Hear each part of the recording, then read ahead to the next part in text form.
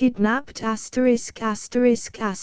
Kidnapped by Robert Louis Stevenson, illustrated by Louis Reard, being memoirs of the adventures of David Balfour in the year 1751, how he was kidnapped and cast away, his sufferings in a desert isle, his journey in the wild highlands, his acquaintance with Alan Breck Stewart and other notorious Highland Jacobites, with all that he suffered at the hands of his uncle, Ebenezer Balfour of Shaw's, falsely so called, written by himself and now set forth by Robert Louis Stevenson with a preface by Mrs. Stevenson. Frontispiece, title page, contents, preface to the biographical edition, dedication, chapter I, chapter 2, chapter 3, chapter 4, chapter V, chapter 6, chapter 7, chapter 8, chapter 9, chapter X, chapter 11, chapter 12, chapter 13, chapter 14, chapter 15, chapter 16, chapter 17, chapter 18, chapter 19, chapter XX, chapter XXI, chapter XXII, chapter 23, chapter XIV, chapter XXV, chapter XXVI, chapter XXVIII, chapter XXVIII, chapter XXVI, chapter XXXI. Set off upon my journey to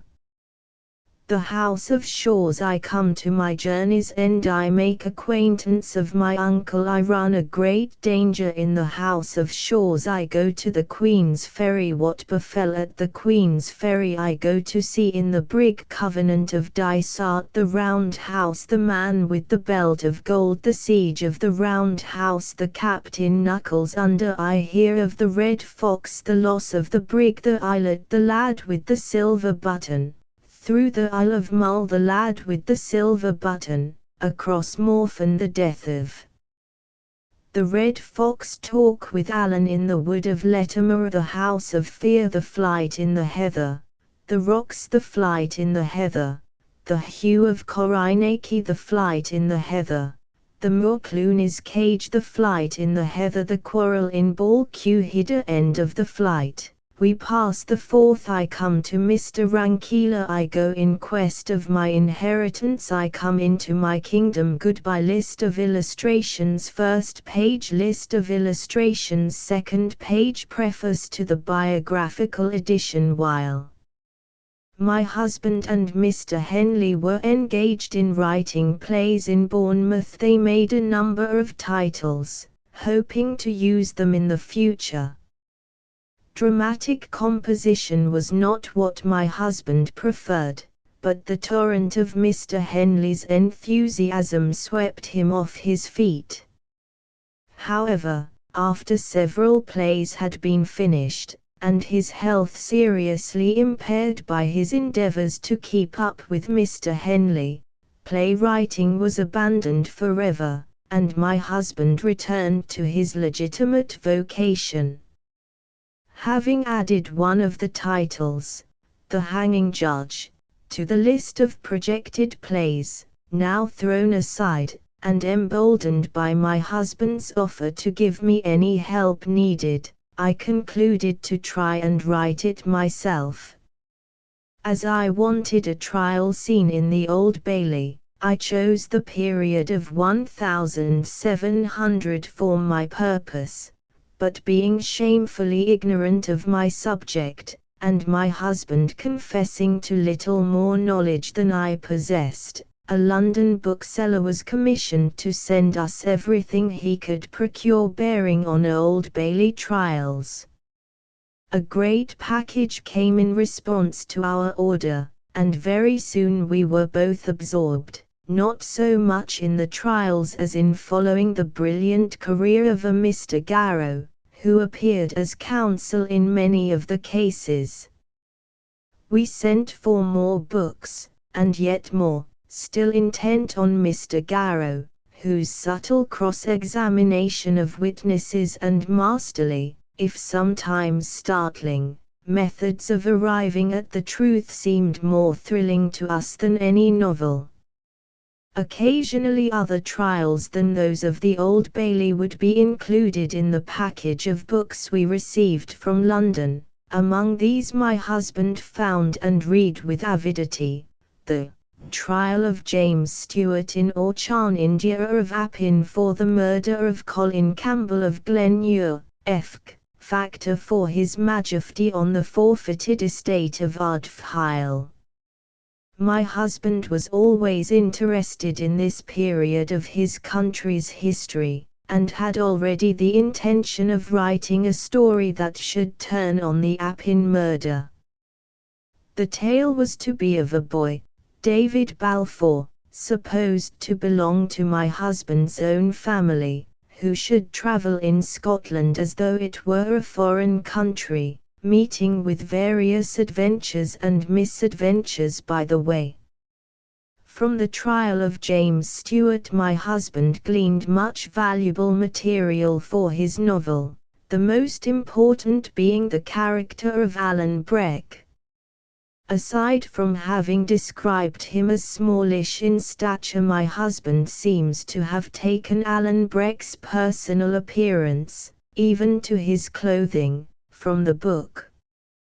A letter from James Stewart to Mr. John Macfarlane, introduced as evidence in the trial, says, "There is one Alan Stewart, a distant friend of the late Ardshills, who is in the French service, and came over in March last, as he said to some, in order to settle at home, to others, that he was to go soon back, and was, as I hear, the day that the murder was committed, seen not far from the place where it happened, and is not now to be seen, by which it is believed he was the actor. He is a desperate foolish fellow, and if he is guilty, came to the country for that very purpose. He is a tall, pock-pitted lad, very black hair, and wore a blue coat and metal buttons, an old red vest, and breeches of the same color." A second witness testified to having seen him wearing a blue coat with silver buttons, a red waistcoat, black shag breeches, tartan hose, and a feathered hat, with a big coat, dun-colored, a costume referred to by one of the council as French clothes, which were remarkable. There are many incidents given in the trial that point to Alan's fiery spirit and Highland quickness to take offence. One witness declared also that the said Alan Breck threatened that he would challenge Baliviolan and his sons to fight because of his removing the declarant last year from Glendura. On another page, Duncan Campbell, change-keeper at Annet, aged 35 years, married, witness cited, sworn, purged and examined ut supra, depones, that, in the month of April last, the deponent met with Alan Breck Stewart, with whom he was not acquainted, and John Stewart, in Auchnacoan, in the house of the Walk Miller of Auchoffragan, and went on with them to the house. Alan Breck Stewart said, that he hated all the name of Campbell, and the deponent said, he had no reason for doing so. But Alan said, he had very good reason for it, that thereafter they left that house, and, after drinking a dram at another house, came to the deponent's house, where they went in, and drunk some drams, and Alan Breck renewed the former conversation, and the deponent, making the same answer, Alan said, that, if the deponent had any respect for his friends, he would tell them, that if they offered to turn out the possessors of Ardshil's estate, he would make black cocks of them, before they entered into possession, by which the deponent understood shooting them, it being a common phrase in the country. Some time after the publication of Kidnapped we stopped for a short while in the Appin country, where we were surprised and interested to discover that the feeling concerning the murder of Glenure, the Red Fox also called Colin Roy, was almost as keen as though the tragedy had taken place the day before. For several years my husband received letters of expostulation or commendation from members of the Campbell and Stewart clans. I have in my possession a paper, yellow with age, that was sent soon after the novel appeared, containing the pedigree of the family of Appin, wherein it is said that Alan, 3rd Baron of Appin, was not killed at Flowdown, though there, but lived to a great old age. He married Cameron, daughter to Ewan Cameron of Lochiel. Following this is a paragraph stating that John Stewart, first of Ardshiel, of his descendants Alan Breck, had better be omitted. Duncan Baron Stewart in Akinderrock, his father was a bastard. One day, while my husband was busily at work, I sat beside him reading an old cookery book called The Complete Housewife, or Accomplished Gentlewoman's Companion. In the midst of receipts for rabbits and chickens mumbled, pickled samphire, skirret pie, baked tansy and other forgotten delicacies, there were directions for the preparation of several lotions for the preservation of beauty. One of these was so charming that I interrupted my husband to read it aloud. "Just what I wanted," he exclaimed, and the receipt for the Lily of the Valley water was instantly incorporated into Kidnapped. F.V. de G.'s dedication. My dear Charles Baxter, if you ever read this tale, you will likely ask yourself more questions than I should care to answer, as for instance how the Appin murder has come to fall in the year 1751, how the Tauran rocks have crept so near to Earaid, or why the printed trial is silent as to all that touches David Balfour. These are nuts beyond my ability to crack. But if you tried me on the point of Alan's guilt or innocence, I think I could defend the reading of the text. To this day you will find the tradition of Appin clear in Alan's favour. If you inquire, you may even hear that the descendants of the other man who fired the shot are in the country to this day. But that other man's name, inquire as you please, you shall not hear, for the Highlander values a secret for itself and for the congenial exercise of keeping it.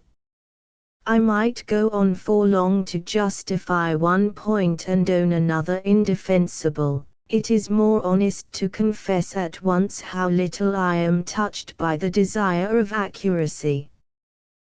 This is no furniture for the scholar's library, but a book for the winter evening schoolroom when the tasks are over and the hour for bed draws near, and honest Alan, who was a grim old fire-eater in his day, has in this new avatar no more desperate purpose than to steal some young gentleman's attention from his Ovid, carry him a while into the Highlands and the last century, and pack him to bed with some engaging images to mingle with his dreams. As for you, my dear Charles, I do not even ask you to like this tale. But perhaps when he is older, your son will. He may then be pleased to find his father's name on the flyleaf, and in the meanwhile it pleases me to set it there, in memory of many days that were happy and some, now perhaps as pleasant to remember, that were sad. If it is strange for me to look back from a distance both in time and space on these bygone adventures of our youth, it must be stranger for you who tread the same streets, who may tomorrow open the door of the old speculative, where we begin to rank with Scott and Robert Emmet and the beloved and inglorious Macbean, or may pass the corner of the close where that great society, the LJR, held its meetings and drank its beer, sitting in the seats of Burns and his companions. I think I see you, moving there by plain daylight, beholding with your natural eyes those places that have now become for your companion a part of the scenery of dreams. How, in the intervals of present business, the past must echo in your memory. Let it not echo often without some kind thoughts of your friend, R.L.S. Scrivor, Bournemouth. Chapter I set off upon my journey to the House of Shaws. I will begin the story of my adventures with a certain morning early in the month of June, the year of grace 1751, when I took the key for the last time out of the door of my father's house.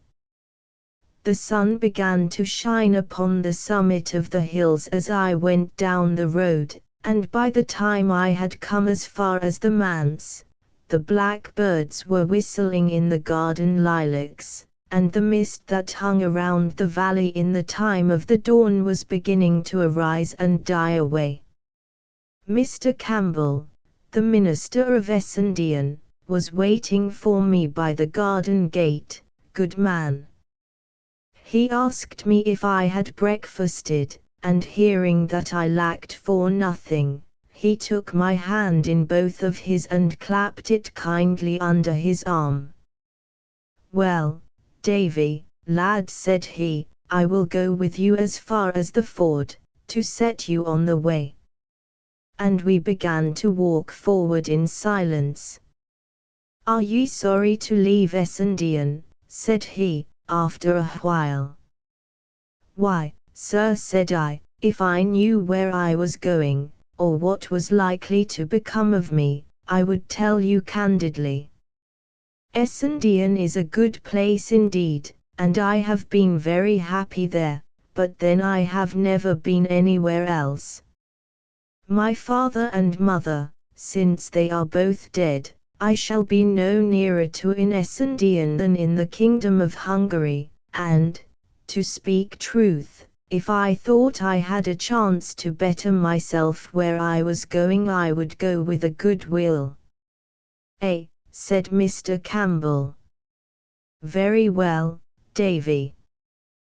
Then it behoves me to tell your fortune, or so far as I may. When your mother was gone, and your father, the worthy, Christian man, began to sicken for his end, he gave me in charge a certain letter, which he said was your inheritance. So soon, says he, as I am gone, and the house is redd up and the gear disposed of, all which, Davy, hath been done, give my boy this letter into his hand, and start him off to the House of Shaws, not far from Cramond. That is the place I came from, he said, and it's where it befits that my boy should return. He is a steady lad, your father said, and a canny goer, and I doubt not he will come safe, and be well lived where he goes. The House of Shaws, I cried. What had my poor father to do with the House of Shaws? Nay, said Mr. Campbell, who can tell that for a surety? But the name of that family, Davy, boy, is the name you bear, Balfours of Shaws, an ancient, honest, reputable house, peradventure in these latter days decayed. Your father, too, was a man of learning as befitted his position, no man more plausibly conducted school, nor had he the manner or the speech of a common dominie, but, as ye will yourself remember, I took a pleasure to have him to the manse to meet the gentry, and those of my own house, Campbell of Kilreneat, Campbell of Dunswire, Campbell of Minch, and others, all well-kenned gentlemen, had pleasure in his society. Lastly, to put all the elements of this affair before you, here is the testamentary letter itself, superscribed by the own hand of our departed brother. He gave me the letter, which was addressed in these words: to the hands of Ebenezer Balfour, Esquire, of Shaw's, in his house of Shaw's. These will be delivered by my son, David Balfour. My heart was beating hard at this great prospect now suddenly opening before a lad of 17 years of age, the son of a poor country dominie in the forest of Ettrick. Mr. Campbell, I stammered, and if you were in my shoes, would you go? Of a surety, said the minister, that would I, and without pause. A pretty lad like you should get to Cramond, which is near in by Edinburgh, in 2 days of walk. If the worst came to the worst, and your high relations, as I cannot but suppose them to be somewhat of your blood, should put you to the door, ye can but walk the 2 days back again and risp at the manse door. But I would rather hope that ye shall be well received, as your poor father forecast for you, and for anything that I can come to be a great man in time. And here, Davy, laddie, he resumed, it lies near upon my conscience to improve this parting, and set you on the right guard against the dangers of the world.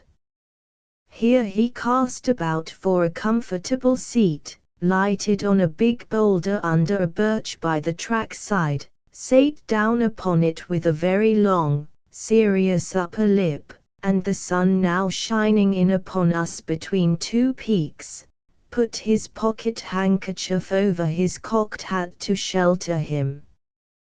There, then, with uplifted forefinger, he first put me on my guard against a considerable number of heresies, to which I had no temptation, and urged upon me to be instant in my prayers and reading of the Bible. That done, he drew a picture of the great house that I was bound to, and how I should conduct myself with its inhabitants. Be supple, Davy, in things immaterial, said he. Bear ye this in mind, that, though gentle born, ye have had a country rearing. Dinna shame us, Davy, dinna shame us.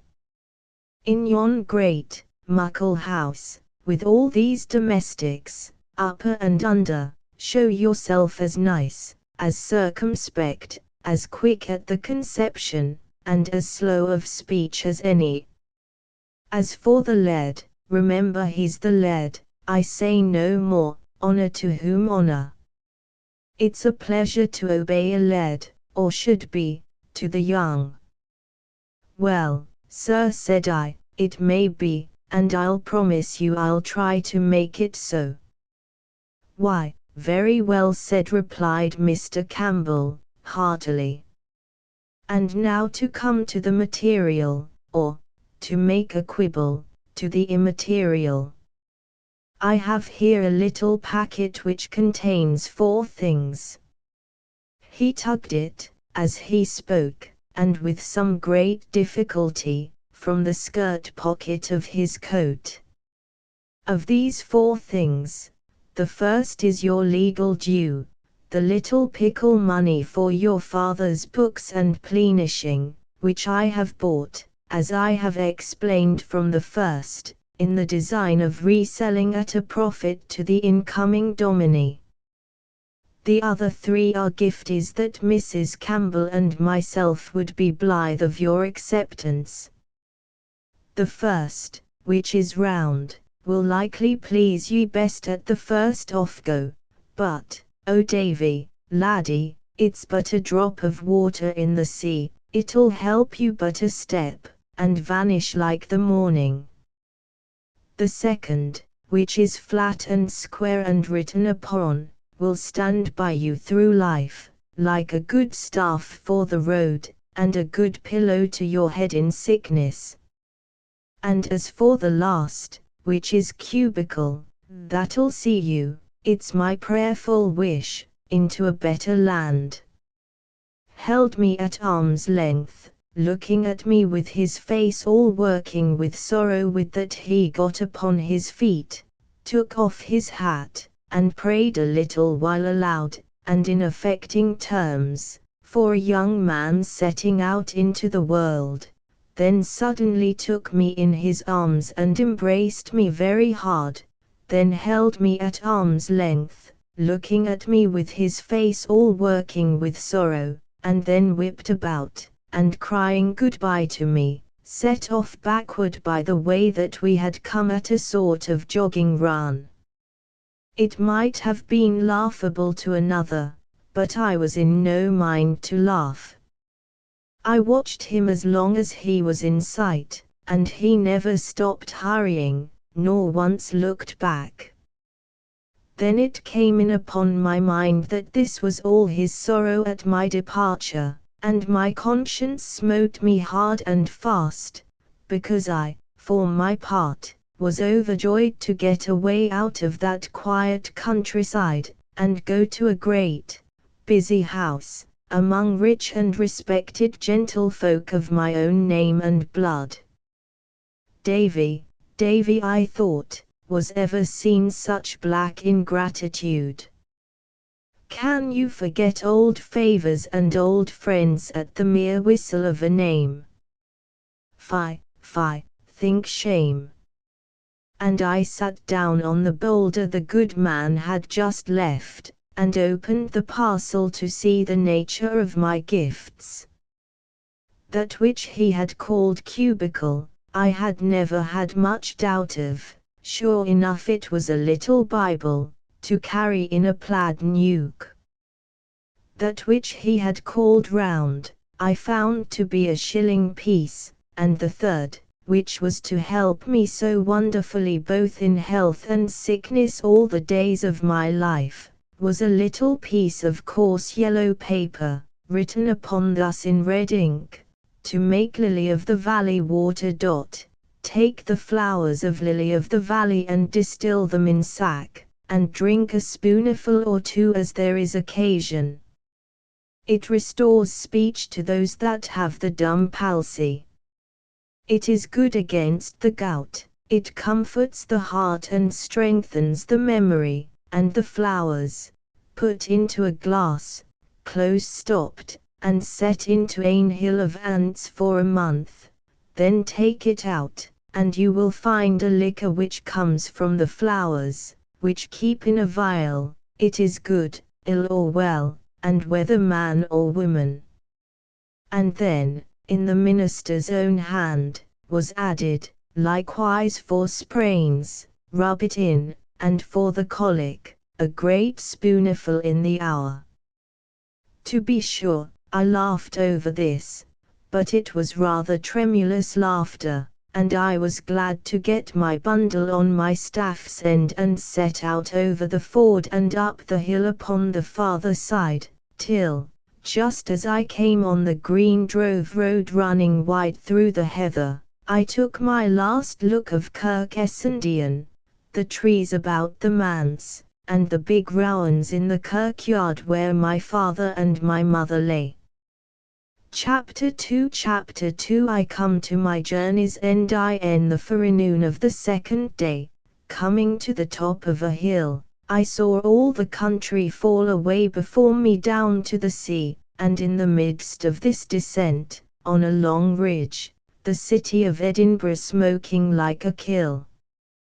There was a flag upon the castle, and ships moving or lying anchored in the firth, both of which, for as far away as they were, I could distinguish clearly, and both brought my country heart into my mouth. Presently after, I came by a house where a shepherd lived, and got a rough direction for the neighborhood of Cramond, and so, from one to another, worked my way to the westward of the capital by Colinton, till I came out upon the Glasgow road. And there, to my great pleasure and wonder, I beheld a regiment marching to the fifes, every foot in time, an old red-faced general on a grey horse at the one end, and at the other the company of grenadiers, with their Pope's hats.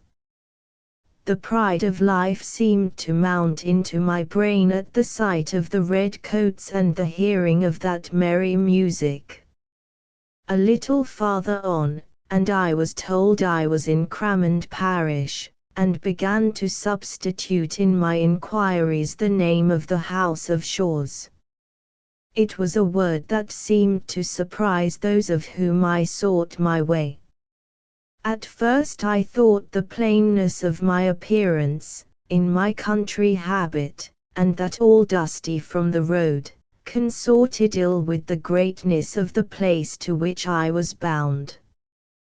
But after 2, or maybe 3, had given me the same look and the same answer, I began to take it in my head there was something strange about the Shaws itself.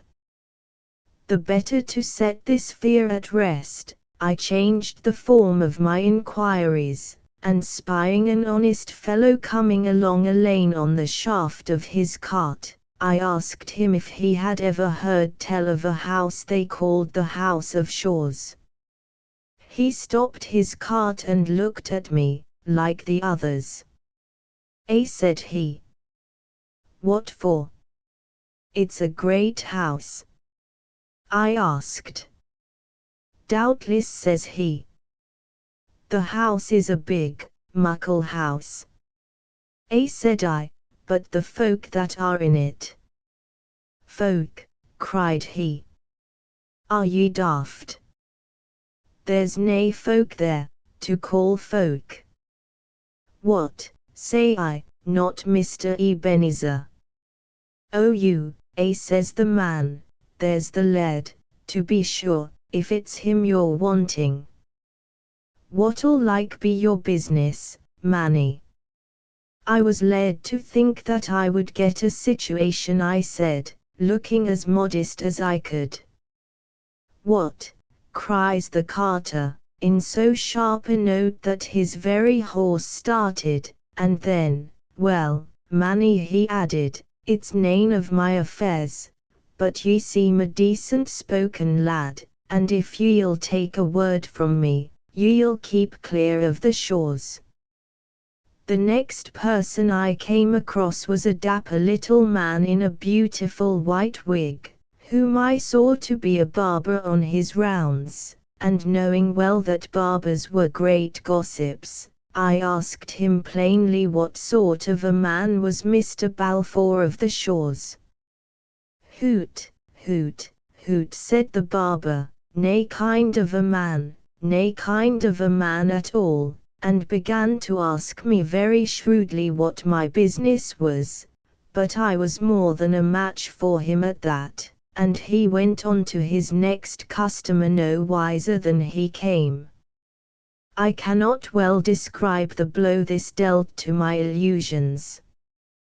The more indistinct the accusations were, the less I liked them, for they left the wider field to fancy.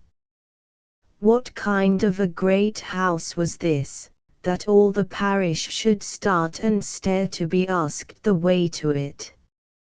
Or what sort of a gentleman, that his ill fame should be thus current on the wayside? If an hour's walking would have brought me back to Essendon, I had left my adventure then and there, and returned to Mr. Campbell's. But when I had come so far away already, mere shame would not suffer me to desist till I had put the matter to the touch of proof. I was bound, out of mere self-respect, to carry it through, and little as I liked the sound of what I heard, and slow as I began to travel, I still kept asking my way and still kept advancing.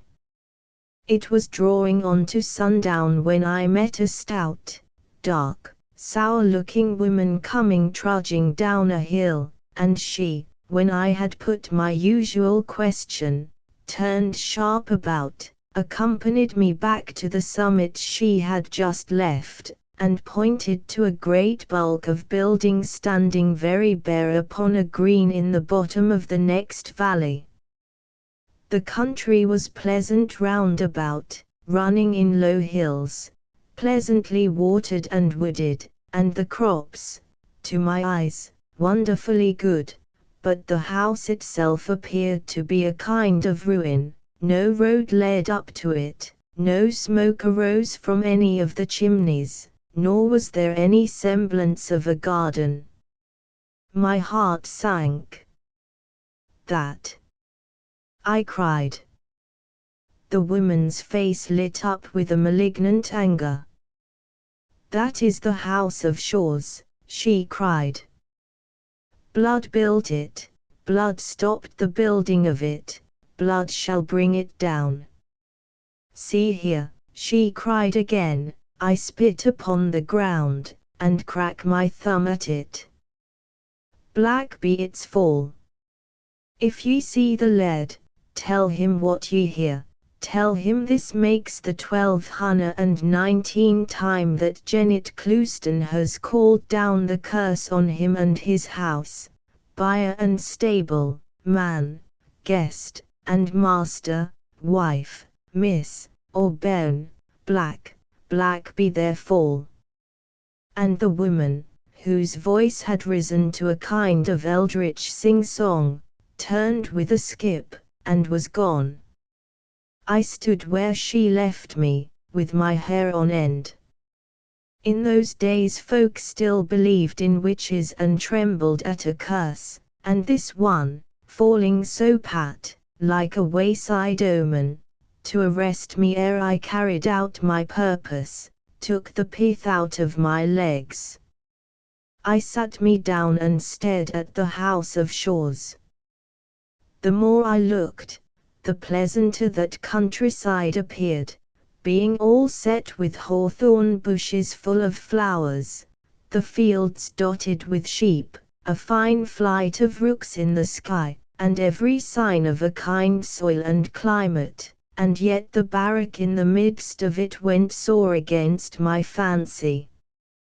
Country folk went by from the fields as I sat there on the side of the ditch, but I lacked the spirit to give them a good e'en.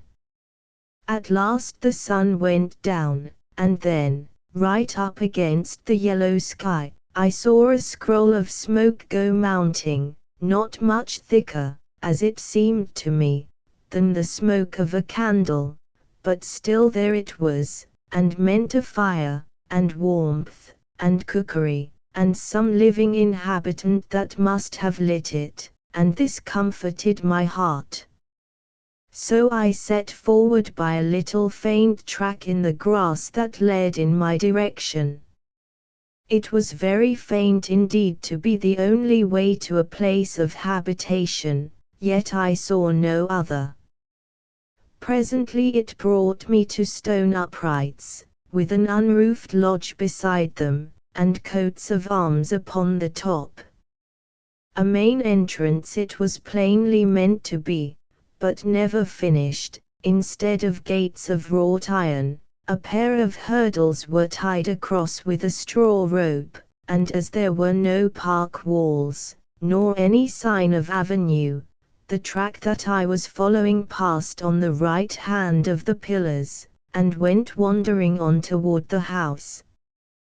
The nearer I got to the house the drearier it appeared. The nearer I got to that, the drearier it appeared.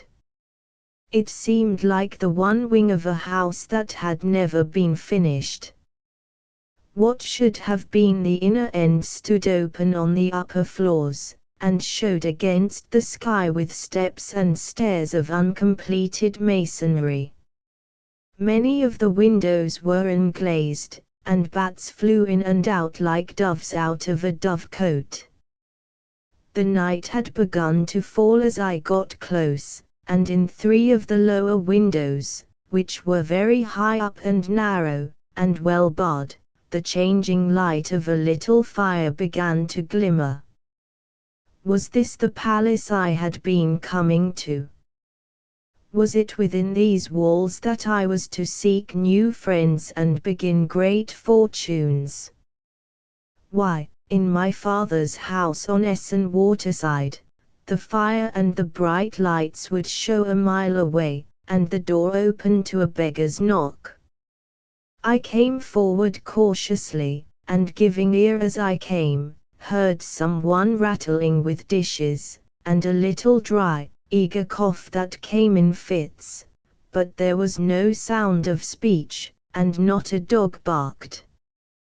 The door, as well as I could see it in the dim light, was a great piece of wood all studded with nails, and I lifted my hand with a faint heart under my jacket, and knocked once.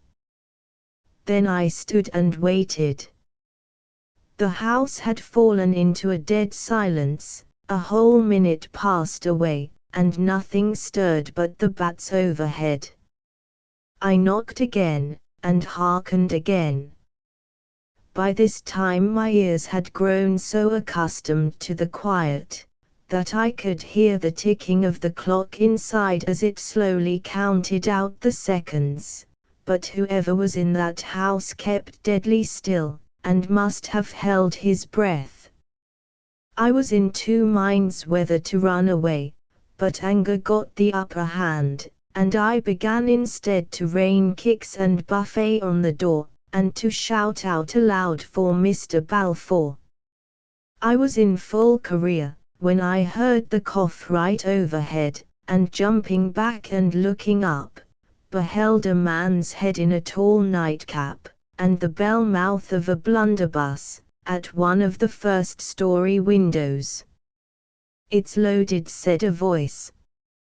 "I have come here with a letter," I said, "to Mr. Ebenezer Balfour of Shaw's." "Is he here?" "From whom is it?" asked the man with the blunderbuss. "That is neither here nor there," said I, for I was growing very wroth. "Well," was the reply, "ye can put it down upon the doorstep, and be off with ye." "I will do no such thing," I cried. "I will deliver it into Mr. Balfour's hands, as it was meant I should. It is a letter of introduction." "A what?" cried the voice, sharply. I repeated what I had said. "Who are ye, yourself?" was the next question, after a considerable pause. "I am not ashamed of my name," said I. "They call me David Balfour." At that, I made sure the man started, for I heard the blunderbuss rattle on the window-sill, and it was after quite a long pause, and with a curious change of voice, that the next question followed, "Is your father dead?" I was so much surprised at this, that I could find no voice to answer, but stood staring. The man resumed, "He'll be dead, no doubt, and that'll be what brings ye chapping to my door." Another pause, and then defiantly, "Well, man," he said, "I'll let ye in," and he disappeared from the window. Chapter 3 I make acquaintance of my Uncle P. Presently there came a great rattling of chains and bolts, and the door was cautiously opened and shut to again behind me as soon as I had passed. "Go into the kitchen and touch nae a thing," said the voice, and while the person of the house set himself to replacing the defences of the door, I groped my way forward and entered the kitchen. The fire had burned up fairly bright, and showed me the barest room I think I ever put my eyes on. Half a dozen dishes stood upon the shelves. The table was laid for supper with a bowl of porridge, a horn spoon, and a cup of small beer. Besides what I have named, there was not another thing in that great, stone-vaulted, empty chamber but lock-fast chests arranged along the wall and a corner cupboard with a padlock. As soon as the last chain was up, the man rejoined me. He was a mean, stooping, narrow-shouldered, clay-faced creature, and his age might have been anything between 50 and 70. His nightcap was of flannel, and so was the nightgown that he wore, instead of coat and waistcoat, over his ragged shirt. He was long unshaved, but what most distressed and even daunted me, he would neither take his eyes away from me nor look me fairly in the face. What he was, whether by trade or birth, was more than I could fathom, but he seemed most like an old, unprofitable serving man, who should have been left in charge of that big house upon board wages. "Are ye sharp set?" he asked, glancing at about the level of my knee. "Ye can eat that drop parridge?" I said I feared it was his own supper. "Oh," said he, "I can do fine wanting it. I'll take the ale, though, for it slockens, moistens, my cough." He drank the cup about half out, still keeping an eye upon me as he drank, and then suddenly held out his hand. "Let's see the letter," said he. I told him the letter was for Mr. Balfour, not for him. "And who do ye think I am?" says he. "Give me Alexander's letter. You know my father's name." "It would be strange if I did, nay," he returned, "for he was my born brother, and little as ye seem to like either me or my house, or my good parridge, I'm your born uncle, Davy, my man, and you my born nephew. So give us the letter, and sit down and fill your kite." If I had been some years younger, what with shame, weariness, and disappointment, I believe I had burst into tears. As it was, I could find no words, neither black nor white, but handed him the letter, and sat down to the porridge with as little appetite for meat as ever a young man had. Meanwhile, my uncle, stooping over the fire, turned the letter over and over in his hands. "Do ye ken what's in it? Do ye ken what's in it?" he asked, suddenly. "You see for yourself, sir," said I, "that the seal has not been broken." "Eh," said he, "but what brought you here?" "To give the letter," said I. "No," says he, cunningly, "but ye'll have had some hopes, nae doubt." "I confess, sir," said I, "when I was told that I had kinsfolk well-to-do, I did indeed indulge the hope that they might help me in my life. But I am no beggar, I look for no favors at your hands, and I want none that are not freely given. For as poor as I appear, I have friends of my own that will be blithe to help me." "Hoot toot," said Uncle Ebenezer, "dinna fly up in the snuff at me. We'll agree fine yet. And, Davy, my man, if you're done with that bit parridge, I could just take a sup of it myself."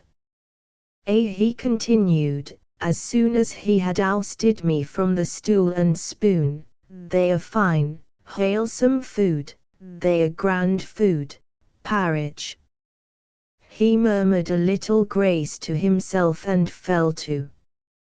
"Your father was very fond of his meat, I mind. He was a hearty, if not a great eater, but as for me, I could never do mair than pike at food."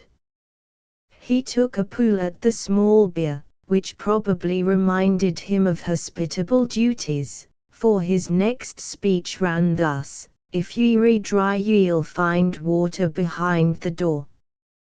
To this I returned no answer, standing stiffly on my 2 feet, and looking down upon my uncle with a mighty angry heart.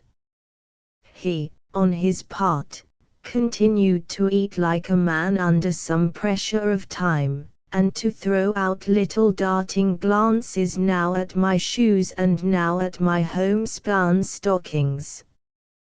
Once only, when he had ventured to look a little higher, our eyes met, and no thief taken with a hand in a man's pocket could have shown more lively signals of distress.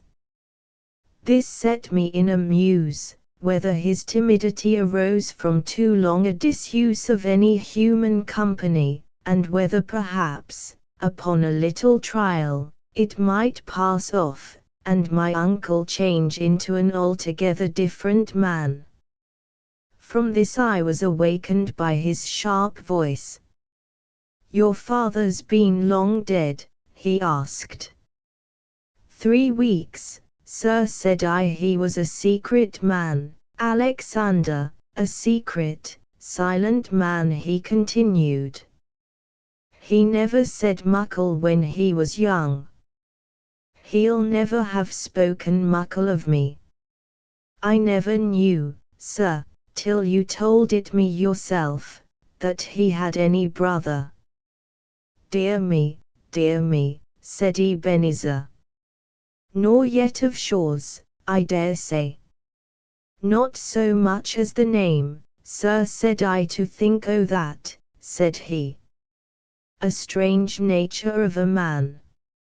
For all that, he seemed singularly satisfied, but whether with himself, or me, or with this conduct of my father's, was more than I could read. Certainly, however, he seemed to be outgrowing that distaste, or ill will, that he had conceived at first against my person, for presently he jumped up, came across the room behind me, and hit me a smack upon the shoulder. "We'll agree fine yet," he cried. "I'm just as glad I let you in. And now come awa to your bed." To my surprise, he lit no lamp or candle, but set forth into the dark passage, groped his way, breathing deeply, up a flight of steps, and paused before a door, which he unlocked. I was close upon his heels, having stumbled after him as best I might, and then he bade me go in, for that was my chamber. I did as he bid, but paused after a few steps, and begged a light to go to bed with. "Hoot toot," said Uncle Ebenezer, "there's a fine moon." "Neither moon nor star, sir, and pit murk asterisk," said I can'ee see the bed asterisk dark as the pit." Hoot toot," said he. "Lights in a house is a thing I dinna agree with. I'm unco feared of fires. Good night to ye, Davy, my man." And before I had time to add a further protest, he pulled the door to, and I heard him lock me in from the outside. I did not know whether to laugh or cry. The room was as cold as a well, and the bed, when I had found my way to it, as damp as a peat hag, but by good fortune I had caught up my bundle and my plaid, and rolling myself in the latter, I lay down upon the floor under lee of the big bedstead, and fell speedily asleep. With the first peep of day I opened my eyes, to find myself in a great chamber, hung with stamped leather, furnished with fine embroidered furniture, and lit by 3 fair windows. 10 years ago, or perhaps 20, it must have been as pleasant a room to lie down or to awake in as a man could wish, but damp, dirt, disuse, and the mice and spiders had done their worst since then. Many of the window panes, besides, were broken, and indeed this was so common a feature in that house, that I believe my uncle must at some time have stood a siege from his indignant neighbors, perhaps with Janet Clouston at their head.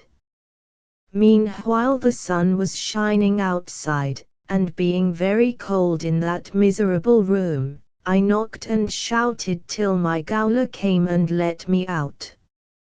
He carried me to the back of the house, where was a drawer well, and told me to wash my face there, if I wanted, and when that was done, I made the best of my own way back to the kitchen, where he had lit the fire and was making the porridge. The table was laid with 2 bowls and 2 horn spoons, but the same single measure of small beer. Perhaps my eye rested on this particular with some surprise, and perhaps my uncle observed it, for he spoke up as if in answer to my thought, asking me if I would like to drink ale, for so he called it. I told him such was my habit, but not to put himself about. "Nah, nah," said he, "I'll deny you nothing in reason." He fetched another cup from the shelf, and then, to my great surprise, instead of drawing more beer, he poured an accurate half from one cup to the other. There was a kind of nobleness in this that took my breath away. If my uncle was certainly a miser, he was one of that thorough breed that goes near to make the vice respectable. When we had made an end of our meal, my uncle Ebenezer unlocked a drawer, and drew out of it a clay pipe and a lump of tobacco, from which he cut one fill before he locked it up again. Then he sat down in the sun at one of the windows and silently smoked. From time to time his eyes came coasting round to me, and he shot out one of his questions. Once it was, "And your mother?" and when I had told him that she, too, was dead, she was a bonny lassie. Then, after another long pause, "Wha were these friends o' yours?" I told him they were different gentlemen of the name of Campbell, though, indeed, there was only one, and that the minister, that had ever taken the least note of me. But I began to think my uncle made too light of my position, and finding myself all alone with him, I did not wish him to suppose me helpless. He seemed to turn this over in his mind, and then, "Davy, my man," said he, "ye've come to the right bit when ye came to your uncle Ebenezer. I've a great notion of the family, and I mean to do the right by you, but while I'm taking a bit think to missile of what's the best thing to put you to, whether the law, or the ministry, or maybe the army, whilk is what boys are fondest of. I would nae like the Balfours to be humbled before a wheen Highland Campbells, and I'll ask you to keep your tongue within your teeth. Nae letters, nae messages, no kind of word to onybody, or else, there's my door." "Uncle Ebenezer," said I, "I've no manner of reason to suppose you mean anything but well by me. For all that, I would have you to know that I have a pride of my own. It was by no will of mine that I came seeking you, and if you show me your door again, I'll take you at the word." He seemed grievously put out. "Hoots toots," said he, "ca canny, man, ca canny. Bide a day or two. I'm nae warlock, to find a fortune for you in the bottom of a parish bowl, but just you give me a day or two, and say nae a thing to naebody, and as sure, I'll do the right by you." Very well, said I, enough said. If you want to help me, there's no doubt but I'll be glad of it, and none but I'll be grateful. It seemed to me, too soon, I dare say, that I was getting the upper hand of my uncle, and I began next to say that I must have the bed and bedclothes aired and put to sun dry, for nothing would make me sleep in such a pickle. Is this my house or yours? Said he, in his keen voice, and then all of a sudden broke off. Nah, said he, I did nae mean that. What's mine is yours, Davy, my man, and what's yours is mine. Blood's thicker than water, and there's naebody but you and me that ought the name.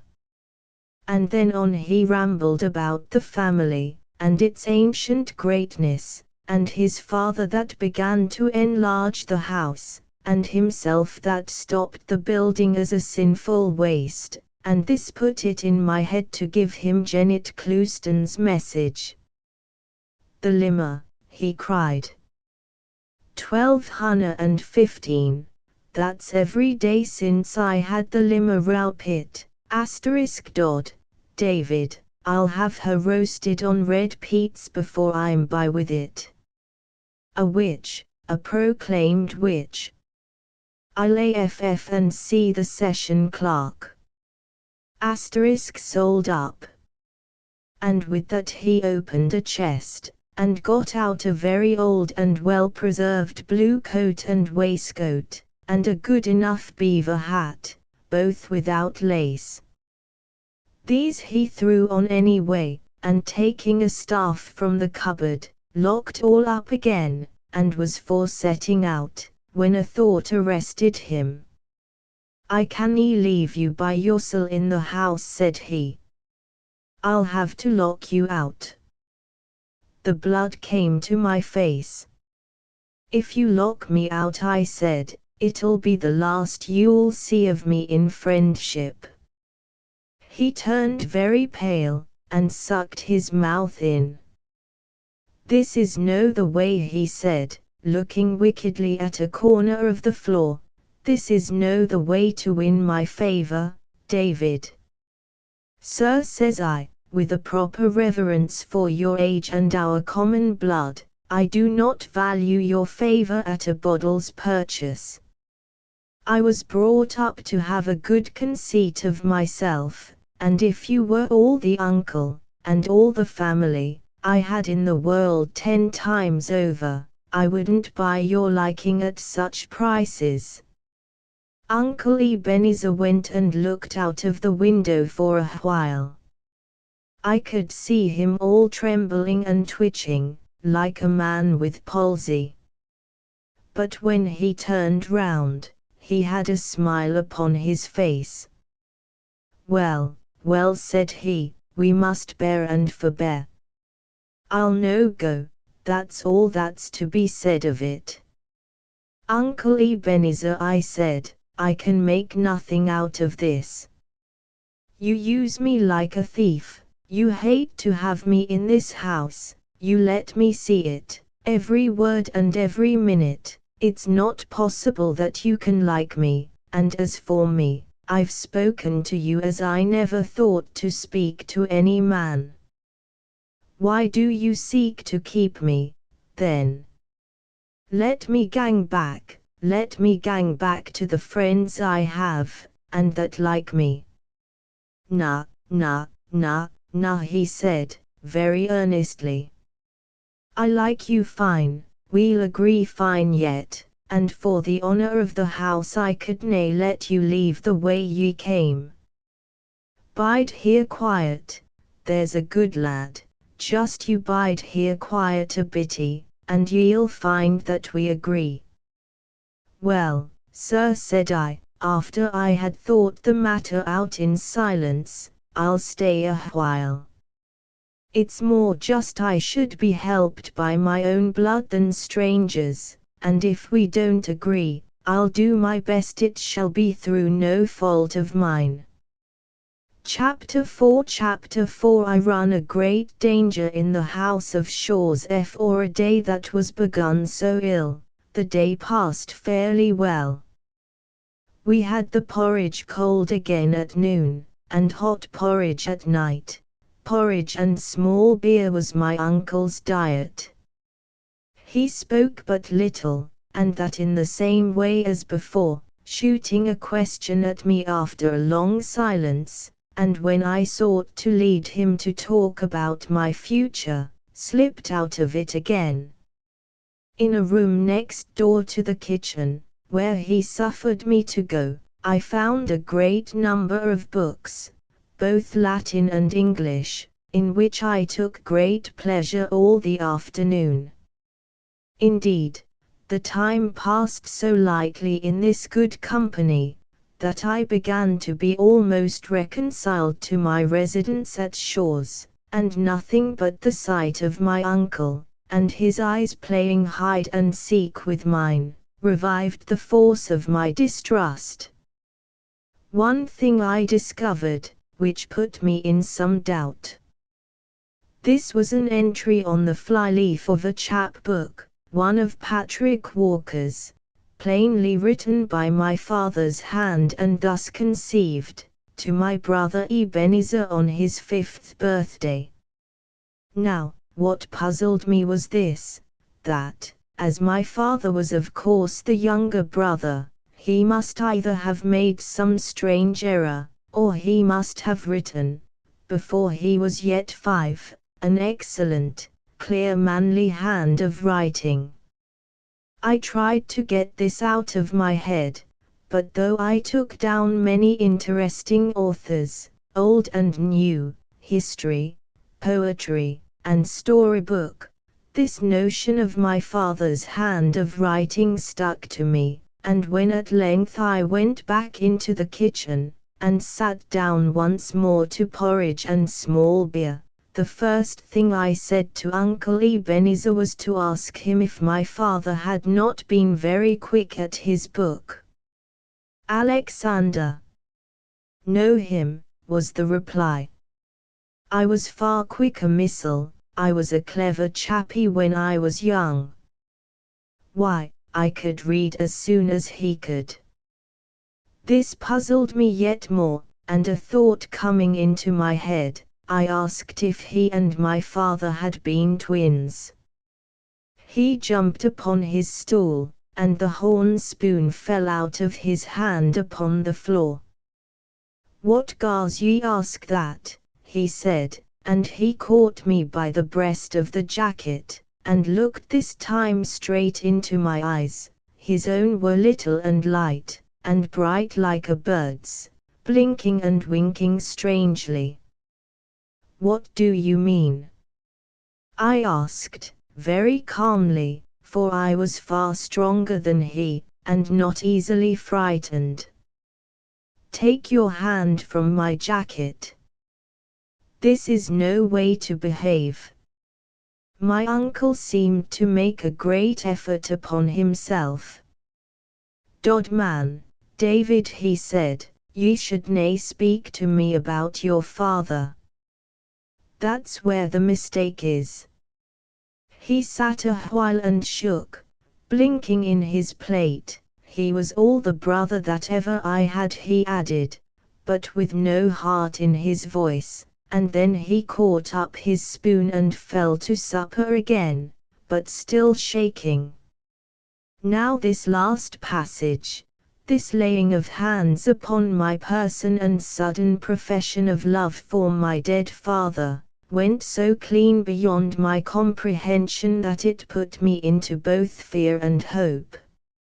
On the one hand, I began to think my uncle was perhaps insane and might be dangerous. On the other, there came up into my mind, quite unbidden by me and even discouraged, a story like some ballad I had heard folk singing, of a poor lad that was a rightful heir and a wicked kinsman that tried to keep him from his own.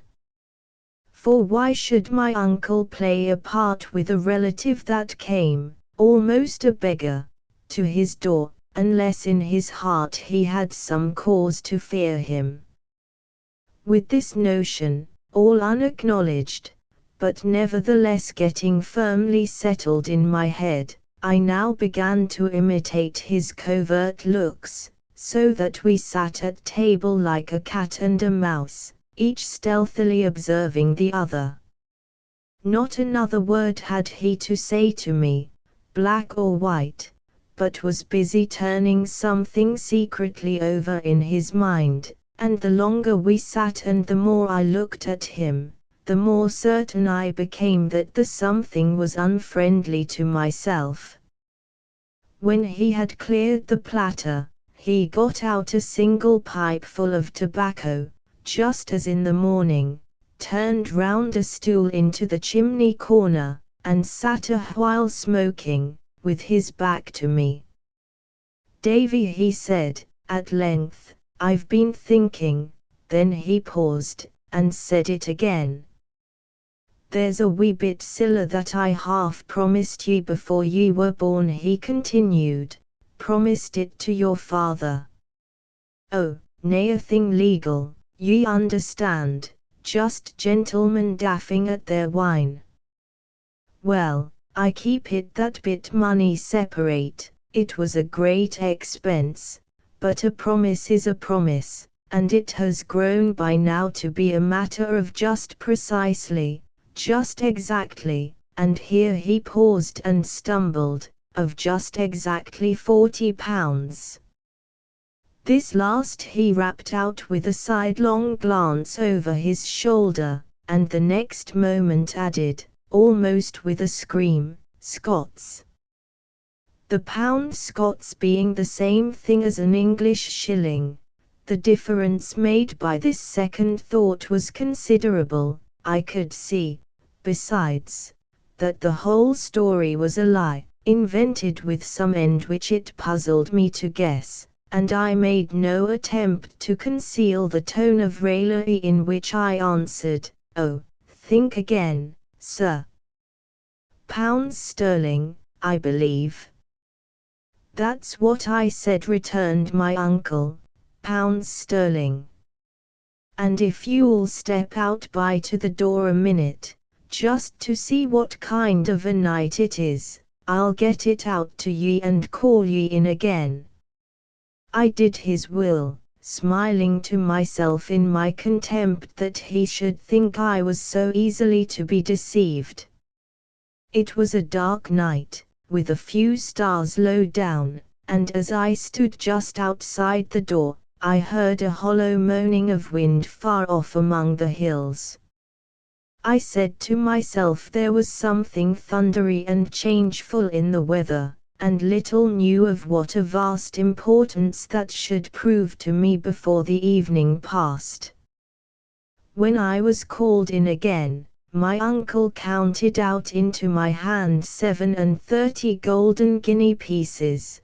The rest was in his hand, in small gold and silver, but his heart failed him there, and he crammed the change into his pocket. "There," said he, "that'll show you. I'm a queer man, and strange we strangers, but my word is my bond, and there's the proof of it." Now, my uncle seemed so miserly that I was struck dumb by this sudden generosity, and could find no words in which to thank him. "No a word," said he. "Nay thanks, I want nae thanks. I do my duty. I'm no saying that everybody would have done it, but for my part, though I'm a careful body, too, it's a pleasure to me to do the right by my brother's son, and it's a pleasure to me to think that now we'll agree as such near friends should."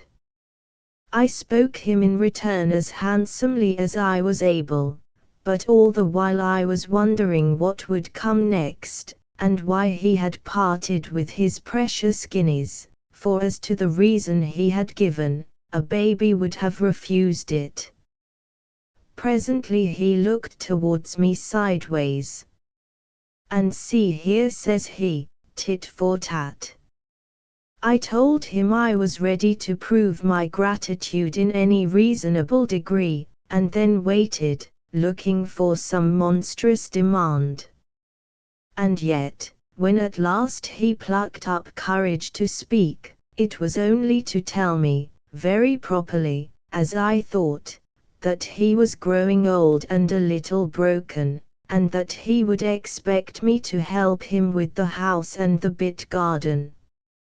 I answered, and expressed my readiness to serve. "Well," he said, "let's begin." He pulled out of his pocket a rusty key. "There," says he, "there's the key of the stair tower at the far end of the house. Ye can only win into it from the outside, for that part of the house is no finished. Gang ye in there, and up the stairs, and bring me down the chest that's at the top. There's papers in tea," he added. "Can I have a light, sir?" said I. "Na," said he, very cunningly. "Nae lights in my house." "Very well, sir," said I. "Are the stairs good?" "They are grand," said he, and then, as I was going, "Keep to the wall," he added, "there's nae banisters. But the stairs are grand underfoot." Out I went into the night. The wind was still moaning in the distance, though never a breath of it came near the house of Shaw's. It had fallen blacker than ever, and I was glad to feel along the wall, till I came the length of the stair tower door at the far end of the unfinished wing. I had got the key into the keyhole and had just turned it, when all upon a sudden, without sound of wind or thunder, the whole sky lighted up with wildfire and went black again. I had to put my hand over my eyes to get back to the color of the darkness, and indeed I was already half blinded when I stepped into the tower. It was so dark inside, it seemed a body could scarce breathe, but I pushed out with foot and hand, and presently struck the wall with the one, and the lowermost round of the stair with the other. The wall, by the touch, was of fine hewn stone. The steps too, though somewhat steep and narrow, were of polished mason work, and regular and solid underfoot. Minding my uncle's word about the banisters, I kept close to the tower side, and felt my way in the pitch darkness with a beating heart. The house of Shaw's stood some 5 full stories high, not counting lofts. Well, as I advanced, it seemed to me the stair grew airier and a thought more lightsome, and I was wondering what might be the cause of this change, when a second blink of the summer lightning came and went. If I did not cry out, it was because fear had me by the throat, and if I did not fall, it was more by Heaven's mercy than my own strength. It was not only that the flash shone in on every side through breaches in the wall, so that I seemed to be clambering aloft upon an open scaffold, but the same passing brightness showed me the steps were of unequal length, and that one of my feet rested that moment within 2 inches of the well. This was the grand stair. I thought, and with the thought, a gust of a kind of angry courage came into my heart. My uncle had sent me here, certainly to run great risks, perhaps to die. I swore I would settle that perhaps if I should break my neck for it, got me down upon my hands and knees, and as slowly as a snail, feeling before me every inch, and testing the solidity of every stone, I continued to ascend the stair. The darkness, by contrast with the flash, appeared to have redoubled, nor was that all, for my ears were now troubled and my mind confounded by a great stir of bats in the top part of the tower, and the foul beasts, flying downwards, sometimes beat about my face and body. The tower, I should have said, was square, and in every corner the step was made of a great stone of a different shape to join the flights.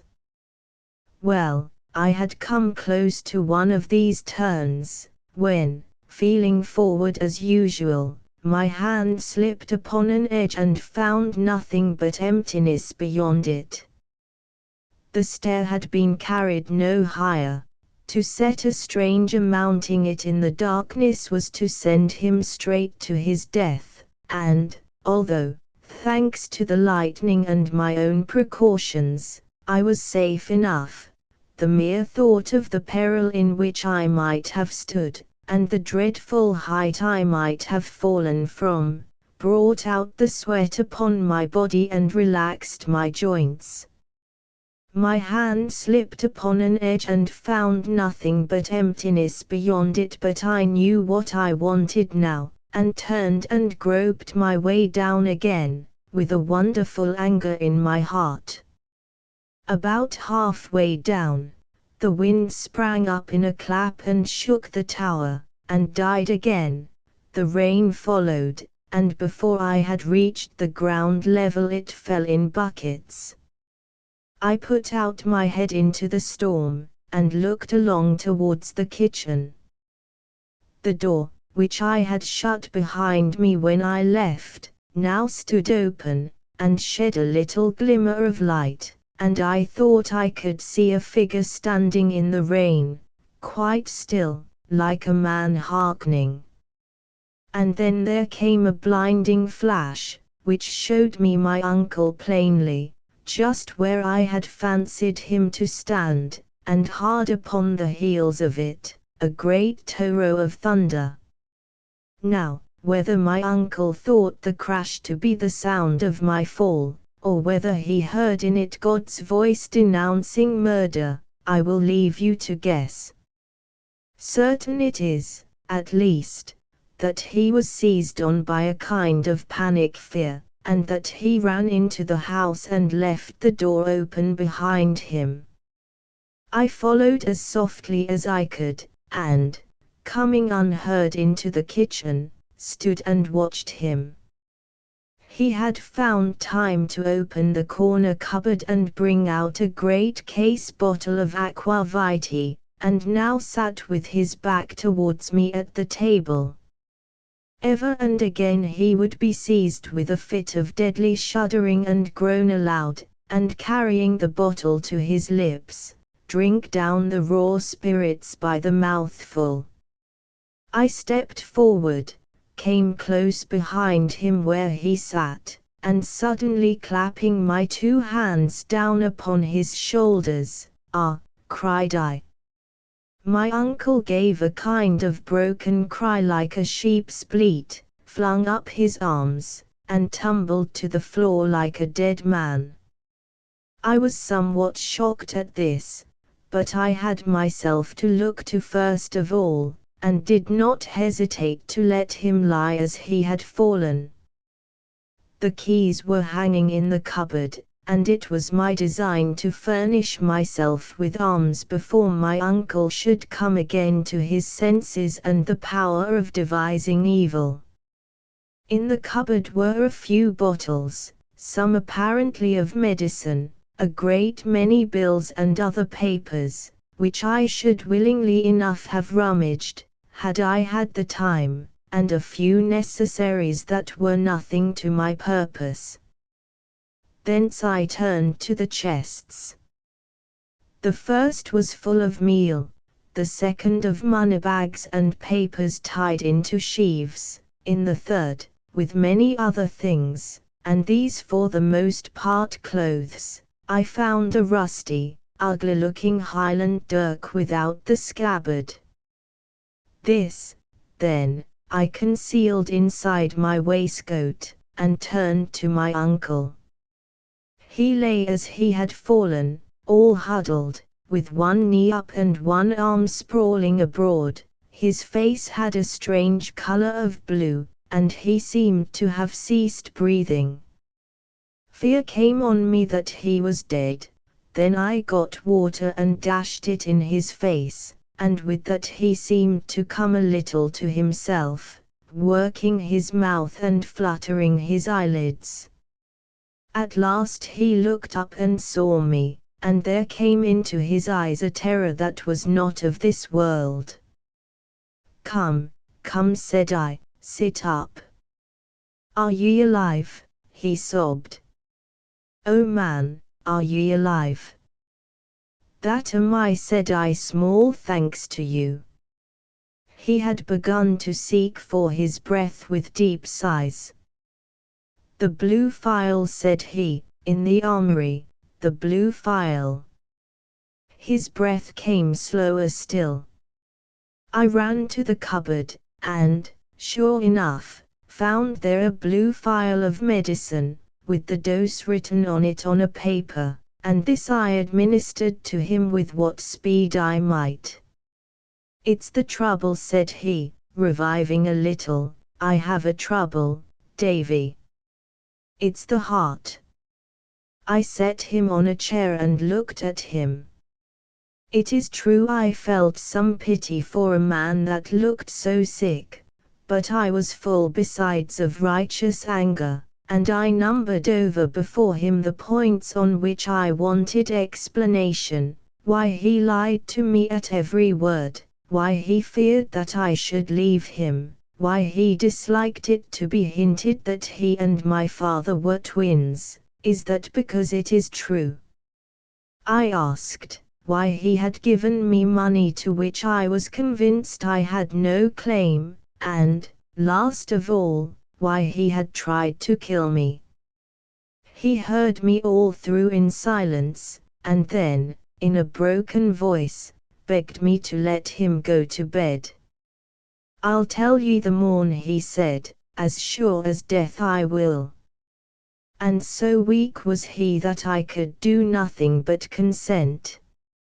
I locked him into his room, however, and pocketed the key, and then returning to the kitchen, made up such a blaze as had not shone there for many a long year, and wrapping myself in my plaid, lay down upon the chests and fell asleep. Chapter V. I go to the Queen's Ferry ere much rain fell in the night, and the next morning there blew a bitter wintry wind out of the northwest, driving scattered clouds. For all that, and before the sun began to peep or the last of the stars had vanished, I made my way to the side of the burn, and had a plunge in a deep whirling pool. All aglow from my bath, I sat down once more beside the fire, which I replenished, and began gravely to consider my position. There was now no doubt about my uncle's enmity. There was no doubt I carried my life in my hand, and he would leave no stone unturned that he might compass my destruction. But I was young and spirited, and like most lads that have been country bred, I had a great opinion of my shrewdness. I had come to his door no better than a beggar and little more than a child. He had met me with treachery and violence. It would be a fine consummation to take the upper hand, and drive him like a herd of sheep. I sat there nursing my knee and smiling at the fire, and I saw myself in fancy smell out his secrets one after another, and grow to be that man's king and ruler. The warlock of Essendon, they say, had made a mirror in which men could read the future. It must have been of other stuff than burning coal, for in all the shapes and pictures that I sat and gazed at, there was never a ship, never a seaman with a hairy cap, never a big bludgeon for my silly head, or the least sign of all those tribulations that were ripe to fall on me. Presently, all swollen with conceit, I went upstairs and gave my prisoner his liberty. He gave me good morning civilly, and I gave the same to him, smiling down upon him, from the heights of my sufficiency. Soon we were set to breakfast, as it might have been the day before. "Well, sir," said I, with a jeering tone, "have you nothing more to say to me?" And then, as he made no articulate reply, "It will be time, I think, to understand each other," I continued. "You took me for a country Johnny raw, with no more mother wit or courage than a porridge stick. I took you for a good man, or no worse than others at the least. It seems we were both wrong. What cause you have to fear me, to cheat me, and to attempt my life?" He murmured something about a jest, and that he liked a bit of fun, and then, seeing me smile, changed his tone, and assured me he would make all clear as soon as we had breakfasted. I saw by his face that he had no lie ready for me, though he was hard at work preparing one, and I think I was about to tell him so, when we were interrupted by a knocking at the door. Bidding my uncle sit where he was, I went to open it, and found on the doorstep a half-grown boy in sea clothes. He had no sooner seen me than he began to dance some steps of the sea hornpipe, which I had never before heard of, far less seen, snapping his fingers in the air and footing it right cleverly. For all that, he was blue with the cold, and there was something in his face, a look between tears and laughter, that was highly pathetic and consisted ill with this gaiety of manner. Snapping his fingers in the air and footing it right cleverly, "What cheer, mate?" says he, with a cracked voice. I asked him soberly to name his pleasure. "Oh, pleasure," says he, and then began to sing, "For it's my delight, of a shiny night, in the season of the year." "Well," said I, "if you have no business at all, I will even be so unmannerly as to shut you out." "Stay, brother," he cried. "Have you no fun about you, or do you want to get me thrashed? I've brought a letter from old Hesioasi to Mr. Bellflower." He showed me a letter as he spoke. "And I say, mate," he added, "I'm mortal hungry." "Well," said I, "come into the house, and you shall have a bite if I go empty for it." With that I brought him in and set him down to my own place, where he fell to greedily on the remains of breakfast, winking to me between whiles, and making many faces, which I think the poor soul considered manly. Meanwhile, my uncle had read the letter and sat thinking. Then, suddenly, he got to his feet with a great air of liveliness, and pulled me apart into the farthest corner of the room.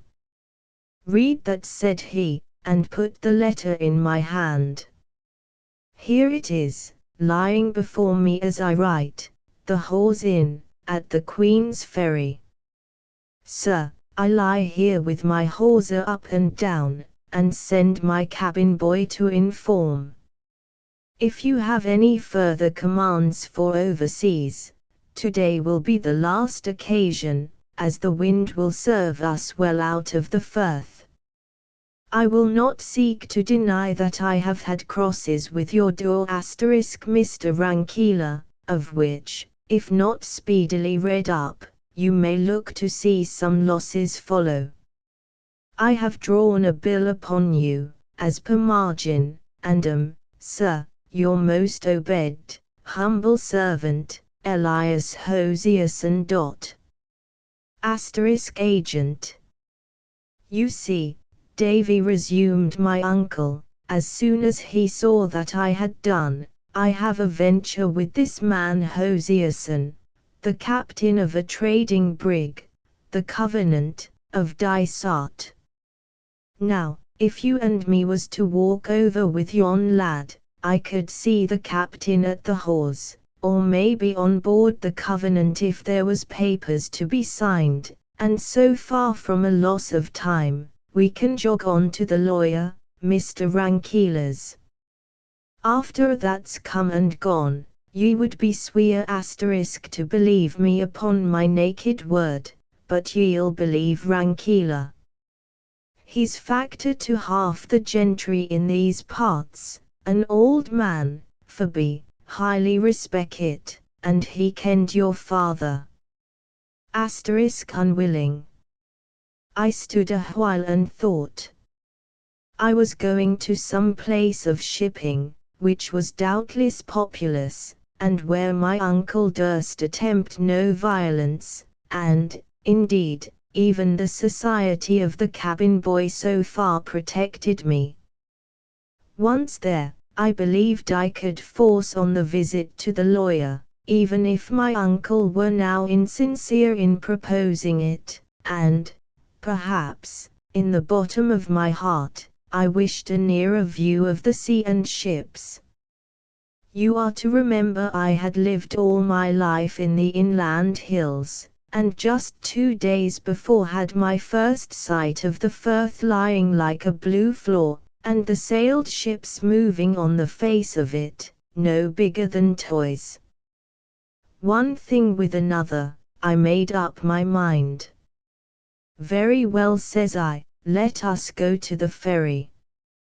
My uncle got into his hat and coat, and buckled an old rusty cutlass on, and then we trod the fire out, locked the door, and set forth upon our walk. The wind, being in that cold quarter the northwest, blew nearly in our faces as we went. It was the month of June, the grass was all white with daisies, and the trees with blossom, but, to judge by our blue nails and aching wrists, the time might have been winter and the whiteness a December frost. Uncle Ebenezer trudged in the ditch, jogging from side to side like an old ploughman coming home from work. He never said a word the whole way, and I was thrown for talk on the cabin boy. He told me his name was Ransom, and that he had followed the sea since he was 9, but could not say how old he was, as he had lost his reckoning.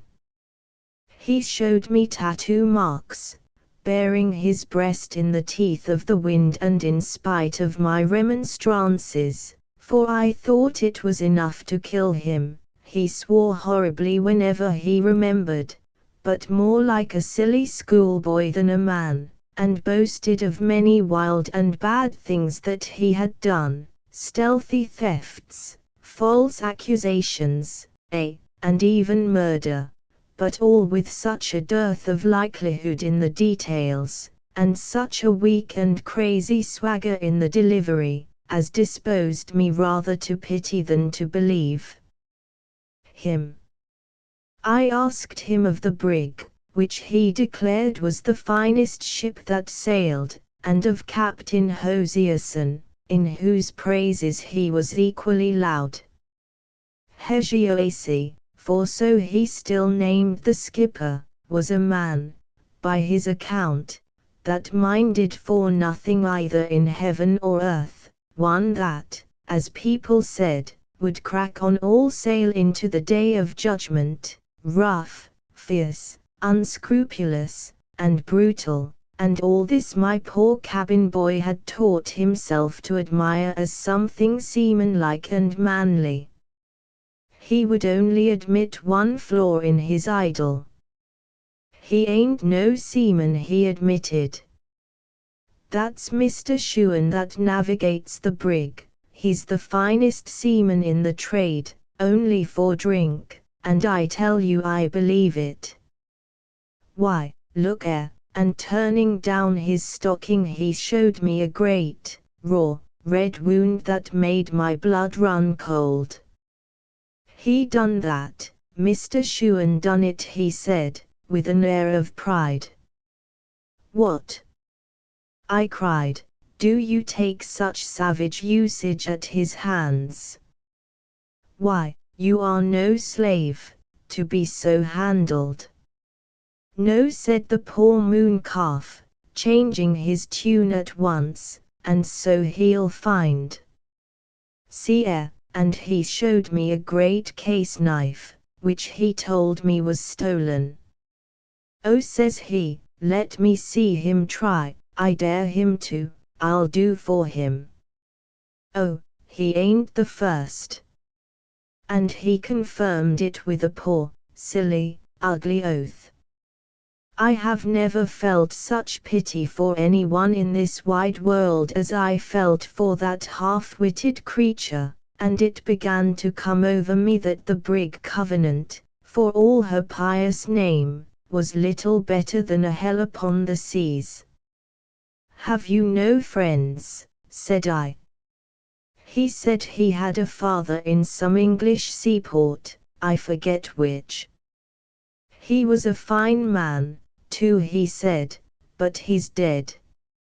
In heaven's name, cried I, can you find no reputable life on shore? Oh, no, says he, winking and looking very sly, they would put me to a trade. I know a trick worth two of that, I do. I asked him what trade could be so dreadful as the one he followed, where he ran the continual peril of his life, not alone from wind and sea, but by the horrid cruelty of those who were his masters. He said it was very true, and then began to praise the life, and tell what a pleasure it was to get on shore with money in his pocket, and spend it like a man, and buy apples, and swagger, and surprise what he called stick-in-the-mud boys. And then it's not all as bad as that, says he, there's worse off than me, there's the 20-pounders. Oh, laws! You should see them taking on. Why, I've seen a man as old as you, I dessay, to him I seemed old, and he had a beard, too, well, and as soon as we cleared out of the river, and he had the drug out of his head, my, how he cried and carried on. I made a fine fool of him, I tell you. And then there's little uns, too, oh, little by me. I tell you, I keep them in order. When we carry little uns, I have a rope's end of my own to wallop him. And so he ran on, until it came in on me what he meant by 20-pounders were those unhappy criminals who were sent overseas to slavery in North America, or the still more unhappy innocents who were kidnapped or trepanned, as the word went, for private interest or vengeance. Just then we came to the top of the hill, and looked down on the ferry and the Hope. The Firth of Forth, as is very well known, narrows at this point to the width of a good-sized river, which makes a convenient ferry going north, and turns the upper reach into a landlocked haven for all manner of ships. Right in the midst of the narrows lies an islet with some ruins. On the south shore they have built a pier for the service of the ferry, and at the end of the pier, on the other side of the road, and backed against a pretty garden of holly trees and hawthorns, I could see the building which they called the Hawes Inn. The town of Queensferry lies farther west, and the neighborhood of the inn looked pretty lonely at that time of day, for the boat had just gone north with passengers. A skiff, however, lay beside the pier, with some seamen sleeping on the thwarts. This, as Ransom told me, was the brig's boat waiting for the captain, and about half a mile off, and all alone in the anchorage, he showed me the Covenant herself. There was a sea-going bustle on board, yards were swinging into place, and as the wind blew from that quarter, I could hear the song of the sailors as they pulled upon the ropes. After all I had listened to upon the way, I looked at that ship with an extreme abhorrence, and from the bottom of my heart I pitied all poor souls that were condemned to sail in her. We had all three pulled up on the brow of the hill, and now I marched across the road and addressed my uncle.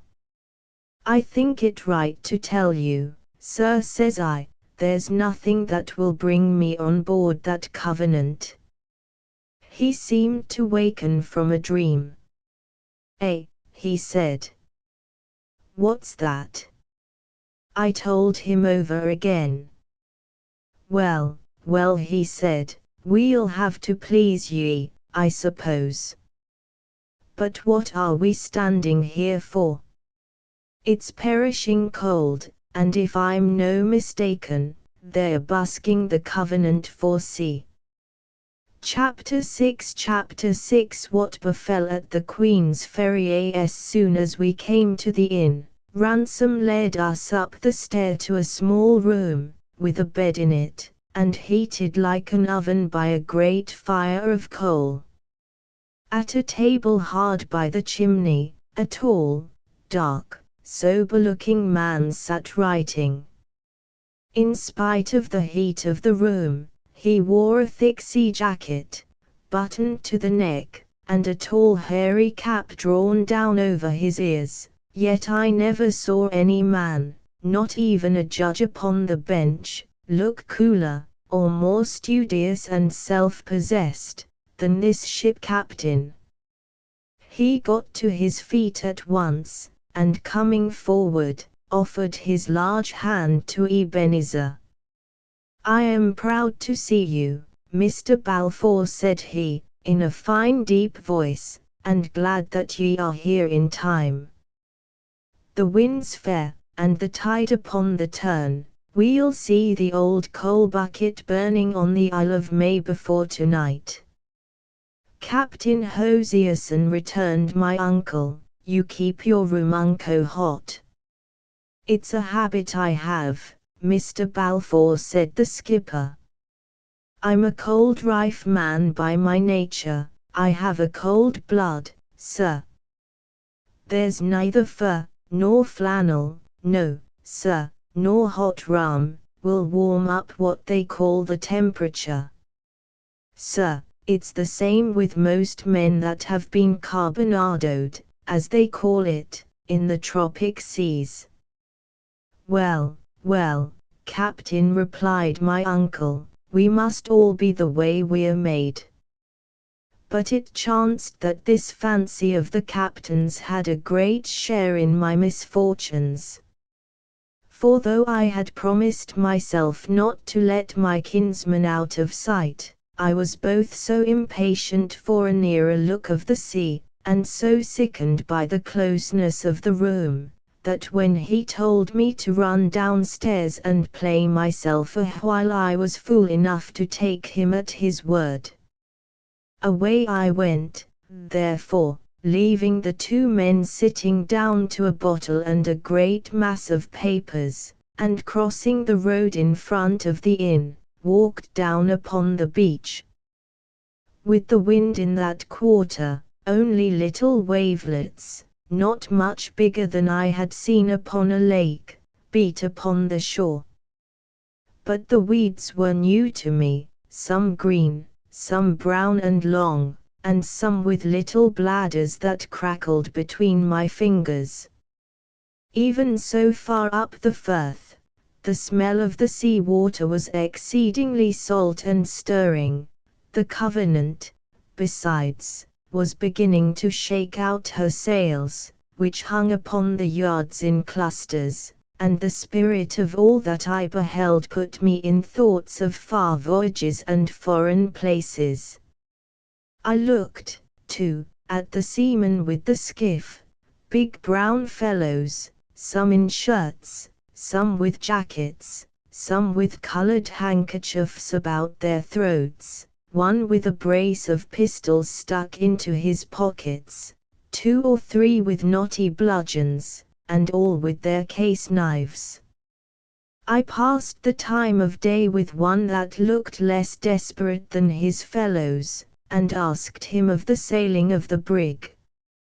He said they would get under way as soon as the ebb set, and expressed his gladness to be out of a port where there were no taverns and fiddlers, but all with such horrifying oaths, that I made haste to get away from him.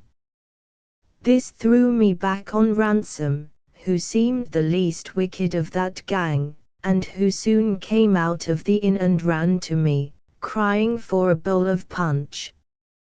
I told him I would give him no such thing, for neither he nor I was of an age for such indulgences. But a glass of ale you may have, and welcome, said I. He mopped and mowed at me, and called me names, but he was glad to get the ale, for all that, and presently we were set down at a table in the front room of the inn, and both eating and drinking with a good appetite. Here it occurred to me that, as the landlord was a man of that county, I might do well to make a friend of him. I offered him a share, as was much the custom in those days, but he was far too great a man to sit with such poor customers as Ransom and myself, and he was leaving the room, when I called him back to ask if he knew Mr. Rankeeler. Hoot, says he, and a very honest man. And, oh, by the by, says he, was it you that came in with Ebenezer? And when I had told him yes, you'll be no friend of his, he asked, meaning, in the Scottish way, that I would be no relative. I told him no, none. I thought not, said he, and yet ye have a kind of glyph asterisk of Mr. Alexander. Asterisk look. I said it seemed that Ebenezer was ill seen in the country. Nay doubt, said the landlord. He's a wicked old man, and there's many would like to see him journeying in the tow asterisk. Jennet Clouston and mony mair that he has harried out of house and harm. And yet he was ance a fine young fellow, too. But that was before the suff asterisk gaed abroad about Mr. Alexander. That was like the death of him. Asterisk rope. Asterisk report. And what was it? I asked. Oh, just that he had killed him, said the landlord. Did ye never hear that? And what would he kill him for, said I, and what for, but just to get the place, said he. The place, said I, the shores. Nay, other place that I ken, said he. Man, said I, is that so? Was Alexander the eldest son? Deed was he, said the landlord. What else would he have killed him for? And with that he went away, as he had been impatient to do from the beginning.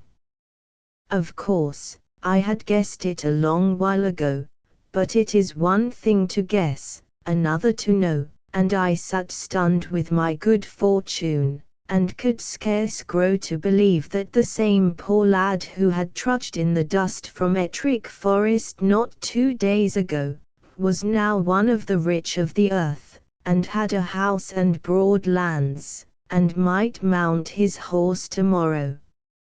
All these pleasant things, and 1,000 others, crowded into my mind, as I sat staring before me out of the inn window, and paying no heed to what I saw, only I remember that my eye lighted on Captain Hosierson down on the pier among his seamen, and speaking with some authority.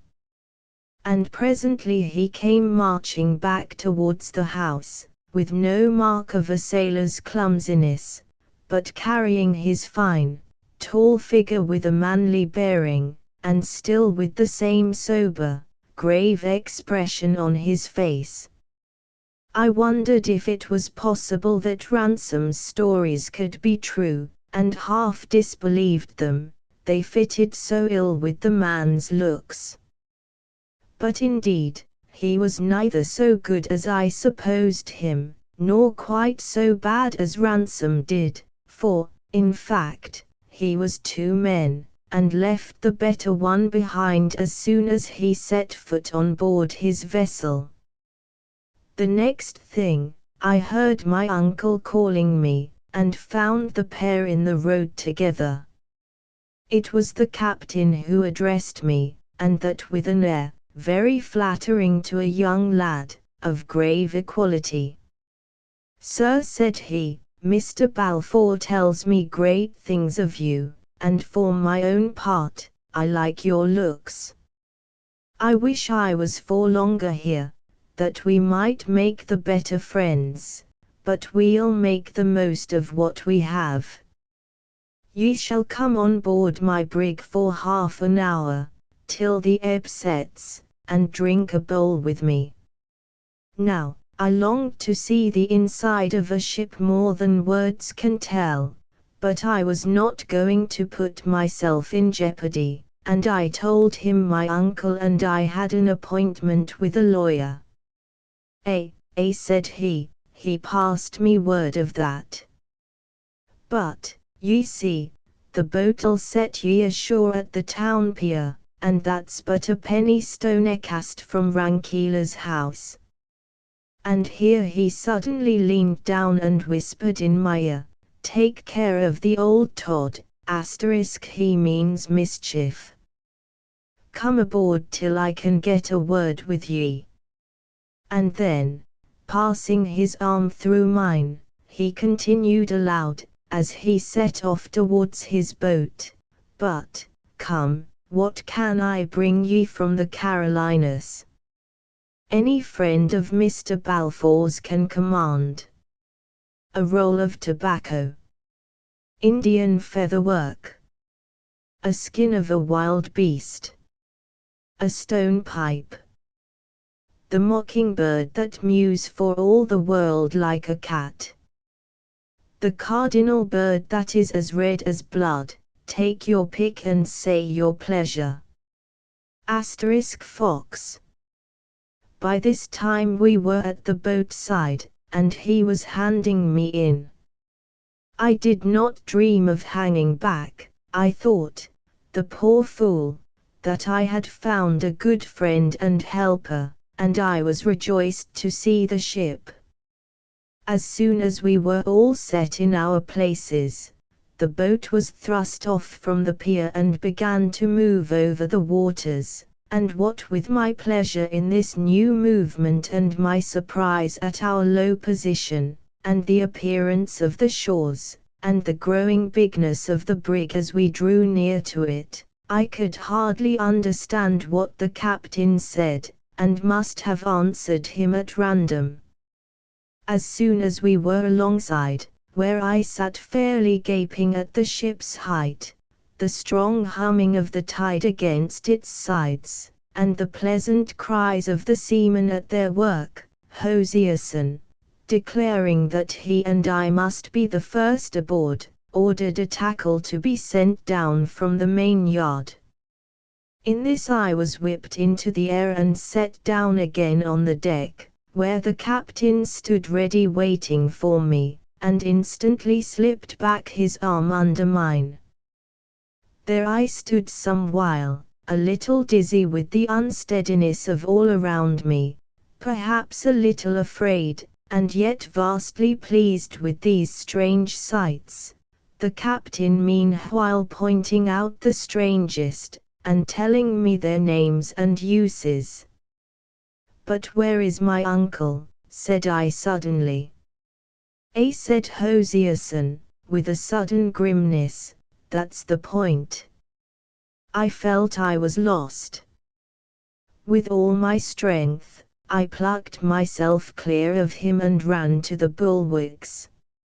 Sure enough, there was the boat pulling for the town, with my uncle sitting in the stern. I gave a piercing cry, "Help! Help! Murder!" so that both sides of the anchorage rang with it, and my uncle turned round where he was sitting, and showed me a face full of cruelty and terror. I gave a piercing cry, "Help! Help! Murder!" It was the last I saw.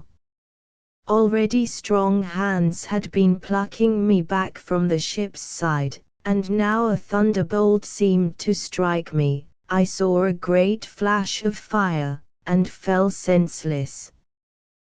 Chapter 7 I go to sea in the brig Covenant of Dysart. I came to myself in darkness, in great pain, bound hand and foot, and deafened by many unfamiliar noises. There sounded in my ears a roaring of water as of a huge mill dam, the thrashing of heavy sprays, the thundering of the sails, and the shrill cries of seamen. The whole world now heaved giddily up, and now rushed giddily downward, and so sick and hurt was I in body, and my mind so much confounded, that it took me a long while, chasing my thoughts up and down, and ever stunned again by a fresh stab of pain, to realize that I must be lying somewhere bound in the belly of that unlucky ship, and that the wind must have strengthened to a gale. With the clear perception of my plight, there fell upon me a blackness of despair, a horror of remorse at my own folly, and a passion of anger at my uncle, that once more bereft me of my senses. When I returned again to life, the same uproar, the same confused and violent movements, shook and deafened me, and presently, to my other pains and distresses, there was added the sickness of an unused landsman on the sea. In that time of my adventurous youth, I suffered many hardships, but none that was so crushing to my mind and body, or lit by so few hopes, as these first hours aboard the brig. I heard a gun fire, and supposed the storm had proved too strong for us, and we were firing signals of distress. The thought of deliverance, even by death in the deep sea, was welcome to me. Yet it was no such matter, but, as I was afterwards told, a common habit of the captain's, which I here set down to show that even the worst man may have his kindlier side. We were then passing, it appeared, within some miles of Dysart, where the brig was built, and where old Mrs. Hosierson, the captain's mother, had come some years before to live, and whether outward or inward bound, the Covenant was never suffered to go by that place by day, without a gun fired and colours shown. I had no measure of time. Day and night were alike in that ill-smelling cavern of the ship's bowels where I lay, and the misery of my situation drew out the hours to double. How long, therefore, I lay waiting to hear the ship split upon some rock, or to feel her reel head foremost into the depths of the sea, I have not the means of computation. But sleep at length stole from me the consciousness of sorrow. I was awakened by the light of a hand lantern shining in my face. A small man of about 30, with green eyes and a tangle of fair hair, stood looking down at me. I was awakened. I was awakened by the light of a lantern shining in my face. "Well," said he, "how goes it?" I answered by a sob, and my visitor then felt my pulse and temples, and set himself to wash and dress the wound upon my scalp. Said he, a sordant asterisk. What, man? Cheer up. The world's no done, you've made a bad start of it but you'll make a better. Have you had any meat? Stroke. I said I could not look at it, and thereupon he gave me some brandy and water in a tin pannikin, and left me once more to myself.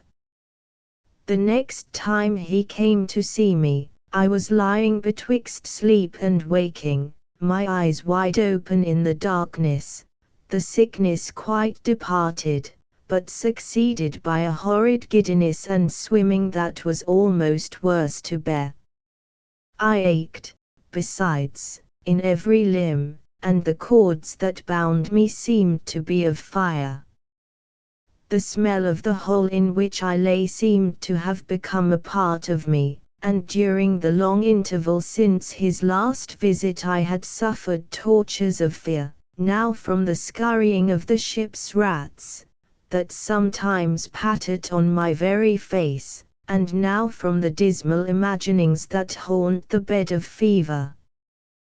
The glimmer of the lantern, as a trap opened, shone in like the heaven's sunlight, and though it only showed me the strong, dark beams of the ship that was my prison, I could have cried aloud for gladness.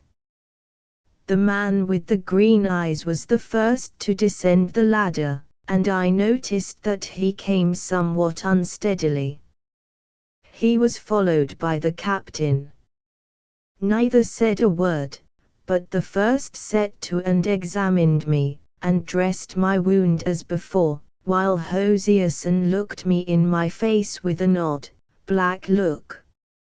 Now, sir, you see for yourself, said the first, a high fever, no appetite, no light, no meat, you see for yourself what that means. I am no conjurer, Mr. Riach, said the captain. Give me leave, sir, said Riach, you've a good head upon your shoulders, and a good Scotch tongue to ask with, but I will leave you no manner of excuse. I want that boy taken out of this hole and put in the forecastle. What ye may want, sir, is a matter of concern to nobody but yourself, returned the captain, but I can tell ye that which is to be. Here he is, here he shall bide. Admitting that you have been paid in a proportion, said the other, I will crave leave humbly to say that I have not. Paid I am, and none too much, to be the second officer of this old tub, and you ken very well if I do my best to earn it. But I was paid for nothing more. If ye could hold back your hand from the tin pan, Mr. Riach, I would have no complaint to make of ye, returned the skipper, and instead of asking riddles, I make bold to say that ye would keep your breath to cool your porridge. We'll be required on deck, he added, in a sharper note, and set one foot upon the ladder. But Mr. Riach caught him by the sleeve. Admitting that you have been paid to do a murder, he began. Hosierson turned upon him with a flash. What's that? He cried. What kind of talk is that? It seems it is the talk that you can understand, said Mr. Riach, looking him steadily in the face. Mr. Riach, I have sailed with ye 3 cruises, replied the captain. In all that time, sir, ye should have learned to know me. I'm a stiff man, and a dour man, but for what ye say the now, fie, it comes from a bad heart and a black conscience. If ye say the lad will die, will he, said Mr. Riach. Well, sir, is not that enough, said Hosierson. flit him where ye please." Thereupon the captain ascended the ladder, and I, who had lain silent throughout this strange conversation, beheld Mr. Riach turn after him and bow as low as to his knees in what was plainly a spirit of derision. Even in my then state of sickness, I perceived two things: that the mate was touched with liquor, as the captain hinted, and that, drunk or sober, he was like to prove a valuable friend. 5 minutes afterwards my bonds were cut, I was hoisted on a man's back, carried up to the forecastle, and laid in a bunk on some sea blankets, where the first thing that I did was to lose my senses. It was a blessed thing indeed to open my eyes again upon the daylight, and to find myself in the society of men. The forecastle was a roomy place enough, set all about with berths, in which the men of the watch below were seated smoking, or lying down asleep. The day being calm and the wind fair, the scuttle was open, and not only the good daylight, but from time to time, as the ship rolled, a dusty beam of sunlight shone in, and dazzled and delighted me. I had no sooner moved, moreover, than one of the men brought me a drink of something healing which Mr. Riach had prepared, and bade me lie still and I should soon be well again. There were no bones broken, he explained. A clour asterisk on the head was nae thing. "Man," said he, "it was me that gave it ye." Asterisk blow. Here I lay for the space of many days a close prisoner, and not only got my health again, but came to know my companions. They were a rough lot indeed, as sailors mostly are, being men rooted out of all the kindly parts of life, and condemned to toss together on the rough seas, with masters no less cruel. There were some among them that had sailed with the pirates and seen things it would be a shame even to speak of. Some were men that had run from the king's ships, and went with a halter round their necks, of which they made no secret, and all, as the saying goes, were at a word and a blow with their best friends. Yet I had not been many days shut up with them before I began to be ashamed of my first judgment, when I had drawn away from them at the ferry pier, as though they had been unclean beasts. No class of man is altogether bad, but each has its own faults and virtues, and these shipmates of mine were no exception to the rule. Rough they were, sure enough, and bad, I suppose, but they had many virtues. They were kind when it occurred to them, simple even beyond the simplicity of a country lad like me, and had some glimmerings of honesty. There was one man, of maybe 40, that would sit on my berth side for hours and tell me of his wife and child. He was a fisher that had lost his boat, and thus been driven to the deep sea voyaging. Well, it is years ago now, but I have never forgotten him. His wife, who was young by him as he often told me, waited in vain to see her man return. He would never again make the fire for her in the morning, nor yet keep the bairn when she was sick. Indeed, many of these poor fellows, as the event proved, were upon their last cruise. The deep seas and cannibal fish received them, and it is a thankless business to speak ill of the dead.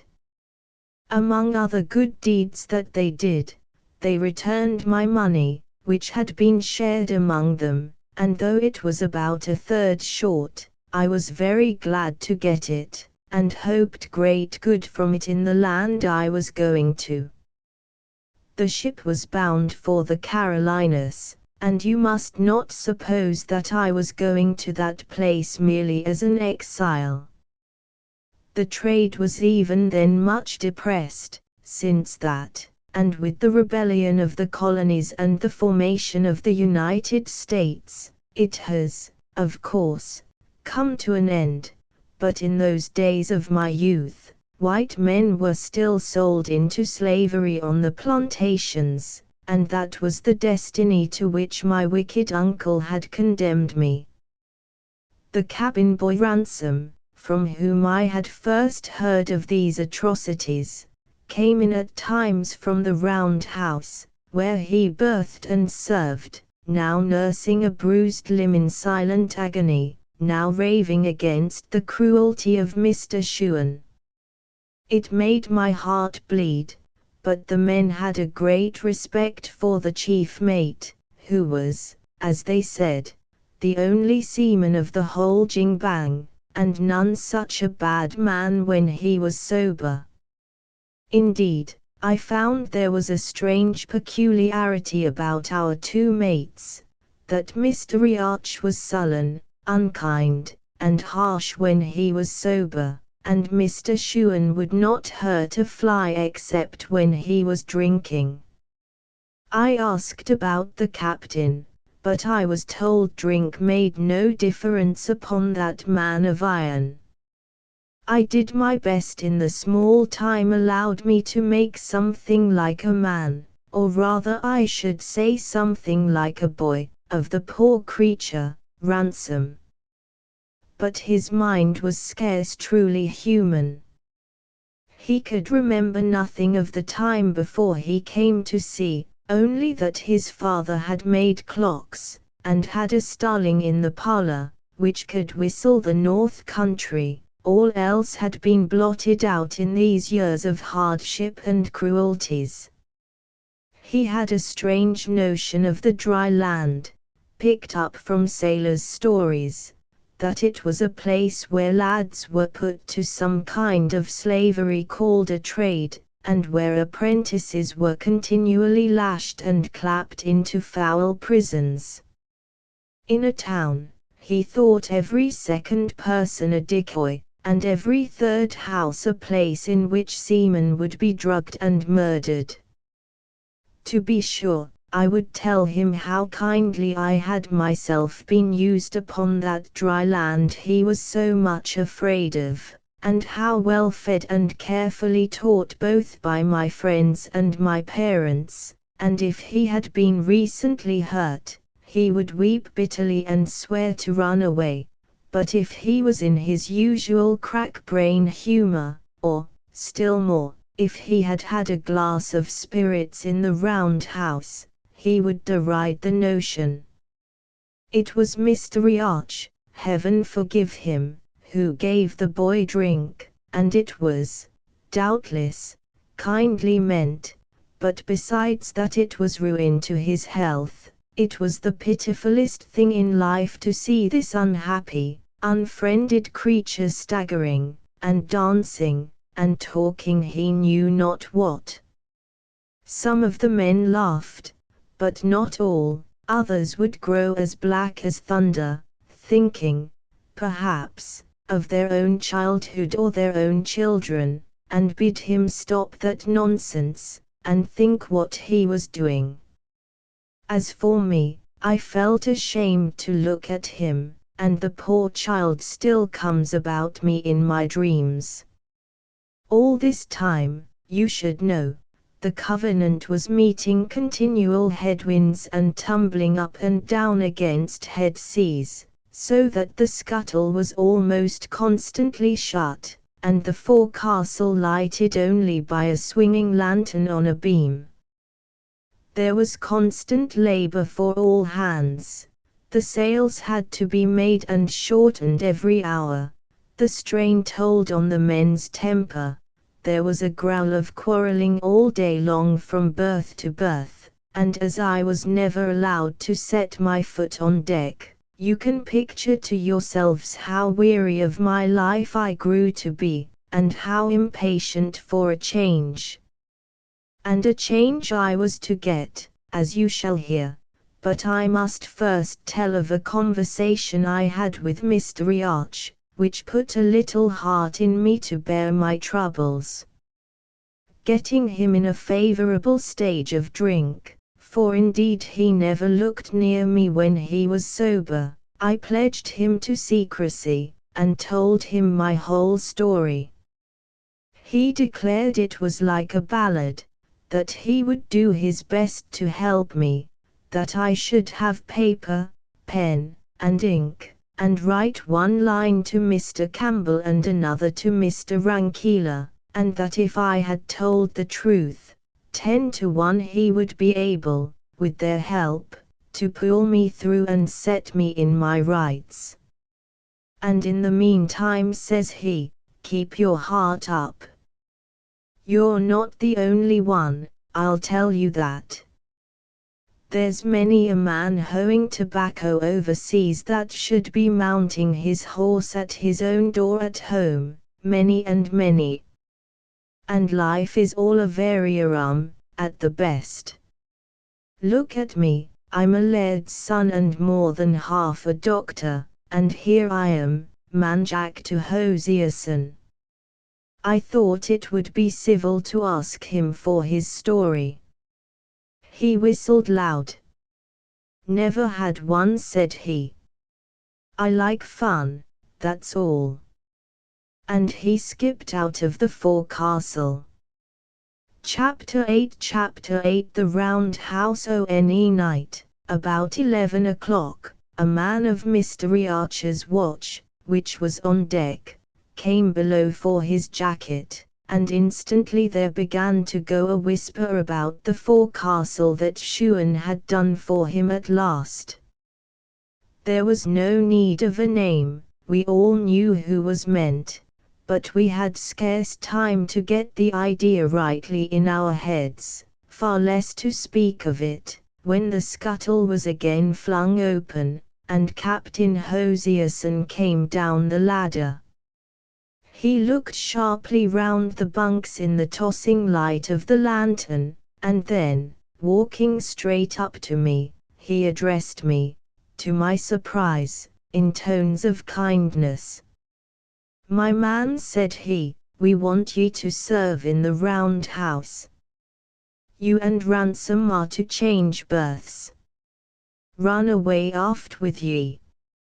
Even as he spoke, 2 seamen appeared in the scuttle, carrying Ransom in their arms, and the ship at that moment giving a great sheer into the sea, and the lantern swinging, the light fell direct on the boy's face. It was as white as wax, and had a look upon it like a dreadful smile. The blood in me ran cold, and I drew in my breath as if I had been struck. Run away aft with ye, cried Hosierson. And at that I brushed by the sailors and the boy, who neither spoke nor moved, and ran up the ladder on deck. The brig was sheering swiftly and giddily through a long, cresting swell. She was on the starboard tack, and on the left hand, under the arched foot of the foresail, I could see the sunset still quite bright. This, at such an hour of the night, surprised me greatly, but I was too ignorant to draw the true conclusion, that we were going north about round Scotland, and were now on the high sea between the Orkney and Shetland Islands, having avoided the dangerous currents of the Pentland Firth. For my part, who had been so long shut in the dark and knew nothing of headwinds, I thought we might be halfway or more across the Atlantic.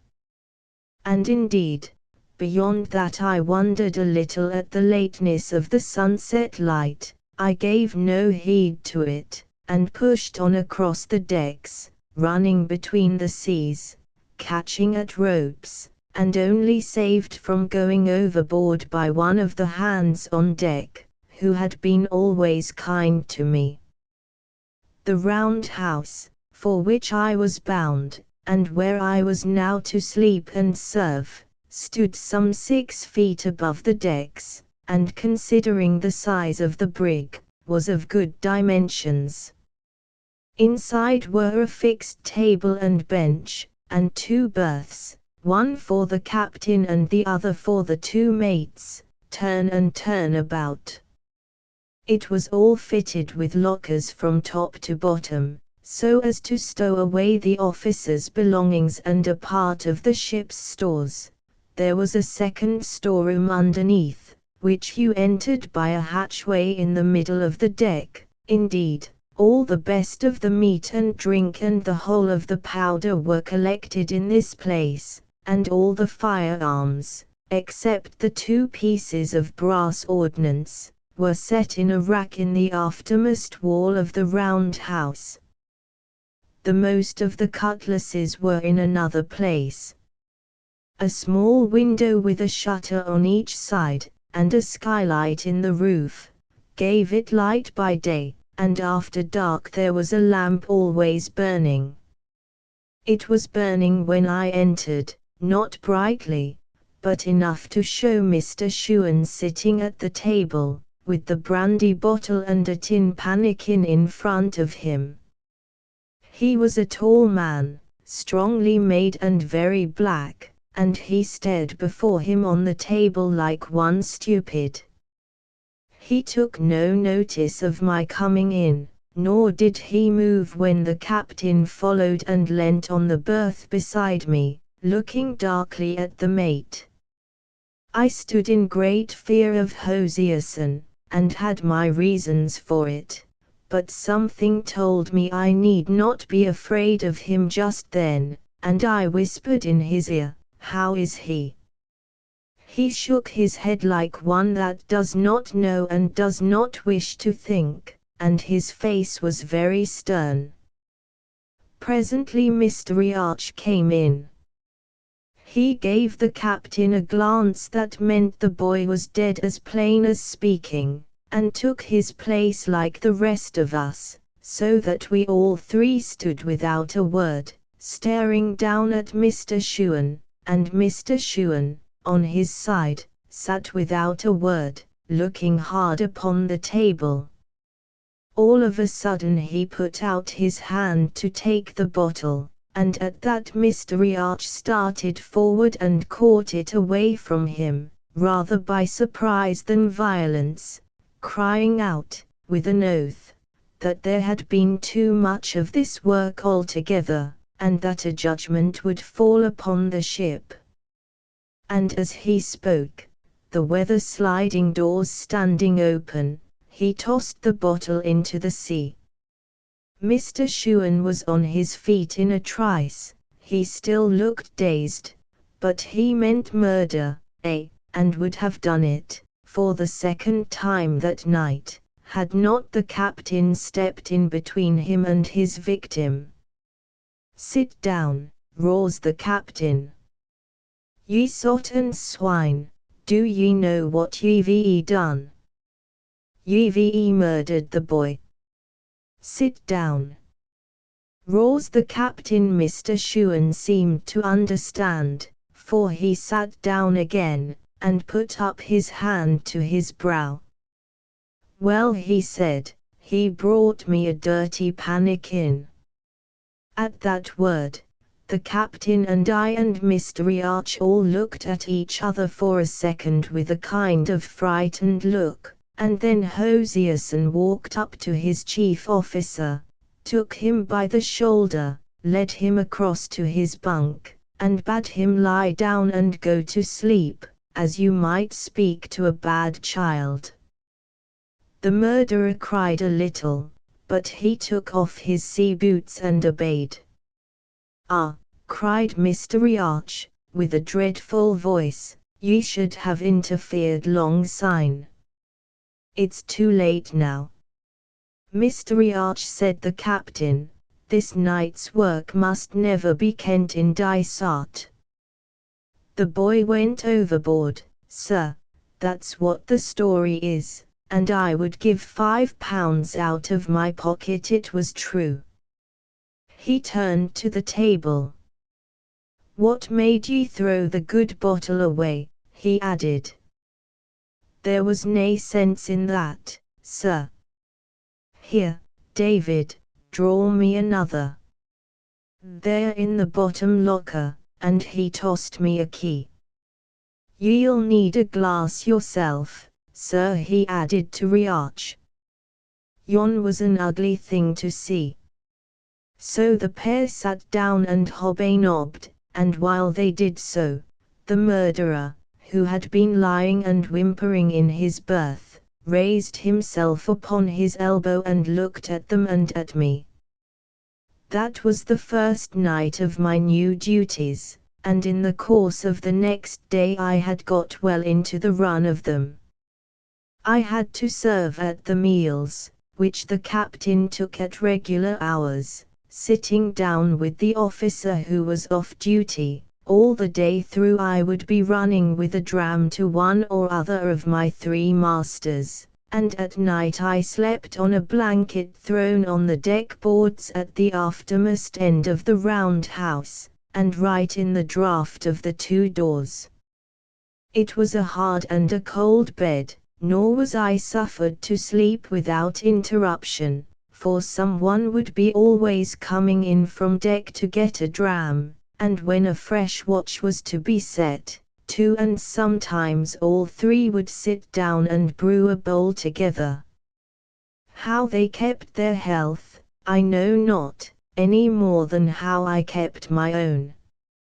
And yet in other ways it was an easy service. There was no cloth to lay, the meals were either of oatmeal porridge or salt junk, except twice a week, when there was duff, and though I was clumsy enough and, not being firm on my sea legs, sometimes fell with what I was bringing them, both Mr. Riach and the captain were singularly patient. I could not but fancy they were making up leeway with their consciences, and that they would scarce have been so good with me if they had not been worse with Ransom. As for Mr. Shuan, the drink or his crime, or the 2 together, had certainly troubled his mind. I cannot say I ever saw him in his proper wits. He never grew used to my being there, stared at me continually, sometimes, I could have thought, with terror, and more than once drew back from my hand when I was serving him. I was pretty sure from the first that he had no clear mind of what he had done, and on my second day in the round house I had the proof of it.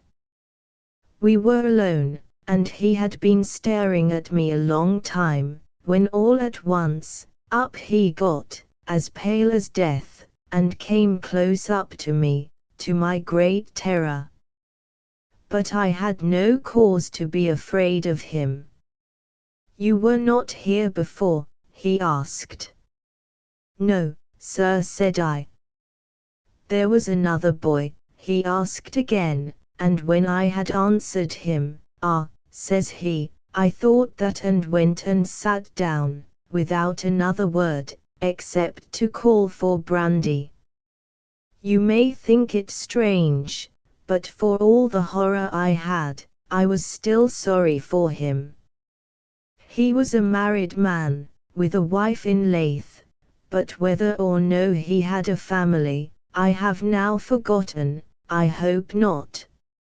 Altogether it was no very hard life for the time it lasted, which, as you are to hear, was not long. I was as well fed as the best of them, even their pickles, which were the great dainty, I was allowed my share of, and had I liked I might have been drunk from morning to night, like Mr. Shuan. I had company, too, and good company of its sort. Mr. Riach, who had been to the college, spoke to me like a friend when he was not sulking, and told me many curious things, and some that were informing, and even the captain, though he kept me at the stick's end the most part of the time, would sometimes unbuckle a bit, and tell me of the fine countries he had visited. The shadow of poor Ransom, to be sure, lay on all four of us, and on me and Mr. Shewan in particular, most heavily. And then I had another trouble of my own. Here I was, doing dirty work for 3 men that I looked down upon, and one of whom, at least, should have hung upon a gallows. That was for the present, and as for the future, I could only see myself slaving alongside of negroes in the tobacco fields. Mr. Riach, perhaps from caution, would never suffer me to say another word about my story. The captain, whom I tried to approach, rebuffed me like a dog and would not hear a word, and as the days came and went, my heart sank lower and lower, till I was even glad of the work which kept me from thinking. Chapter 9 The man with the belt of gold. More than a week went by, in which the ill luck that had hitherto pursued the Covenant upon this voyage grew yet more strongly marked. Some days she made a little way, others, she was driven actually back. At last we were beaten so far to the south that we tossed and tacked to and fro the whole of the 9th day, within sight of Cape Wrath and the wild, rocky coast on either hand of it. There followed on that a council of the officers, and some decision which I did not rightly understand, seeing only the result, that we had made a fair wind of a foul one and were running south. The 10th afternoon there was a falling swell and a thick, wet, white fog that hid one end of the brig from the other. All afternoon, when I went on deck, I saw men and officers listening hard over the bulwarks, for breakers they said, and though I did not so much as understand the word, I felt danger in the air, and was excited. Maybe about 10 at night, I was serving Mr. Riach and the captain at their supper, when the ship struck something with a great sound, and we heard voices singing out. My 2 masters leaped to their feet. "She's struck," said Mr. Riach. "No, sir," said the captain. "We've only run a boat down." And they hurried out. The stern had been thrown into the air, and the man had leaped up. The captain was in the right of it. We had run down a boat in the fog, and she had parted in the midst and gone to the bottom with all her crew but one. This man, as I heard afterwards, had been sitting in the stern as a passenger, while the rest were on the benches rowing. At the moment of the blow, the stern had been thrown into the air, and the man, having his hands free, and for all he was encumbered with a frieze overcoat that came below his knees, had leaped up and caught hold of the brig's bowsprit. It showed he had luck and much agility and unusual strength, that he should have thus saved himself from such a pass. And yet, when the captain brought him into the round house, and I set eyes on him for the first time, he looked as cool as I did. He was smallish in stature, but well set and as nimble as a goat. His face was of a good open expression, but sunburnt very dark, and heavily freckled and pitted with the smallpox. His eyes were unusually light and had a kind of dancing madness in them, that was both engaging and alarming, and when he took off his great coat, he laid a pair of fine silver-mounted pistols on the table, and I saw that he was belted with a great sword. His manners, besides, were elegant, and he pledged the captain handsomely. Altogether I thought of him, at the first sight, that here was a man I would rather call my friend than my enemy. The captain, too, was taking his observations, but rather of the man's clothes than his person. And to be sure, as soon as he had taken off the great coat, he showed forth mighty fine for the round house of a merchant brig, having a hat with feathers, a red waistcoat, breeches of black plush, and a blue coat with silver buttons and handsome silver lace, costly clothes, though somewhat spoiled with the fog and being slept in. "I'm vexed, sir, about the boat," says the captain. "There are some pretty men gone to the bottom," said the stranger, "that I would rather see on the dry land again than half a score of boats." "Friends of yours," said Hosierson. "You have none such friends in your country," was the reply. "They would have died for me like dogs." "Well, sir," said the captain, still watching him, "there are more men in the world than boats to put them in." "And that's true, too," cried the other, "and ye seem to be a gentleman of great penetration." "I have been in France, sir," says the captain, so that it was plain he meant more by the words than showed upon the face of them. "Well, sir," says the other, "and so has many a pretty man, for the matter of that." "No doubt, sir," says the captain, "and fine coats." "Aho," says the stranger, "is that how the wind sets?" And he laid his hand quickly on his pistols. "Don't be hasty," said the captain. "Don't do a mischief before ye see the need of it. You've a French soldier's coat upon your back and a Scotch tongue in your head, to be sure, but so has many an honest fellow in these days, and I dare say none the worse of it." "So," said the gentleman in the fine coat, "are ye of the honest party?" Meaning, was he a Jacobite, for each side, in these sort of civil broils, takes the name of honesty for its own. "Why, sir," replied the captain, "I am a true blue Protestant, and I thank God for it."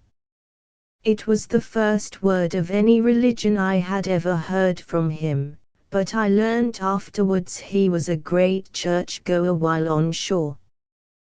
"But, for all that," says he, "I can be sorry to see another man with his back to the wall." "Can ye so, indeed?" asked the Jacobite. "Well, sir, to be quite plain with ye, I am one of those honest gentlemen that were in trouble about the years 45 and 6, and, to be still quite plain with ye, if I got into the hands of any of the red-coated gentry, it's like it would go hard with me. Now, sir, I was for France, and there was a French ship cruising here to pick me up, but she gave us the go-by in the fog, as I wish from the heart that ye had done yoursel. And the best that I can say is this, if ye can set me ashore where I was going, I have that upon me will reward you highly for your trouble." "In France," says the captain. "No, sir, that I cannot do.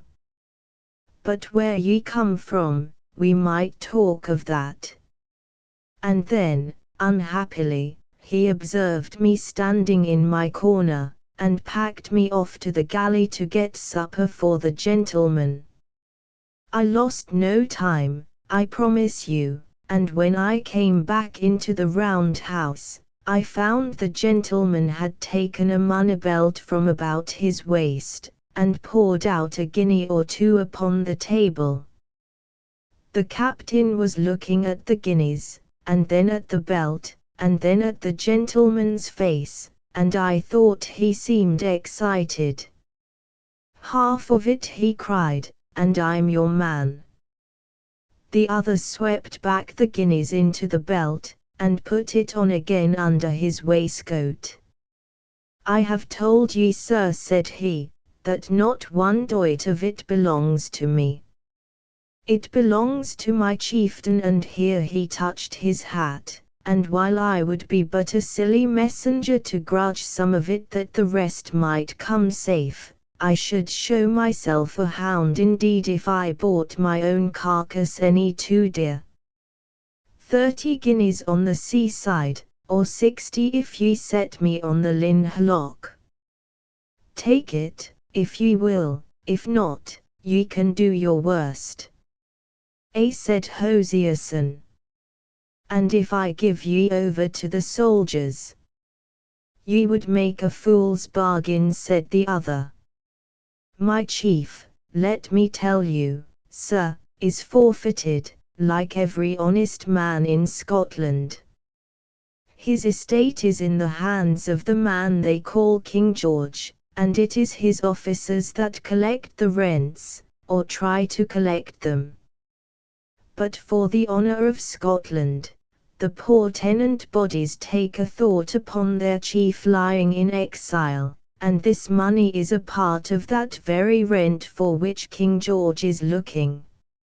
Now, sir, ye seem to me to be a man that understands things. Bring this money within the reach of government, and how much of it'll come to you? Little enough, to be sure, said Hosierson, and then, if they knew, he added, dryly. But I think, if I was to try, that I could hold my tongue about it. Ah, but I'll begowk asterisk ye there, cried the gentleman. Play me false, and I'll play you cunning. If a hand is laid upon me, they shall ken what money it is. Asterisk befool. Well, returned the captain, what must be must. 60 guineas, and done. Here's my hand upon it. And here's mine, said the other. And thereupon the captain went out, rather hurriedly, I thought, and left me alone in the round house with the stranger. At that period, so soon after the 45, there were many exiled gentlemen coming back at the peril of their lives, either to see their friends or to collect a little money, and as for the Highland chiefs that had been forfeited, it was a common matter of talk how their tenants would stint themselves to send them money, and their clansmen outfist the soldiery to get it in, and run the gauntlet of our great navy to carry it across.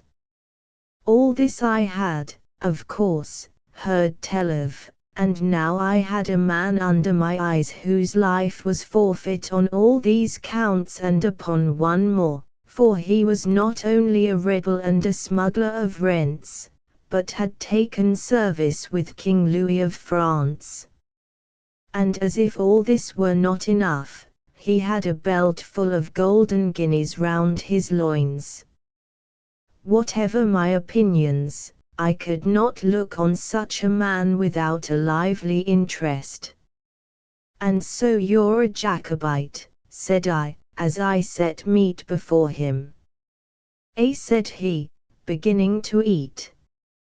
And you, by your long face, should be a Whig.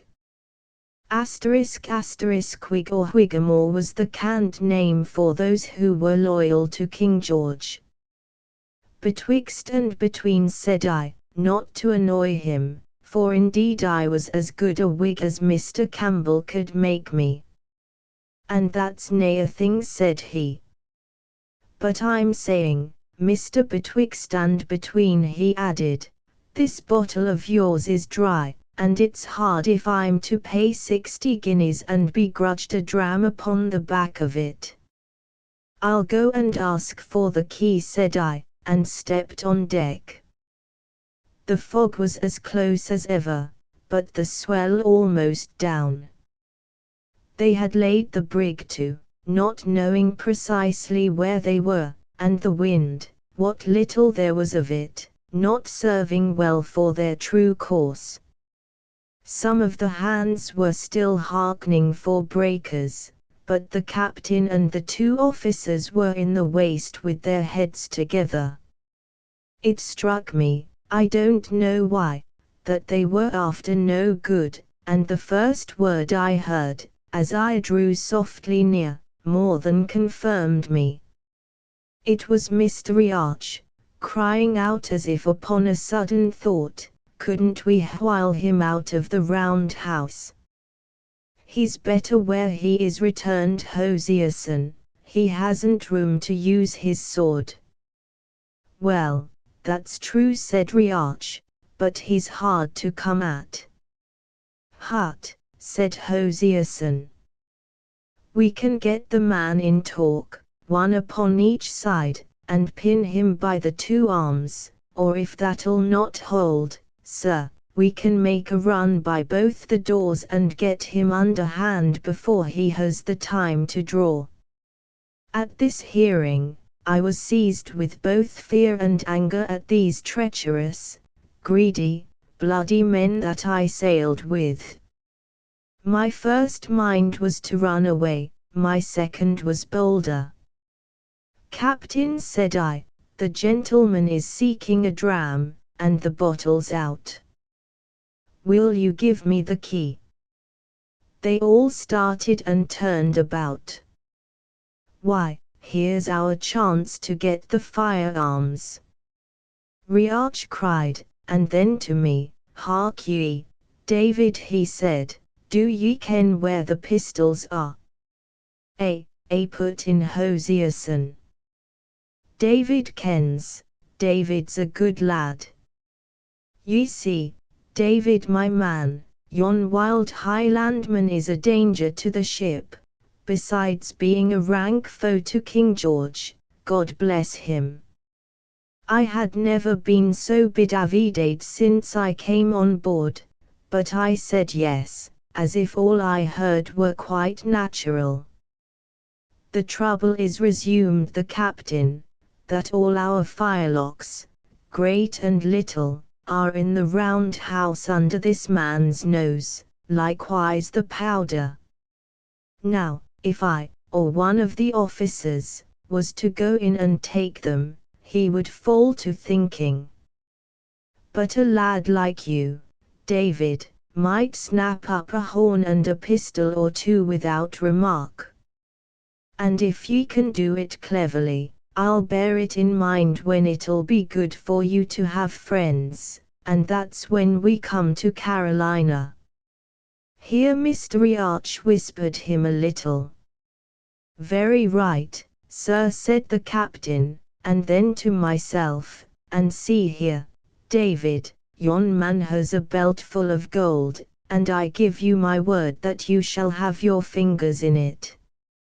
I told him I would do as he wished, though indeed I had scarce breath to speak with, and upon that he gave me the key of the spirit locker, and I began to go slowly back to the round house.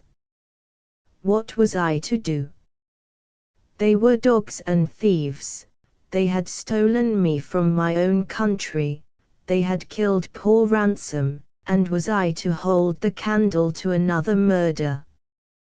But then, upon the other hand, there was the fear of death very plain before me, for what could a boy and a man, if they were as brave as lions, against a whole ship's company? I was still arguing it back and forth, and getting no great clearness, when I came into the round house and saw the Jacobite eating his supper under the lamp, and at that my mind was made up all in a moment. I have no credit by it, it was by no choice of mine, but as if by compulsion, that I walked right up to the table and put my hand on his shoulder. Do ye want to be killed? Said I. He sprang to his feet, and looked a question at me as clear as if he had spoken. Oh, cried I, They're all murderers here, it's a ship full of them. They've murdered a boy already. Now it's you. Said he, but they haven't got me yet. And then looking at me curiously, will ye stand with me? That will I, said I am no thief, nor yet murderer. I'll stand by you. Why, then said he, what's your name? David Balfour, said I, and then, thinking that a man with so fine a coat must like fine people, I added for the first time, of Shaw's. It never occurred to him to doubt me, for a Highlander is used to see great gentlefolk in great poverty, but as he had no estate of his own, my words nettled a very childish vanity he had. My name is Stuart, he said, drawing himself up. Alan Breck, they call me. A king's name is good enough for me, though I bear it plain and have the name of no farm midden to clap to the hind end of it. And having administered this rebuke, as though it were something of a chief importance, he turned to examine our defences. The round house was built very strong, to support the breaching of the seas. Of its 5 apertures, only the skylight and the 2 doors were large enough for the passage of a man. The doors, besides, could be drawn close. They were of stout oak, and ran in grooves, and were fitted with hooks to keep them either shut or open, as the need arose. The one that was already shut I secured in this fashion, but when I was proceeding to slide to the other, Alan stopped me. David, said he, for I can bring to mind the name of your landed estate, and so will make so bold as to call you David, that door, being open, is the best part of my defences. It would be yet better shut, says I. Not so, David, says he. Ye see, I have but one face, but so long as that door is open and my face to it, the best part of my enemies will be in front of me, where I wish to find them.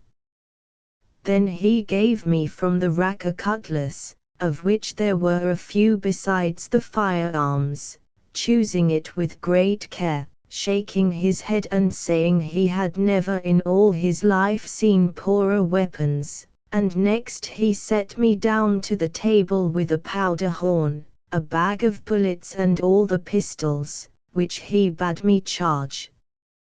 And that will be better work, let me tell you, said he, for a gentleman of decent birth, than scraping plates and raxing drams to a ween tarry sailors. Reaching. Thereupon he stood up in the midst with his face to the door, and drawing his great sword, made trial of the room he had to wield it in. I must stick to the point, he said, shaking his head, and that's a pity, too. It doesn't set my genius, which is all for the upper God. And, now, said he, do you keep on charging the pistols, and give heed to me. I told him I would listen closely. My chest was tight, my mouth dry, the light dark to my eyes. The thought of the numbers that were soon to leap in upon us kept my heart in a flutter, and the sea, which I heard washing round the brig, and where I thought my dead body would be cast ere morning, ran in my mind strangely. First of all, said he, how many are against us? I reckoned them up, and such was the hurry of my mind, I had to cast the numbers twice. 15, said I. Alan whistled. Well, said he, that can't be cured. And now follow me. It is my part to keep this door, where I look for the main battle. In that, ye have no hand. And mind and deny fire to this side unless they get me down, for I would rather have 10 foes in front of me than one friend like you cracking pistols at my back. I told him, indeed I was no great shot. And that's very bravely said, he cried, in a great admiration of my candour. There's many a pretty gentleman that would nae dare to say it. But then, sir, said I, there is the door behind you, which they may perhaps break in. Said he, and that is a part of your work. No sooner the pistols charged, than ye must climb up into yon bed where ye re handy at the window, and if they lift hand against the door, ye re to shoot. But that's not all.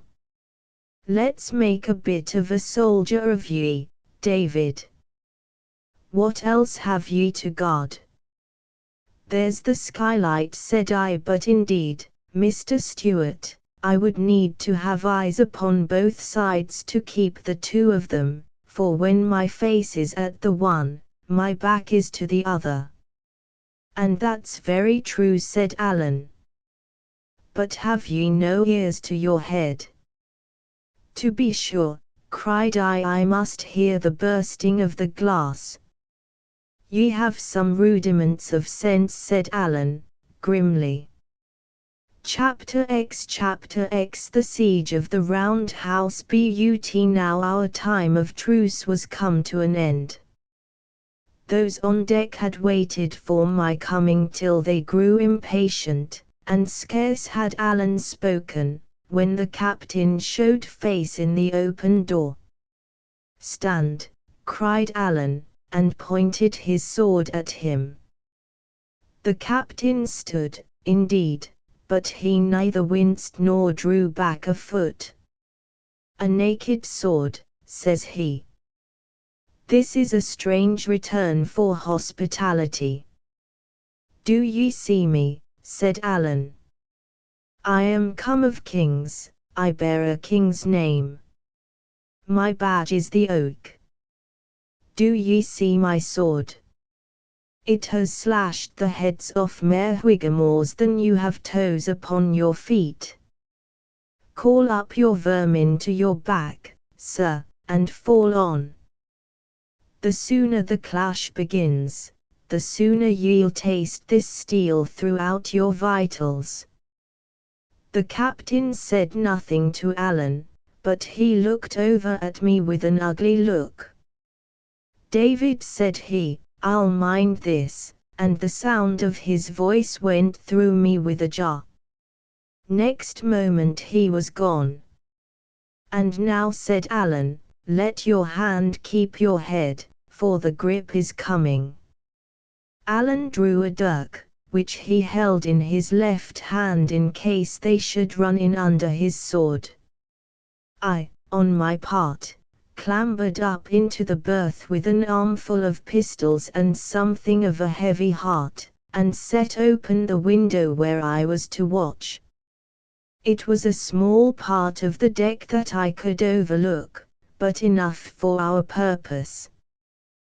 The sea had gone down, and the wind was steady and kept the sails quiet, so that there was a great stillness in the ship, in which I made sure I heard the sound of muttering voices. A little after, and there came a clash of steel upon the deck, by which I knew they were dealing out the cutlasses and one had been let fall, and after that, silence again. I do not know if I was what you call afraid, but my heart beat like a bird's, both quick and little, and there was a dimness came before my eyes which I continually rubbed away, and which continually returned. As for hope, I had none, but only a darkness of despair and a sort of anger against all the world that made me long to sell my life as dear as I was able.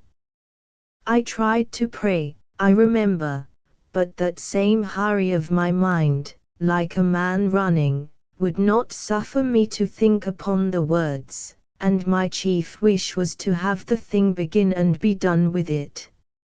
It came all of a sudden when it did, with a rush of feet and a roar, and then a shout from Alan, and a sound of blows and someone crying out as if hurt. I looked back over my shoulder, and saw Mr. Shewan in the doorway, crossing blades with Alan. "That's him that killed the boy," I cried. "Look to your window," said Alan, and as I turned back to my place, I saw him pass his sword through the mate's body. It was none too soon for me to look to my own part, for my head was scarce back at the window, before 5 men, carrying a spare yard for a battering ram, ran past me and took post to drive the door in.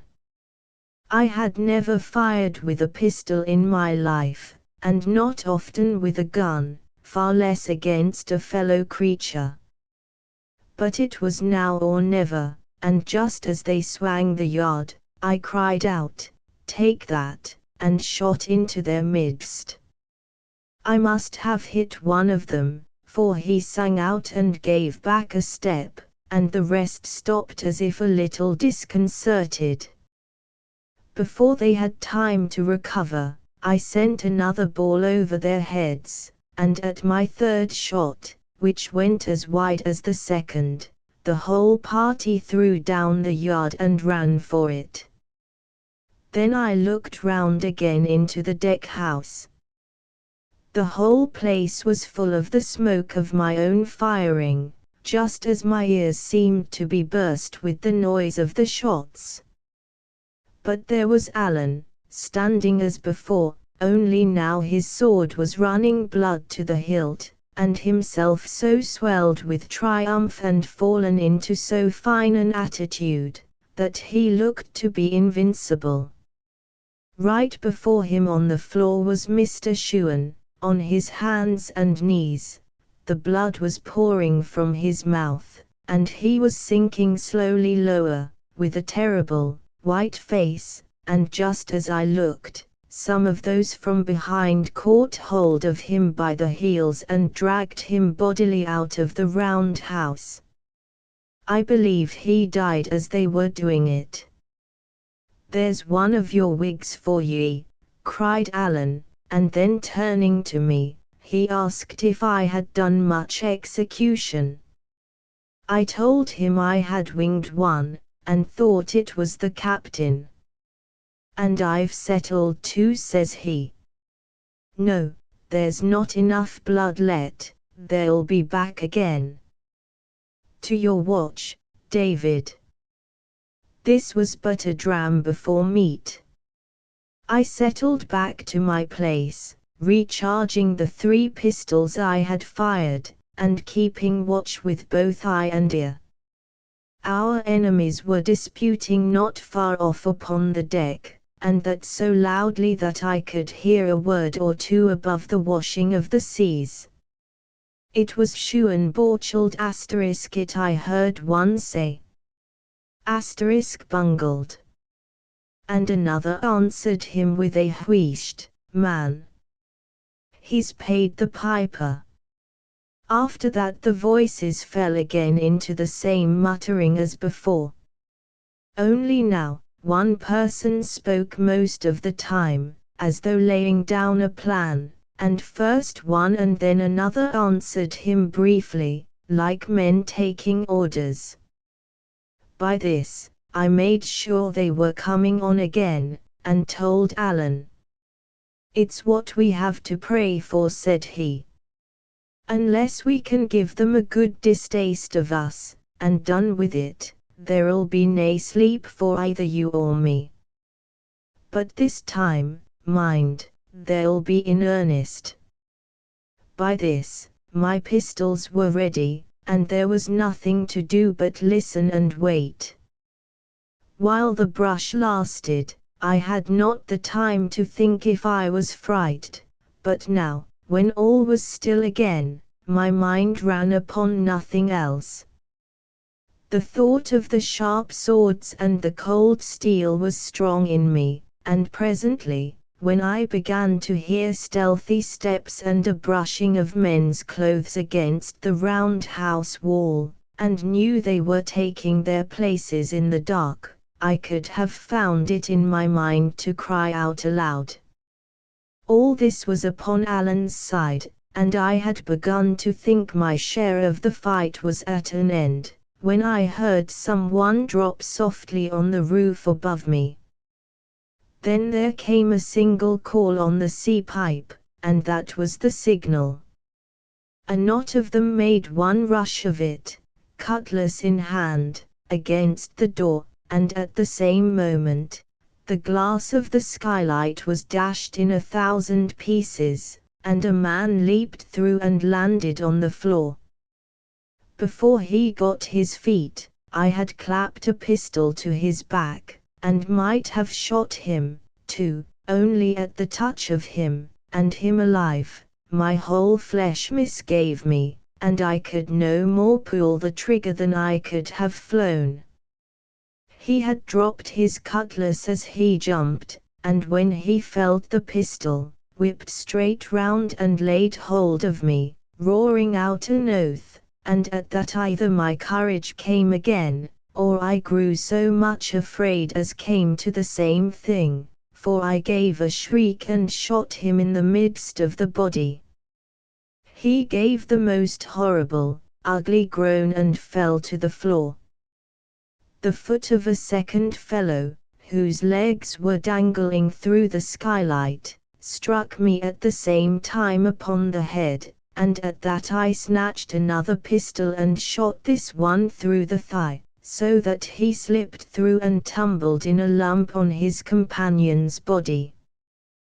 There was no talk of missing, any more than there was time to aim. I clapped the muzzle to the very place and fired. I might have stood and stared at them for long, but I heard Alan shout as if for help, and that brought me to my senses. He had kept the door so long, but one of the seamen, while he was engaged with others, had run in under his guard and caught him about the body. Alan was dirking him with his left hand, but the fellow clung like a leech. Another had broken in and had his cutlass raised. The door was thronged with their faces. I thought we were lost, and catching up my cutlass, fell on them in flank. Alan ran upon the others like a bull, roaring as he went, but I had not time to be of help. The wrestler dropped at last, and Alan, leaping back to get his distance, ran upon the others like a bull, roaring as he went. They broke before him like water, turning, and running, and falling one against another in their haste. The sword in his hands flashed like quicksilver into the huddle of our fleeing enemies, and at every flash there came the scream of a man hurt. I was still thinking we were lost, when lo! They were all gone, and Alan was driving them along the deck as a sheepdog chases sheep. Yet he was no sooner out than he was back again, being as cautious as he was brave, and meanwhile the seaman continued running and crying out as if he was still behind them, and we heard them tumble one upon another into the forecastle, and clap to the hatch upon the top. The round house was like a shambles. 3 were dead inside, another lay in his death agony across the threshold, and there were Alan and I victorious and unhurt. He came up to me with open arms. "Come to my arms," he cried, and embraced and kissed me hard upon both cheeks. "David," said he, "I love you like a brother. And oh, man," he cried in a kind of ecstasy, "am I no a bonny fighter?" Thereupon he turned to the 4 enemies, passed his sword clean through each of them, and tumbled them out of doors one after the other. As he did so, he kept humming and singing and whistling to himself, like a man trying to recall an air, only what he was trying was to make one. All the while, the flush was in his face, and his eyes were as bright as a 5-year-old child's with a new toy. And presently he sat down upon the table, sword in hand. The air that he was making all the time began to run a little clearer, and then clearer still, and then out he burst with a great voice into a Gaelic song. I have translated it here, not in verse, of which I have no skill, but at least in the King's English. He sang it often afterwards, and the thing became popular, so that I have heard it and had it explained to me, many's the time. This is the song of the sword of Allen. The smith made it, the fire set it, now it shines in the hand of Alan Breck. Their eyes were many and bright, swift were they to behold, many the hands they guided, the sword was alone. The Dundeer troop over the hill, they are many, the hill is one, the Dundeer vanish, the hill remains. Come to me from the hills of heather, come from the isles of the sea. O far beholding eagles, here is your meat. Now this song which he made, both words and music, in the hour of our victory, is something less than just to me, who stood beside him in the tussle. Mr. Shewan and 5 more were either killed outright or thoroughly disabled, but of these, 2 fell by my hand, the 2 that came by the skylight. 4 more were hurt, and of that number, 1, and he not the least important, got his hurt from me. So that, altogether, I did my fair share both of the killing and the wounding, and might have claimed a place in Allen's verses. But poets have to think upon their rhymes, and in good prose talk, Allen always did me more than justice. In the meanwhile, I was innocent of any wrong being done me. For not only I knew no word of the Gaelic, but what with the long suspense of the waiting, and the scurry and strain of our 2 spurts of fighting, and more than all, the horror I had of some of my own share in it, the thing was no sooner over than I was glad to stagger to a seat. There was that tightness on my chest that I could hardly breathe. The thought of the 2 men I had shot sat upon me like a nightmare, and all upon a sudden, and before I had a guess of what was coming, I began to sob and cry like any child. Allen clapped my shoulder, and said I was a brave lad and wanted nothing but a sleep. I'll take the first watch, said he. You've done well by me, David, first and last, and I wouldn't lose you for all Appin, no, nor for bread Alban. So I made up my bed on the floor, and he took the first spell, pistol in hand and sword on knee, 3 hours by the captain's watch upon the wall. Then he roused me up, and I took my turn of 3 hours, before the end of which it was broad day, and a very quiet morning, with a smooth, rolling sea that tossed the ship and made the blood run to and fro on the round house floor, and a heavy rain that drummed upon the roof. All my watch there was nothing stirring, and by the banging of the helm, I knew they had even no one at the tiller. Indeed, as I learned afterwards, there were so many of them hurt or dead, and the rest in so ill a temper, that Mr. Riach and the captain had to take turn and turn like Allen and me, or the brig might have gone ashore and nobody the wiser. It was a mercy the night had fallen so still, for the wind had gone down as soon as the rain began. Even as it was, I judged by the wailing of a great number of gulls that went crying and fishing round the ship, that she must have drifted pretty near the coast or one of the islands of the Hebrides, and at last, looking out of the door of the round house, I saw the great stone hills of Skye on the right hand, and, a little more astern, the strange Isle of Rum. Chapter 11 The captain knuckles under a lan and I sat down to breakfast about 6 of the clock. The floor was covered with broken glass and in a horrid mess of blood, which took away my hunger. In all other ways we were in a situation not only agreeable but merry, having ousted the officers from their own cabin, and having at command all the drink in the ship, both wine and spirits, and all the dainty part of what was eatable, such as the pickles and the fine sort of bread. This, of itself, was enough to set us in good humour, but the richest part of it was this, that the 2 thirstiest men that ever came out of Scotland, Mr. Shewan being dead, were now shut in the fore part of the ship and condemned to what they hated most, cold water.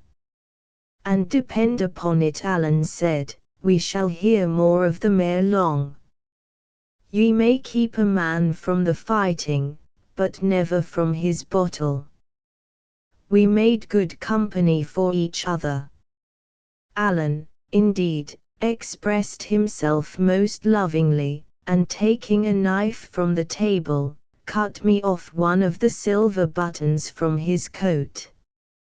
Allen cut me off one of the silver buttons from his coat. I had them, says he, from my father, Duncan Stewart, and now give ye one of them to be a keepsake for last night's work.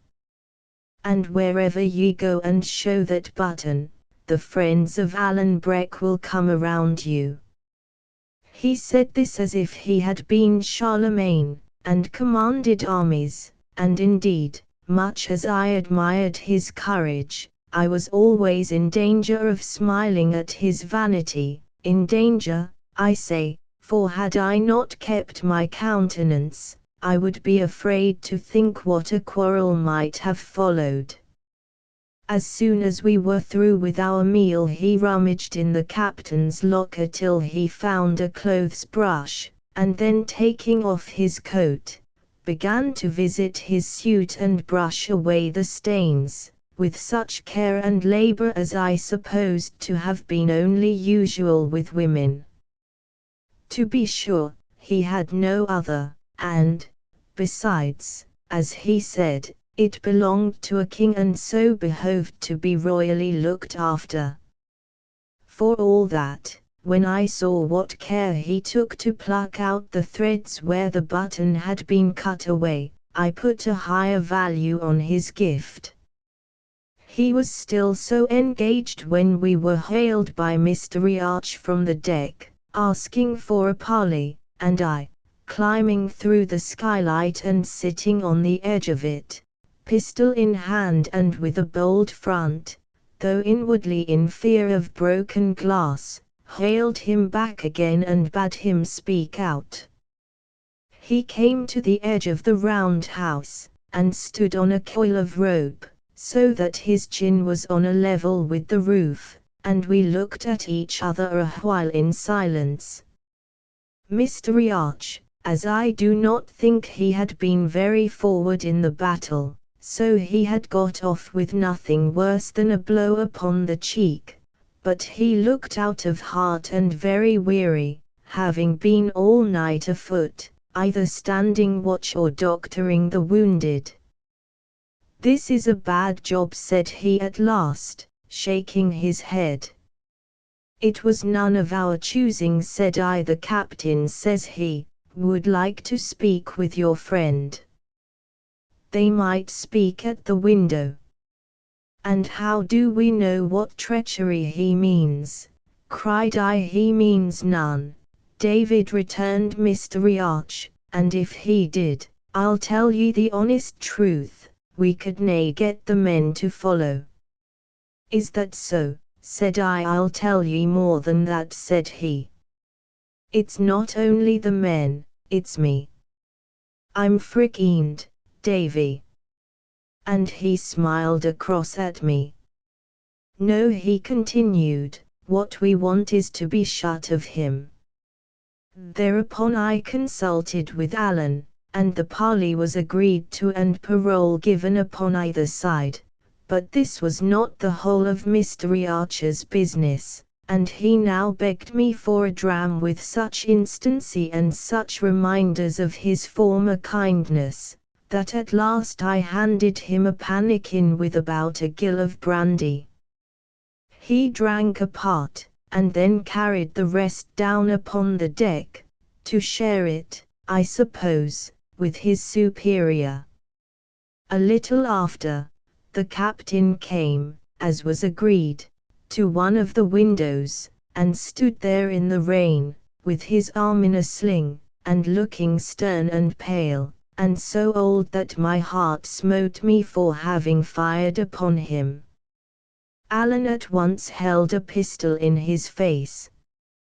Put that thing up, said the captain. Have I not passed my word, sir, or do ye seek to affront me? Captain, says Alan, I doubt your word is unbreakable. Last night ye haggled and argle-bargled like an apple wife, and then passed me your word, and gave me your hand to back it, and ye ken very well what was the upshot. Be damned to your word, says he. Well, well, sir, said the captain, ye'll get little good by swearing. And truly that was a fault of which the captain was quite free. But we have other things to speak, he continued, bitterly. You've made a sore hash of my brig, I haven't hands enough left to work her, and my first officer, whom I could ill spare, has got your sword throughout his vitals, and passed without speech.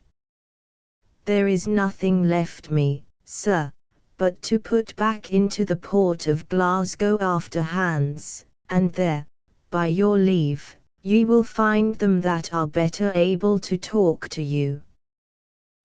Said Alan, and faith, I'll have a talk with them missile. Unless there's naebody speaks English in that town, I have a bonny tale for them. 15 tarry sailors upon the one side, and a man and a halfling boy upon the other. Oh, man, it's pitiful. Hosierson flushed red. No, continued Alan, that'll no do. Ye'll just have to set me ashore as we agreed. Said Hosierson, but my first officer is dead, ye ken best how. There's none of the rest of us acquaint with this coast, sir, and it's one very dangerous to ships. I give ye your choice, says Alan. Set me on dry ground in Appin, or Arga, or in Morphin, or Arisig, or Morar, or, in brief, where ye please, within 30 miles of my own country, except in a country of the Campbells.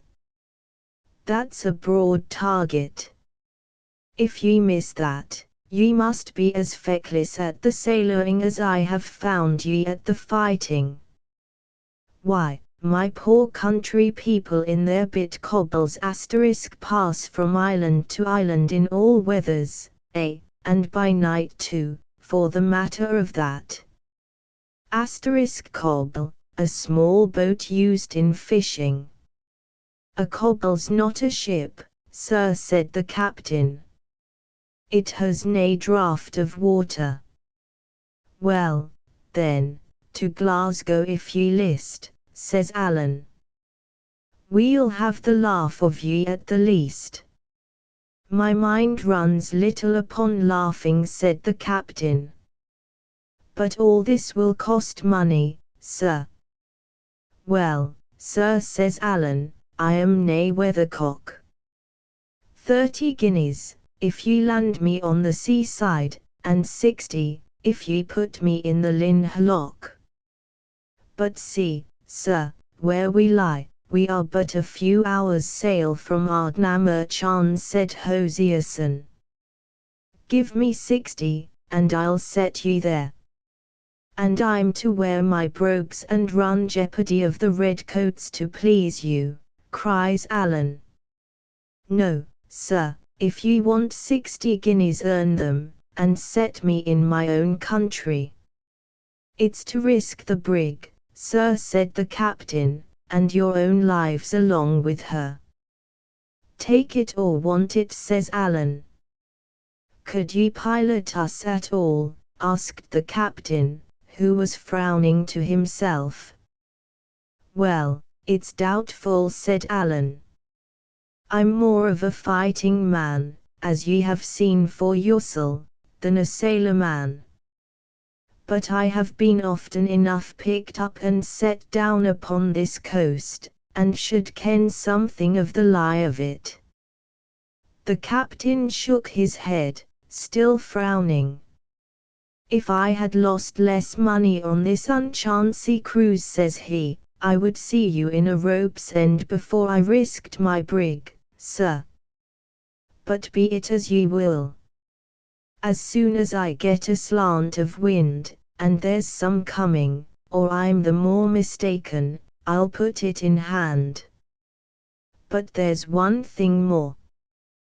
We may meet in with a king's ship, and she may lay us aboard, sir, with no blame of mine. They keep the cruisers thick upon this coast, ye ken who for. Now, sir, if that was to befall, ye might leave the money. Captain, says Alan, if ye see a pennant, it shall be your part to run away. And now, as I hear you're a little short of brandy in the forepart, I'll offer ye a change, a bottle of brandy against 2 buckets of water. That was the last clause of the treaty, and was duly executed on both sides, so that Alan and I could at last wash out the round house and be quit of the memorials of those whom we had slain, and the captain and Mr. Riach could be happy again in their own way, the name of which was drink. Chapter 12 I hear of the Red Fox. Before we had done cleaning out the round house, a breeze sprang up from a little to the east of north. This blew off the rain and brought out the sun. And here I must explain, and the reader would do well to look at a map. On the day when the fog fell and we ran down Alan's boat, we had been running through the Little Minch. At dawn after the battle, we lay becalmed to the east of the Isle of Canna, or between that and Isle Eriska in the chain of the Long Island. Now to get from there to the Lynn hillock, the straight course was through the narrows of the Sound of Mull. But the captain had no chart. He was afraid to trust his brig so deep among the islands, and the wind serving well, he preferred to go by west of Tiree and come up under the southern coast of the great Isle of Mull. All day the breeze held in the same point, and rather freshened than died down, and towards afternoon, a swell began to set in from round the outer Hebrides. Our course, to go round about the inner isles, was to the west of south, so that at first we had this swell upon our beam, and were much rolled about. But after nightfall, when we had turned the end of Tiree and began to head more to the east, the sea came right astern. Alan and I smoked a pipe or two of the captain's fine tobacco meanwhile, the early part of the day, before the swell came up, was very pleasant, sailing, as we were, in a bright sunshine and with many mountainous islands upon different sides. Alan and I sat in the round house with the doors open on each side, the wind being straight astern, and smoked a pipe or two of the captain's fine tobacco. It was at this time we heard each other's stories, which was the more important to me, as I gained some knowledge of that wild Highland country on which I was so soon to land. In those days, so close on the back of the Great Rebellion, it was needful a man should know what he was doing when he went upon the heather. It was I that showed the example, telling him all my misfortune, which he heard with great good nature. Only, when I came to mention that good friend of mine, Mr. Campbell the minister, Alan fired up and cried out that he hated all that were of that name. Why, said I, he is a man you should be proud to give your hand to. I know nothing I would help a Campbell to, says he, unless it was a leaden bullet. I would hunt all of that name like blackcocks. If I lay dying, I would crawl upon my knees to my chamber window for a shot at one. Why, Alan, I cried, what ails ye at the Campbells? Well, says he, ye ken very well that I am an Appin Stewart, and the Campbells have long harried and wasted those of my name, and got lands of us by treachery, but never with the sword, he cried loudly, and with the word brought down his fist upon the table. But I paid the less attention to this, for I knew it was usually said by those who have the underhand. There's more than that, he continued, and all in the same story, lying words, lying papers, tricks fit for a peddler, and the show of what's legal over all, to make a man the more angry. You that are so wasteful of your buttons, said I can hardly think you would be a good judge of business. Ah, says he, falling again to smiling, I got my wastefulness from the same man I got the buttons from, and that was my poor father, Duncan Stewart, grace be to him. He was the prettiest man of his kindred, and the best swordsman in the Highlands, David, and that is the same as to say, in all the world, I should ken, for it was him that taught me. He was in the Black Watch, when first it was mustered, and, like other gentlemen privates, had a gillie at his back to carry his firelock for him on the march. Well, the king, it appears, was wishful to see Highland swordsmanship, and my father and 3 more were chosen out and sent to London town, to let him see it at the best. So they were had into the palace and showed the whole art of the sword for 2 hours at a stretch, before King George and Queen Caroline, and the butcher Cumberland, and many more of whom I have any mind. And when they were through, the king, for all he was a rank usurper, spoke them fair and gave each man 3 guineas in his hand. Now, as they were going out of the palace, they had a porter's lodge to go by, and it came in on my father, as he was perhaps the first private Highland gentleman that had ever gone by that door, it was right he should give the poor porter a proper notion of their quality. So he gives the king's 3 guineas into the man's hand, as if it was his common custom. The 3 others that came behind him did the same, and there they were on the street, never a penny the better for their pains.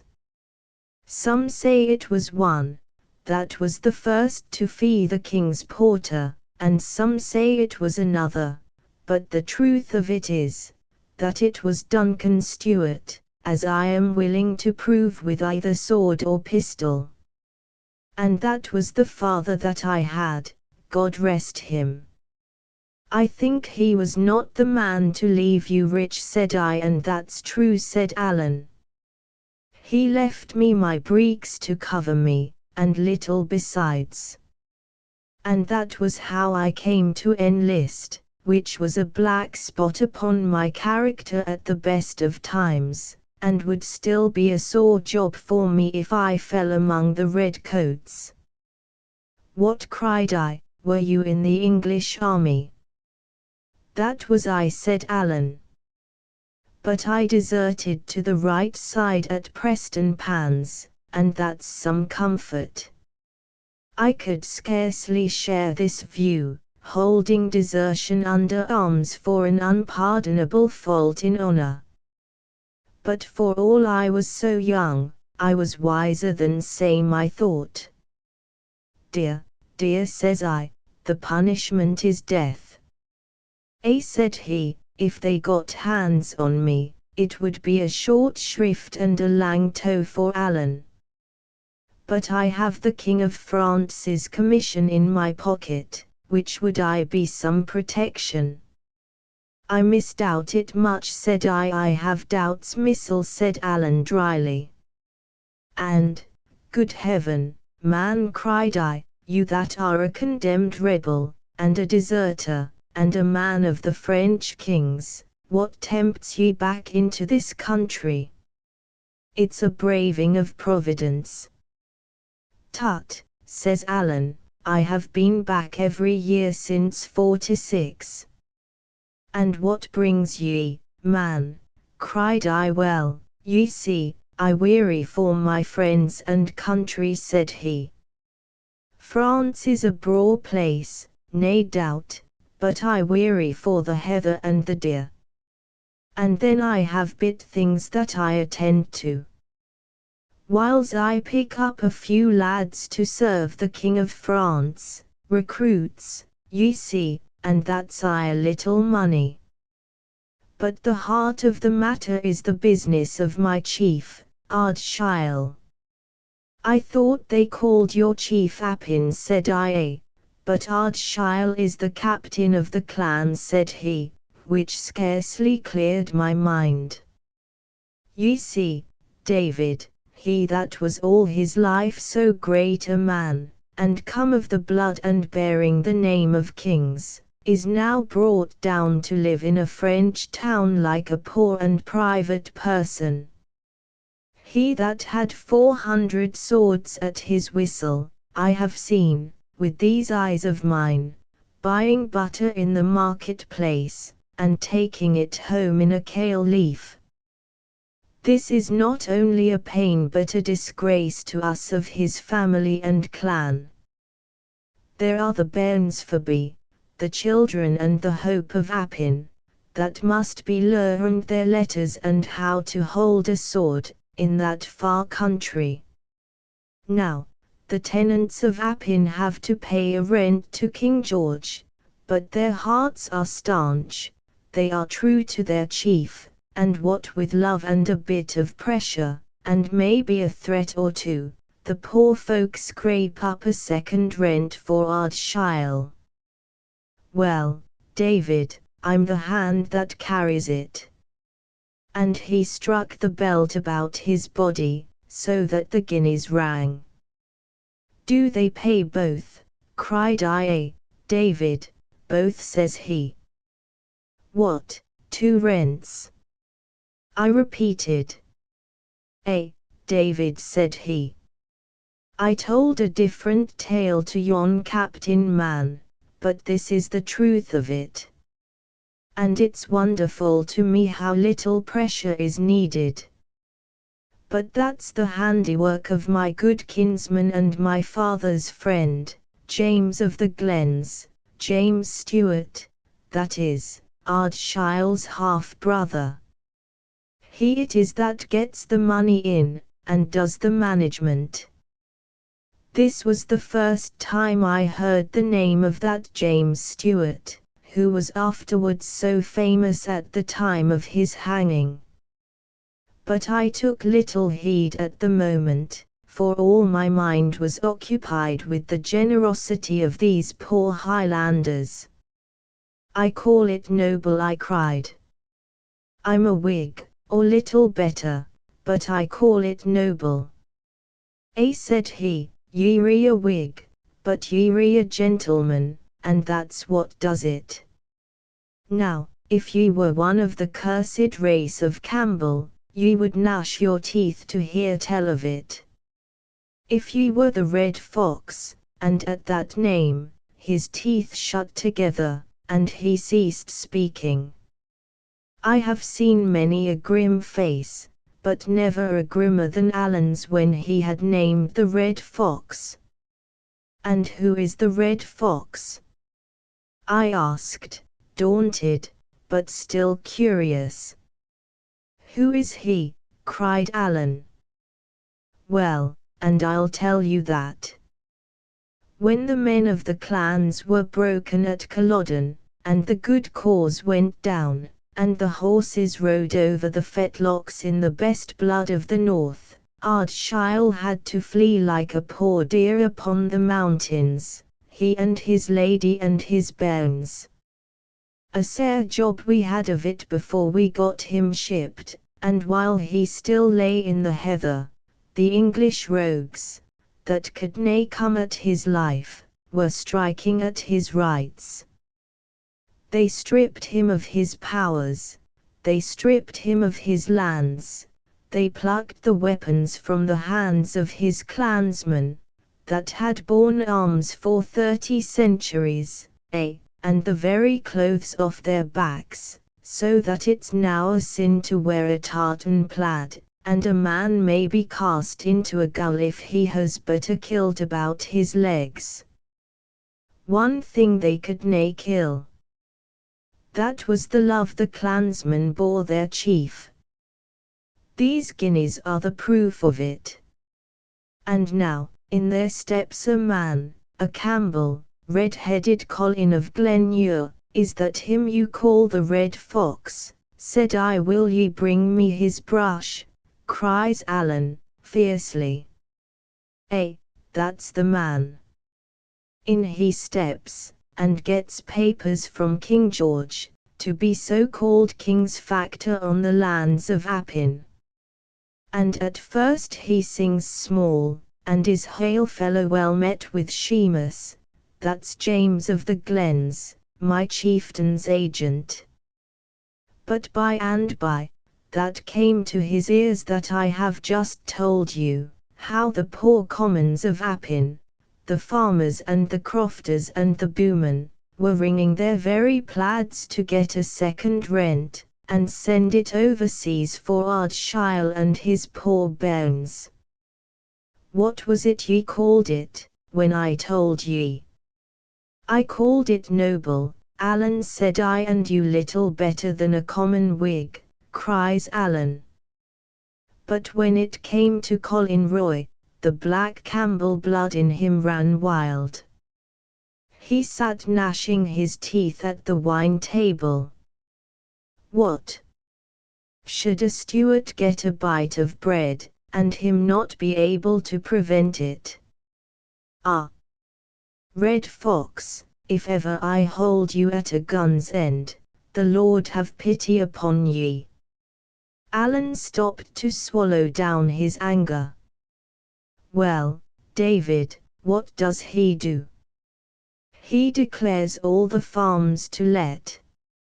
And, thinks he, in his black heart, I'll soon get other tenants that'll overbid these Stuarts, and Mackles, and Macrobs, for these are all names in my clan, David, and then thinks he, Ardshiel will have to hold his bonnet on a French roadside. Well, said I, what followed? Alan laid down his pipe, which he had long since suffered to go out, and set his 2 hands upon his knees. Said he, ye'll never guess that.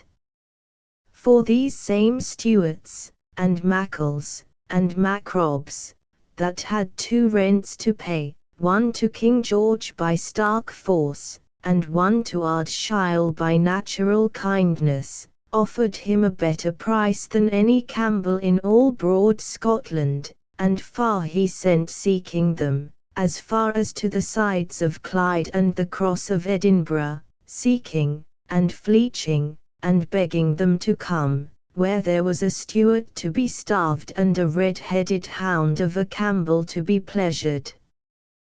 Well, Alan, said I, that is a strange story, and a fine one, too.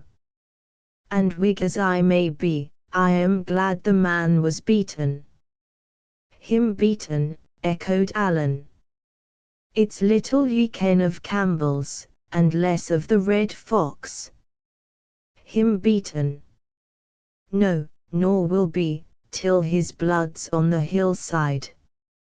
But if the day comes, David man, that I can find time and leisure for a bit of hunting, there grows not enough heather in all Scotland to hide him from my vengeance.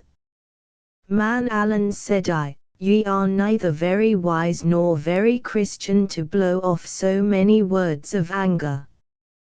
They will do the man ye call the fox no harm, and yourself no good. Tell me your tale plainly out. What did he next? And that's a good observe, David, said Alan. Troth and indeed, they will do him no harm, the more's the pity. And barring that about Christianity, of which my opinion is quite otherwise, or I would be nae Christian, I am much of your mind. Opinion here or opinion there, said I, it's a kent thing that Christianity forbids revenge. Said he, it's well seen it was a Campbell taught ye. It would be a convenient world for them and their sort, if there was no such a thing as a lad and a gun behind a heather bush. But that's nothing to the point. This is what he did. Said I, come to that. Well, David, said he, since he could nae be rid of the loyal commons by fair means, he swore he would be rid of them by foul. Ardshiel was to starve, that was the thing he aimed at. And since them that fed him in his exile would nae be bought out, right or wrong, he would drive them out. Therefore he sent for lawyers, and papers, and redcoats to stand at his back. And the kindly folk of that country must all pack and tramp, every father's son out of his father's house, and out of the place where he was bred and fed, and played when he was a callant.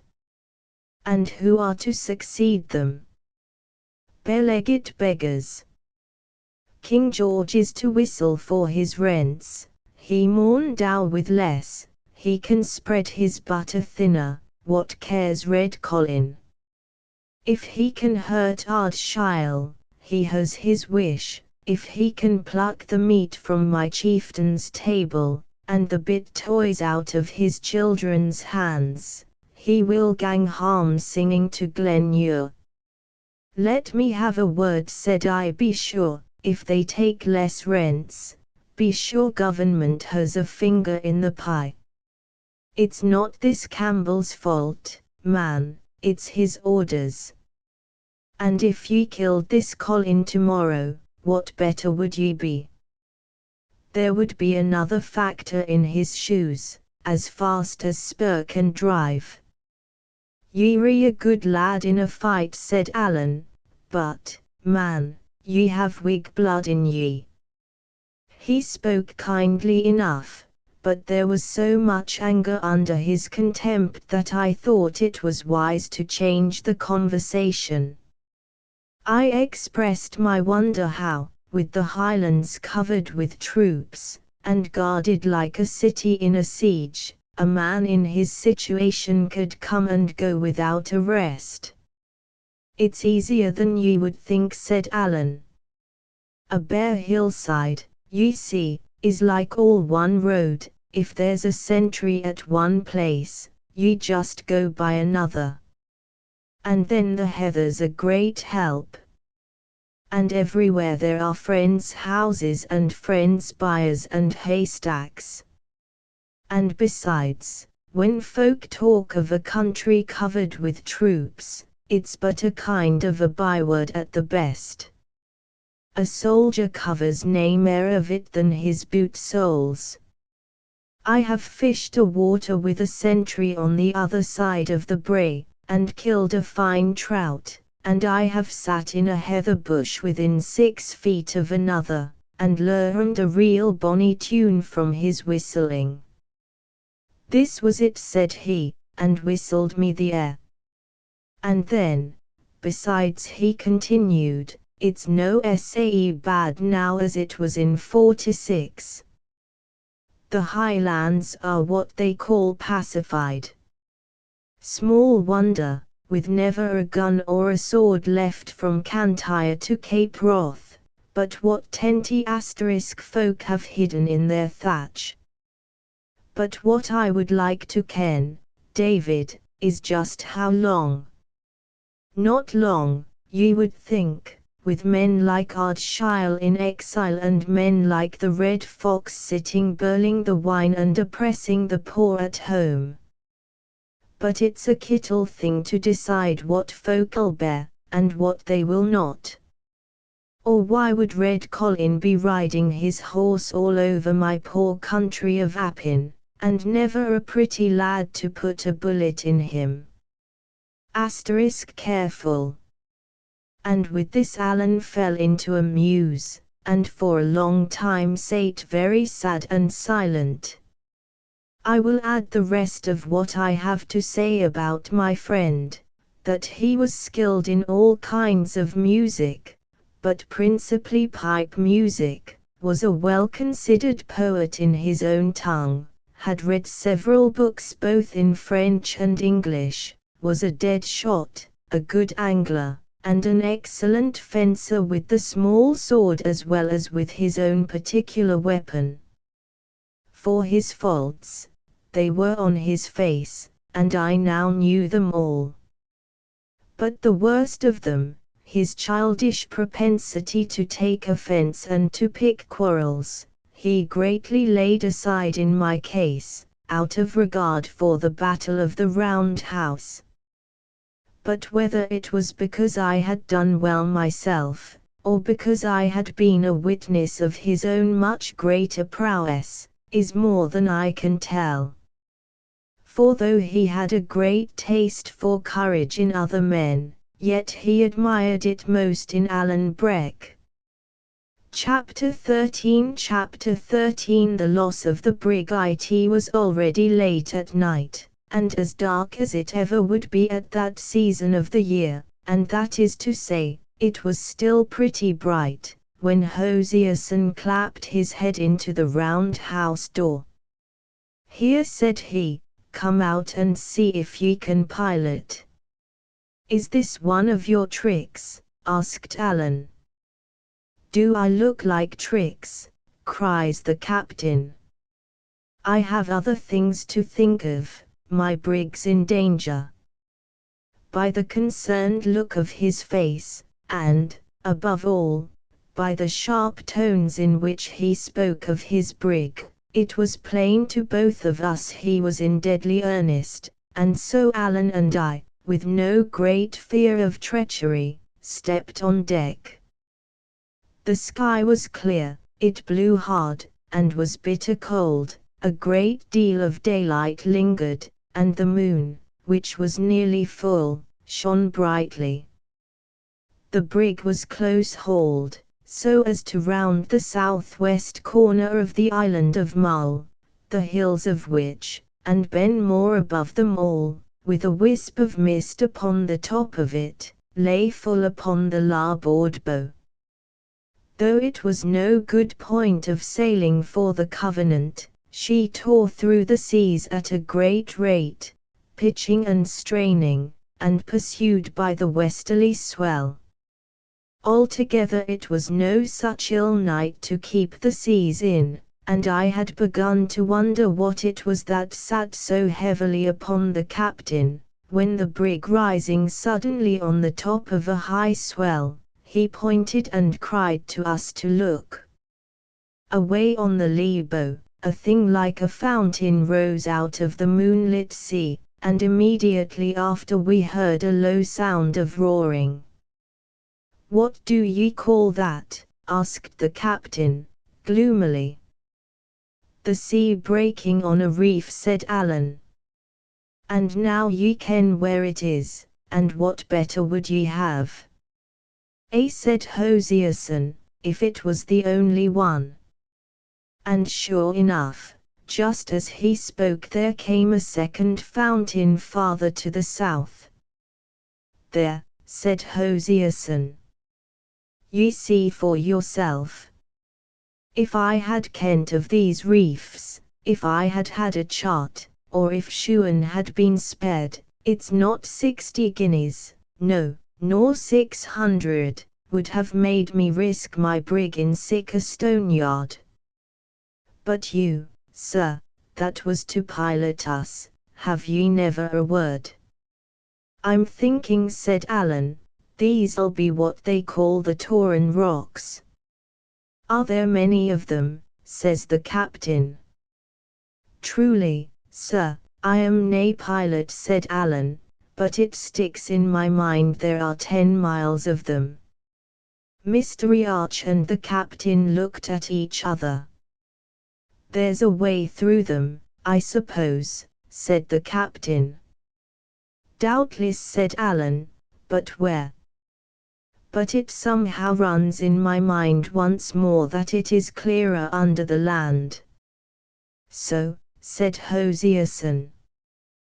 "We'll have to haul our wind then, Mr. Riach, we'll have to come as near in about the end of Mull as we can take her, sir, and even then we'll have the land to keep the wind off us, and that stoneyard on our lee.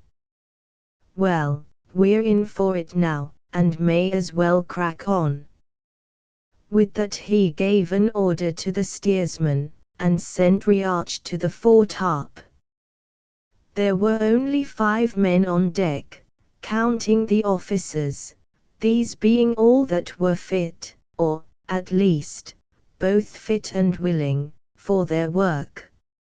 So, as I say, it fell to Mr. Riach to go aloft, and he sat there looking out and hailing the deck with news of all he saw. "The sea to the south is thick," he cried, and then, after a while, "it does seem clearer in by the land." "Well, sir," said Hosierson to Allen, "we'll try your way of it. But I think I might as well trust to a blind fiddler." "Pray God you're right." "Pray God I am," says Allen to me. "But where did I hear it?" Well, it will be as it must." As we got nearer to the turn of the land the reefs began to be sown here and there on our very path, and Mr. Riach sometimes cried down to us to change the course. Sometimes, indeed, none too soon, for one reef was so close on the brig's weatherboard that when a sea burst upon it the lighter sprays fell upon her deck and wetted us like rain. The brightness of the night showed us these perils as clearly as by day, which was, perhaps, the more alarming. It showed me, too, the face of the captain as he stood by the steersman, now on one foot, now on the other, and sometimes blowing in his hands, but still listening and looking and as steady as steel. Neither he nor Mr. Riach had shown well in the fighting, but I saw they were brave in their own trade, and admired them all the more because I found Allen very white. "Arcone, David," says he, "this is no the kind of death I fancy." "What, Allen?" I cried, "you're not afraid?" "No," said he, wetting his lips, "but you'll allow, yourself, it's a cold ending." By this time, now and then sheering to one side or the other to avoid a reef, but still hugging the wind and the land, we had got round Iona and begun to come alongside Mull. The tide at the tail of the land ran very strong, and threw the brig about.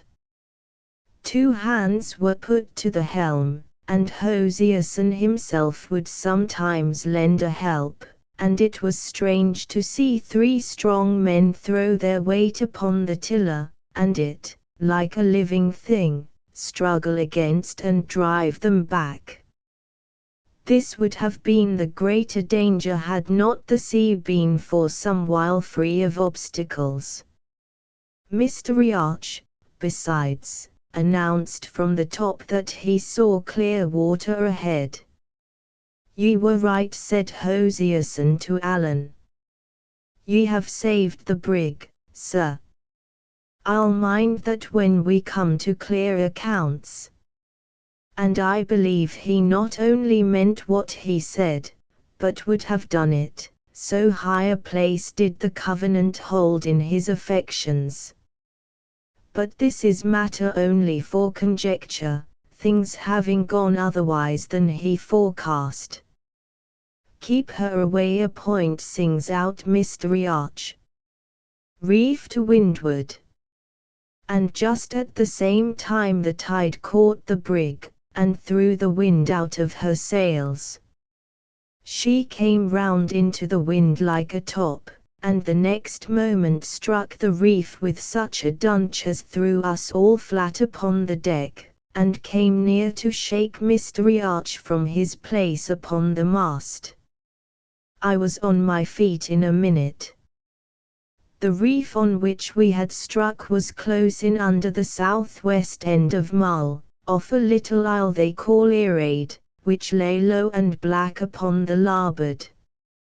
Sometimes the swell broke clean over us, sometimes it only ground the poor brig upon the reef, so that we could hear her beat herself to pieces, and what with the great noise of the sails, and the singing of the wind, and the flying of the spray in the moonlight, and the sense of danger, I think my head must have been partly turned, for I could scarcely understand the things I saw.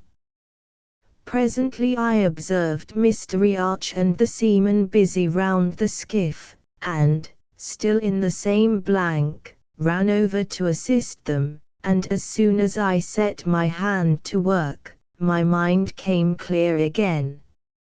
It was no very easy task, for the skiff lay amidships and was full of hamper, and the breaking of the heavier seas continually forced us to give over and hold on, but we all wrought like horses while we could. Meanwhile such of the wounded as could move came clambering out of the forescuttle and began to help, while the rest that lay helpless in their bunks harrowed me with screaming and begging to be saved. The captain took no part. It seemed he was struck stupid. He stood holding by the shrouds, talking to himself and groaning out aloud whenever the ship hammered on the rock.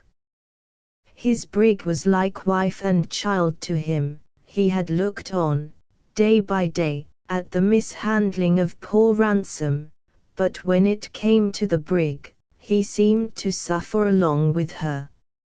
All the time of our working at the boat, I remember only one other thing, that I asked Allen, looking across at the shore, what country it was, and he answered, it was the worst possible for him, for it was a land of the Campbells. We had one of the wounded men told off to keep a watch upon the seas and cry us warning. Well, we had the boat about ready to be launched, when this man sang out pretty shrill, "For God's sake, hold on." We knew by his tone that it was something more than ordinary, and sure enough, there followed a sea so huge that it lifted the brig right up and canted her over on her beam. Whether the cry came too late, or my hold was too weak, I know not, but at the sudden tilting of the ship I was cast clean over the bulwarks into the sea. I went down, and drank my fill, and then came up, and got a blink of the moon, and then down again. They say a man sinks a third time for good. I cannot be made like other folk, then, for I would not like to write how often I went down, or how often I came up again. All the while, I was being hurled along, and beaten upon and choked, and then swallowed whole, and the thing was so distracting to my wits, that I was neither sorry nor afraid. Presently, I found I was holding to a spar, which helped me somewhat. And then all of a sudden I was in quiet water, and began to come to myself. It was the spare yard I had got hold of, and I was amazed to see how far I had travelled from the brig. I hailed her, indeed, but it was plain she was already out of cry. She was still holding together, but whether or not they had yet launched the boat, I was too far off and too low down to see. While I was hailing the brig, I spied a tract of water lying between us where no great waves came, but which yet boiled white all over and bristled in the moon with rings and bubbles. Sometimes the whole tract swung to one side, like the tail of a live serpent, sometimes, for a glimpse, it would all disappear and then boil up again. What it was I had no guess, which for the time increased my fear of it, but I now know it must have been the roost or tide race, which had carried me away so fast and tumbled me about so cruelly, and at last, as if tired of that play, had flung out me and the spare yard upon its landward margin. I now lay quite becalmed, and began to feel that a man can die of cold as well as of drowning. The shores of Earaid were close in. I could see in the moonlight the dots of heather and the sparkling of the mica in the rocks. Well, thought I to myself, if I cannot get as far as that, it's strange. When I kicked out with both feet, I soon began to find that I was moving. I had no skill of swimming, Essen water being small in our neighborhood, but when I laid hold upon the yard with both arms, and kicked out with both feet, I soon begun to find that I was moving. Hard work it was, and mortally slow, but in about an hour of kicking and splashing, I had got well in between the points of a sandy bay surrounded by low hills. The sea was here quite quiet, there was no sound of any surf, the moon shone clear, and I thought in my heart I had never seen a place so desert and desolate. But it was dry land, and when at last it grew so shallow that I could leave the yard and wade ashore upon my feet, I cannot tell if I was more tired or more grateful. Both, at least. I was tired as I never was before that night, and grateful to God as I trust I have been often, though never with more cause. Chapter 14 The islet with my stepping ashore I began the most unhappy part of my adventures. It was 12:30 in the morning, and though the wind was broken by the land, it was a cold night. I dared not sit down, for I thought I should have frozen, but took off my shoes and walked to and fro upon the sand, barefoot, and beating my breast with infinite weariness. There was no sound of man or cattle, not a cock crew, though it was about the hour of their first waking. Only the surf broke outside in the distance, which put me in mind of my perils and those of my friend. To walk by the sea at that hour of the morning, and in a place so desert-like and lonesome, struck me with a kind of fear. As soon as the day began to break, I put on my shoes and climbed a hill, the ruggedest scramble I ever undertook, falling, the whole way, between big blocks of granite, or leaping from one to another. When I got to the top, the dawn was come. There was no sign of the brig, which must have lifted from the reef and sunk. The boat, too, was nowhere to be seen. There was never a sail upon the ocean, and in what I could see of the land was neither house nor man. I was afraid to think what had befallen my shipmates, and afraid to look longer at so empty a scene. What with my wet clothes and weariness, and my belly that now began to ache with hunger, I had enough to trouble me without that. So I set off eastward along the south coast, hoping to find a house where I might warm myself, and perhaps get news of those I had lost. And at the worst, I considered the sun would soon rise and dry my clothes. After a little, my way was stopped by a creek or inlet of the sea, which seemed to run pretty deep into the land, and as I had no means to get across, I must needs change my direction to go about the end of it. It was still the roughest kind of walking, indeed the whole, not only of Earaid, but of the neighbouring part of Mull, which they call the Ross, is nothing but a jumble of granite rocks with heather in among. At first the creek kept narrowing as I had looked to see, but presently to my surprise it began to widen out again. At this I scratched my head, but had still no notion of the truth, until at last I came to a rising ground, and it burst upon me all in a moment that I was cast upon a little barren isle, and cut off on every side by the salt seas. Instead of the sun rising to dry me, it came on to rain, with a thick mist, so that my case was lamentable.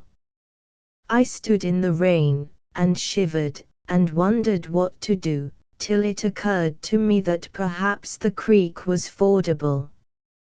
Back I went to the narrowest point and waded in.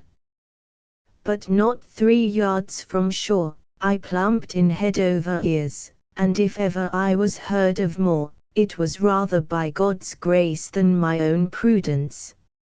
I was no wetter, for that could hardly be, but I was all the colder for this mishap, and having lost another hope was the more unhappy. And now, all at once, the yard came in my head. What had carried me through the roost would surely serve me to cross this little quiet creek in safety. With that I set off, undaunted, across the top of the isle, to fetch and carry it back. It was a weary tramp in all ways, and if hope had not buoyed me up, I must have cast myself down and given up. Whether with the sea salt, or because I was growing fevered, I was distressed with thirst, and had to stop, as I went, and drink the peaty water out of the hags. I came to the bay at last, more dead than alive, and at the first glance, I thought the yard was something farther out than when I left it. In I went, for the 3rd time, into the sea.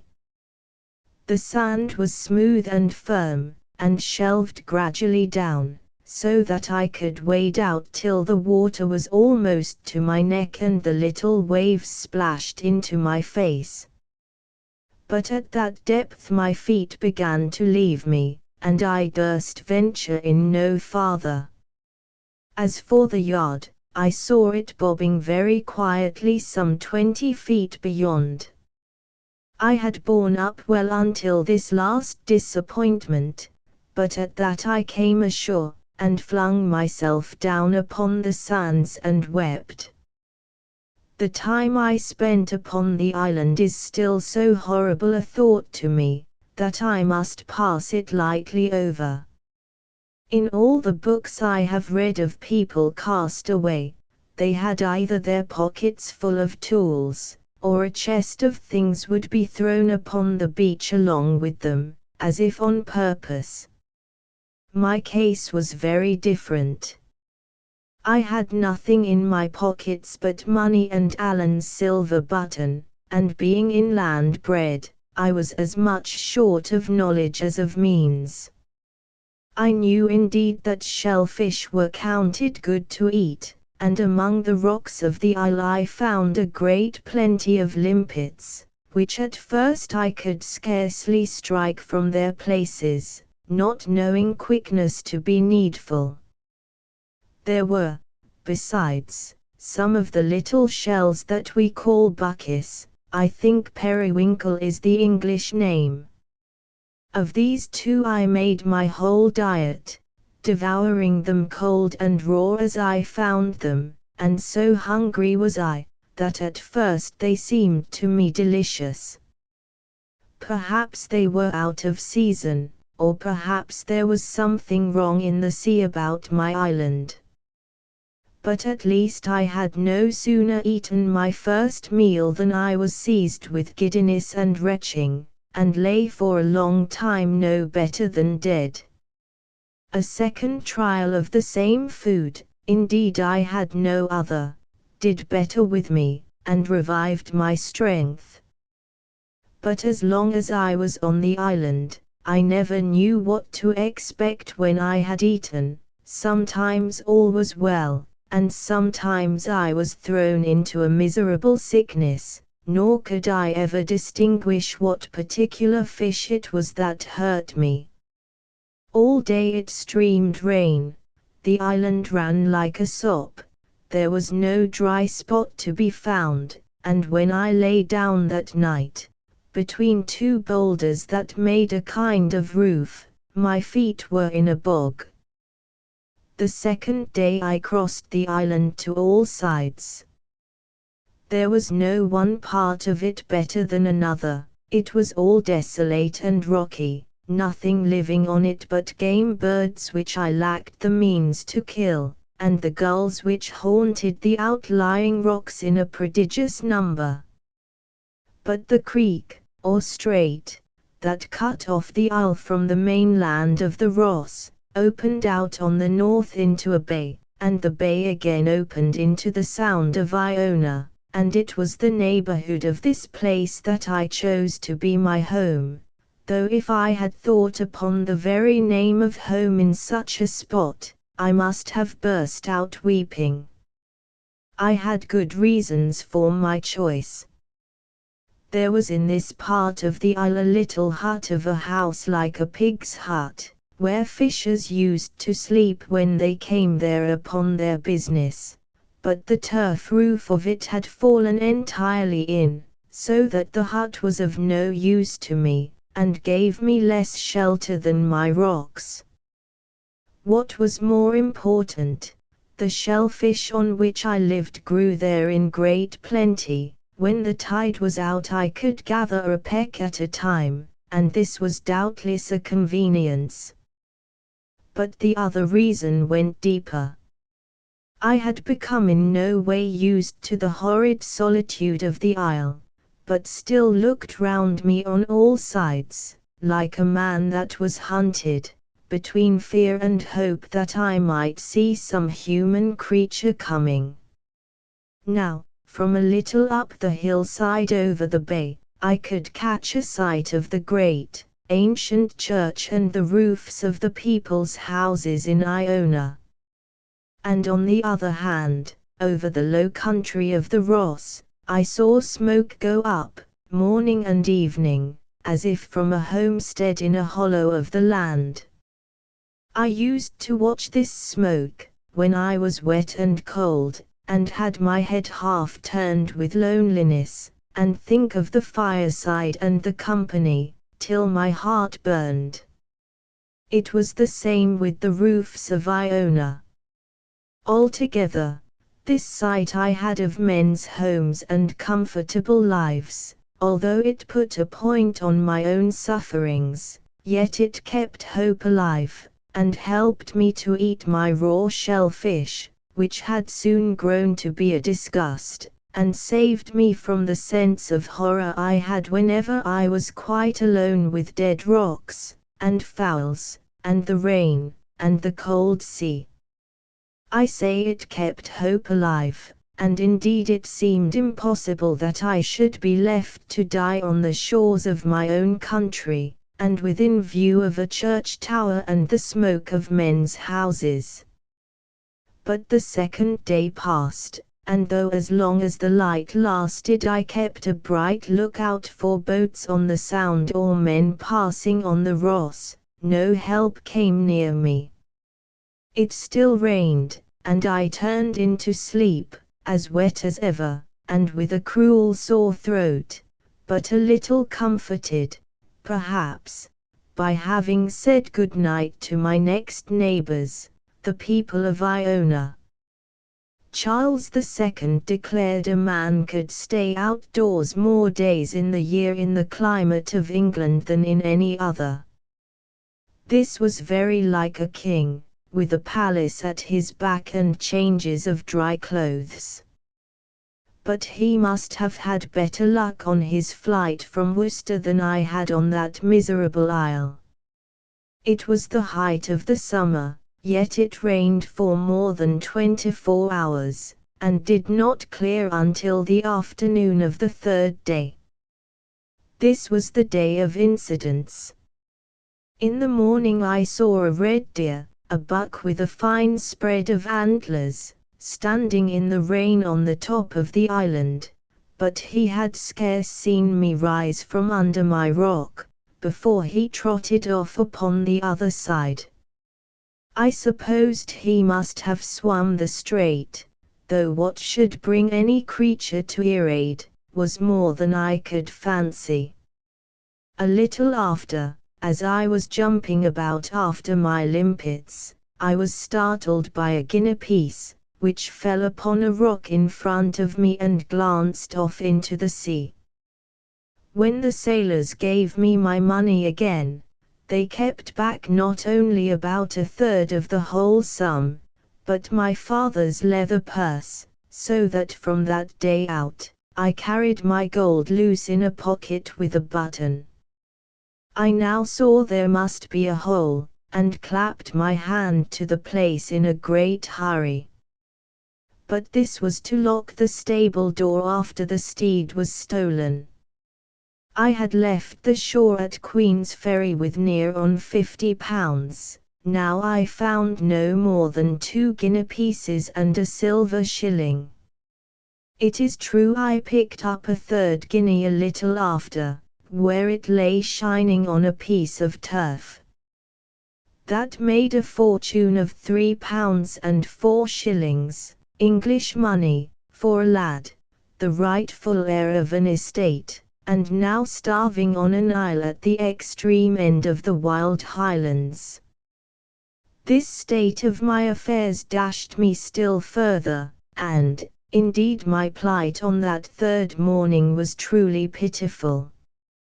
My clothes were beginning to rot, my stockings in particular were quite worn through, so that my shanks went naked, my hands had grown quite soft with the continual soaking, my throat was very sore, my strength had much abated, and my heart so turned against the horrid stuff I was condemned to eat, that the very sight of it came near to sicken me. And yet the worst was not yet come. There is a pretty high rock on the northwest of Irade, which, because it had a flat top and overlooked the Sound, I was much in the habit of frequenting, not that ever I stayed in one place, save when asleep, my misery giving me no rest. Indeed, I wore myself down with continual and aimless goings and comings in the rain. As soon, however, as the sun came out, I lay down on the top of that rock to dry myself. The comfort of the sunshine is a thing I cannot tell. It set me thinking hopefully of my deliverance, of which I had begun to despair, and I scanned the sea and the Ross with a fresh interest. On the south of my rock, a part of the island jutted out and hid the open ocean, so that a boat could thus come quite near me upon that side, and I be none the wiser. A cobble with a brown sail came flying round that corner of the isle. Well, all of a sudden, a cobble with a brown sail and a pair of fishers aboard of it, came flying round that corner of the isle, bound for Iona. I shouted out, and then fell on my knees on the rock and reached up my hands and prayed to them. They were near enough to hear. I could even see the color of their hair, and there was no doubt but they observed me, for they cried out in the Gaelic tongue, and laughed. But the boat never turned aside, and flew on, right before my eyes, for Iona. I could not believe such wickedness, and ran along the shore from rock to rock, crying on them piteously. Even after they were out of reach of my voice, I still cried and waved to them, and when they were quite gone, I thought my heart would have burst. All the time of my troubles I wept only twice. Once, when I could not reach the yard, and now, the second time, when these fishers turned a deaf ear to my cries. But this time I wept and roared like a wicked child, tearing up the turf with my nails, and grinding my face in the earth. If a wish would kill men, those two fishers would never have seen morning, and I should likely have died upon my island. When I was a little over my anger, I must eat again, but with such loathing of the mess as I could now scarce control. Sure enough, I should have done as well to fast, for my fishes poisoned me again. I had all my first pains, my throat was so sore I could scarce swallow, I had a fit of strong shuddering, which clucked my teeth together, and there came on me that dreadful sense of illness, which we have no name for either in Scotch or English. I thought I should have died, and made my peace with God, forgiving all men, even my uncle and the fishers, and as soon as I had thus made up my mind to the worst, clearness came upon me. I observed the night was falling dry, my clothes were dried a good deal. Truly, I was in a better case than ever before, since I had landed on the isle, and so I got to sleep at last, with a thought of gratitude. The next day, which was the fourth of this horrible life of mine, I found my bodily strength run very low. But the sun shone, the air was sweet, and what I managed to eat of the shellfish agreed well with me and revived my courage. I was scarce back on my rock, where I went always the first thing after I had eaten, before I observed a boat coming down the sound, and with her head, as I thought, in my direction. I began at once to hope and fear exceedingly, for I thought these men might have thought better of their cruelty and be coming back to my assistance. But another disappointment, such as yesterday's, was more than I could bear. I turned my back, accordingly, upon the sea, and did not look again till I had counted many hundreds. The boat was still heading for the island, The next time I counted the full 1,000, as slowly as I could, my heart beating so as to hurt me. And then it was out of all question. She was coming straight to Irade. I could no longer hold myself back, but ran to the seaside and out, from one rock to another, as far as I could go. It is a marvel I was not drowned, for when I was brought to a stand at last, my legs shook under me, and my mouth was so dry, I must wet it with the sea water before I was able to shout. All this time the boat was coming on, and now I was able to perceive it was the same boat and the same 2 men as yesterday. This I knew by their hair, which the one had of a bright yellow and the other black. But now there was a third man along with them, who looked to be of a better class. As soon as they were come within easy speech, they let down their sail and lay quiet. In spite of my supplications, they drew no nearer in, and what frightened me most of all, the new man tee-heed with laughter as he talked and looked at me. Then he stood up in the boat and addressed me a long while, speaking fast and with many wavings of his hand. I told him I had no Gaelic, and at this he became very angry, and I began to suspect he thought he was talking English. Listening very close, I caught the word waiter for several times, but all the rest was Gaelic and might have been Greek and Hebrew for me. Whatever said I, to show him I had caught a word? Yes, yes, yes, yes, says he, and then he looked at the other men, as much as to say, I told you I spoke English, and began again as hard as ever in the Gaelic. This time I picked out another word, tide. Then I had a flash of hope. I remembered he was always waving his hand towards the mainland of the Ross. Do you mean when the tide is out? I cried, and could not finish. Yes, yes, said he. Tide.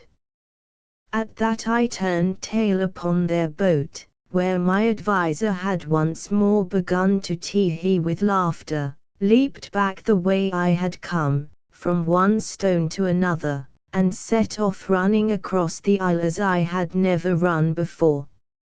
In about half an hour I came out upon the shores of the creek, and, sure enough, it was shrunk into a little trickle of water, through which I dashed, not above my knees, and landed with a shout on the main island.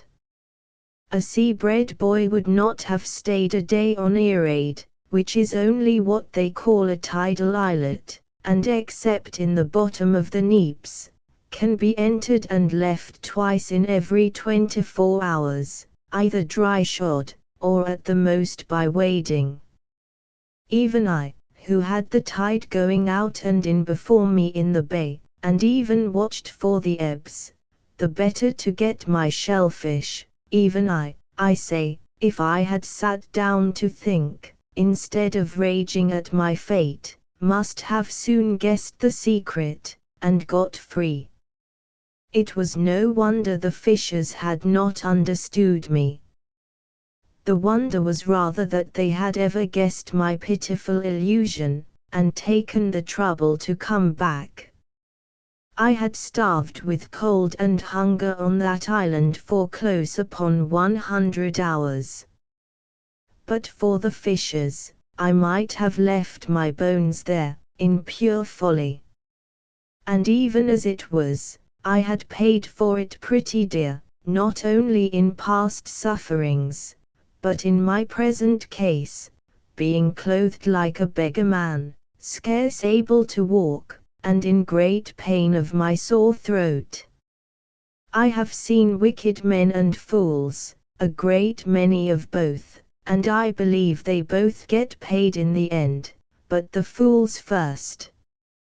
Chapter 15 The Lad with the Silver Button.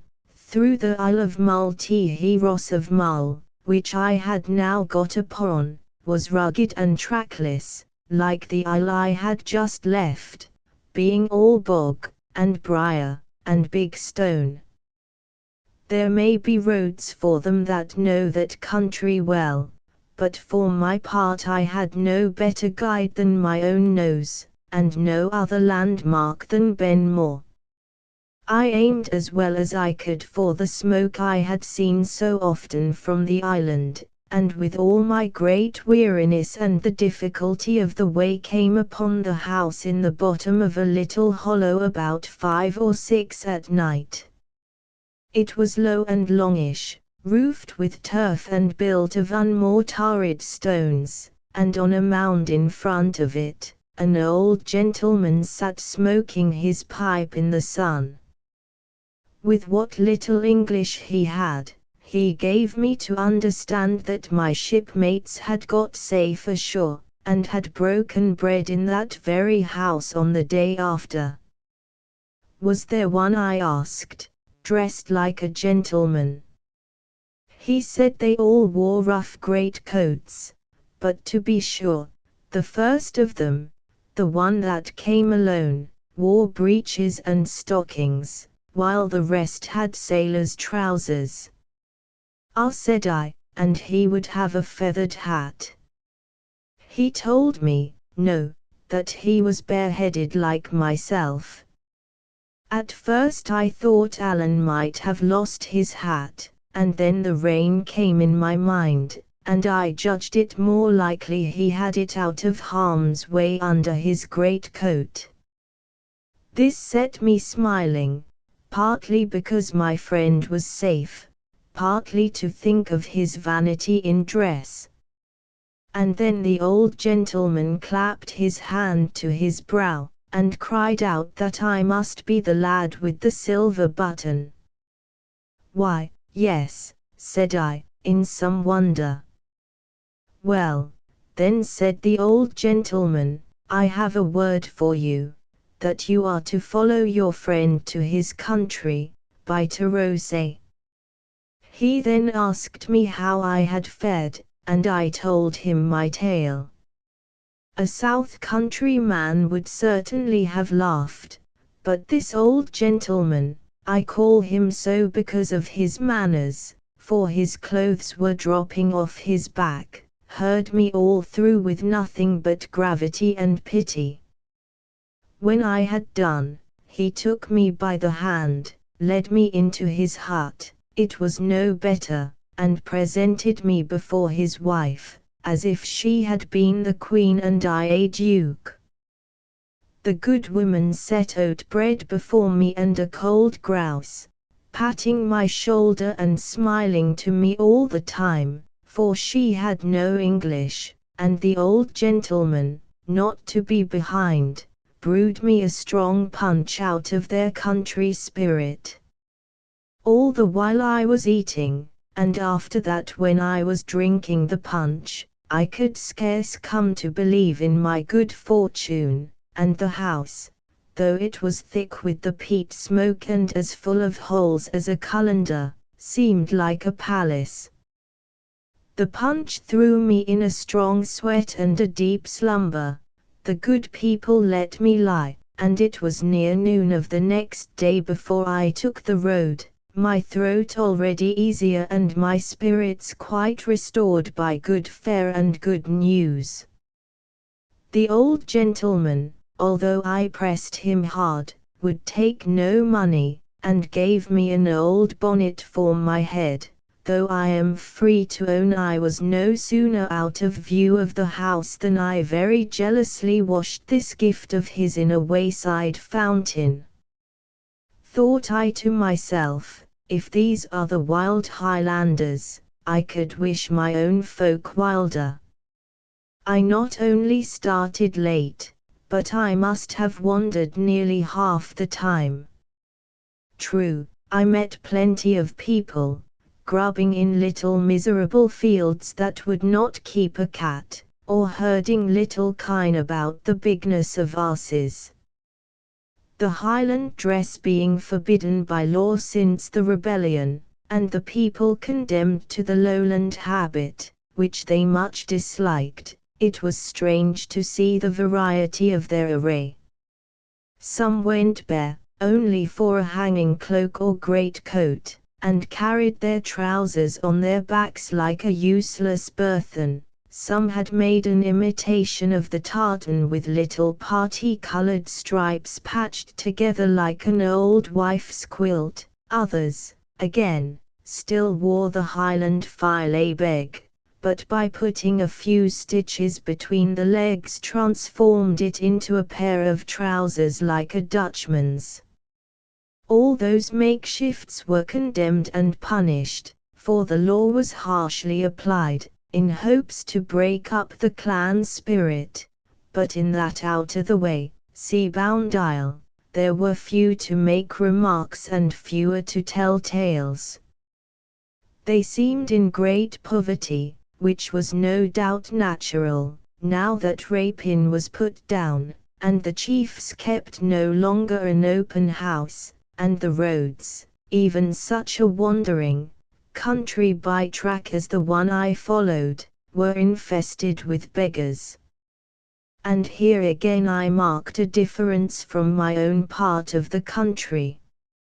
For our lowland beggars, even the gownsmen themselves, who beg by patent, had a louting, flattering way with them, and if you gave them a pliek and asked change, would very civilly return you a boddle. But these Highland beggars stood on their dignity, asked alms only to buy snuff, by their account, and would give no change. To be sure, this was no concern of mine, except in so far as it entertained me by the way.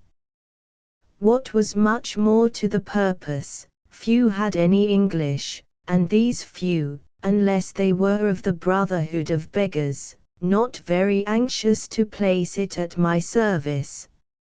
I knew Tarose to be my destination, and repeated the name to them and pointed, but instead of simply pointing in reply, they would give me a screed of the Gaelic that set me foolish, so it was small wonder if I went out of my road as often as I stayed in it.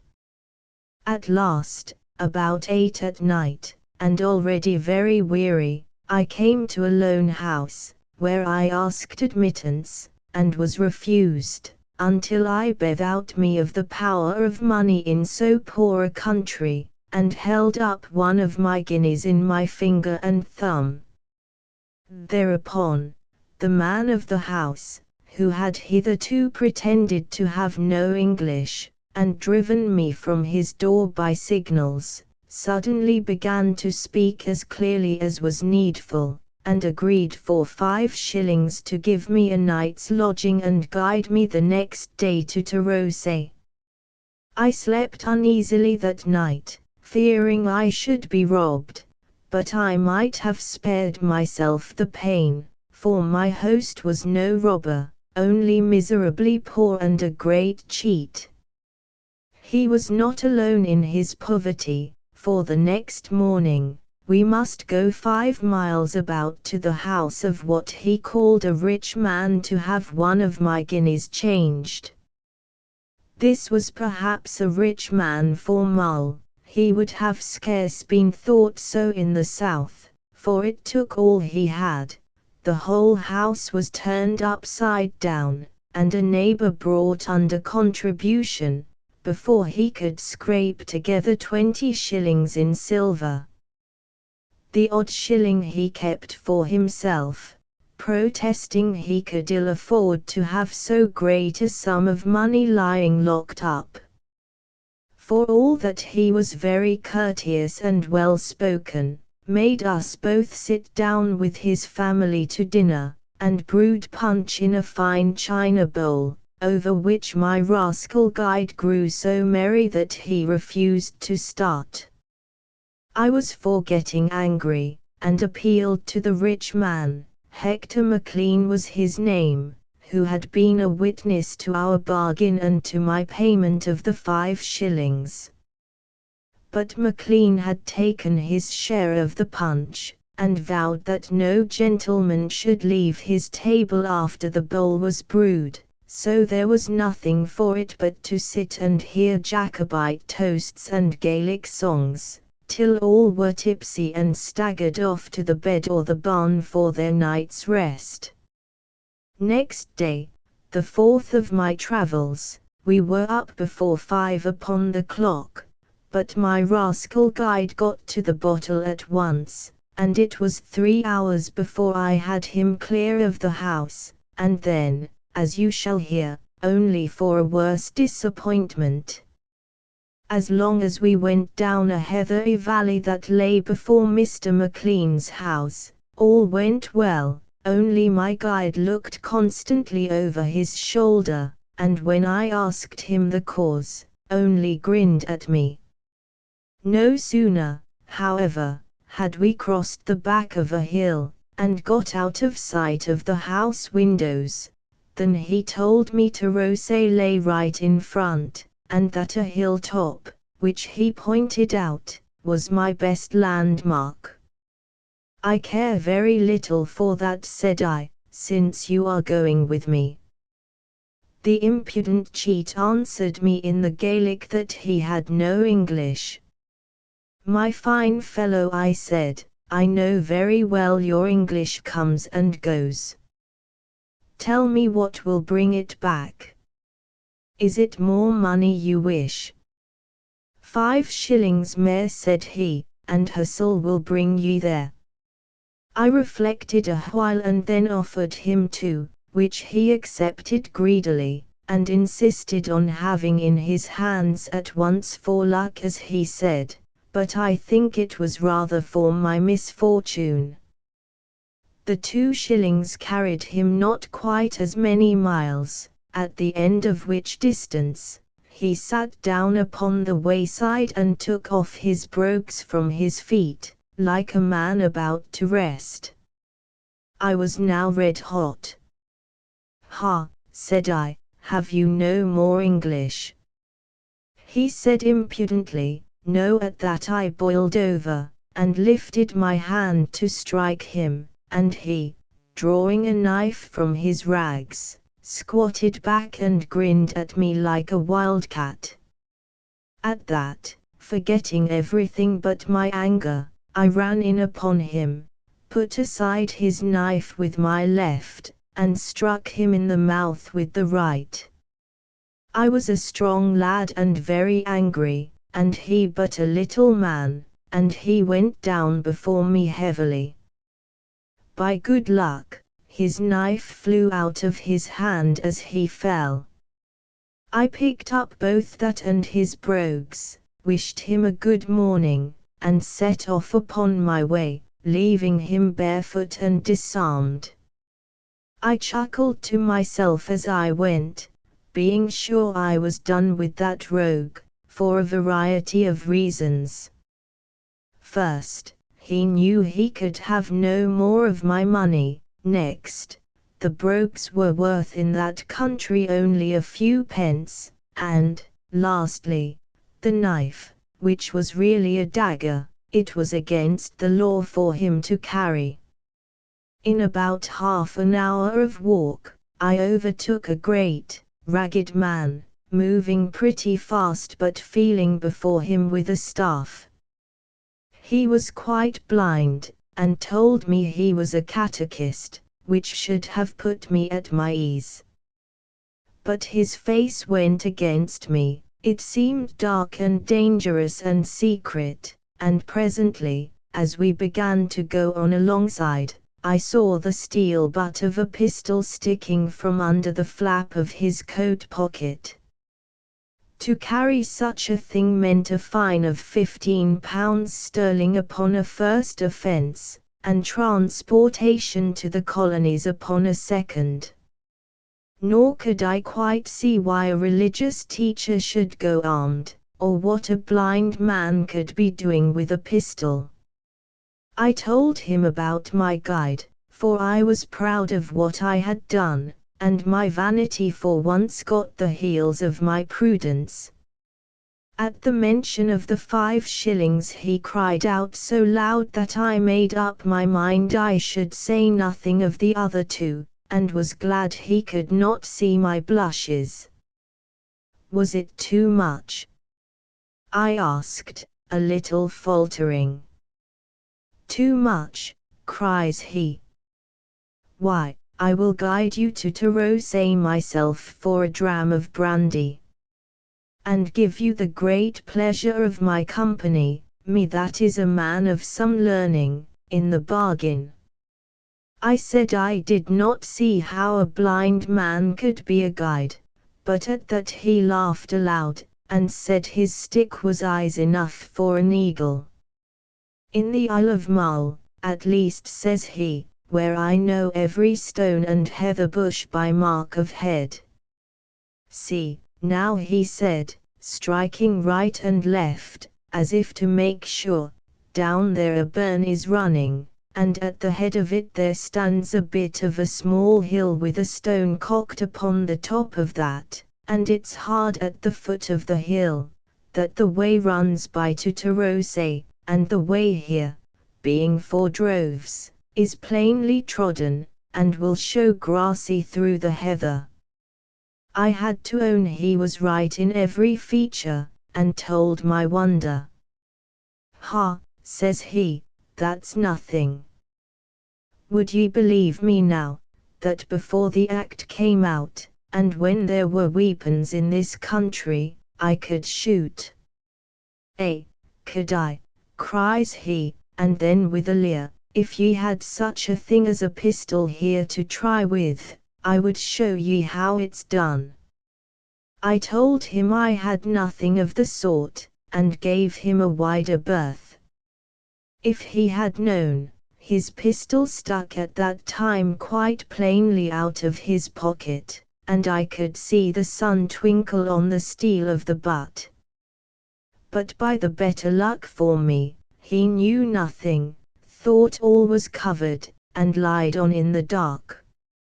He then began to question me cunningly, where I came from, whether I was rich, whether I could change a 5-shilling piece for him, which he declared he had that moment in his sporran, and all the time he kept edging up to me and I avoiding him. We were now upon a sort of green cattle track which crossed the hills towards Tarose, and we kept changing sides upon that like dancers in a reel. I had so plainly the upper hand that my spirits rose, and indeed I took a pleasure in this game of blindman's buff, but the catechist grew angrier and angrier, and at last began to swear in Gaelic and to strike for my legs with his staff. The catechist began to swear and to strike for my legs with his staff. Then I told him that, sure enough, I had a pistol in my pocket as well as he, and if he did not strike across the hill due south I would even blow his brains out. He became at once very polite, and after trying to soften me for some time, but quite in vain, he cursed me once more in Gaelic and took himself off. I watched him striding along, through bog and briar, tapping with his stick, until he turned the end of a hill and disappeared in the next hollow. Then I struck on again for Tarose, much better pleased to be alone than to travel with that man of learning. This was an unlucky day, and these 2, of whom I had just rid myself, one after the other, were the 2 worst men I met with in the Highlands. At Tarose, on the Sound of Mull and looking over to the mainland of Morphin, there was an inn with an innkeeper, who was a Maclean, it appeared, of a very high family, for to keep an inn is thought even more genteel in the Highlands than it is with us, perhaps as partaking of hospitality, or perhaps because the trade is idle and drunken. He spoke good English, and finding me to be something of a scholar, tried me first in French, where he easily beat me, and then in the Latin, in which I don't know which of us did best. This pleasant rivalry put us at once upon friendly terms, and I sat up and drank punch with him, or to be more correct, sat up and watched him drink it, until he was so tipsy that he wept upon my shoulder. I tried him, as if by accident, with a sight of Allen's button, but it was plain he had never seen or heard of it. Indeed, he bore some grudge against the family and friends of Ardshiel, and before he was drunk he read me a lampoon, in very good Latin, but with a very ill meaning, which he had made in elegiac verses upon a person of that house. When I told him of my catechist, he shook his head, and said I was lucky to have got clear off. "That is a very dangerous man," he said. "Duncan Mackie is his name. He can shoot by the ear at several yards, and has been often accused of highway robberies, and once of murder. The cream of it is," says I, "that he called himself a catechist." "And why should he not," says he, "when that is what he is? It was Maclean of Durt gave it to him because he was blind."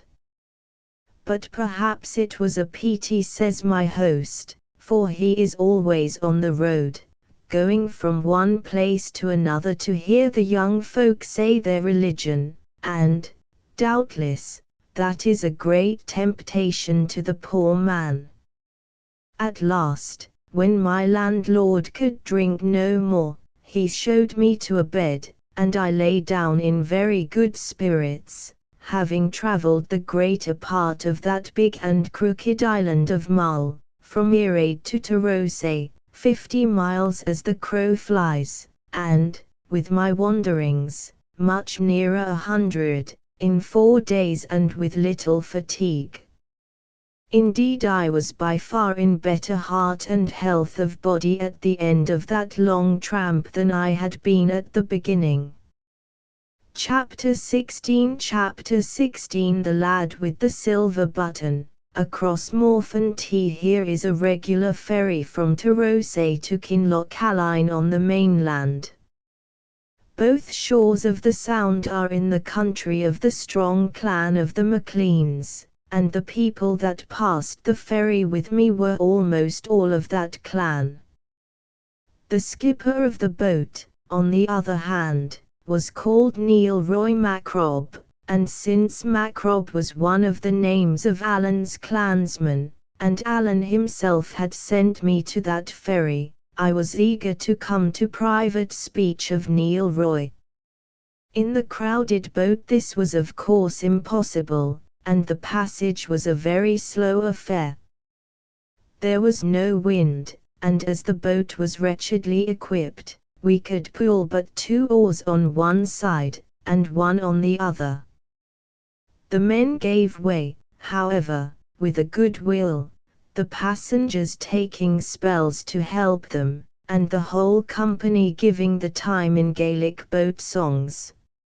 And what with the songs, and the sea air, and the good nature and spirit of all concerned, and the bright weather, the passage was a pretty thing to have seen. But there was one melancholy part. In the mouth of Lochaline we found a great sea-going ship at anchor, and this I supposed at first to be one of the king's cruisers which were kept along that coast, both summer and winter, to prevent communication with the French. As we got a little nearer, it became plain she was a ship of merchandise, and what still more puzzled me, not only her decks, but the sea beach also, were quite black with people, and skiffs were continually plying to and fro between them. Yet nearer, and there began to come to our ears a great sound of mourning, the people on board and those on the shore crying and lamenting one to another so as to pierce the heart. Then I understood this was an emigrant ship bound for the American colonies. We put the ferryboat alongside, and the exiles leaned over the bulwarks, weeping and reaching out their hands to my fellow passengers, among whom they counted some near friends.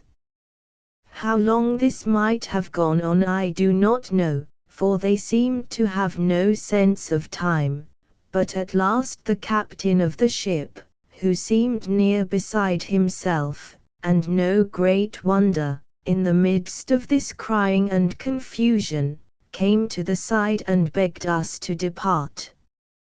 Thereupon Neil sheered off, and the chief singer in our boat struck into a melancholy air, which was presently taken up both by the emigrants and their friends upon the beach, so that it sounded from all sides like a lament for the dying.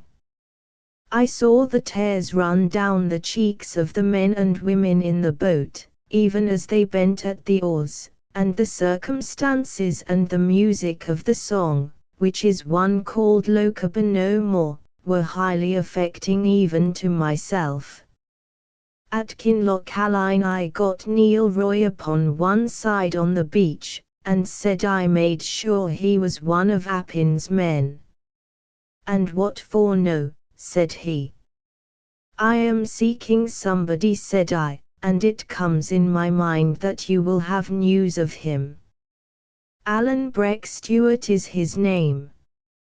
And very foolishly, instead of showing him the button, I sought to pass a shilling in his hand. At this he drew back. I am very much affronted, he said, and this is not the way that one gentleman should behave to another at all. The man you ask for is in France, but if he was in my sporran, says he, and your belly full of shillings, I would not hurt a hair upon his body. I saw I had gone the wrong way to work, and without wasting time upon apologies, showed him the button lying in the hollow of my palm. Or eel, said Neil, and I think ye might have begun with that end of the stick, whatever. But if ye are the lad with the silver button, all is well, and I have the word to see that ye come safe.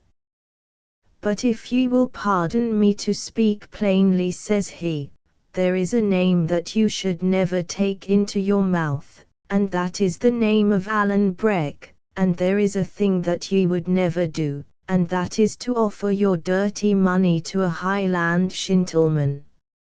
It was not very easy to apologize, for I could scarce tell him, what was the truth, that I had never dreamed he would set up to be a gentleman until he told me so. Neil on his part had no wish to prolong his dealings with me, only to fulfill his orders and be done with it, and he made haste to give me my route. This was to lie the night in Kinlochaline in the public inn, to cross Morfen the next day to Arga, and lie the night in the house of one John of the Claymore, who was warned that I might come, the third day, to be set across one loch at Curran and another at Ballacoolish, and then ask my way to the house of James of the Glens, at Orchan India of Appin. There was a good deal of ferrying, as you hear, the sea in all this part running deep into the mountains and winding about their roots. It makes the country strong to hold and difficult to travel, but full of prodigious wild and dreadful prospects.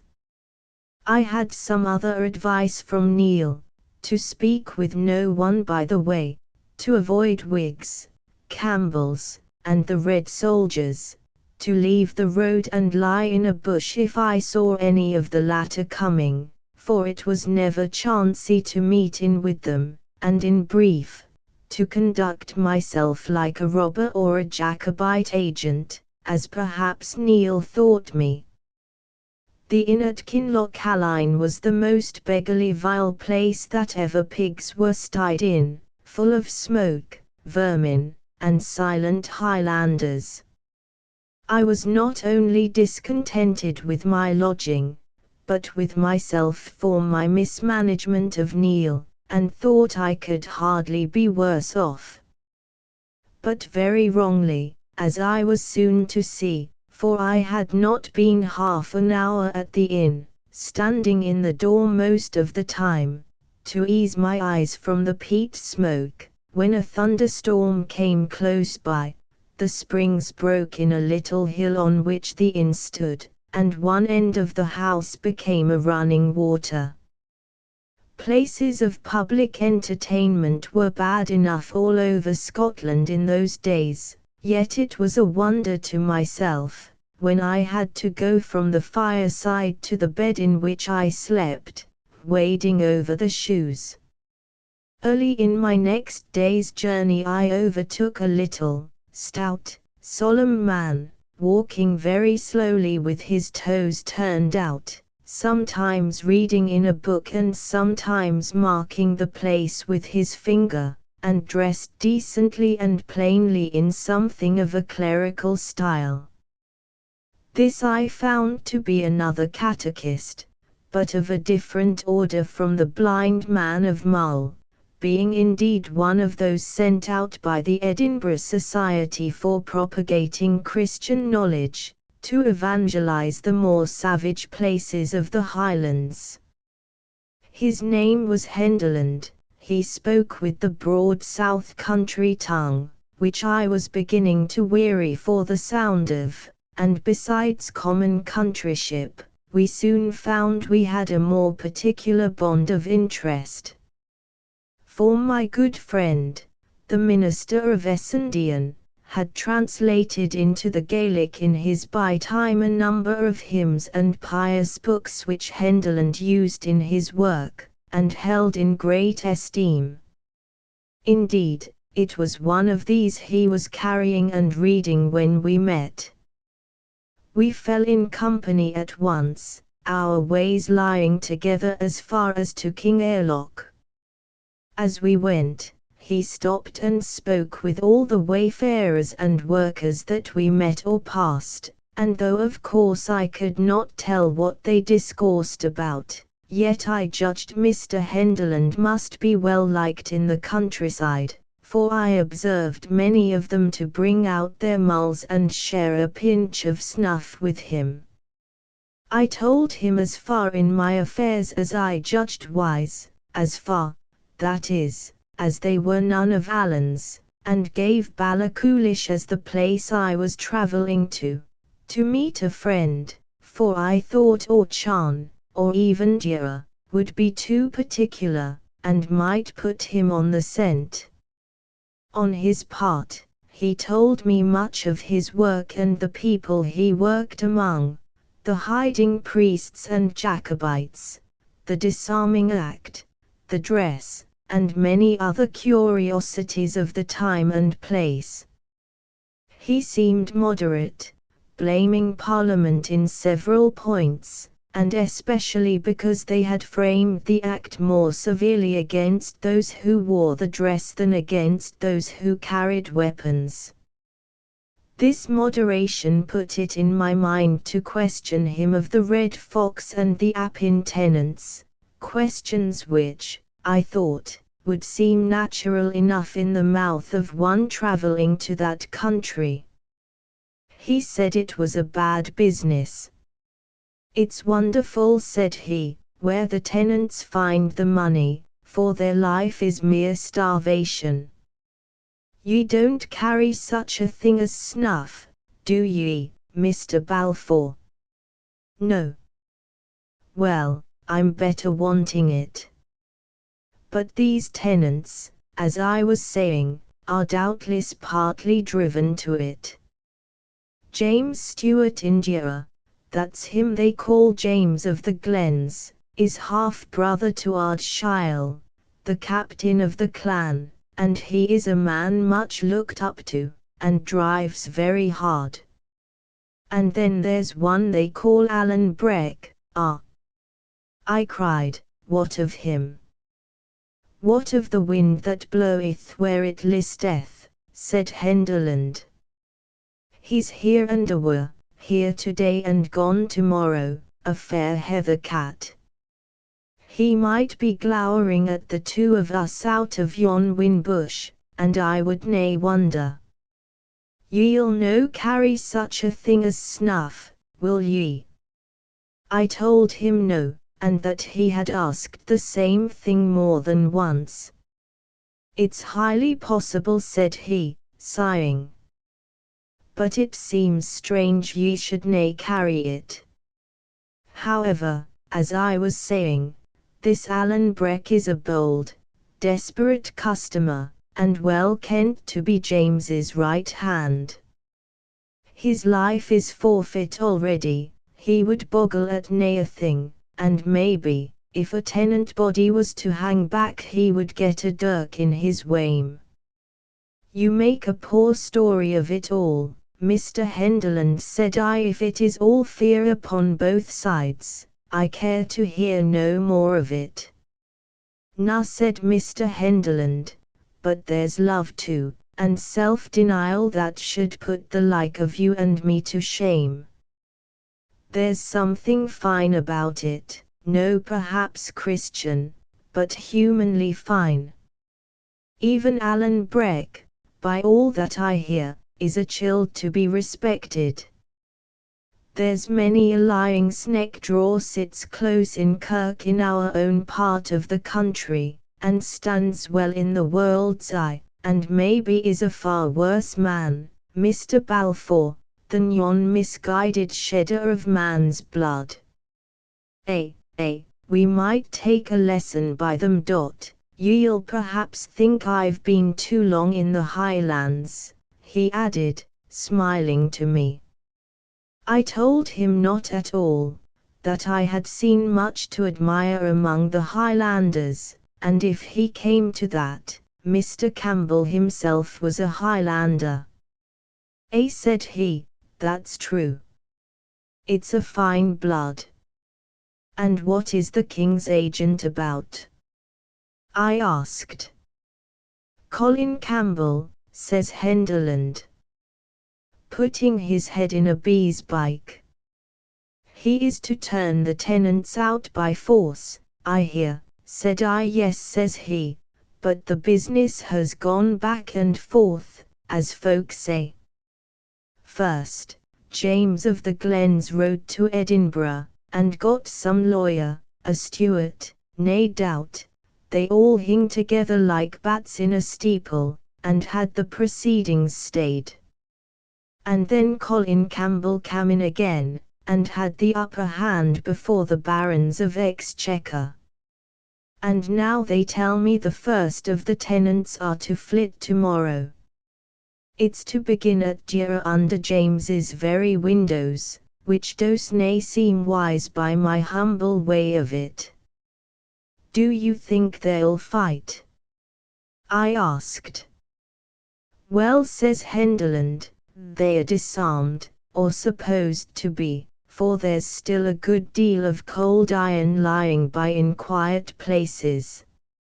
And then Colin Campbell has the soldiers coming. But for all that, if I was his lady wife, I would nae be well pleased till I got him home again. They're queer customers, the Appin Stuarts." I asked if they were worse than their neighbours. "No," they said he. "And that's the worst part of it. For if Colin Roy can get his business done in Appin, he has it all to begin again in the next country, which they call Mamor, and which is one of the countries of the Camerons. He's king's factor upon both, and from both he has to drive out the tenants, and indeed, Mr. Balfour, to be open with ye, it's my belief that if he escapes the one lot, he'll get his death by the other."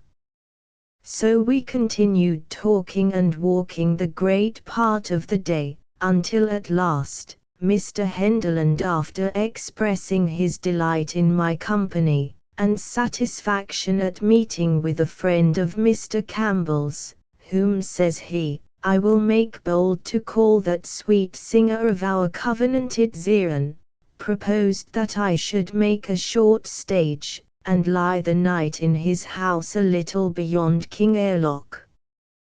To say truth, I was overjoyed, for I had no great desire for John of the Claymore, and since my double misadventure, first with the guide and next with the gentleman skipper, I stood in some fear of any Highland stranger. Accordingly we shook hands upon the bargain, and came in the afternoon to a small house, standing alone by the shore of the Lynn Loch.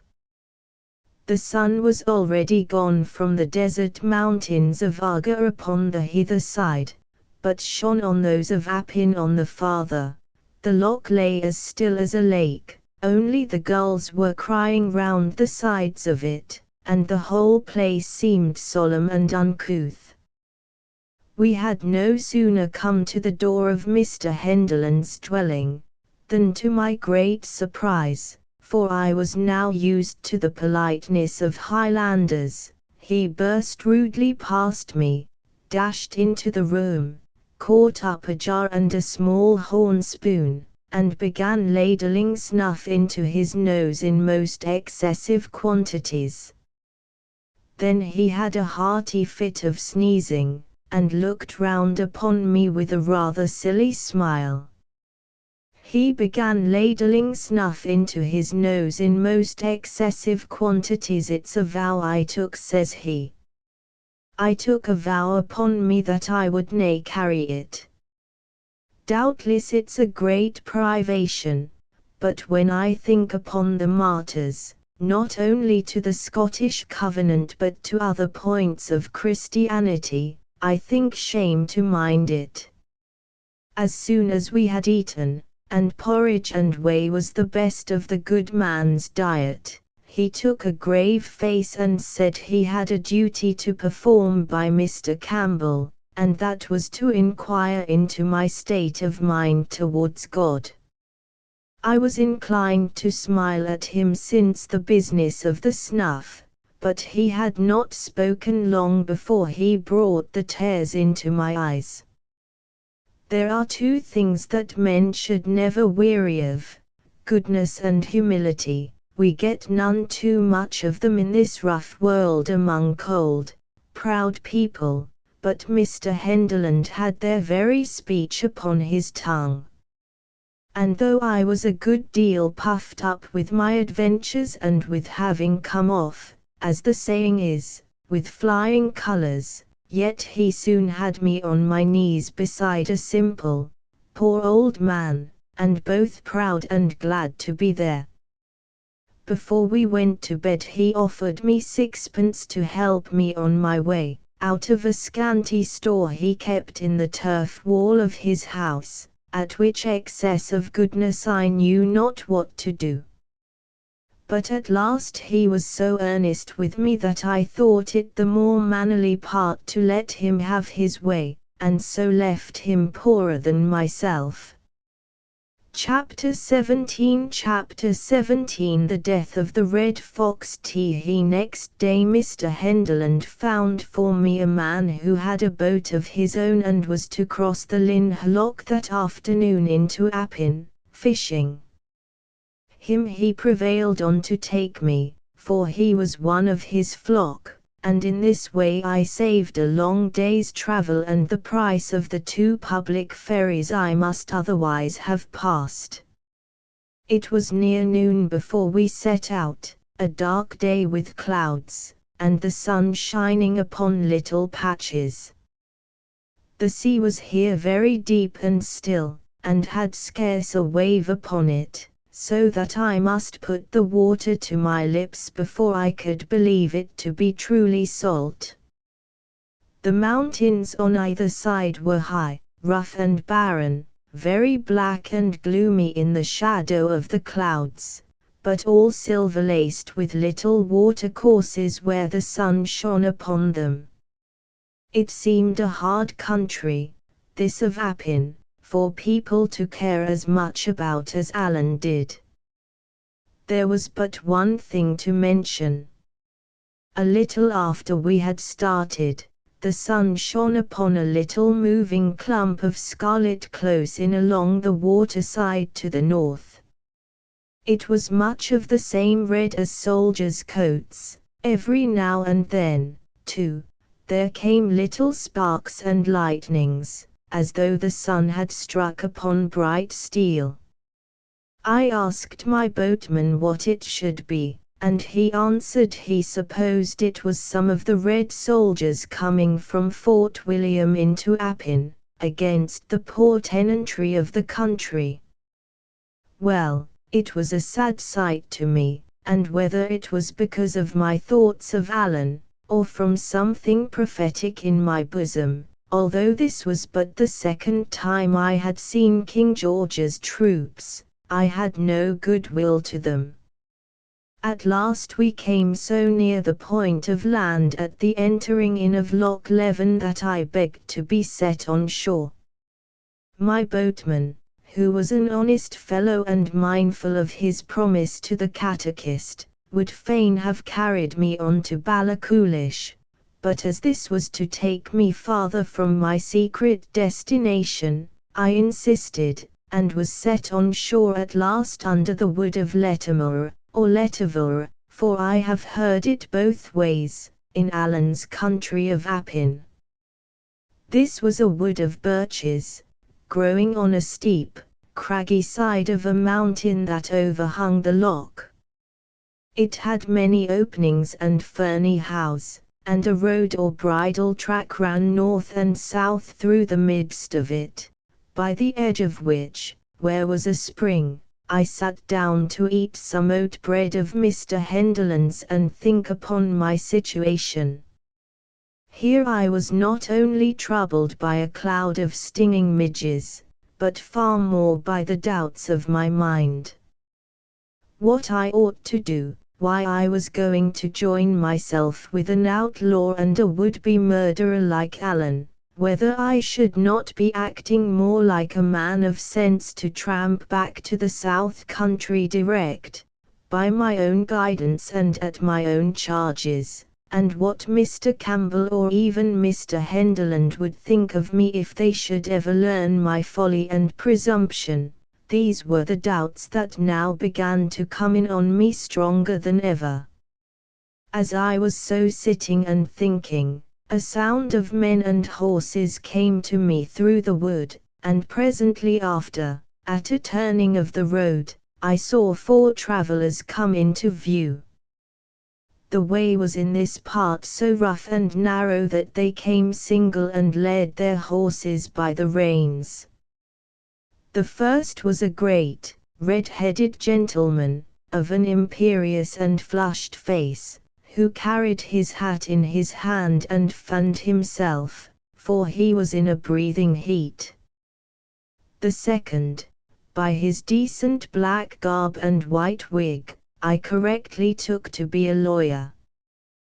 The third was a servant, and wore some part of his clothes in tartan, which showed that his master was of a Highland family, and either an outlaw or else in singular good odour with the government, since the wearing of tartan was against the act.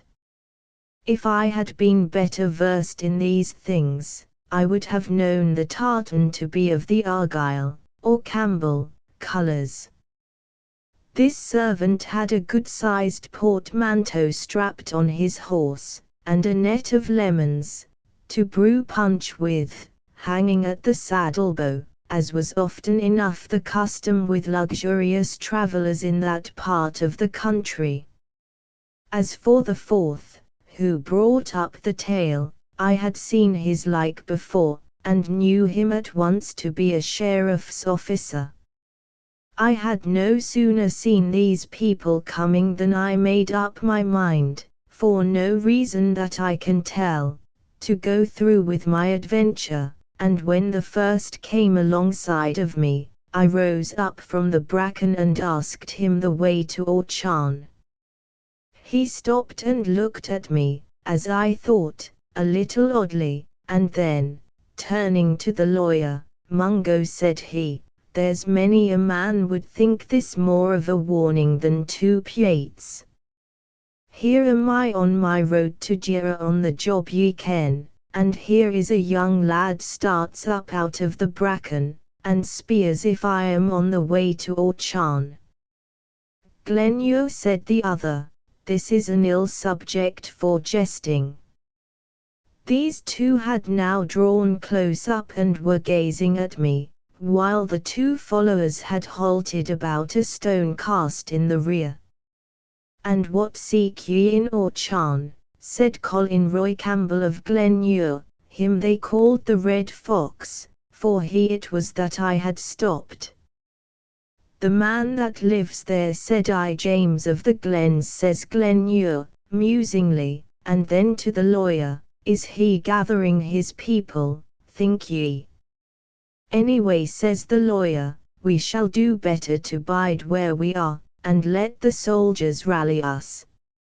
"If you are concerned for me," said I am neither of his people nor yours, but an honest subject of King George, owing no man and fearing no man." "Why, very well said," replies the factor. "But if I may make so bold as ask, what does this honest man so far from his country, and why does he come seeking the brother of Ardshiel? I have power here, I must tell you. I am king's factor upon several of these estates, and have 12 files of soldiers at my back." "I have heard a waif word in the country," said I, a little nettled, "that you were a hard man to drive." He still kept looking at me, as if in doubt. "Well," said he, at last, "your tongue is bold, but I am no unfriend to plainness. If ye had asked me the way to the door of James Stewart on any other day but this, I would have set ye right and bidden ye Godspeed. But today, Mungo." And he turned again to look at the lawyer. But just as he turned there came the shot of a firelock from higher up the hill, and with the very sound of it Glenure fell upon the road. "Oh, I am dead," he cried, several times over. The lawyer had caught him up and held him in his arms, the servant standing over and clasping his hands. And now the wounded man looked from one to another with scared eyes, and there was a change in his voice that went to the heart. "Take care of yourselves," says he. "I am dead." He tried to open his clothes as if to look for the wound, but his fingers slipped on the buttons. With that he gave a great sigh, his head rolled on his shoulder, and he passed away. The lawyer said never a word, but his face was as sharp as a pen and as white as the dead man's. The servant broke out into a great noise of crying and weeping, like a child, and I, on my side, stood staring at them in a kind of horror. The sheriff's officer had run back at the first sound of the shot, to hasten the coming of the soldiers. At last the lawyer laid down the dead man in his blood upon the road, and got to his own feet with a kind of stagger. I believe it was his movement that brought me to my senses, for he had no sooner done so than I began to scramble up the hill, crying out, "The murderer! The murderer!" So little a time had elapsed, that when I got to the top of the first steepness, and could see some part of the open mountain, the murderer was still moving away at no great distance. He was a big man, in a black coat, with metal buttons, and carried a long fowling piece. "Here!" I cried. "I see him." At that the murderer gave a little, quick look over his shoulder, and began to run. The next moment he was lost in a fringe of birches. Then he came out again on the upper side, where I could see him climbing like a jackanapes, for that part was again very steep, and then he dipped behind a shoulder, and I saw him no more. All this time I had been running on my side, and had got a good way up, when a voice cried upon me to stand. I was at the edge of the upper wood, and so now, when I halted and looked back, I saw all the open part of the hill below me. The lawyer and the sheriff's officer were standing just above the road, crying and waving on me to come back, and on their left, the redcoats, musket in hand, were beginning to struggle singly out of the lower wood. "Why should I come back?" I cried. "Come you on." £10 if ye take that lad," cried the lawyer. "He's an accomplice. He was posted here to hold us in talk." At that word, which I could hear quite plainly, though it was to the soldiers and not to me that he was crying it, my heart came in my mouth with quite a new kind of terror. Indeed, it is one thing to stand the danger of your life, and quite another to run the peril of both life and character.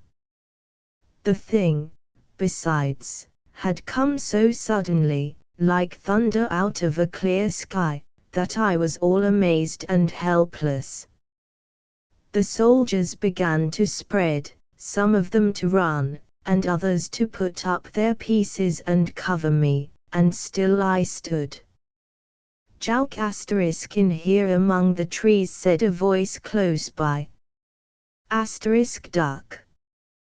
"Jalk in here among the trees," said a voice close by indeed. I scarce knew what I was doing, but I obeyed, and as I did so, I heard the firelocks bang and the balls whistle in the birches. Just inside the shelter of the trees I found Alan Breck standing, with a fishing rod. He gave me no salutation, indeed it was no time for civilities, "Only come," says he, and set off running along the side of the mountain towards Ballacoolish, and I, like a sheep, to follow him. Now we ran among the birches, now stooping behind low humps upon the mountainside, now crawling on all fours among the heather.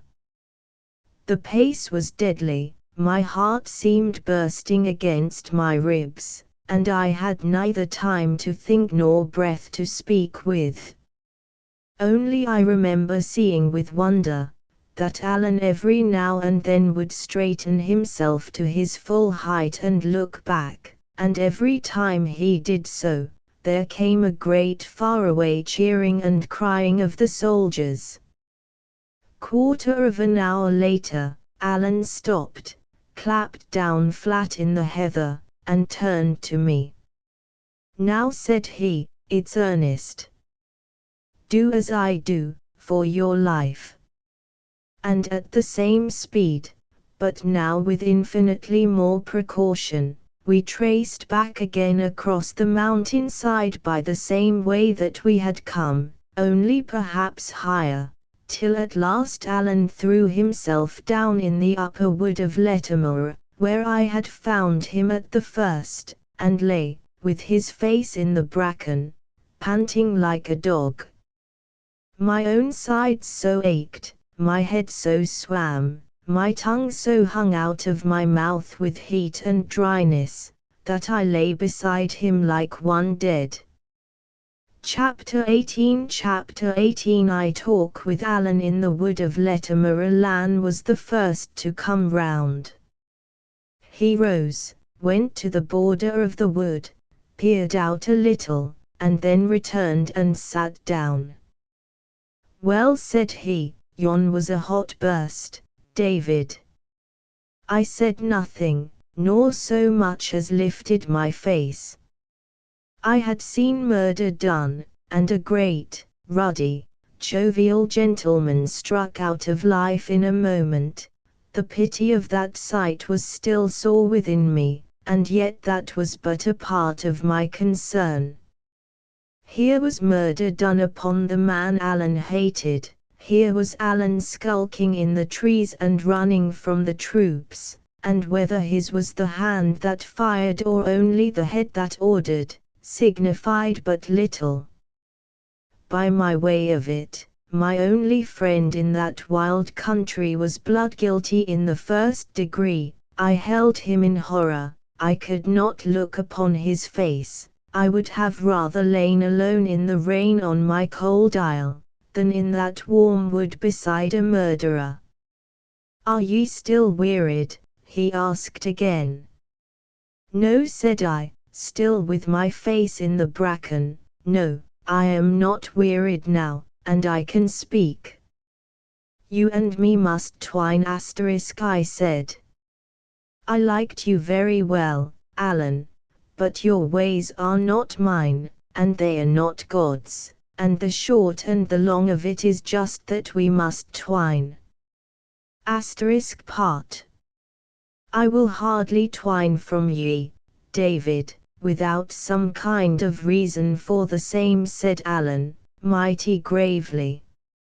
If ye ken anything against my reputation, it's the least thing that ye should do, for old acquaintance sake, to let me hear the name of it, and if ye have only taken a distaste to my society, it will be proper for me to judge if I'm insulted. Alan, said I, what is the sense of this? Ye ken very well yon Campbell man lies in his blood upon the road. He was silent for a little, then says he, did ever ye hear tell of the story of the man and the good people? By which he meant the fairies. No, said I, nor do I want to hear it. With your permission, Mr. Balfour, I will tell it you, whatever says Alan. The man, ye should ken, was cast upon a rock in the sea, where it appears the good people were in use to come and rest as they went through to Ireland. The name of this rock is called the Scrivor, and it's not far from where we suffered shipwreck. Well, it seems the man cried so sore, if he could just see his little bairn before he died, that at last the king of the good people took pity upon him, and sent one flying that brought back the bairn in a poke * and laid it down beside the man where he lay sleeping. So when the man woke, there was a poke beside him and something into the inside of it that moved. Well, it seems he was one of these gentry that think I the worst of things, and for greater security, he stuck his dirk throughout that poke before he opened it, and there was his bairn dead. I am thinking to myself, Mr. Balfour, that you and the man are very much alike. Bag. Do you mean you had no hand in it? Cried I, sitting up. I will tell you first of all, Mr. Balfour of Shaw's, as one friend to another, said Alan, that if I were going to kill a gentleman, it would not be in my own country, to bring trouble on my clan, and I would not go wanting sword and gun, and with a long fishing rod upon my back. Well, said I, that's true. And now, continued Alan, taking out his dirk and laying his hand upon it in a certain manner, I swear upon the holy iron I had neither art nor part, act nor thought in it. I thank God for that, cried I, and offered him my hand. He did not appear to see it. And here is a great deal of work about a Campbell, said he. They are not so scarce, that I ken. At least, said I, you cannot justly blame me, for you know very well what you told me in the brig. But the temptation and the act are different, I thank God again for that. We may all be tempted, but to take a life in cold blood, Alan. And I could say no more for the moment. And do you know who did it? I added. Do you know that man in the black coat? I have nae clear mind about his coat, said Alan cunningly, but it sticks in my head that it was blue. Blue or black, did ye know him? Said I could nae just conscientiously swear to him, says Alan. He gaed very close by me, to be sure, but it's a strange thing that I should just have been tying my brogues. Can you swear that you don't know him, Alan? I cried, half angered, half in a mind to laugh at his evasions. Not yet, says he, but I've a grand memory for forgetting, David. And yet there was one thing I saw clearly, said I, and that was, that you exposed yourself and me to draw the soldiers. It's very likely, said Alan, and so would any gentleman. You and me were innocent of that transaction. The better reason, since we were falsely suspected, that we should get clear, I cried. The innocent should surely come before the guilty. Why, David, said he, the innocent have I a chance to get assoiled in court, but for the lad that shot the bullet, I think the best place for him will be the heather. Them that have any dipped their hands in any little difficulty, should be very mindful of the case of them that have. And that is the good Christianity. For if it was the other way round about, and the lad whom I could nae just clearly see had been in our shoes, and we in his, as might very well have been, I think we would be a good deal obliged to him ourselves if he would draw the soldiers. When it came to this, I gave Alan up.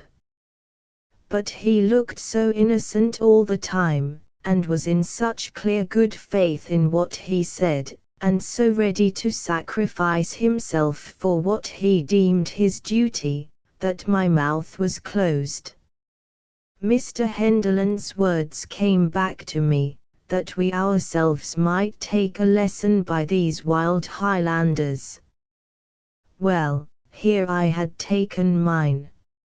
Alan's morals were all tale first, but he was ready to give his life for them, such as they were. Alan, said I, I'll not say it's the good Christianity as I understand it, but it's good enough.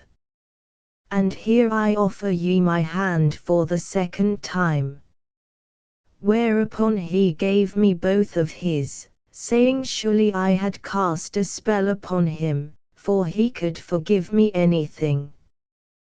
Then he grew very grave, and said we had not much time to throw away, but must both flee that country, because he was a deserter, and the whole of Appin would now be searched like a chamber, and every one obliged to give a good account of himself, and I, because I was certainly involved in the murder. Oh, says I, willing to give him a little lesson, I have no fear of the justice of my country. As if this was your country, said he. Or as if ye would be tried here, in a country of Stuarts. It's all Scotland, said I. Man, I whiles wonder at ye, said Alan. This is a Campbell that's been killed. Well, it'll be tried in Inverara, the Campbell's head place, with 15 Campbells in the jury box and the biggest Campbell of all, and that's the Duke, sitting cocking on the bench. Justice, David. The same justice, by all the world, as Glenure found a while ago at the roadside. This frightened me a little, I confess, and would have frightened me more if I had known how nearly exact were Alan's predictions. Indeed, it was but in one point that he exaggerated, there being but 11 Campbells on the jury, though as the other 4 were equally in the Duke's dependence, it mattered less than might appear. Still, I cried out that he was unjust to the Duke of Argyll, who, for all he was a Whig, was yet a wise and honest nobleman. Hoot, said Alan, the man's a Whig, nae doubt, but I would never deny he was a good chieftain to his clan. And what would the clan think if there was a Campbell shot, and naebody hanged, and their own chief the Justice General? But I have often observed, says Alan, that you low country bodies have no clear idea of what's right and wrong. At this I did at last laugh out aloud, when to my surprise, Alan joined in, and laughed as merrily as myself. Na, said he, we're in the Highlands, David, and when I tell ye to run, take my word and run. Nae doubt it's a hard thing to skulk and starve in the heather, but it's harder yet to lie shackled in a redcoat prison. I asked him whither we should flee, and as he told me to the lowlands I was a little better inclined to go with him, for, indeed, I was growing impatient to get back and have the upper hand of my uncle. Besides, Alan made so sure there would be no question of justice in the matter, that I began to be afraid he might be right. Of all deaths, I would truly like least to die by the gallows, and the picture of that uncanny instrument came into my head with extraordinary clearness, as I had once seen it engraved at the top of a peddler's ballad, and took away my appetite for courts of justice. I'll chance it, Alan said. I'll go with you. But mind you, said Alan, it's no small thing. Ye maun lie bare and hard, and brook many an empty belly. Your bed shall be the moorcocks, and your life shall be like the hunted deer's, and ye shall sleep with your hand upon your weapons. Man, ye shall tickle many a weary foot, or we get clear. I tell ye this at the start, for it's a life that I ken well. But if ye ask what other chance ye have, I answer, nane. Either take to the heather with me, or else hang. And that's a choice very easily made, said I, and we shook hands upon it. And now let's take another peep at the redcoats, and now let's take another peek at the redcoats, says Alan, and he led me to the northeastern fringe of the wood. Looking out between the trees, we could see a great side of mountain, running down exceeding steep into the waters of the loch. It was a rough part, all hanging stone, and heather, and big scrogs of birch wood, and away at the far end towards Ballacoolish, little wee red soldiers were dipping up and down over hill and howe, and growing smaller every minute. There was no cheering now, for I think they had other uses for what breath was left them, but they still stuck to the trail, and doubtless thought that we were close in front of them. Alan watched them, smiling to himself.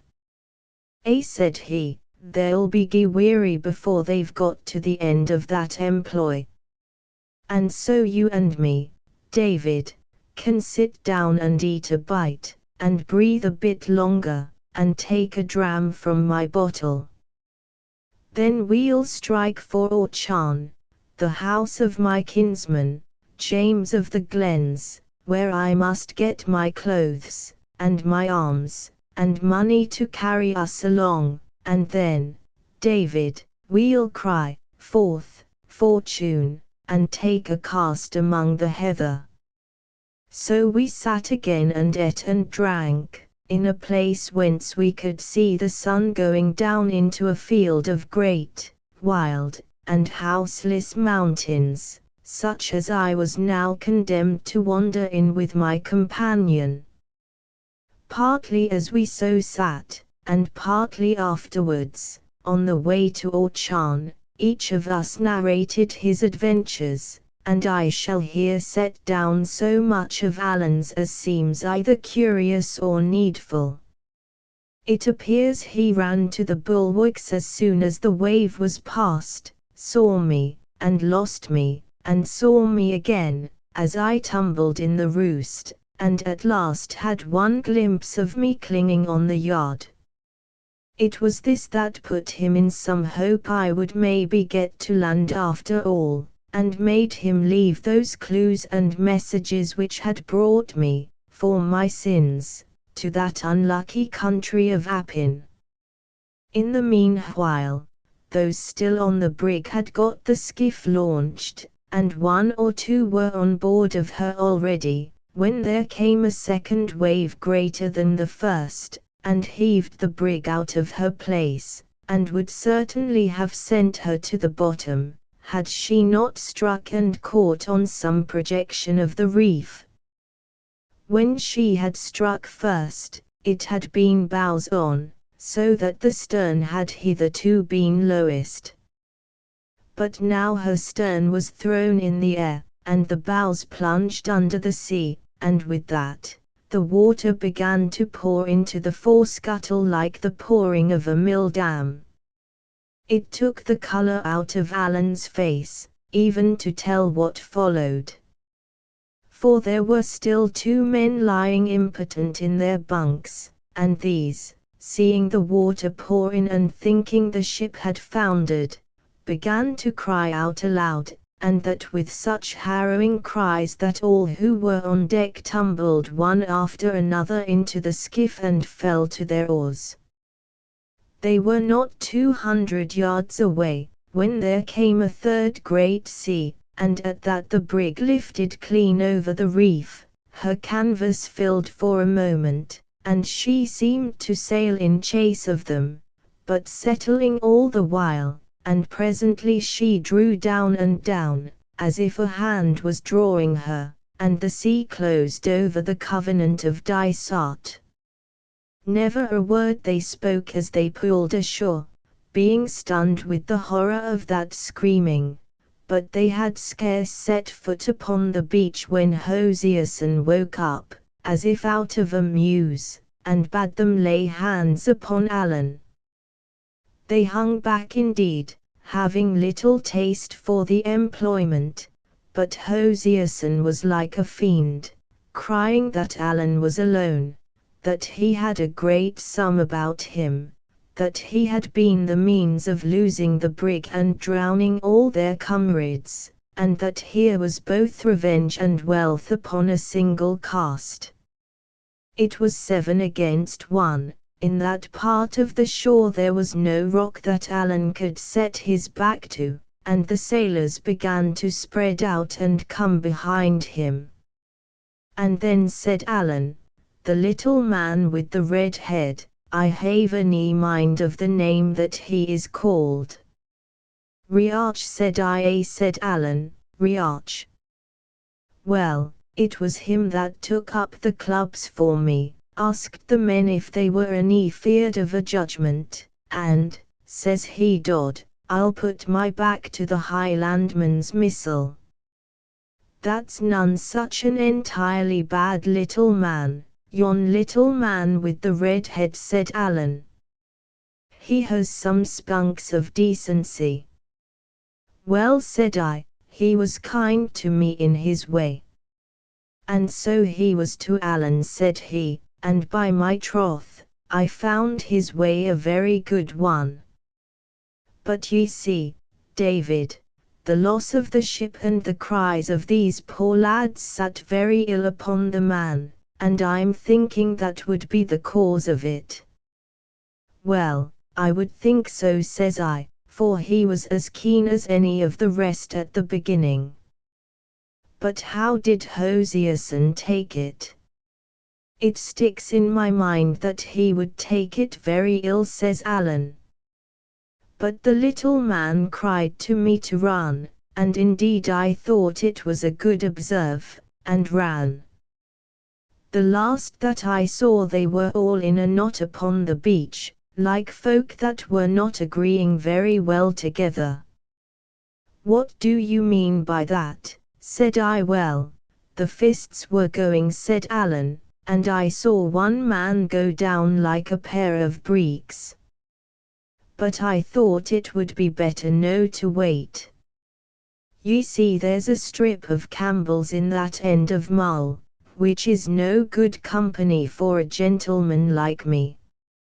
If it had nae been for that I would have waited and looked for ye missile, let alone giving a hand to the little man. It was droll how Alan dwelt on Mr. Archer's stature, for, to say the truth, the one was not much smaller than the other.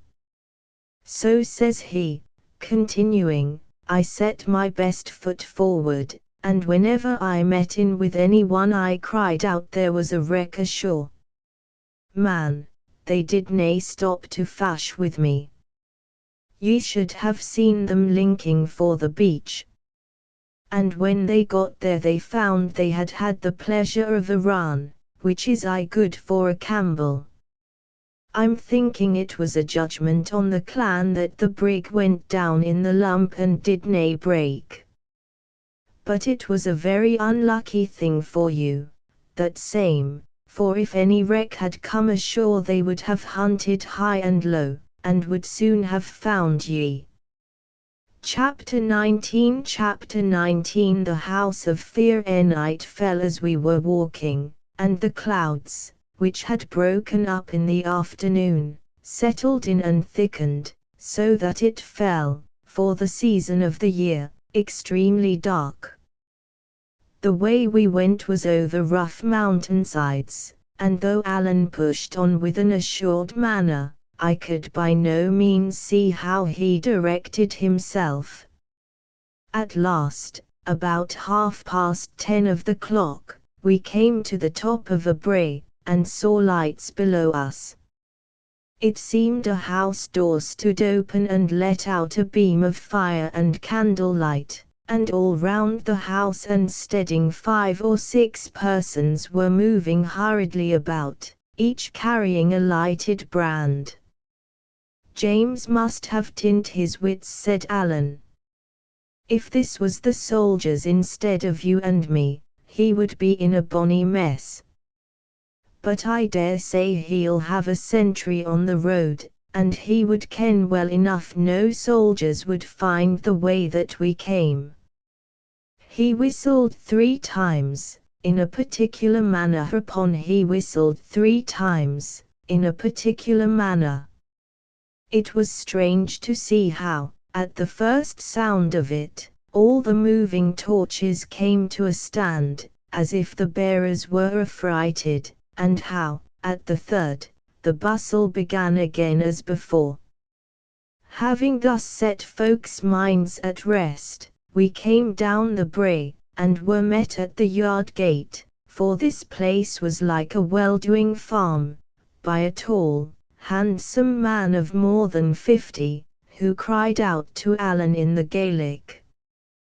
James Stewart, said Alan, I will ask ye to speak in Scotch, for here is a young gentleman with me that has nane of the other. This is him, he added, putting his arm through mine, a young gentleman of the Lowlands, and a laird in his country too, but I am thinking it will be the better for his health if we give his name the go-by. James of the Glens turned to me for a moment, and greeted me courteously enough. The next he had turned to Alan. "This has been a dreadful accident," he cried. "It will bring trouble on the country." And he wrung his hands. "Hoots," said Alan, "ye must take the sour with the sweet, man. Colin Roy is dead, and be thankful for that." Said James, "and by my troth, I wish he was alive again. It's all very fine to blow and boast beforehand, but now it's done, Alan, and who's to bear the white asterisk of it? The accident fell out in Appin, mind ye that, Alan, it's Appin that must pay, and I am a man that has a family. Asterisk blame." While this was going on, I looked about me at the servants. Some were on ladders, digging in the thatch of the house or the farm buildings, from which they brought out guns, swords, and different weapons of war. Others carried them away, and by the sound of mattock blows from somewhere farther down the brae, I suppose they buried them.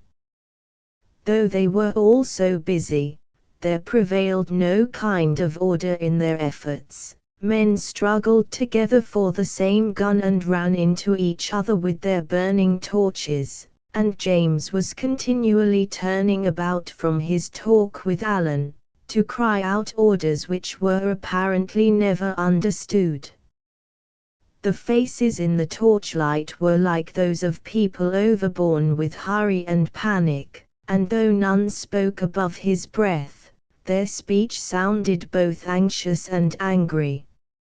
It was about this time that a lassie came out of the house carrying a pack or bundle, and it has often made me smile to think how Alan's instinct awoke at the mere sight of it. "What's that the lassie has?" he asked. "We're just setting the house in order, Alan," said James, in his frightened and somewhat fawning way.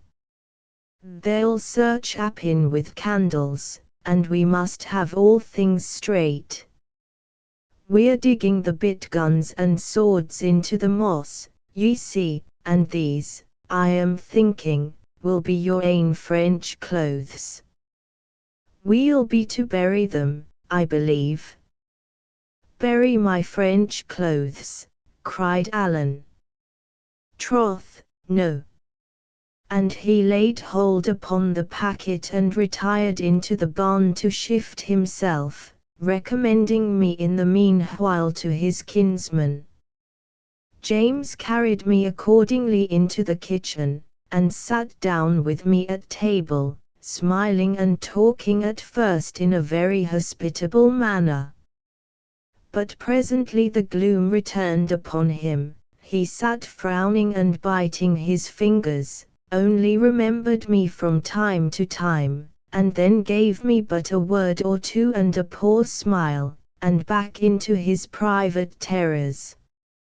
His wife sat by the fire and wept, with her face in her hands. His eldest son was crouched upon the floor, running over a great mass of papers and now and again setting one alight and burning it to the bitter end. All the while a servant lass with a red face was rummaging about the room, in a blind hurry of fear, and whimpering as she went, and every now and again one of the men would thrust in his face from the yard, and cry for orders.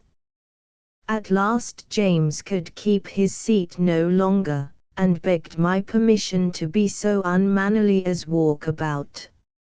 "I am but poor company altogether, sir," says he, "but I can think of nothing but this dreadful accident, and the trouble it is like to bring upon quite innocent persons." A little after he observed his son burning a paper which he thought should have been kept, and at that his excitement burst out so that it was painful to witness. He struck the lad repeatedly. "Are you gone yet?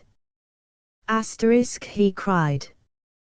"Do you wish to hang your father, and forgetful of my presence, carried on at him a long time together in the Gaelic, the young man answering nothing, only the wife, at the name of hanging, throwing her apron over her face and sobbing out louder than before.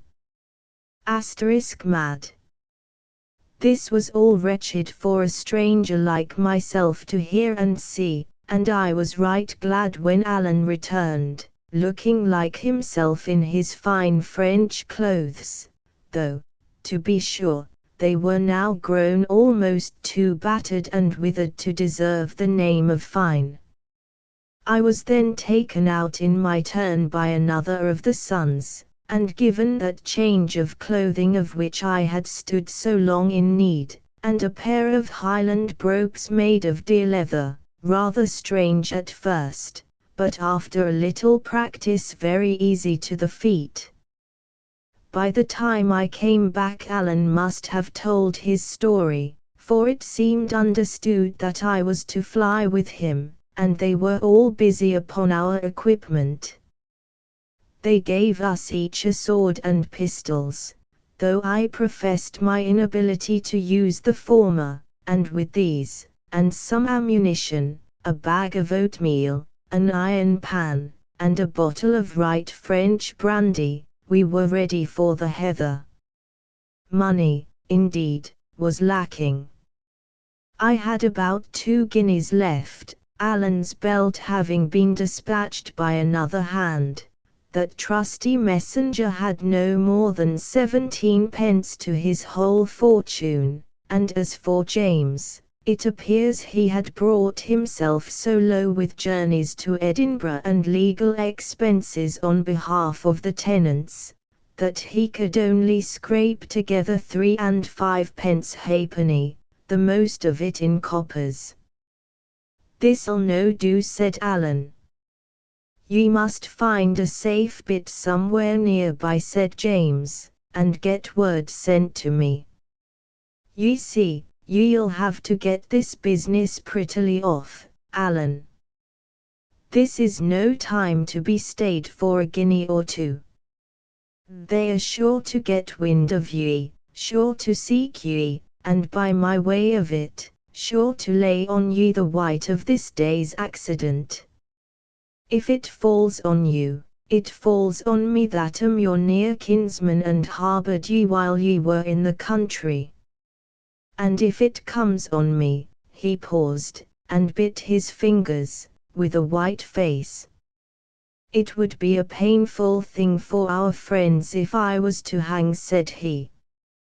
"It would be an ill day for Appin," says Alan. "It's a day that sticks in my throat," said James. "Oh man, Alan, you and me have spoken like two fools," he cried, striking his hand upon the wall so that the house rang again. "Well, and that's true, too," said Alan, "and my friend from the lowlands here, nodding at me, gave me a good word upon that head, if I would only have listened to him. But see here," said James, returning to his former manner, "if they lay me by the heels, Alan, it's then that you'll be needing the money. For with all that I have said and that you have said, it will look very black against the two of us, do ye mark that?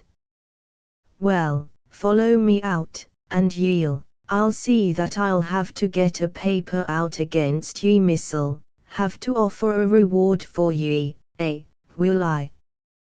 It's a sore thing to do between such near friends, but if I get the durdum asterisk of this dreadful accident, I'll have to fend for myself, man. Do ye see that? Blame." He spoke with a pleading earnestness, taking Alan by the breast of the coat. Said Alan, "I see that. And ye'll have to be clear of the country, Alan, and clear of Scotland, you and your friend from the lowlands, too. For I'll have to paper your friend from the lowlands. Ye see that, Alan, say that ye see that." I thought Alan flushed a bit.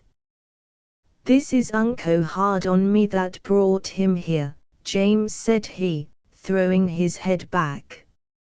"It's like making me a traitor." "Now, Alan, man," cried James. "Look things in the face. He'll be papered anyway, Mungo Campbell'll be sure to paper him, what matters if I paper him too? And then, Alan, I am a man that has a family."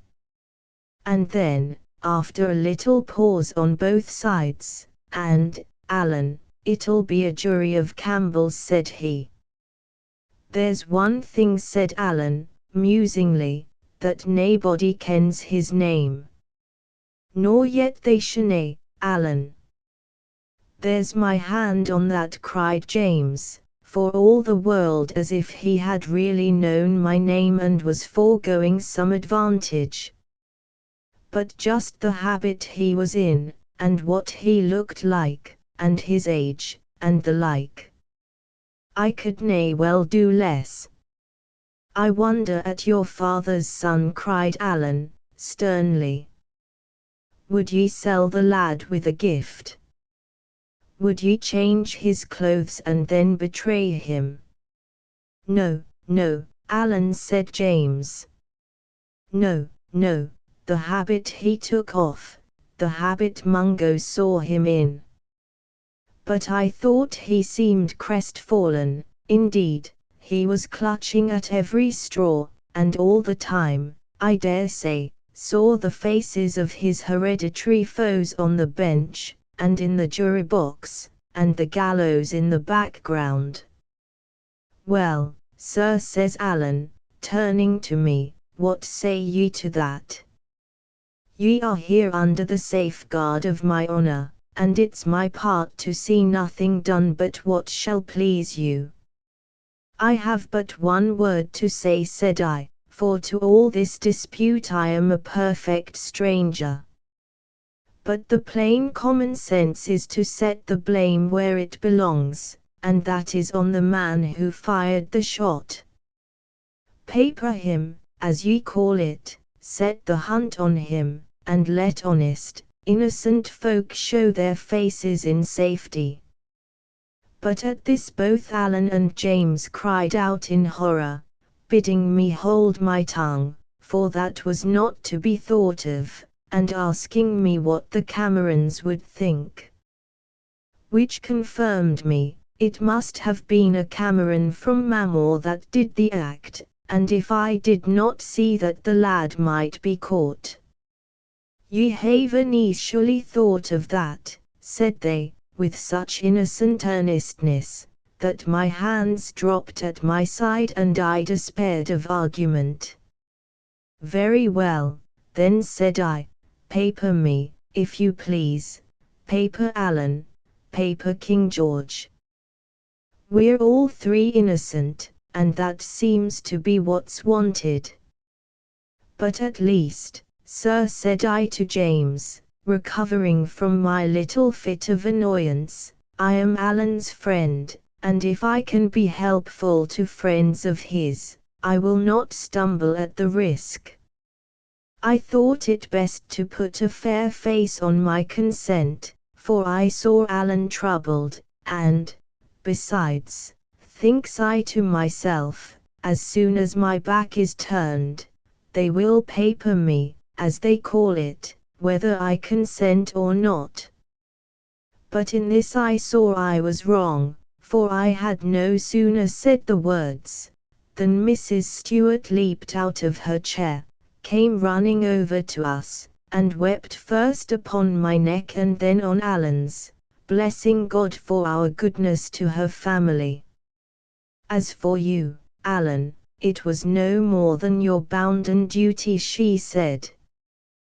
"But for this lad that has come here and seen us at our worst, and seen the goodman fleeching like a suitor, him that by rights should give his commands like any king, as for you, my lad," she says, "my heart is well not to have your name, but I have your face, and as long as my heart beats under my bosom, I will keep it, and think of it, and bless it." And with that she kissed me, and burst once more into such sobbing, that I stood abashed. "Hoot, hoot," said Alan, looking mighty silly. "The day comes unco soon in this month of July, and tomorrow there'll be a fine to-do in Appin, a fine riding of dragoons, and crying of Cruachan, and running of red coats, and it behoves you and me to the sooner be gone." The rallying word of the Campbells. Thereupon we said farewell, and set out again, bending somewhat eastwards, in a fine mild dark night, and over much the same broken country as before. Chapter XX. The flight in the heather. The rocks sometimes we walked, sometimes ran, and as it drew on to morning, walked ever the less and ran the more. Though, upon its face, that country appeared to be a desert, yet there were huts and houses of the people, of which we must have passed more than 20, hidden in quiet places of the hills. When we came to one of these, Alan would leave me in the way, and go himself and rap upon the side of the house and speak a while at the window with some sleeper awakened.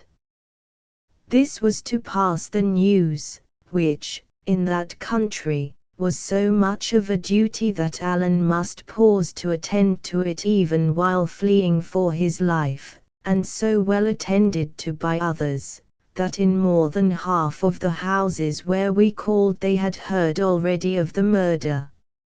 In the others, as well as I could make out, standing back at a distance and hearing a strange tongue, the news was received with more of consternation than surprise. For all our hurry, day began to come in while we were still far from any shelter. It found us in a prodigious valley, strewn with rocks and where ran a foaming river. Wild mountains stood around it, there grew there neither grass nor trees, and I have sometimes thought since then, that it may have been the valley called Glencoe, where the massacre was in the time of King William. But for the details of our itinerary, I am all to seek, our way lying now by short cuts, now by great detours, our pace being so hurried, our time of journeying usually by night, and the names of such places as I asked and heard being in the Gaelic tongue and the more easily forgotten. The first peep of morning, then, showed us this horrible place, and I could see Alan knit his brow. "This is no fit place for you and me," he said. "This is a place they're bound to watch." And with that he ran harder than ever down to the waterside, in a part where the river was split in two among 3 rocks. It went through with a horrid thundering that made my belly quake, and there hung over the linn a little mist of spray. Alan looked neither to the right nor to the left, but jumped clean upon the middle rock and fell there on his hands and knees to check himself, for that rock was small and he might have pitched over on the far side. I had scarce time to measure the distance or to understand the peril before I had followed him, and he had caught and stopped me. So there we stood, side by side upon a small rock slippery with spray, a far broader leap in front of us, and the river dinning upon all sides. When I saw where I was, there came on me a deadly sickness of fear, and I put my hand over my eyes. Alan took me and shook me. I saw he was speaking, but the roaring of the falls and the trouble of my mind prevented me from hearing, only I saw his face was red with anger, and that he stamped upon the rock. The same look showed me the water raging by, and the mist hanging in the air, and with that I covered my eyes again and shuddered. The next minute Alan had set the brandy bottle to my lips, and forced me to drink about a gill, which sent the blood into my head again. Then, putting his hands to his mouth, and his mouth to my ear, he shouted, "Hang or drown," and turning his back upon me, leaped over the farther branch of the stream, and landed safe. I was bent low on my knees and flung myself forth. I was now alone upon the rock, which gave me the more room. The brandy was singing in my ears. I had this good example fresh before me, and just wit enough to see that if I did not leap at once, I should never leap at all. I bent low on my knees and flung myself forth, with that kind of anger of despair that has sometimes stood me instead of courage. Sure enough, it was but my hands that reached the full length. These slipped, caught again, slipped again, and I was slithering back into the linn, when Alan seized me, first by the hair, then by the collar, and with a great strain dragged me into safety. Never a word he said, but set off running again for his life, and I must stagger to my feet and run after him. I had been weary before, but now I was sick and bruised, and partly drunken with the brandy. I kept stumbling as I ran. I had a stitch that came near to overmaster me, and when at last Alan paused under a great rock that stood there among a number of others, it was none too soon for David Balfour. A great rock I have said, but by rights it was two rocks leaning together at the top, both some 20 feet high, and at the first sight inaccessible. Even Alan, though you may say he had as good as 4 hands, failed twice in an attempt to climb them, and it was only at the 3rd trial, and then by standing on my shoulders and leaping up with such force as I thought must have broken my collarbone, that he secured a logment. Once there, he let down his leathern girdle, and with the aid of that and a pair of shallow footholds in the rock, I scrambled up beside him. Then I saw why we had come there, for the 2 rocks, being both somewhat hollow on the top and sloping one to the other, made a kind of dish or saucer, where as many as 3 or 4 men might have lain hidden. All this while Alan had not said a word, and had run and climbed with such a savage, silent frenzy of hurry, that I knew that he was in mortal fear of some miscarriage. Even now we were on the rock he said nothing, nor so much as relaxed the frowning look upon his face, but clapped flat down, and keeping only one eye above the edge of our place of shelter scouted all round the compass. The dawn had come quite clear. We could see the stony sides of the valley, and its bottom, which was bestrewed with rocks, and the river, which went from one side to another, and made white falls, but nowhere the smoke of a house, nor any living creature but some eagles screaming round a cliff.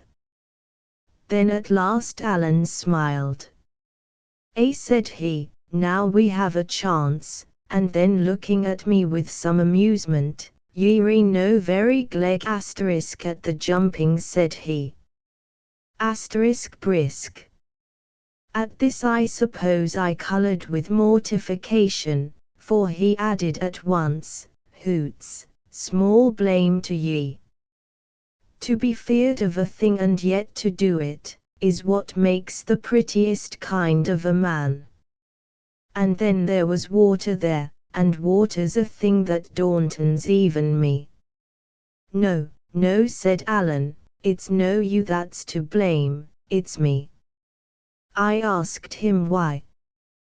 Why, said he, I have proved myself a gomrel this night. For first of all I take a wrong road, and that in my own country of Appin, so that the day has caught us where we should never have been, and thanks to that, we lie here in some danger and mere discomfort. And next, which is the worst of the two, for a man that has been so much among the heather as myself, I have come wanting a water bottle, and here we lie for a long summer's day with naething but neat spirit. Ye may think that a small matter, but before it comes night, David, ye'll give me news of it. I was anxious to redeem my character, and offered, if he would pour out the brandy, to run down and fill the bottle at the river. I would nae waste the good spirit either, says he. It's been a good friend to you this night, or in my poor opinion, ye would still be cocking on yon stone.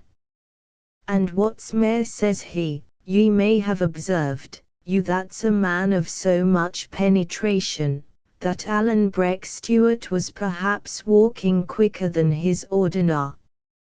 You! I cried, you were running fit to burst. Was I so? Said he. Well, then, ye may depend upon it, there was nae time to be lost.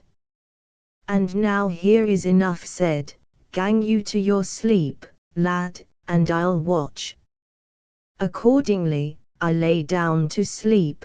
A little peaty earth had drifted in between the top of the two rocks, and some bracken grew there, to be a bed to me. The last thing I heard was still the crying of the eagles. I dare say it would be 9 in the morning when I was roughly awakened, and found Alan's hand pressed upon my mouth. Wheesht, he whispered. Ye were snoring. Well, said I, surprised at his anxious and dark face, and why not?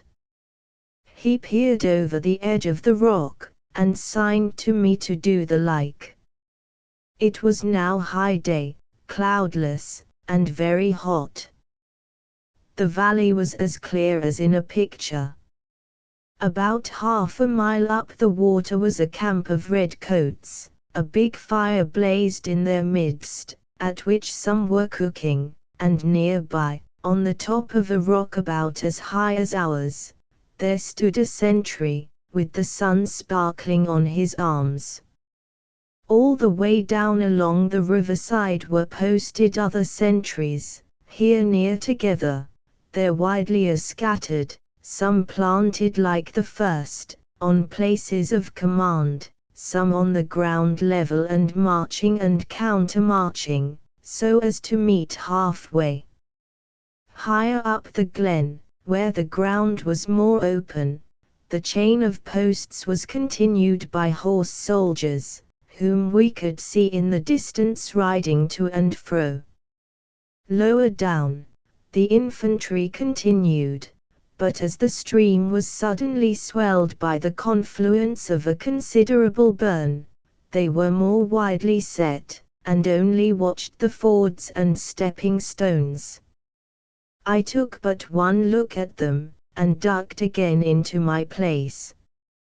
It was strange indeed to see this valley, which had lain so solitary in the hour of dawn, bristling with arms and dotted with the red coats and breeches.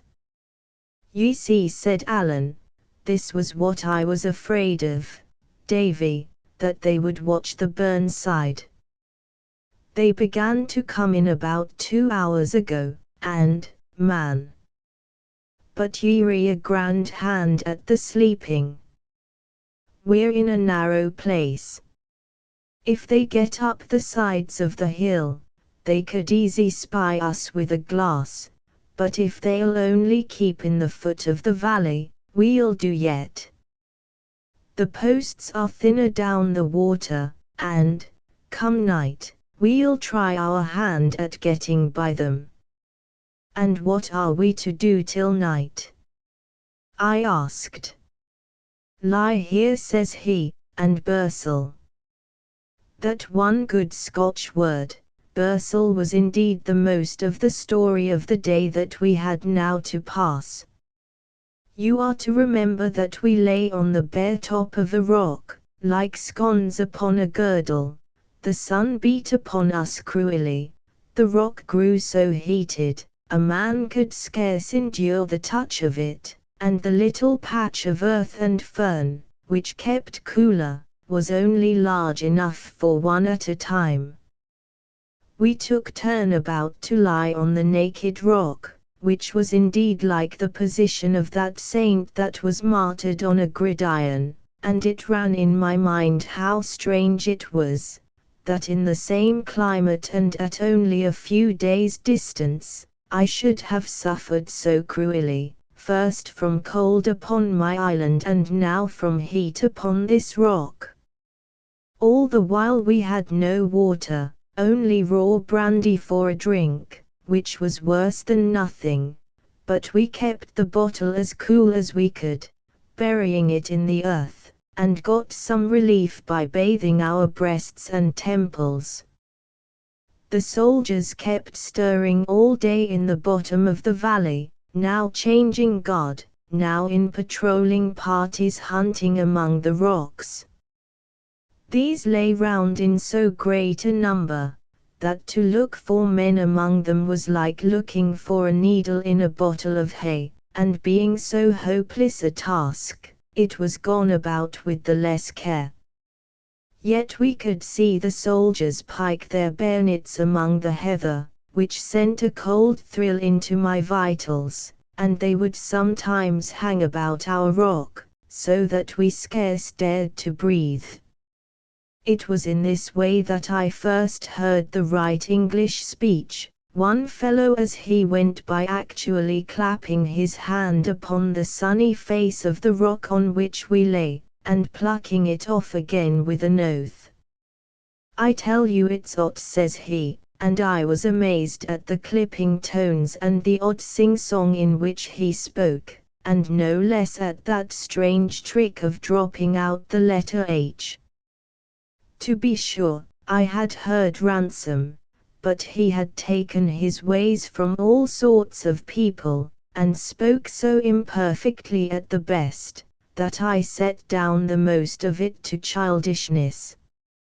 My surprise was all the greater to hear that manner of speaking in the mouth of a grown man, and indeed I have never grown used to it, nor yet altogether with the English grammar, as perhaps a very critical eye might here and there spy out even in these memoirs. The tediousness and pain of these hours upon the rock grew only the greater as the day went on, the rock getting still the hotter and the sun fiercer. There were giddiness, and sickness, and sharp pangs like rheumatism, to be supported. I minded then, and have often minded since, on the lines in our Scotch psalm, the moon by night thee shall not smite, nor yet the sun by day, and indeed it was only by God's blessing that we were neither of us sun-smitten. At last, about 2, it was beyond men's bearing, and there was now temptation to resist, as well as pain to thole. For the sun being now got a little into the west, there came a patch of shade on the east side of our rock, which was the side sheltered from the soldiers. As well one death as another, said Allen, and slipped over the edge and dropped on the ground on the shadowy side. I followed him at once, and instantly fell all my length, so weak was I and so giddy with that long exposure. Here, then, we lay for an hour or two, aching from head to foot, as weak as water, and lying quite naked to the eye of any soldier who should have strolled that way.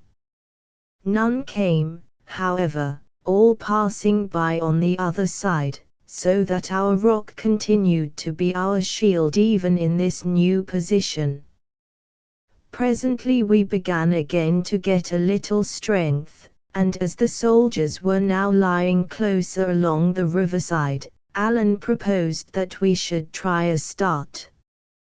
I was by this time afraid of but one thing in the world, and that was to be set back upon the rock. Anything else was welcome to me, so we got ourselves at once in marching order, and began to slip from rock to rock one after the other, now crawling flat on our bellies in the shade, now making a run for it, heart in mouth.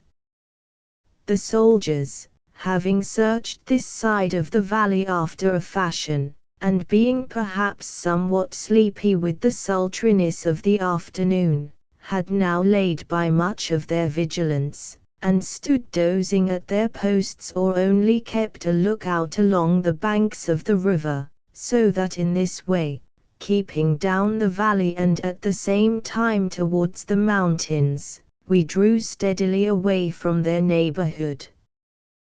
But the business was the most wearing I had ever taken part in. A man had need of 100 eyes in every part of him, to keep concealed in that uneven country and within cry of so many and scattered sentries. When we must pass an open place, quickness was not all, but a swift judgment not only of the lie of the whole country, but of the solidity of every stone on which we must set foot, for the afternoon was now fallen so breathless that the rolling of a pebble sounded abroad like a pistol shot, and would start the echo calling among the hills and cliffs. By sundown we had made some distance, even by our slow rate of progress, though to be sure the sentry on the rock was still plainly in our view. But now we came on something that put all fears out of season, and that was a deep rushing burn, that tore down, in that part, to join the Glen River. At the sight of this we cast ourselves on the ground and plunged head and shoulders in the water, and I cannot tell which was the more pleasant, the great shock as the cool stream went over us, or the greed with which we drank of it. We lay there, for the banks hid us, drank again and again, bathed our chests, let our wrists trail in the running water till they ached with the chill, and at last, being wonderfully renewed, we got out the meal bag and made dramak in the iron pan. This, though it is but cold water mingled with oatmeal, yet makes a good enough dish for a hungry man, and where there are no means of making fire, or, as in our case, good reason for not making one, it is the chief stand-by of those who have taken to the heather. As soon as the shadow of the night had fallen, we set forth again, at first with the same caution, but presently with more boldness, standing our full height and stepping out at a good pace of walking. The way was very intricate, lying up the steep sides of mountains and along the brows of cliffs. Clouds had come in with the sunset, and the night was dark and cool, so that I walked without much fatigue, but in continual fear of falling and rolling down the mountains, and with no guess at our direction. The moon rose at last and found us still on the road. It was in its last quarter, and was long beset with clouds, but after a while shone out and showed me many dark heads of mountains, and was reflected far underneath us on the narrow arm of a sea loch. At this sight we both paused, I struck with wonder to find myself so high and walking, as it seemed to me, upon clouds, Alan to make sure of his direction. Seemingly he was well pleased, and he must certainly have judged us out of earshot of all our enemies, for throughout the rest of our night march he beguiled the way with whistling of many tunes, warlike, merry, plaintive, real tunes that made the foot go faster, tunes of my own south country that made me fain to be home from my adventures, and all these, on the great, dark, desert mountains, making company upon the way. Chapter XXI Chapter XXI The Flight in the Heather. The hue of Korinaki early as day comes in the beginning of July. It was still dark when we reached our destination, a cleft in the head of a great mountain, with a water running through the midst, and upon the one hand a shallow cave in a rock. Birches grew there in a thin, pretty wood, which a little farther on was changed into a wood of pines. The burn was full of trout, the wood of cushat doves. On the open side of the mountain beyond, hawks would be always whistling, and cuckoos were plentiful.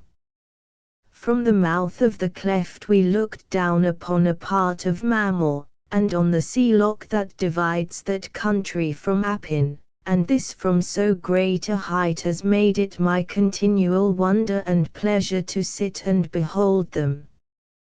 The name of the cleft was the Hue of Korinaki, and although from its height and being so near upon the sea, it was often beset with clouds, yet it was on the whole a pleasant place, and the 5 days we lived in it went happily.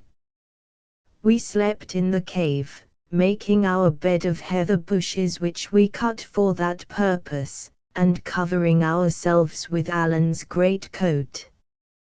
There was a low concealed place, in a turning of the glen, where we were so bold as to make fire, so that we could warm ourselves when the clouds set in, and cook hot porridge, and grill the little trouts that we caught with our hands under the stones and overhanging banks of the burn. This was indeed our chief pleasure and business, and not only to save our meal against worse times, but with a rivalry that much amused us. We spent a great part of our days at the waterside, stripped to the waist and groping about, or, as they say, guddling for these fish. The largest we got might have been 1/4 pound, but they were of good flesh and flavour, and when broiled upon the coals, lacked only a little salt to be delicious. In any by time Alan must teach me to use my sword, for my ignorance had much distressed him, and I think besides, as I had sometimes the upper hand of him in the fishing, he was not sorry to turn to an exercise where he had so much the upper hand of me. He made it somewhat more of a pain than need have been, for he stormed at me all through the lessons in a very violent manner of scolding, and would push me so close that I made sure he must run me through the body. I was often tempted to turn tail, but held my ground for all that, and got some profit of my lessons, if it was but to stand on guard with an assured countenance, which is often all that is required. So, though I could never in the least please my master, I was not altogether displeased with myself. In the meanwhile, you are not to suppose that we neglected our chief business, which was to get away.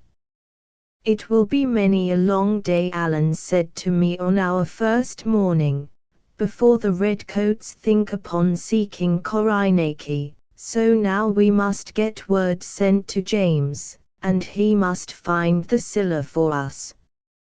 And how shall we send that word? Says I. We are here in a desert place, which yet we dare not leave, and unless ye get the fowls of the air to be your messengers, I see not what we shall be able to do. Said Alan. Ye a man of small contrivance, David. Thereupon he fell in a muse, looking in the embers of the fire, and presently, getting a piece of wood, he fashioned it in a cross, the four ends of which he blackened on the coals.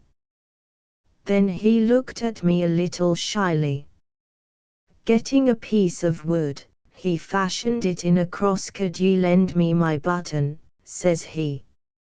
It seems a strange thing to ask a gift again, but I own I am loath to cut another.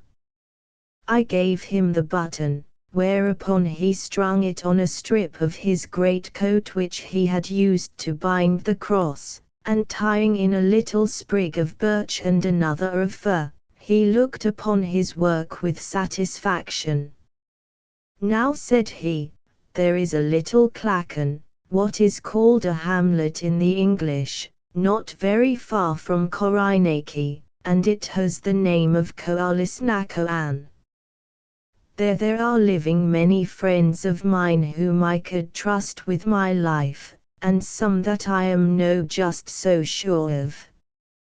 Ye see, David, there will be money set upon our heads.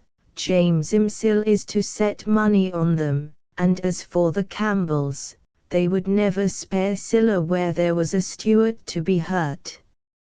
If it was otherwise, I would go down to Koalisnako and whatever, and trust my life into these people's hands as lightly as I would trust another with my glove. But being so, said I, being so, said he, I would as lief they did nae see me. There's bad folk everywhere, and what's far worse, weak ones. So when it comes dark again, I will steal down into that clachan, and set this that I have been making in the window of a good friend of mine, John Breck Mackle, a booman of Appins. A booman is a tenant who takes stock from the landlord and shares with him the increase. With all my heart, says I, and if he finds it, what is he to think? Well, says Allen, I wish he was a man of more penetration, for by my troth I am afraid he will make little enough of it. But this is what I have in my mind.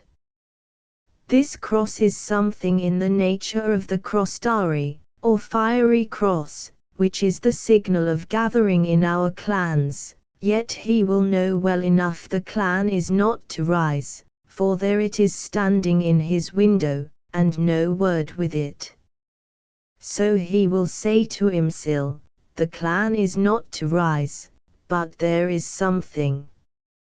Then he will see my button, and that was Duncan Stewart's. And then he will say to himself, the son of Duncan is in the heather, and has need of me. Well, said I, it may be. But even supposing so, there is a good deal of heather between here and the Forth. And that is a very true word, says Allen. But then John Breck will see the sprig of birch and the sprig of pine, and he will say to himself, if he is a man of any penetration at all, which I misdoubt, Allen will be lying in a wood which is both of pines and birches. Then he will think to himself, that is not so very rife hereabout, and then he will come and give us a look up in Korinaki. And if he does not, David, the devil may fly away with him, for what I care, for he will no be worth the salt to his porridge. Man, said I, drolling with him a little, you're very ingenious.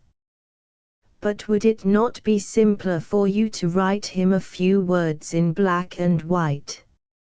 And that is an excellent observe, Mr. Balfour of Shaw's, says Allen, drolling with me, and it would certainly be much simpler for me to write to him, but it would be a sore job for John Breck to read it. He would have to go to the school for 2-3 years, and it's possible we might be wearied waiting on him. So that night Alan carried down his fiery cross and set it in the booman's window. He was troubled when he came back, for the dogs had barked and the folk run out from their houses, and he thought he had heard a clatter of arms and seen a red coat come to one of the doors. On all accounts we lay the next day in the borders of the wood and kept a close look-out, so that if it was John Breck that came we might be ready to guide him, and if it was the redcoats we should have time to get away. About noon a man was to be spied, straggling up the open side of the mountain in the sun, and looking round him as he came, from under his hand. No sooner had Alan seen him than he whistled. The man turned and came a little towards us, then Alan would give another peep, and the man would come still nearer, and so by the sound of whistling, he was guided to the spot where we lay.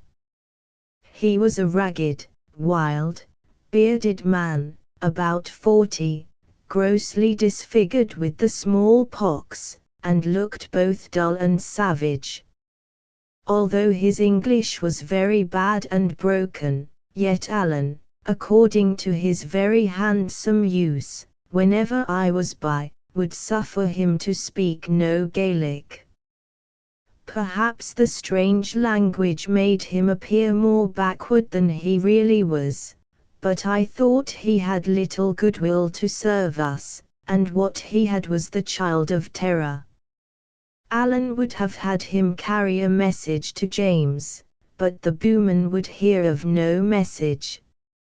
She was forget it, he said in his screaming voice, and would either have a letter or wash his hands of us. I thought Alan would be gravelled at that, for we lacked the means of writing in that desert.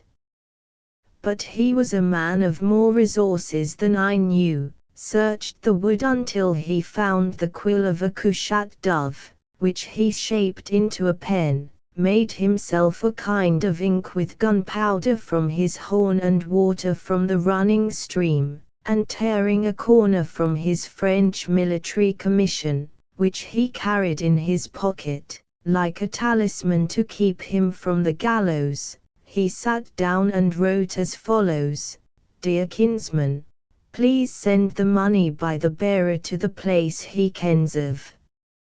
Your affectionate cousin, A.S." This he entrusted to the booman, who promised to make what manner of speed he best could, and carried it off with him down the hill. He was 3 full days gone, but about 5 in the evening of the 3rd, we heard a whistling in the wood, which Alan answered, and presently the booman came up the waterside, looking for us, right and left. He seemed less sulky than before, and indeed he was no doubt well pleased to have got to the end of such a dangerous commission.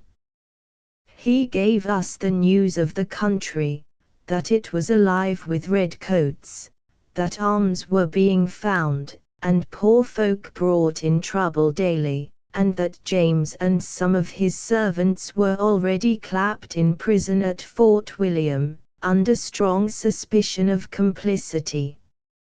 It seemed it was noised on all sides that Alan Breck had fired the shot, and there was a bill issued for both him and me, with £100 reward.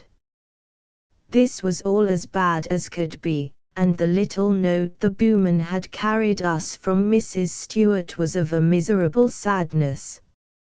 In it she besought Alan not to let himself be captured, assuring him, if he fell in the hands of the troops, both he and James were no better than dead men. The money she had sent was all that she could beg or borrow, and she prayed heaven we could be doing with it. Lastly, she said, she enclosed us one of the bills in which we were described.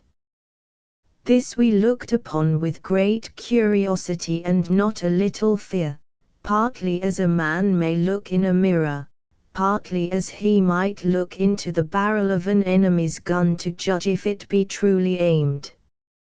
Alan was advertised as a small, pock-marked, active man of 35 or thereby, dressed in a feathered hat, a French side coat of blue with silver buttons, and lace a great deal tarnished, a red waistcoat and breeches of black shag, and I as a tall strong lad of about 18, wearing an old blue coat, very ragged, an old Highland bonnet, a long homespun waistcoat, blue breeches, his legs bare, low country shoes, wanting the toes, speaks like a lowlander, and has no beard.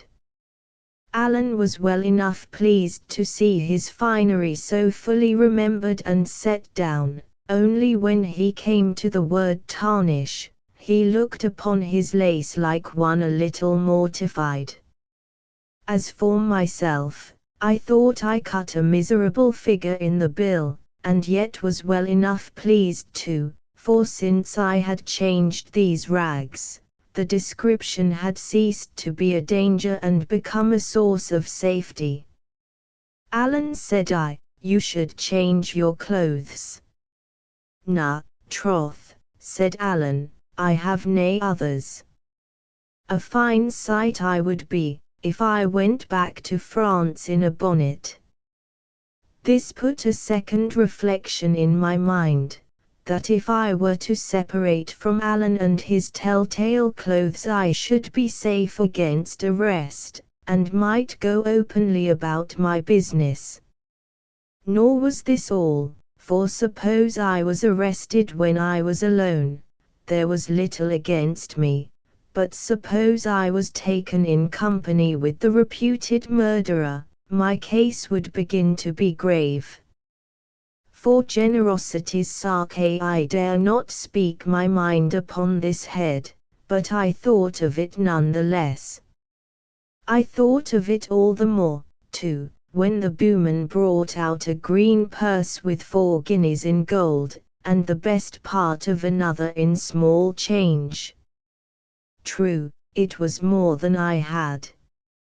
But then Alan, with less than 5 guineas, had to get as far as France, I, with my less than 2, not beyond Queen's Ferry, so that taking things in their proportion, Alan's society was not only a peril to my life, but a burden on my purse. But there was no thought of the sort in the honest head of my companion. He believed he was serving, helping, and protecting me. And what could I do but hold my peace, and chafe, and take my chance of it? It's little enough, said Alan, putting the purse in his pocket, but it'll do my business. And now, John Breck, if ye will hand me over my button, this gentleman and me will be for taking the road. But the bowman, after feeling about in a hairy purse that hung in front of him in the Highland manner, though he wore otherwise the lowland habit, with sea trousers, began to roll his eyes strangely, and at last said, Hernansel will loss it, meaning he thought he had lost it. What, cried Alan, you will lose my button, that was my father's before me. Now I will tell you what is in my mind, John Breck, it is in my mind this is the worst day's work that ever ye did since ye was born. And as Alan spoke, he set his hands on his knees and looked at the bowman with a smiling mouth, and that dancing light in his eyes that meant mischief to his enemies.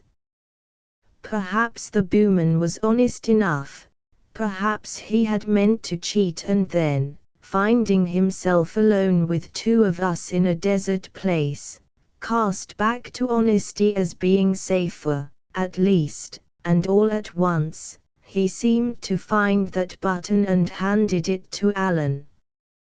Well, and it is a good thing for the honor of the Mackles, said Alan, and then to me, here is my button back again, and I thank you for parting with it, which is of a piece with all your friendships to me. Then he took the warmest parting of the bowmen. For says he, ye have done very well by me, and set your neck at a venture, and I will always give you the name of a good man. Lastly, the bowman took himself off by one way, and Alan and I, getting our chattels together, struck into another to resume our flight. Chapter XXII Chapter XXII The flight in the heather. The moor's 7 hours incessant, hard travelling brought us early in the morning to the end of a range of mountains. In front of us there lay a piece of low, broken, desert land, which we must now cross. The sun was not long up, and shone straight in our eyes. A little, thin mist went up from the face of the moorland like a smoke, so that, as Alan said, there might have been 20 squadron of dragoons there and we none the wiser. We sat down, therefore, in a howe of the hillside till the mist should have risen, and made ourselves a dish of dramak, and held a council of war. David, said Alan, this is the kittle bit. Shall we lie here till it comes night, or shall we risk it, and stave on ahead? Well, said I am tired indeed, but I could walk as far again, if that was all.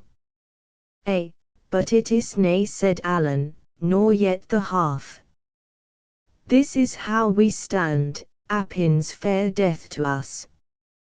To the south it's all Campbell's, and no to be thought of. To the north, well, there's no muckle to be gained by going north, neither for you, that wants to get to Queen's Ferry, nor yet for me, that wants to get to France. Well, then, we'll can strike east. East be it, says I, quite cheerily, but I was thinking into myself, oh, man, if you would only take one point of the compass and let me take any other, it would be the best for both of us. Well, then, east, ye see, we have the muirs, said Alan. Once there, David, it's mere pitch and toss. Out on yon bald, naked, flat place, where can a body turn to? Let the redcoats come over a hill, they can spy you miles away, and the sorrows in their horses' heels, they would soon ride you down. It's no good place, David, and I'm free to say, it's worse by daylight than by dark. Alan, said I, hear my way of it. Appin's death for us, we have none too much money, nor yet meal. The longer they seek, the nearer they may guess where we are. It's all a risk, and I give my word to go ahead until we drop. Alan was delighted. There are whiles, said he, when ye are altogether too canny and wiggish to be company for a gentleman like me, but there come other whiles when ye show yoursel a metal spark, and it's then, David, that I love ye like a brother. The mist rose and died away, and showed us that country lying as waste as the sea, only the moorfowl and the pewes crying upon it, and far over to the east, a herd of deer, moving like dots. Much of it was red with heather, much of the rest broken up with bogs and hags and peaty pools. Some had been burnt black in a heath fire, and in another place there was quite a forest of dead firs, standing like skeletons. A wearier-looking desert man never saw, but at least it was clear of troops, which was our point. We went down accordingly into the waste, and began to make our toilsome and devious travel towards the eastern verge. There were the tops of mountains all round, you are to remember, from whence we might be spied at any moment, so it behoved us to keep in the hollow parts of the moor, and when these turned aside from our direction to move upon its naked face with infinite care. Sometimes, for half an hour together, we must crawl from one heather bush to another, as hunters do when they are hard upon the deer. It was a clear day again, with a blazing sun. The water in the brandy bottle was soon gone, and altogether, if I had guessed what it would be to crawl half the time upon my belly and to walk much of the rest stooping nearly to the knees, I should certainly have held back from such a killing enterprise. Toiling and resting and toiling again, we wore away the morning, and about noon lay down in a thick bush of heather to sleep. Alan took the first watch, and it seemed to me I had scarce closed my eyes before I was shaken up to take the second. We had no clock to go by, and Alan stuck a sprig of heath in the ground to serve instead, so that as soon as the shadow of the bush should fall so far to the east, I might know to rouse him. But I was by this time so weary that I could have slept 12 hours at a stretch. I had the taste of sleep in my throat, my joints slept even when my mind was waking. The hot smell of the heather, and the drone of the wild bees, were like possets to me, and every now and again I would give a jump and find I had been dozing. The last time I woke I seemed to come back from farther away, and thought the sun had taken a great start in the heavens. I looked at the sprig of heath, and at that I could have cried aloud, for I saw I had betrayed my trust. My head was nearly turned with fear and shame, and at what I saw, when I looked out around me on the moor, my heart was like dying in my body. For sure enough, a body of horse soldiers had come down during my sleep, and were drawing near to us from the southeast, spread out in the shape of a fan and riding their horses to and fro in the deep parts of the heather. When I waked Alan, he glanced first at the soldiers, then at the mark and the position of the sun, and knitted his brows with a sudden, quick look, both ugly and anxious, which was all the reproach I had of him. "What are we to do now?" I asked. "We'll have to play at being hares," said he. "Do ye see yon mountain?" pointing to one on the northeastern sky.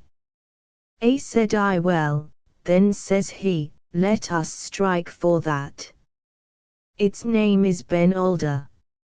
It is a wild, desert mountain full of hills and hollows, and if we can win to it before the morn, we may do yet." "But, Alan," cried I, "that will take us across the very coming of the soldiers."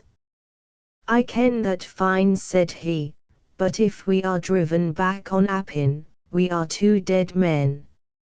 So now, David man, be brisk." With that he began to run forward on his hands and knees with an incredible quickness, as though it were his natural way of going. All the time, too, he kept winding in and out in the lower parts of the moorland where we were the best concealed. Some of these had been burned or at least scathed with fire, and there rose in our faces, which were close to the ground, a blinding, choking dust as fine as smoke.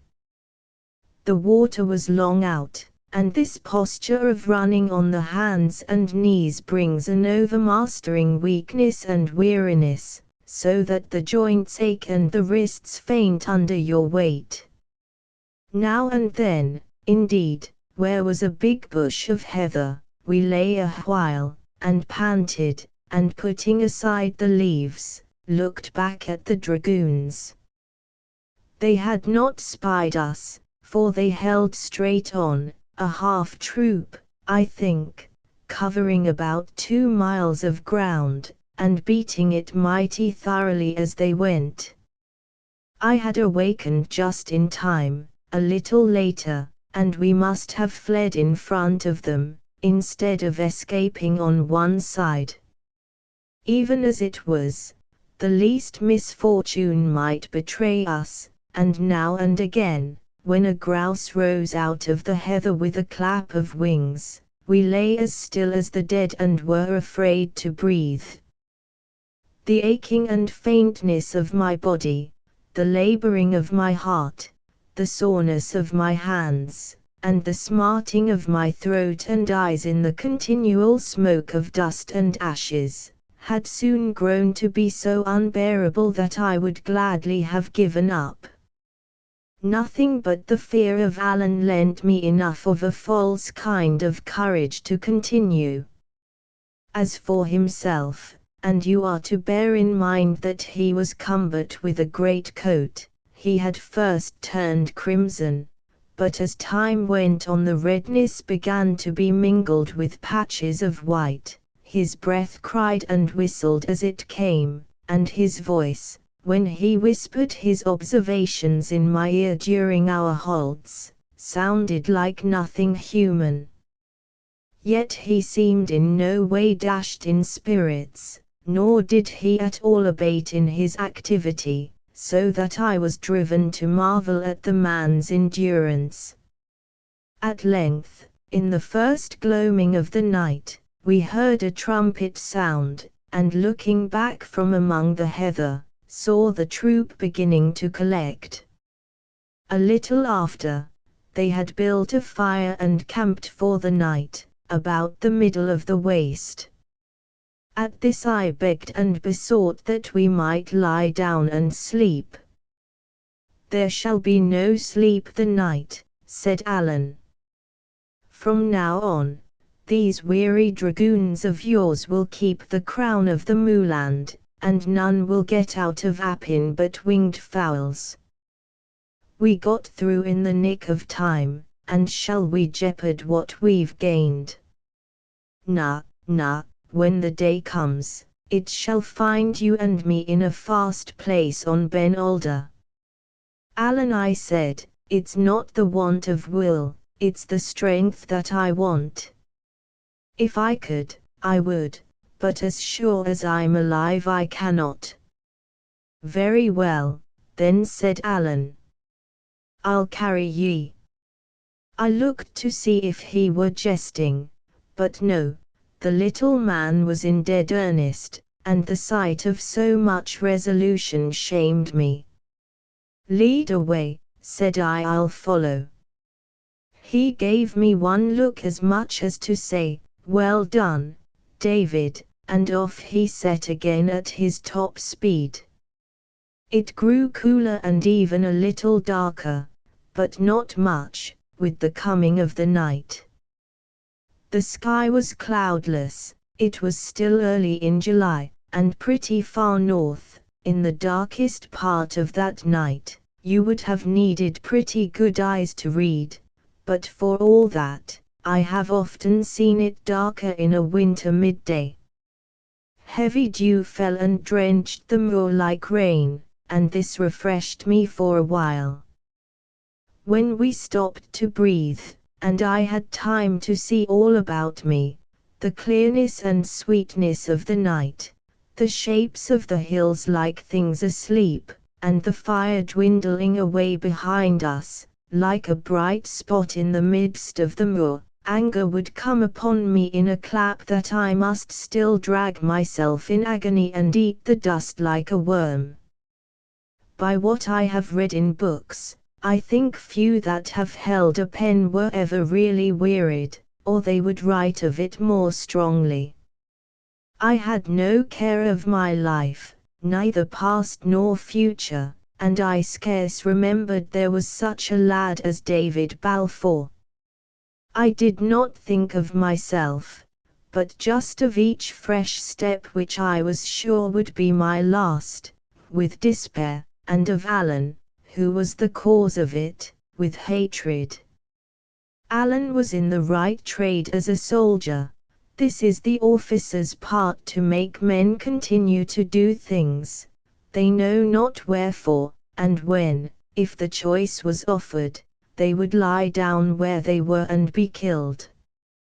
And I dare say I would have made a good enough private, for in these last hours it never occurred to me that I had any choice but just to obey as long as I was able, and die obeying.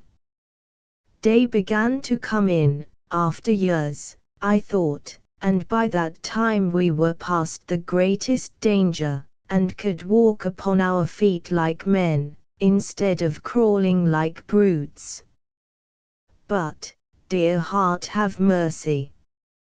What a pair we must have made, going double like old grandfathers, stumbling like babes, and as white as dead folk. Never a word passed between us, each set his mouth and kept his eyes in front of him, and lifted up his foot and set it down again, like people lifting weights at a country play, all the while, with the moorfowl crying peep, in the heather, and the light coming slowly clearer in the east. Village fair. I say Alan did as I did. Not that ever I looked at him, for I had enough ado to keep my feet, but because it is plain he must have been as stupid with weariness as myself, and looked as little where we were going, or we should not have walked into an ambush like blind men. It fell in this way. We were going down a heathery brae, Alan leading and I following a pace or two behind, like a fiddler and his wife, when upon a sudden the heather gave a rustle, 3 or 4 ragged men leaped out, and the next moment we were lying on our backs, each with a dirk at his throat. The next moment we were lying on our backs, each with a dirk at his throat. I don't think I cared. The pain of this rough handling was quite swallowed up by the pains of which I was already full, and I was too glad to have stopped walking to mind about a dirk. I lay looking up in the face of the man that held me, and I mind his face was black with the sun, and his eyes very light, but I was not afraid of him. I heard Alan and another whispering in the Gaelic, and what they said was all one to me. Then the dirks were put up, our weapons were taken away, and we were set face to face, sitting in the heather. "They are Clooney's men," said Alan. "We could nae have fallen better. We're just to bide here with these, which are his out sentries, till they can get word to the chief of my arrival." Now Clooney Macpherson, the chief of the clan Vorich, had been one of the leaders of the Great Rebellion 6 years before.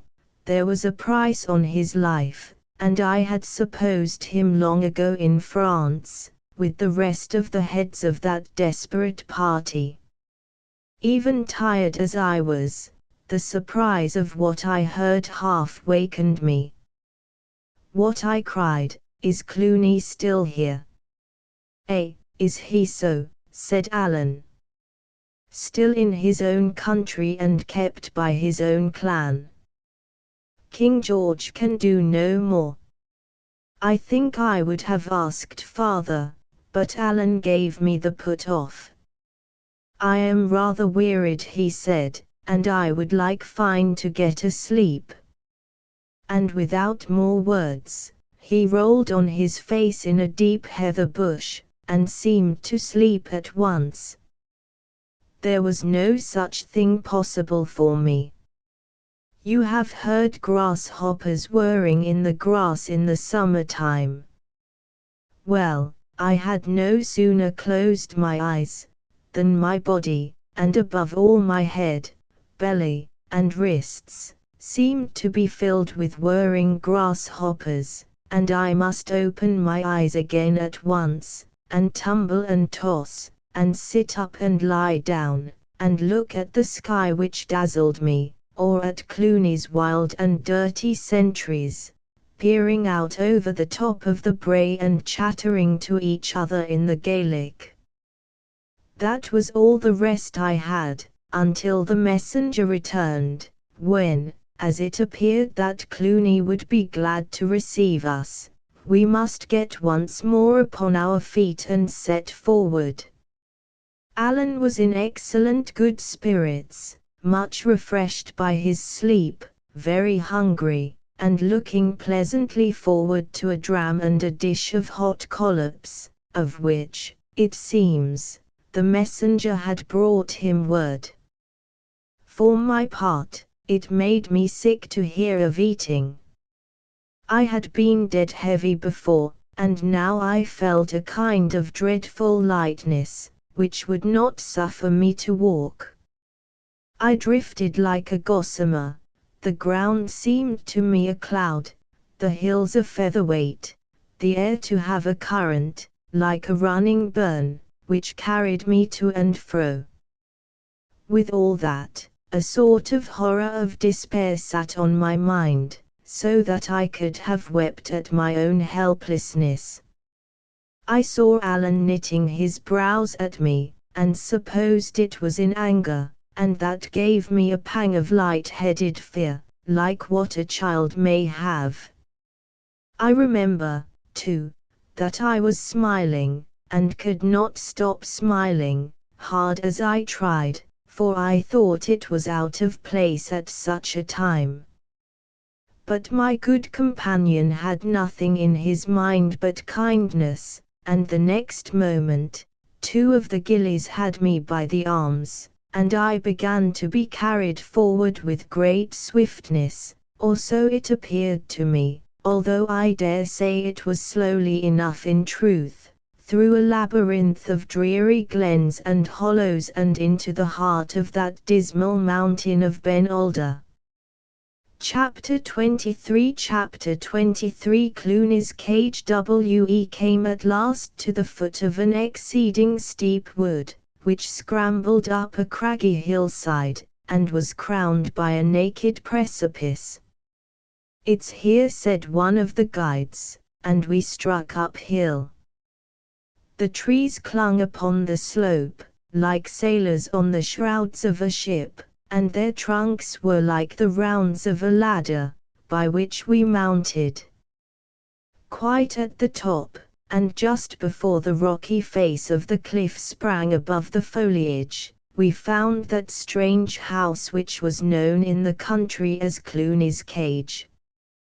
The trunks of several trees had been wattled across, the intervals strengthened with stakes, and the ground behind this barricade levelled up with earth to make the floor.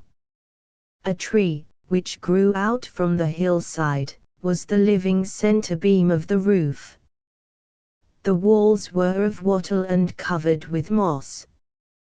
The whole house had something of an egg shape, and it half hung, half stood in that steep, hillside thicket, like a wasp's nest in a green hawthorn. Within, it was large enough to shelter 5 or 6 persons with some comfort. A projection of the cliff had been cunningly employed to be the fireplace, and the smoke rising against the face of the rock, and being not dissimilar in colour, readily escaped notice from below. This was but one of Clooney's hiding places. He had caves, besides, and underground chambers in several parts of his country, and following the reports of his scouts, he moved from one to another as the soldiers drew near or moved away. By this manner of living, and thanks to the affection of his clan, he had not only stayed all this time in safety, while so many others had fled or been taken and slain, but stayed 4 or 5 years longer, and only went to France at last by the express command of his master. There he soon died, and it is strange to reflect that he may have regretted his cage upon Ben Alder. When we came to the door he was seated by his rock chimney, watching a gilly about some cookery. He was mighty plainly habited, with a knitted nightcap drawn over his ears, and smoked a foul cutty pipe. For all that he had the manners of a king, and it was quite a sight to see him rise out of his place to welcome us. "Well, Mr. Stewart, come awa, sir," said he, "and bring in your friend that as yet I dinna ken the name of." "And how is yourself, Clooney?" said Allen. "I hope ye do brawly, sir. And I am proud to see ye, and to present to ye my friend the Laird of Shaw's, Mr. David Balfour." Allen never referred to my estate without a touch of a sneer, when we were alone, but with strangers, he rang the words out like a herald. "Step in by, the both of ye, gentlemen," says Clooney. "I make ye welcome to my house, which is a queer, rude place for certain, but one where I have entertained a royal personage. Mr. Stewart, ye doubtless ken the personage I have in my eye. We'll take a dram for luck, and as soon as this handless man of mine has the collops ready, we'll dine and take a hand at the carts as gentlemen should. My life is a bit dry," says he, pouring out the brandy. "I see little company, and sit and twirl my thumbs, and mind upon a great day that is gone by, and weary for another great day that we all hope will be upon the road. And so here's a toast to ye, the Restoration.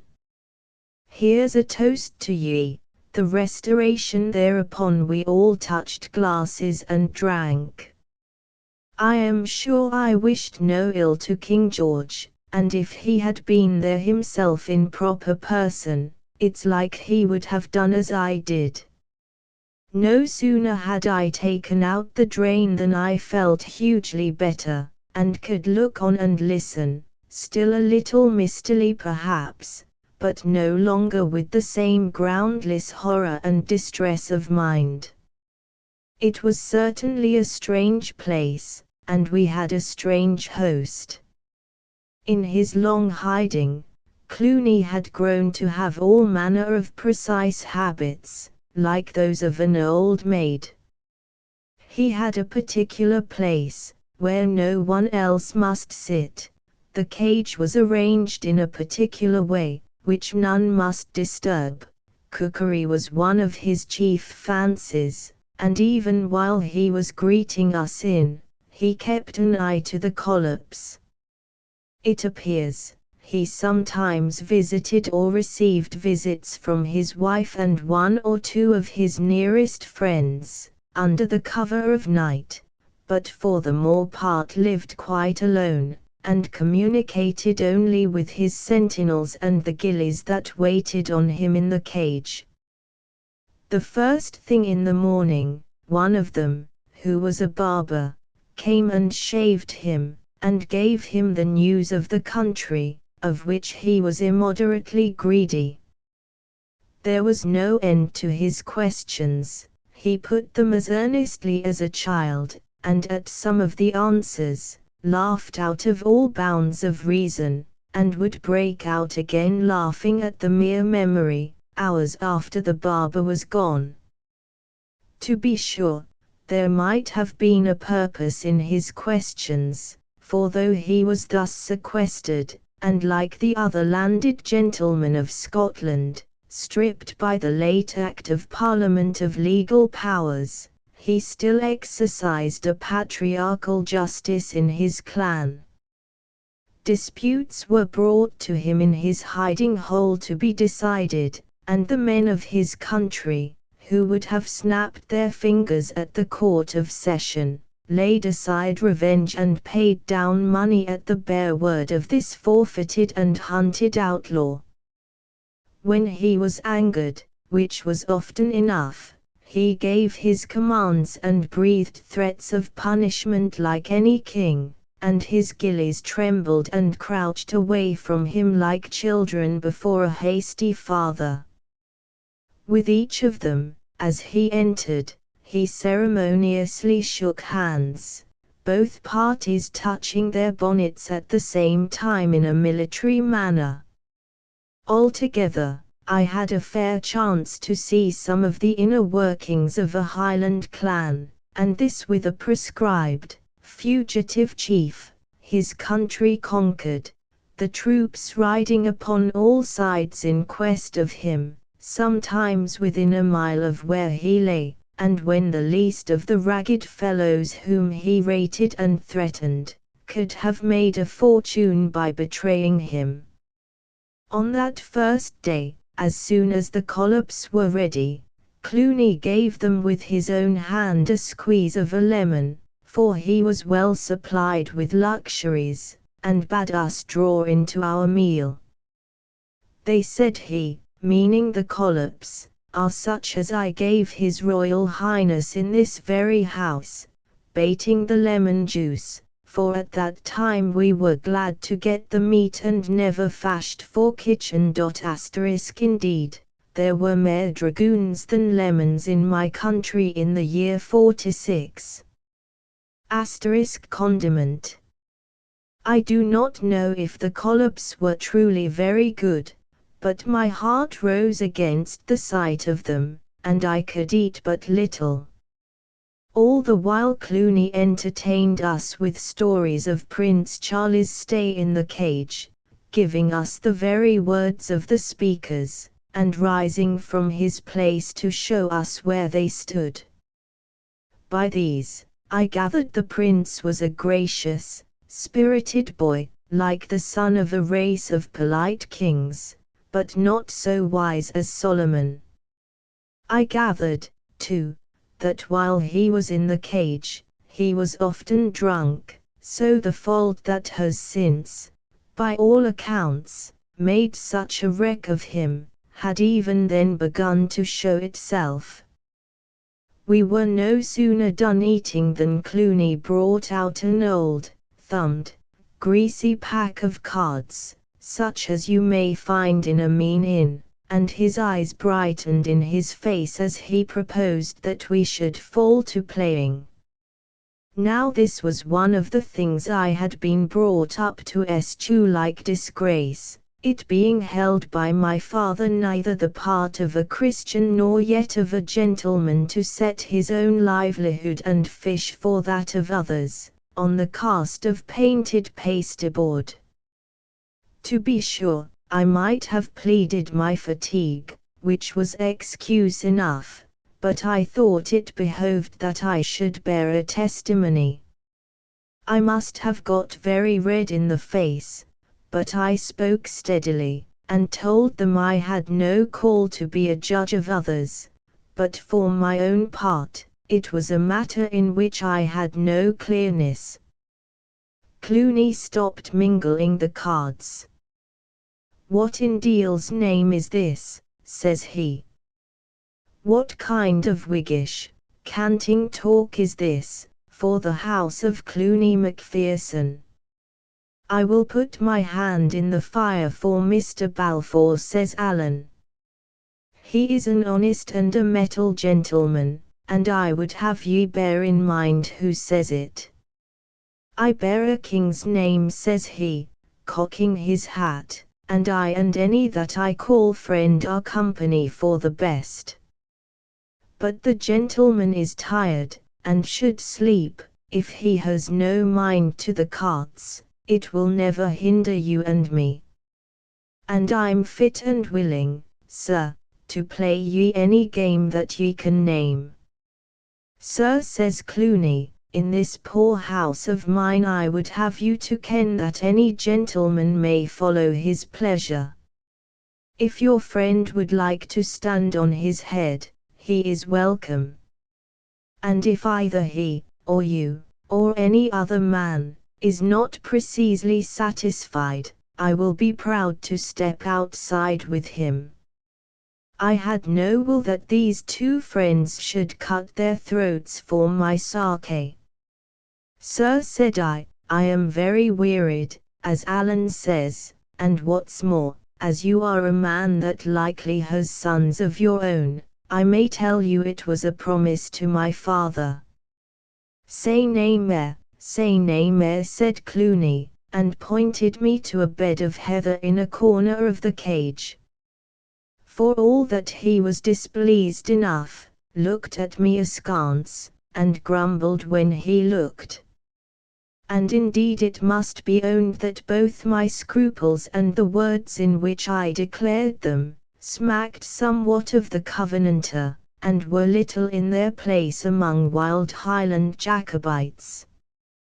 What with the brandy and the venison, a strange heaviness had come over me, and I had scarce lain down upon the bed before I fell into a kind of trance, in which I continued almost the whole time of our stay in the cage. Sometimes I was broad awake and understood what passed, sometimes I only heard voices, or men snoring, like the voice of a silly river, and the plaids upon the wall dwindled down and swelled out again, like firelight shadows on the roof. I must sometimes have spoken or cried out, for I remember I was now and then amazed at being answered, yet I was conscious of no particular nightmare, only of a general, black, abiding horror, a horror of the place I was in, and the bed I lay in, and the plaids on the wall, and the voices, and the fire, and myself. The Barbergilly, who was a doctor too, was called in to prescribe for me, but as he spoke in the Gaelic, I understood not a word of his opinion, and was too sick even to ask for a translation. I knew well enough I was ill, and that was all I cared about.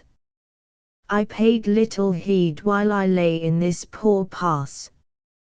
But Alan and Clooney were most of the time at the cards, and I am clear that Alan must have begun by winning, for I remember sitting up, and seeing them hard at it, and a great glittering pile of as much as 60 or 100 guineas on the table. It looked strange enough, to see all this wealth in a nest upon a cliffside, wattled about growing trees. And even then, I thought it seemed deep water for Alan to be riding, who had no better battle horse than a green purse and a matter of £5. The luck, it seems, changed on the second day. About noon I was wakened as usual for dinner, and as usual refused to eat, and was given a dram with some bitter infusion which the barber had prescribed. The sun was shining in at the open door of the cage, and this dazzled and offended me. Clooney sat at the table, biting the pack of cards. Alan had stooped over the bed, and had his face close to my eyes, to which, troubled as they were with the fever, it seemed of the most shocking bigness. He asked me for a loan of my money. What for? Said I. Oh, just for a loan, said he. But why? I repeated. I don't see. Hut, David, said Alan, ye would nae grudge me a loan. I would, though, if I had had my senses. But all I thought of then was to get his face away, and I handed him my money. On the morning of the third day, when we had been 48 hours in the cage, I awoke with a great relief of spirits, very weak and weary indeed, but seeing things of the right size and with their honest, everyday appearance. I had a mind to eat, moreover, rose from bed of my own movement, and as soon as we had breakfasted, stepped to the entry of the cage and sat down outside in the top of the wood. It was a grey day with a cool, mild air, and I sat in a dream all morning, only disturbed by the passing by of Clooney's scouts and servants coming with provisions and reports, for as the coast was at that time clear, you might almost say he held court openly. When I returned, he and Alan had laid the cards aside, and were questioning a gillie, and the chief turned about and spoke to me in the Gaelic. "I have no Gaelic, sir," said I. Now since the card question, everything I said or did had the power of annoying Clooney. "Your name has more sense than yourself," then said he angrily, "for it's good Gaelic. But the point is this. My scout reports all clear in the south, and the question is, have ye the strength to go?" I saw cards on the table, but no gold, only a heap of little written papers, and these all on Clooney's side. Alan, besides, had an odd look, like a man not very well content, and I began to have a strong misgiving. "I do not know if I am as well as I should be," said I, looking at Alan, "but the little money we have has a long way to carry us." Alan took his underlip into his mouth, and looked upon the ground. "David," says he at last, "I've lost it, there's the naked truth." "My money too," said I. "Your money too," says Alan, with a groan. "Ye should nae have given it me. I'm daft when I get to the carts." "Hoot toot, hoot toot," said Clooney. "It was all daffing, it's all nonsense. Of course you'll have your money back again, and the double of it, if ye'll make so free with me. It would be a singular thing for me to keep it. It's not to be supposed that I would be any hindrance to gentlemen in your situation, that would be a singular thing," cries he, and began to pull gold out of his pocket with a mighty red face. Alan said nothing, only looked on the ground. "Will you step to the door with me, sir?" said I. Clooney said he would be very glad, and followed me readily enough, but he looked flustered and put out. "And now, sir," says I must first acknowledge your generosity." "Nonsensical nonsense," cries Clooney. "Where's the generosity? This is just a most unfortunate affair, but what would ye have me do, boxed up in this beastskep of a cage of mine, but just set my friends to the carts, when I can get them? And if they lose, of course, it's not to be supposed," and here he came to a pause. "Yes," said I, "if they lose, you give them back their money, and if they win, they carry away yours in their pouches. I have said before that I grant your generosity, but to me, sir, it's a very painful thing to be placed in this position."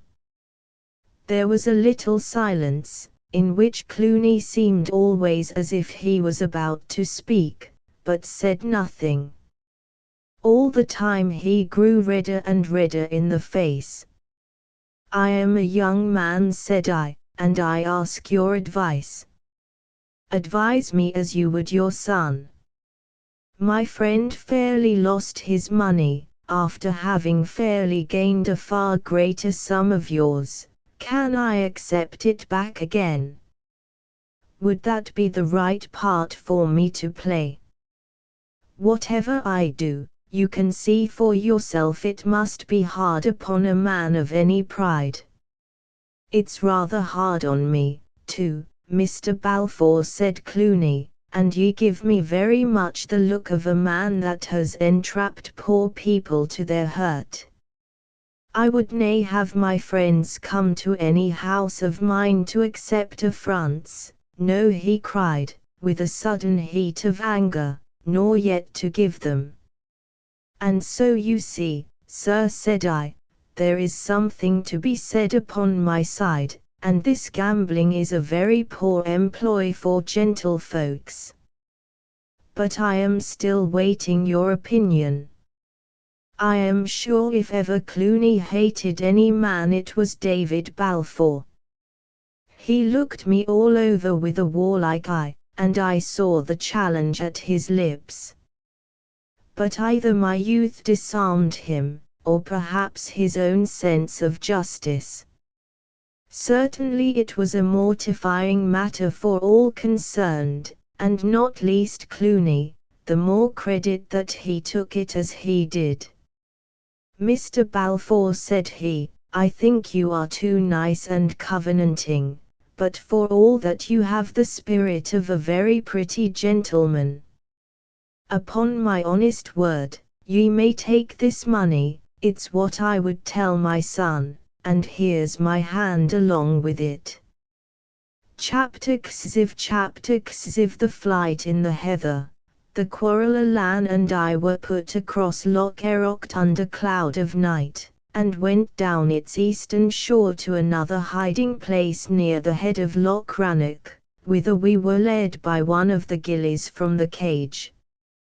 This fellow carried all our luggage and Alan's greatcoat in the bargain, trotting along under the burthen, far less than the half of which used to weigh me to the ground, like a stout hill pony with a feather, yet he was a man that, in plain contest, I could have broken on my knee. Doubtless it was a great relief to walk disencumbered, and perhaps without that relief, and the consequent sense of liberty and lightness, I could not have walked at all.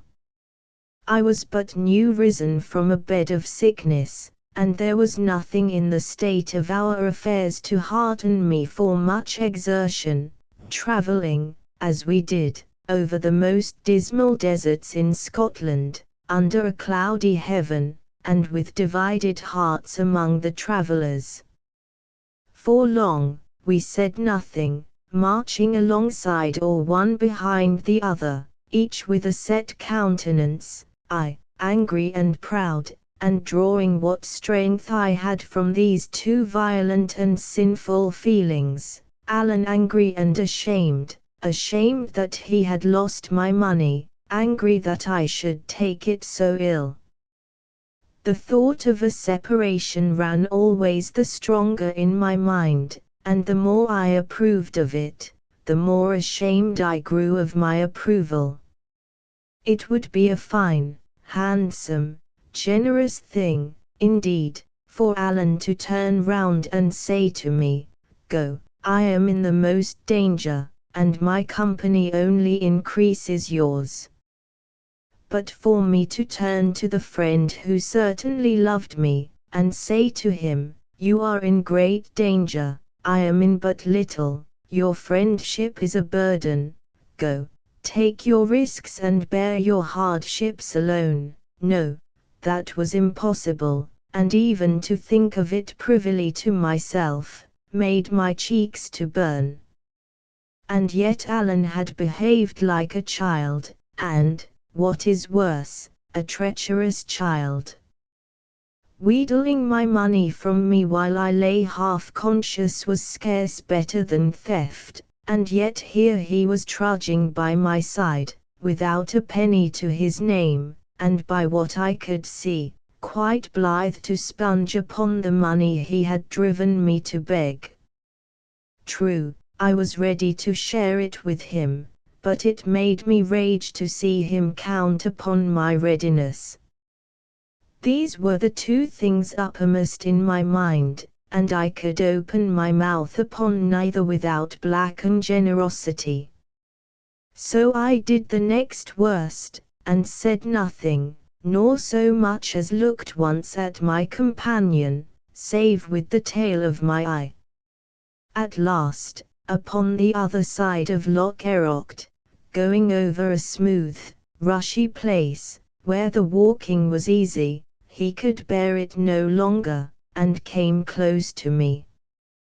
"David," says he, "this is no way for two friends to take a small accident.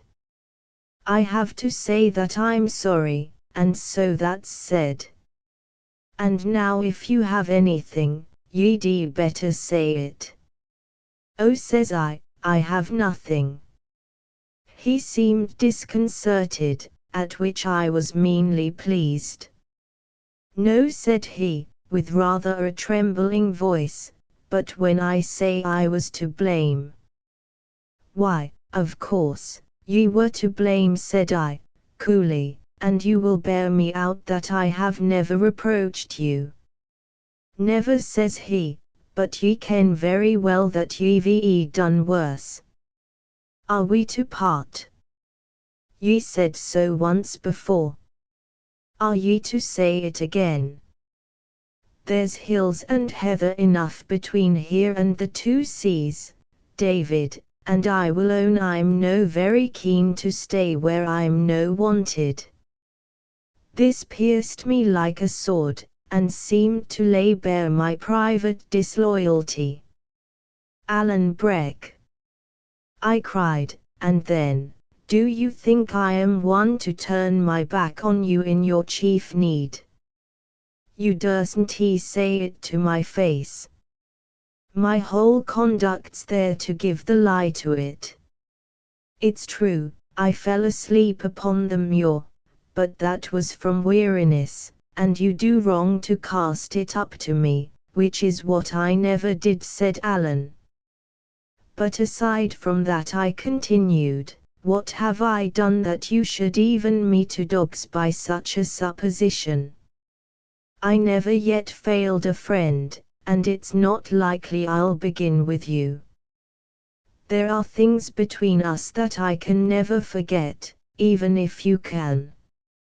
"I will only say this to ye, David," said Alan, very quietly, "that I have long been owing ye my life, and now I owe ye money. Ye should try to make that burden light for me." This ought to have touched me, and in a manner it did, but the wrong manner. I felt I was behaving badly, and was now not only angry with Alan, but angry with myself in the bargain, and it made me the more cruel. "You asked me to speak," said I. "Well, then, I will. You own yourself that you have done me a disservice. I have had to swallow an affront. I have never reproached you, I never named the thing till you did. And now you blame me," cried I, "because I cannae laugh and sing as if I was glad to be affronted.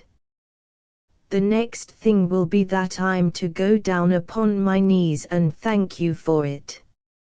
Ye should think more of others, Alan Breck. If ye thought more of others, ye would perhaps speak less about yourself, and when a friend that likes you very well has passed over an offense without a word, you would be blithe to let it lie, instead of making it a stick to break his back with. By your own way of it, it was you that was to blame, then it should nae be you to seek the quarrel." "Or eel," said Alan, "say nae mair."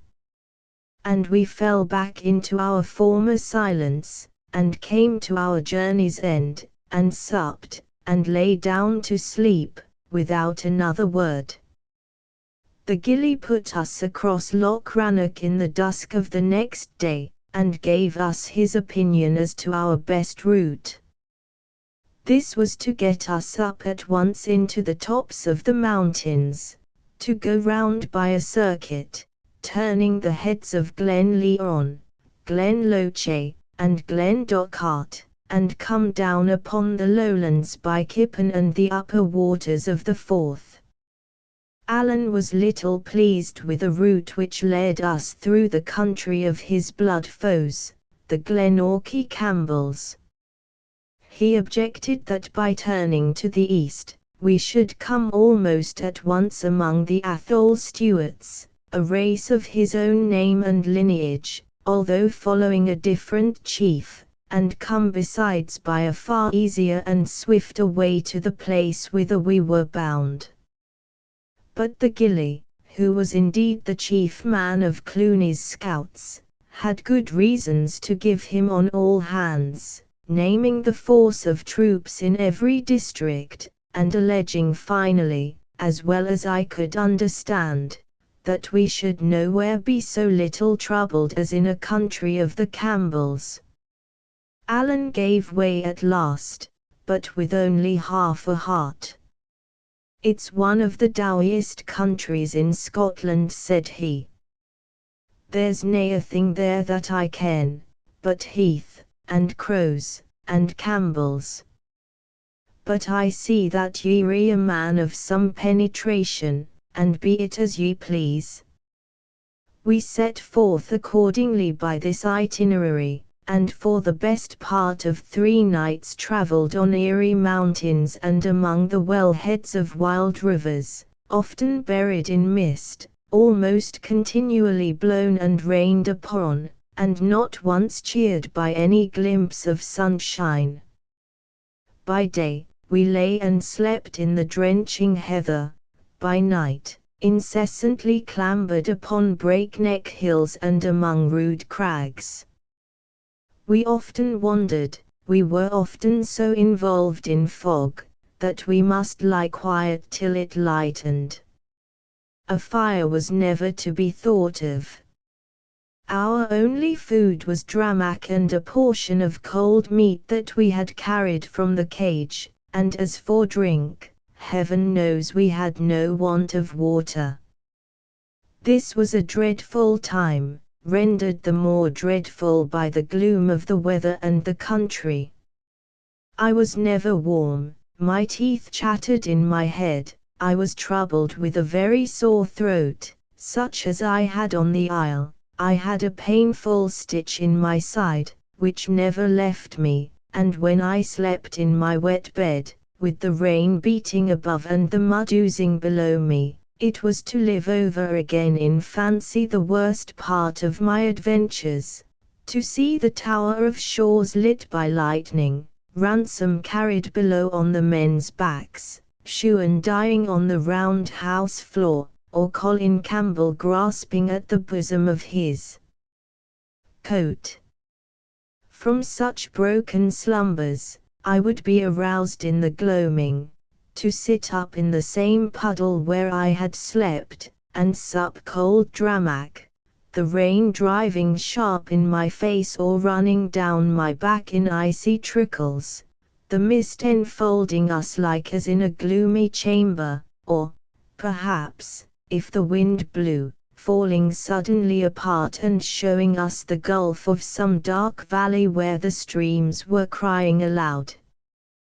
The sound of an infinite number of rivers came up from all round. In this steady rain the springs of the mountain were broken up, every glen gushed water like a cistern, every stream was in high spate, and had filled and overflowed its channel. During our night tramps, it was solemn to hear the voice of them below in the valleys, now booming like thunder, now with an angry cry. I could well understand the story of the water kelpie, that demon of the streams, who is fabled to keep wailing and roaring at the ford until the coming of the doomed traveller. Alan I saw believed it, or half believed it, and when the cry of the river rose more than usually sharp, I was little surprised, though, of course, I would still be shocked, to see him cross himself in the manner of the Catholics.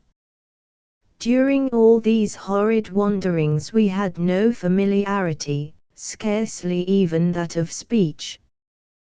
The truth is that I was sickening for my grave, which is my best excuse.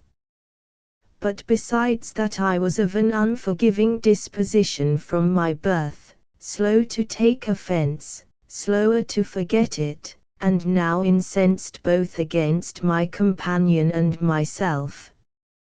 For the best part of 2 days he was unweariedly kind, silent, indeed, but always ready to help, and always hoping, as I could very well see, that my displeasure would blow by.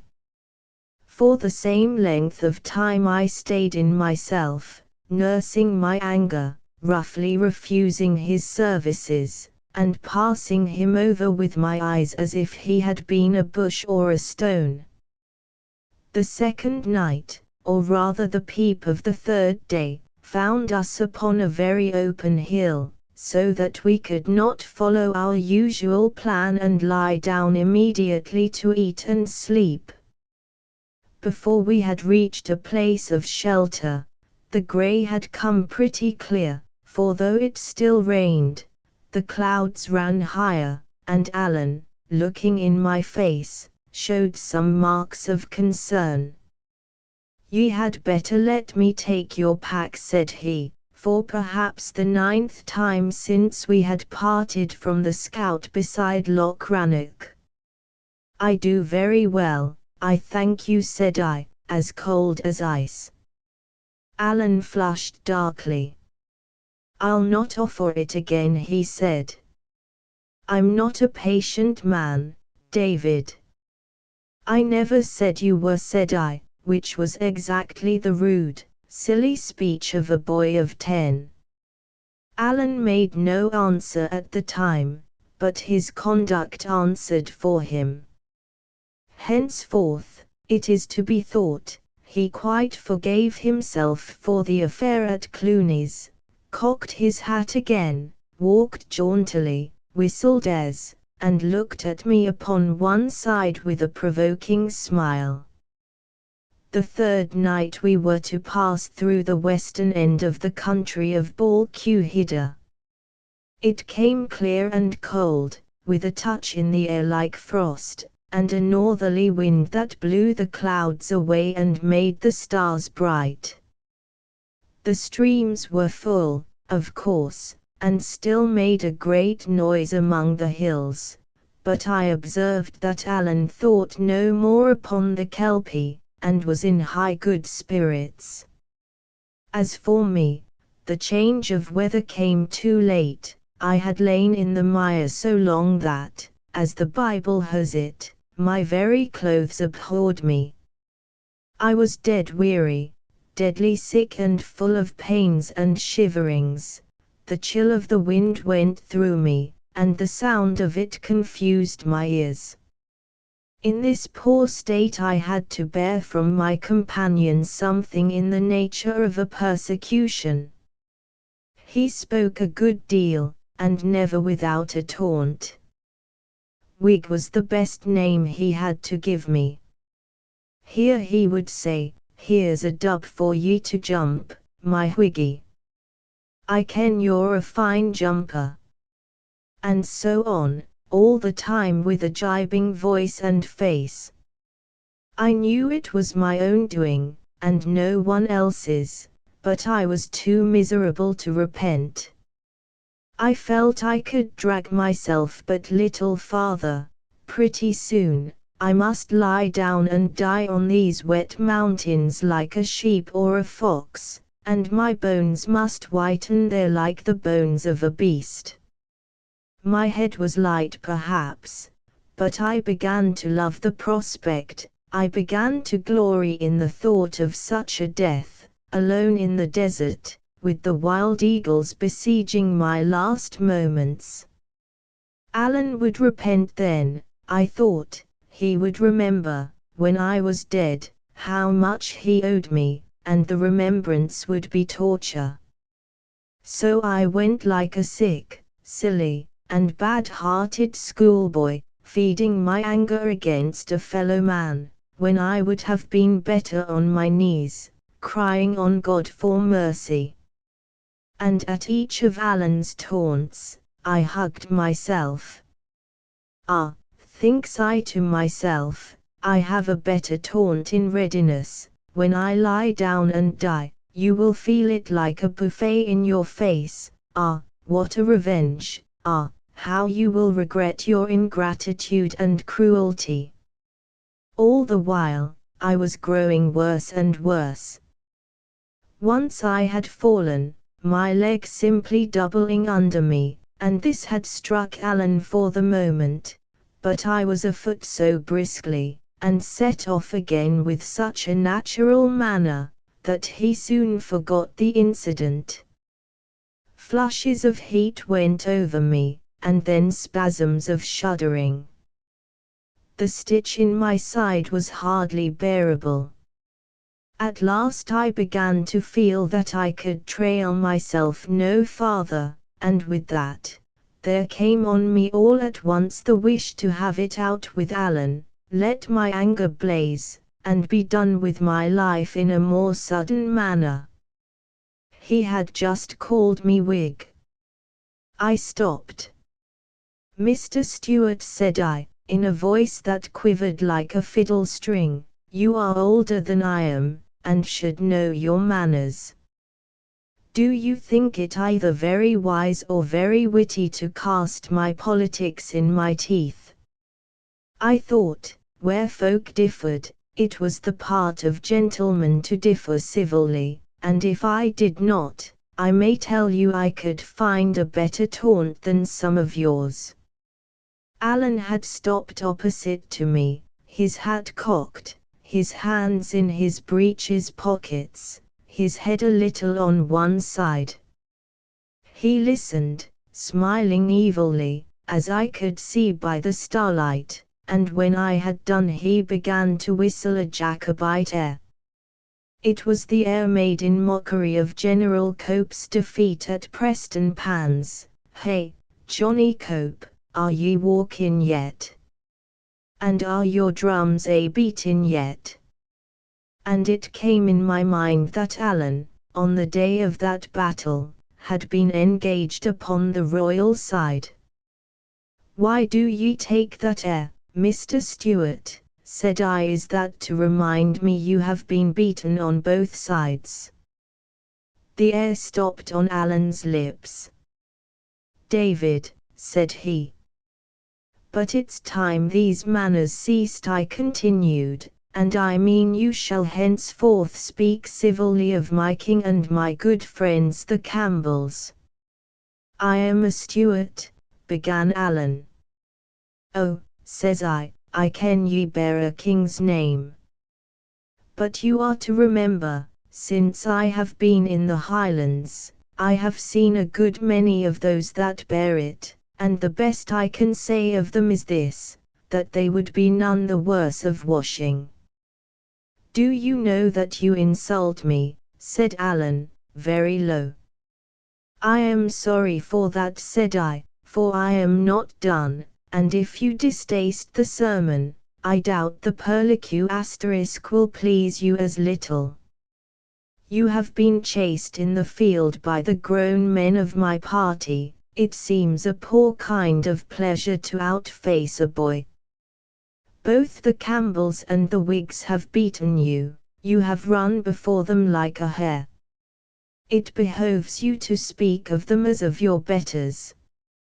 Asterisk a second sermon. Alan stood quite still, the tails of his greatcoat clapping behind him in the wind. "This is a pity," he said at last. "There are things said that cannot be passed over." "I never asked you to," said I. "I am as ready as yourself." "Ready," said he. "Ready," I repeated.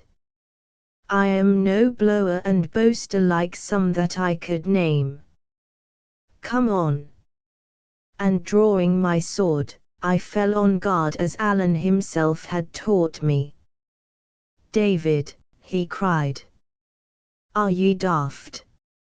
I cannae draw upon ye, David. It's fair murder." "That was your lookout when you insulted me," said I. "It's the truth," cried Alan, and he stood for a moment, wringing his mouth in his hand like a man in sore perplexity. "It's the bare truth," he said, and drew his sword. But before I could touch his blade with mine, he had thrown it from him and fallen to the ground. "Nah, nah," he kept saying, "nah, nah, I canny, I canny." At this the last of my anger oozed all out of me, and I found myself only sick, and sorry, and blank, and wondering at myself. I would have given the world to take back what I had said, but a word once spoken, who can recapture it? I minded me of all Alan's kindness and courage in the past, how he had helped and cheered and borne with me in our evil days, and then recalled my own insults, and saw that I had lost forever that doughty friend. At the same time, the sickness that hung upon me seemed to redouble, and the pang in my side was like a sword for sharpness. I thought I must have swooned where I stood. This it was that gave me a thought. No apology could blot out what I had said, it was needless to think of one, none could cover the offense, but where an apology was vain, a mere cry for help might bring Alan back to my side. I put my pride away from me. "Alan," I said, "if ye canny help me, I must just die here." He started up sitting, and looked at me. "It's true," said I, "I'm by with it. Oh, let me get into the bild of a house, I'll can die there easier." I had no need to pretend, whether I chose or not. I spoke in a weeping voice that would have melted a heart of stone. "Can ye walk?" asked Alan. "No," said I, "not without help. This last hour my legs have been fainting under me, I've a stitch in my side like a red-hot iron, I canny breathe right. If I die, ye'll can forgive me, Alan. In my heart, I liked ye fine, even when I was the angriest." "Wheesht, wheesht," cried Alan. "Dinna say that. David man, ye ken," he shut his mouth upon a sob. "Let me get my arm about ye," he continued, "that's the way. Now lean upon me hard. Good kens where there's a house. We're in Balwhidder, too, there should be no want of houses, no, nor friends' houses here. Do ye gang easier so, Davy. Do ye gang. Do ye gang easier so, Davy." Said I can be doing this way," and I pressed his arm with my hand. Again he came near sobbing. "Davy," said he, "I'm no a right man at all, I have neither sense nor kindness, I could nae remember ye were just a bairn, I could nae see ye were dying on your feet, Davy, ye'll have to try and forgive me." "Oh man, let's say no more about it," said I, "we're neither one of us to mend the other, that's the truth. We must just bear and forbear, man Alan. Oh, but my stitch is sore. Is there nae house?" "I'll find a house to ye, David," he said, stoutly. "We'll follow down the burn, where there's bound to be houses. My poor man, will ye no be better on my back?"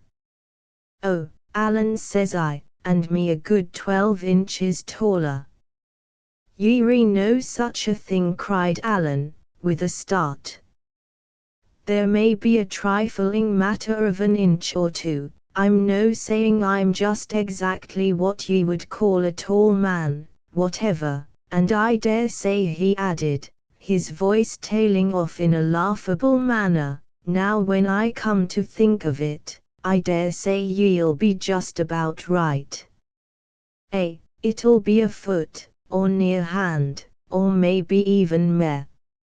It was sweet and laughable to hear Alan eat his words up in the fear of some fresh quarrel. I could have laughed, had not my stitch caught me so hard, but if I had laughed, I think I must have wept too. Alan, cried I, what makes ye so good to me? What makes ye care for such a thankless fellow? Deed, and I don't know, said Alan. For just precisely what I thought I liked about ye, was that ye never quarrelled, and now I like ye better. Chapter XXV Chapter XXV In Balquhidder at the door of the first house we came to, Alan knocked, which was of no very safe enterprise in such a part of the Highlands as the braes of Balquhidder. No great clan held rule there, it was filled and disputed by small septs, and broken remnants, and what they call chiefless folk driven into the wild country about the springs of Forth and Tythe by the advance of the Campbells. Here were Stuarts and Maclarens, which came to the same thing, for the Maclarens followed Alan's chief in war, and made but one clan with Appin. Here, too, were many of that old, prescribed, nameless, red-handed clan of the MacGregors. They had always been ill-considered, and now worse than ever, having credit with no side or party in the whole country of Scotland. Their chief, MacGregor of MacGregor, was in exile. The more immediate leader of that part of them about Balquhidder, James More, Rob Roy's eldest son, lay waiting his trial in Edinburgh Castle. They were in ill blood with Highlander and Lowlander, with the Grahams, the Maclarens, and the Stuarts, and Alan, who took up the quarrel of any friend, however distant, was extremely wishful to avoid them. Chance served us very well, for it was a household of Maclarens that we found, where Alan was not only welcome for his name's sake but known by reputation. Here then I was got to bed without delay, and a doctor fetched, who found me in a sorry plight. But whether because he was a very good doctor, or I a very young, strong man, I lay bedridden for no more than a week, and before a month I was able to take the road again with a good heart. All this time Alan would not leave me, though I often pressed him, and indeed his foolhardiness in staying was a common subject of outcry with the 2 or 3 friends that were let into the secret. He hid by day in a hole of the braes under a little wood, and at night, when the coast was clear, would come into the house to visit me. I need not say if I was pleased to see him. Mrs. Maclaren, our hostess, thought nothing good enough for such a guest, and as Duncan Dew, which was the name of our host, had a pair of pipes in his house, and was much of a lover of music, this time of my recovery was quite a festival, and we commonly turned night into day. The soldiers let us be, although once a party of 2 companies and some dragoons went by in the bottom of the valley, where I could see them through the window as I lay in bed. What was much more astonishing, no magistrate came near me, and there was no question put of whence I came or whither I was going, and in that time of excitement, I was as free of all inquiry as though I had lain in a desert. Yet my presence was known before I left to all the people in Balquhidder and the adjacent parts, many coming about the house on visits, and these, after the custom of the country, spreading the news among their neighbors. The bills, too, had now been printed. There was one pinned near the foot of my bed, where I could read my own not very flattering portrait and, in larger characters, the amount of the blood money that had been set upon my life.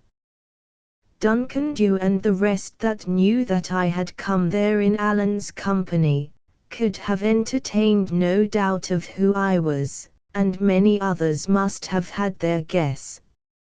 For though I had changed my clothes, I could not change my age or person, and lowland boys of 18 were not so rife in these parts of the world, and above all about that time, that they could fail to put one thing with another, and connect me with the bill. So it was, at least. Other folk keep a secret among 2 or 3 near friends, and somehow it leaks out, but among these clansmen, it is told to a whole countryside, and they will keep it for a century. There was but one thing happened worth narrating, and that is the visit I had of Robin Oig, one of the sons of the notorious Rob Roy. He was sought upon all sides on a charge of carrying a young woman from Balfron and marrying her, as was alleged, by force, yet he stepped about Balquhidder like a gentleman in his own walled policy.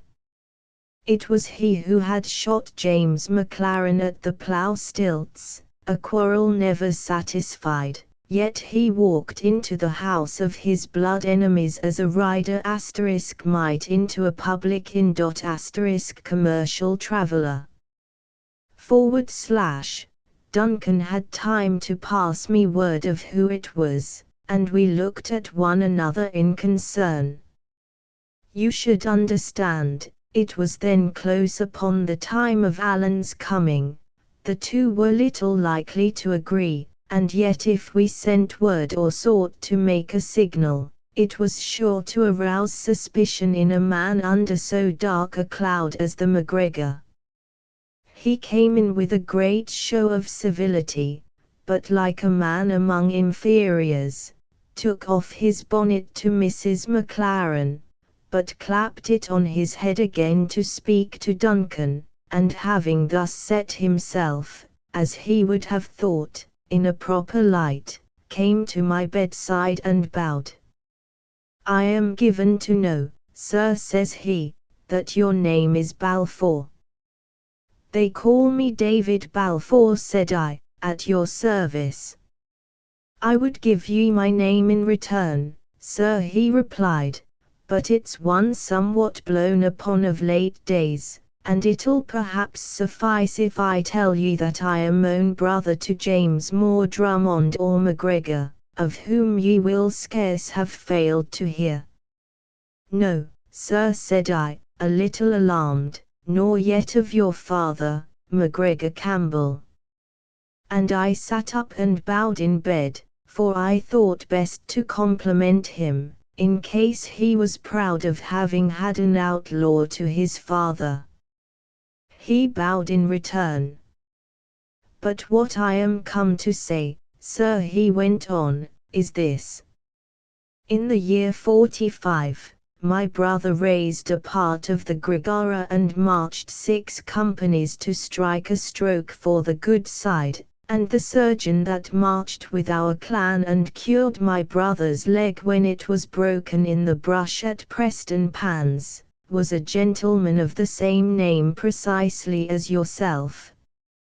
He was brother to Balfour of Bath, and if you are in any reasonable degree of nearness one of that gentleman's kin, I have come to put myself and my people at your command. You are to remember that I knew no more of my descent than any cadger's dog. My uncle, to be sure, had prated of some of our high connections, but nothing to the present purpose, and there was nothing left me but that bitter disgrace of owning that I could not tell. Robin told me shortly he was sorry he had put himself about, turned his back upon me without a sign of salutation, and as he went towards the door, I could hear him telling Duncan that I was only some kinless loon that didn't know his own father. Angry as I was at these words, and ashamed of my own ignorance, I could scarce keep from smiling that a man who was under the lash of the law, and was indeed hanged some 3 years later, should be so nice as to the descent of his acquaintances. Just in the door, he met Alan coming in, and the two drew back and looked at each other like strange dogs. They were neither of them big men, but they seemed fairly to swell out with pride. Each wore a sword, and by a movement of his haunch, thrust clear the hilt of it, so that it might be the more readily grasped and the blade drawn. "Mr. Stewart, I am thinking," says Robin. "Troth, Mr. McGregor, it's not a name to be ashamed of," answered Alan. "I did not know ye were in my country, sir," says Robin. "It sticks in my mind that I am in the country of my friends the Maclarens," says Alan. "That's a kittle point," returned the other. "There may be 2 words to say to that. But I think I will have heard that you are a man of your sword. Unless ye were born deaf, Mr. McGregor, ye will have heard a good deal more than that," says Alan.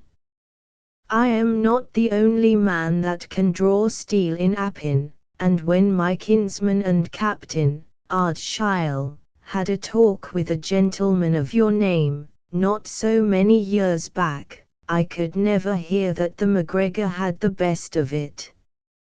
"Do ye mean my father, sir?" says Robin. "Well, I would nae wonder," said Alan. "The gentleman I have in my mind had the ill taste to clap Campbell to his name." "My father was an old man," returned Robin. "The match was unequal. You and me would make a better pair, sir." "I was thinking that," said Alan. I was half out of bed, and Duncan had been hanging at the elbow of these fighting cocks, ready to intervene upon the least occasion.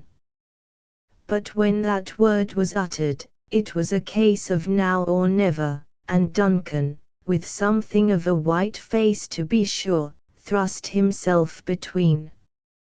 "Gentlemen," said he, "I will have been thinking of a very different matter, waitifer. Here are my pipes, and here are you 2 gentlemen who are baith acclaimed pipers.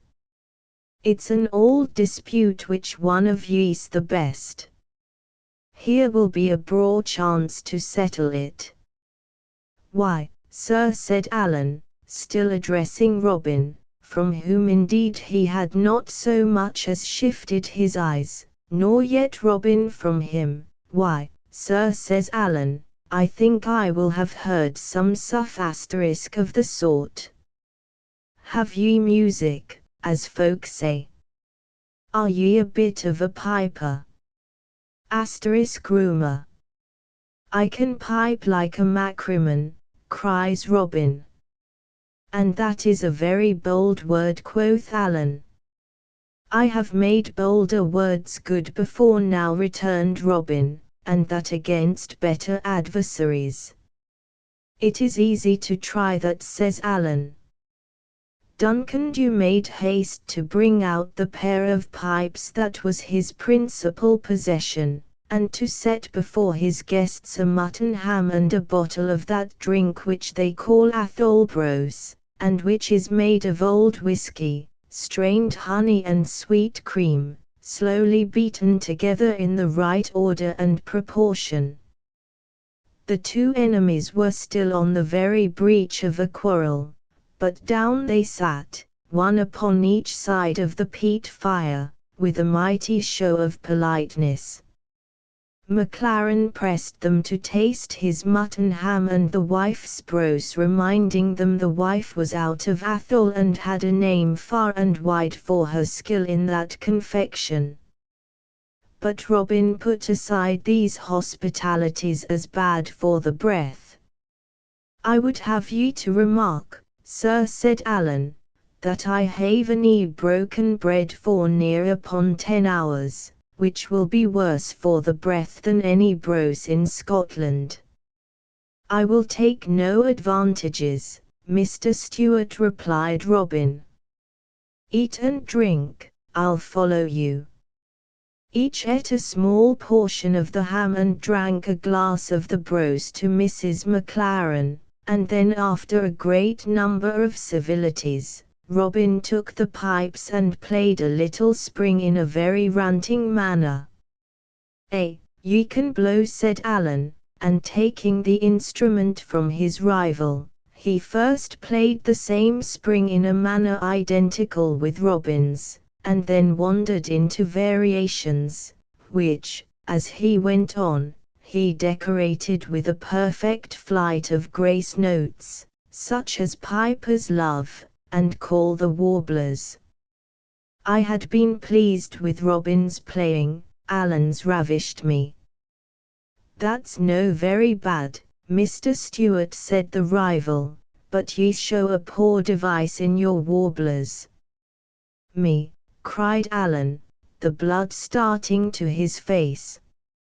"I give ye the lie. Do ye own yourself beaten at the pipes, then," said Robin, "that ye seek to change them for the sword?" "And that's very well said, Mr. McGregor," returned Allen, "and in the meantime, laying a strong accent on the word, I take back the lie. I appeal to Duncan." "Indeed, ye need appeal to naebody," said Robin. "Ye're a far better judge than any MacLaren in Balquhidder, for it's a God's truth that you're a very creditable piper for a Stewart. Hand me the pipes." Allen did as he asked, and Robin proceeded to imitate and correct some part of Allen's variations, which it seemed that he remembered perfectly. "Ye have music," said Allen, gloomily.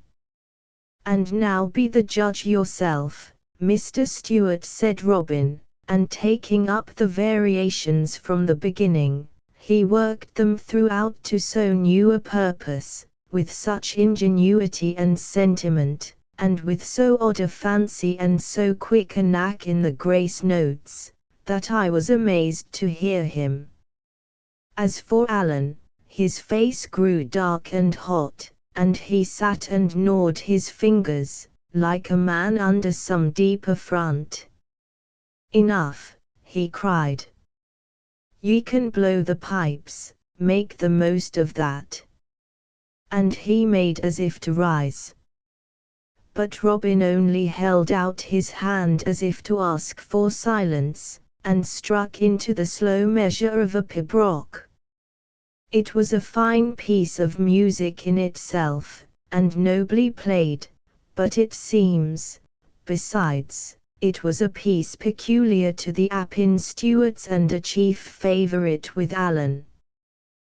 The first notes were scarce out, before there came a change in his face. When the time quickened, he seemed to grow restless in his seat, and long before that piece was at an end, the last signs of his anger died from him, and he had no thought but for the music.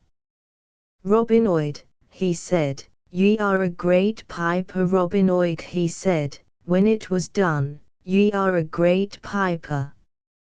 I am not fit to blow in the same kingdom with ye. Body of me!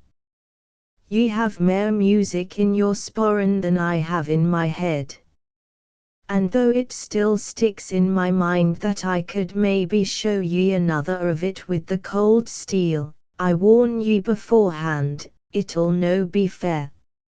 It would go against my heart to haggle a man that can blow the pipes as you can." Thereupon that quarrel was made up. All night long the brose was going and the pipes changing hands, and the day had come pretty bright, and the three men were none the better for what they had been taking, before Robin as much as thought upon the road. Chapter XXVI Chapter XXVI End of the flight. We pass the 4th Tehe month, as I have said, was not yet out, but it was already far through August, and beautiful warm weather, with every sign of an early and great harvest, when I was pronounced able for my journey. Our money was now run to so low an ebb that we must think first of all on speed, for if we came not soon to Mr. Rankeela's, or if when we came there he should fail to help me, we must surely starve. In Allen's view, besides, the hunt must have now greatly slackened, and the line of the Forth and even Stirling Bridge, which is the main pass over that river, would be watched with little interest. It's a chief principle in military affairs, said he, to go where ye are least expected. Forth is our trouble, ye ken the saying, Forth bridles the wild Highlandman. Well, if we seek to creep round about the head of that river and come down by Kippen or Balfron, it's just precisely there that they'll be looking to lay hands on us. But if we stave on straight to the old brig of Stirling, I'll lay my sword they let us pass unchallenged. The first night, accordingly, we pushed to the house of a MacLaren in Strathy, a friend of Duncan's, where we slept the 21st of the month, and whence we set forth again about the fall of night to make another easy stage. The 22nd we lay in a heather bush on the hillside in Wamva, within view of a herd of deer, the happiest 10 hours of sleep in a fine, breathing sunshine and on bone-dry ground, that I have ever tasted. That night we struck Allen Water, and followed it down, and coming to the edge of the hill saw the whole Carse of Stirling underfoot, as flat as a pancake, with the town and castle on a hill in the midst of it, and the moon shining on the links of Forth. Now said Allen, I kenna if ye care, but ye re in your own land again. We passed the Highland line in the first hour, and now if we could but pass yon crooked water, we might cast our bonnets in the air. In Allen Water, near by where it falls into the Forth, we found a little sandy islet, overgrown with burdock, butterbur and the like low plants, that would just cover us if we lay flat. Here it was we made our camp, within plain view of Stirling Castle, whence we could hear the drums beat as some part of the garrison paraded.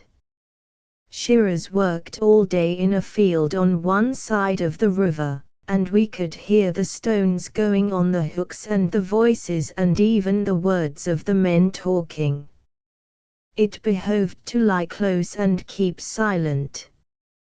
But the sand of the little isle was sun-warm, the green plants gave us shelter for our heads, we had food and drink in plenty, and to crown all, we were within sight of safety. As soon as the shearers quit their work and the dusk began to fall, we waded ashore and struck for the bridge of Stirling, keeping to the fields and under the field fences.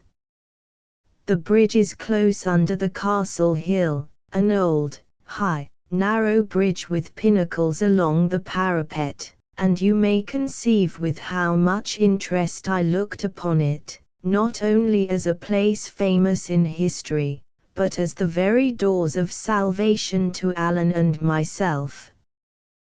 The moon was not yet up when we came there, a few lights shone along the front of the fortress, and lower down a few lighted windows in the town, but it was almighty still, and there seemed to be no guard upon the passage. I was for pushing straight across, but Alan was more wary. "It looks unco quiet," said he, "but for all that we'll lie down here cannily behind a dyke, and make sure."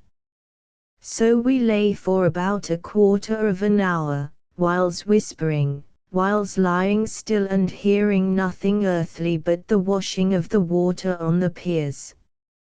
At last there came by an old, hobbling woman with a crutch stick, who first stopped a little, close to where we lay, and bemoaned herself and the long way she had travelled, and then set forth again up the steep spring of the bridge.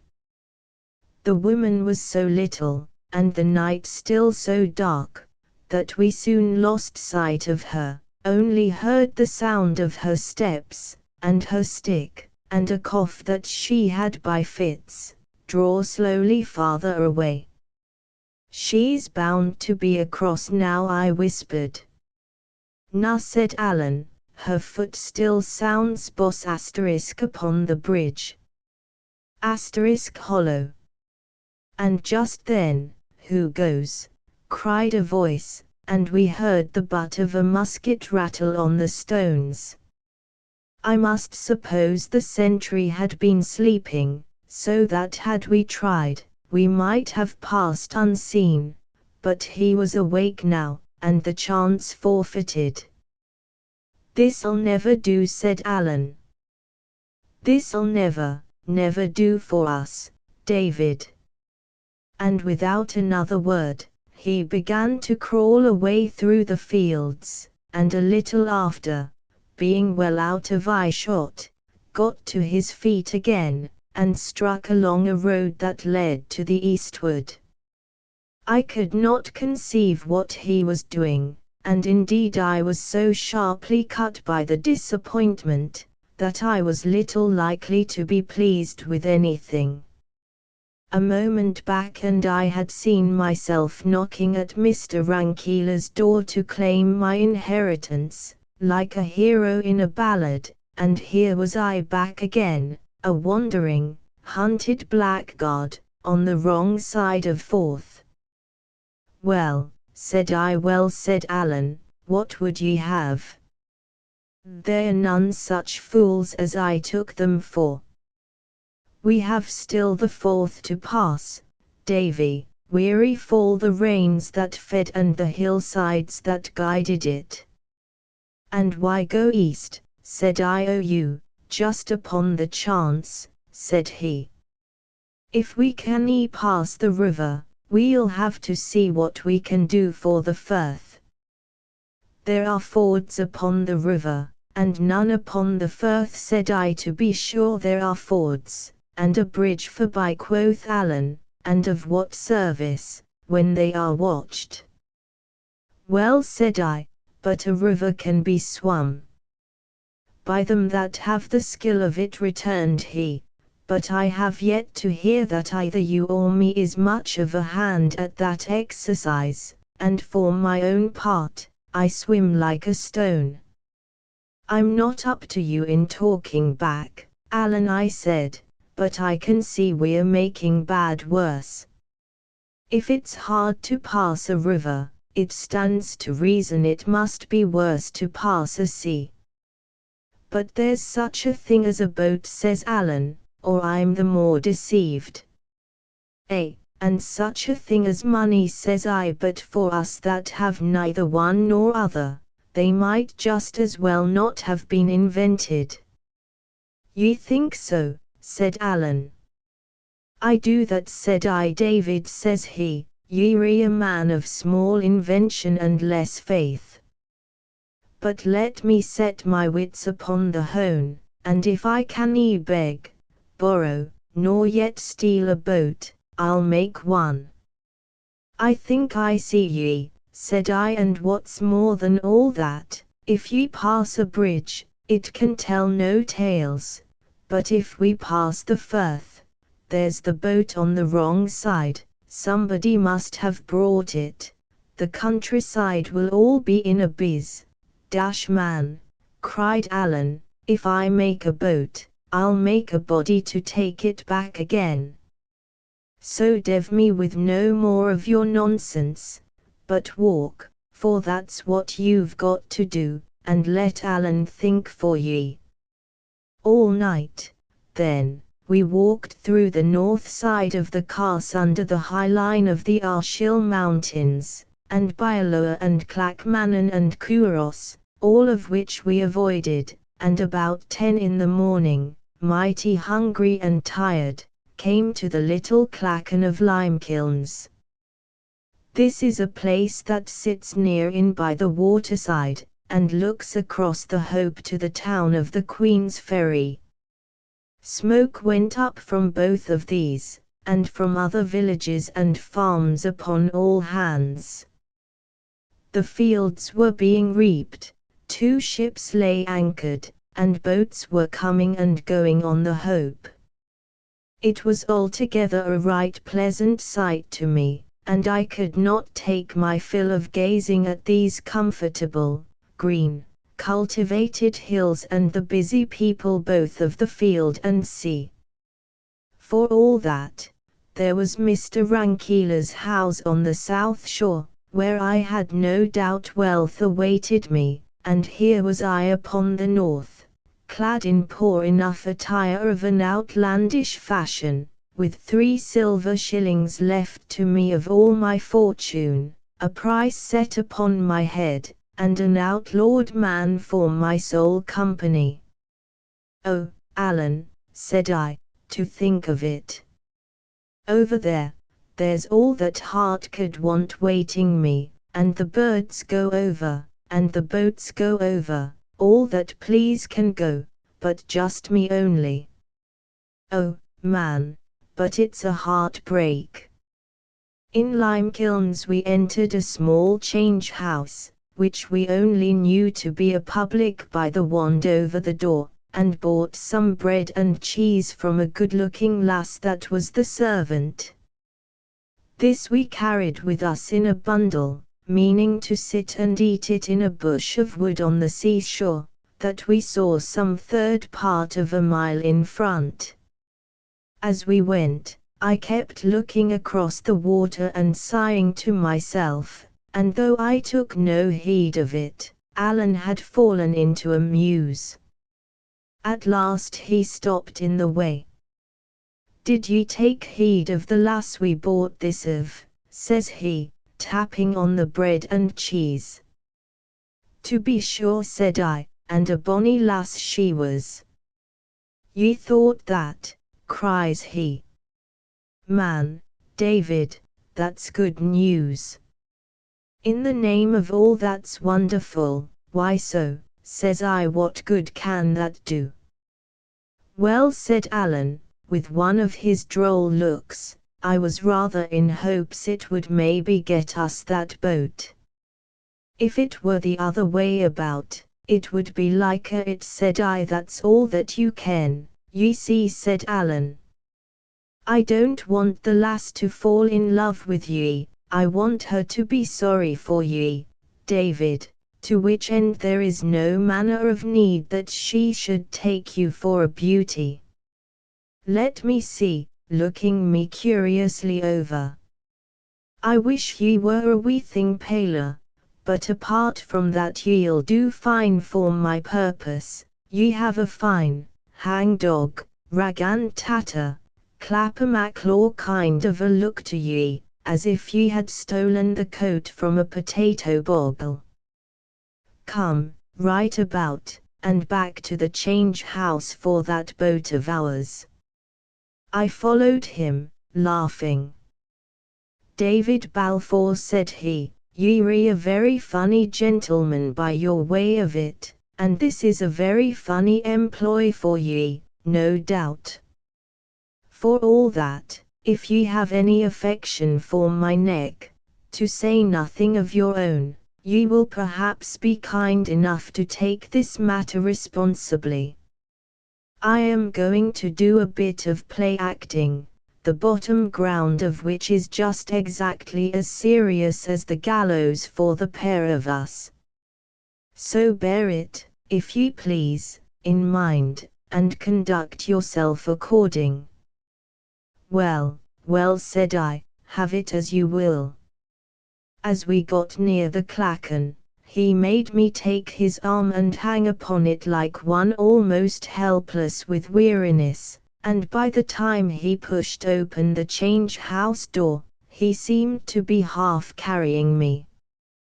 The maid appeared surprised, as well she might be, at our speedy return, but Alan had no words to spare for her in explanation, helped me to a chair, called for a tass of brandy with which he fed me in little sips, and then breaking up the bread and cheese helped me to eat it like a nursery lass, the whole with that grave, concerned, affectionate countenance, that might have imposed upon a judge. It was small wonder if the maid were taken with the picture we presented, of a poor, sick, overwrought lad and his most tender comrade. She drew quite near, and stood leaning with her back on the next table.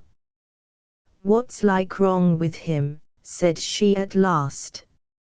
Alan turned upon her, to my great wonder, with a kind of fury. "Wrong," cries he. "He's walked more hundreds of miles than he has hairs upon his chin, and slept oftener in wet heather than dry sheets." "Wrong," quo' she. "Wrong enough, I would think." "Wrong, indeed," and he kept grumbling to himself as he fed me, like a man ill-pleased. "He's young for the like of that," said the maid. "Our young," said Alan, with his back to her. "He would be better riding," says she.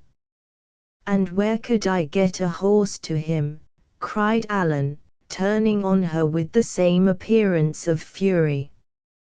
"Would ye have me steal?" I thought this roughness would have sent her off in dudgeon, as indeed it closed her mouth for the time. But my companion knew very well what he was doing, and for as simple as he was in some things of life, had a great fund of roguishness in such affairs as these. "Ye need nae tell me," she said at last, "ye gentry." "Well," said Alan, softened a little, I believe against his will, by this artless comment, "and suppose we were. Did ever you hear that gentries put money in folks' pockets?" She sighed at this, as if she were herself some disinherited great lady.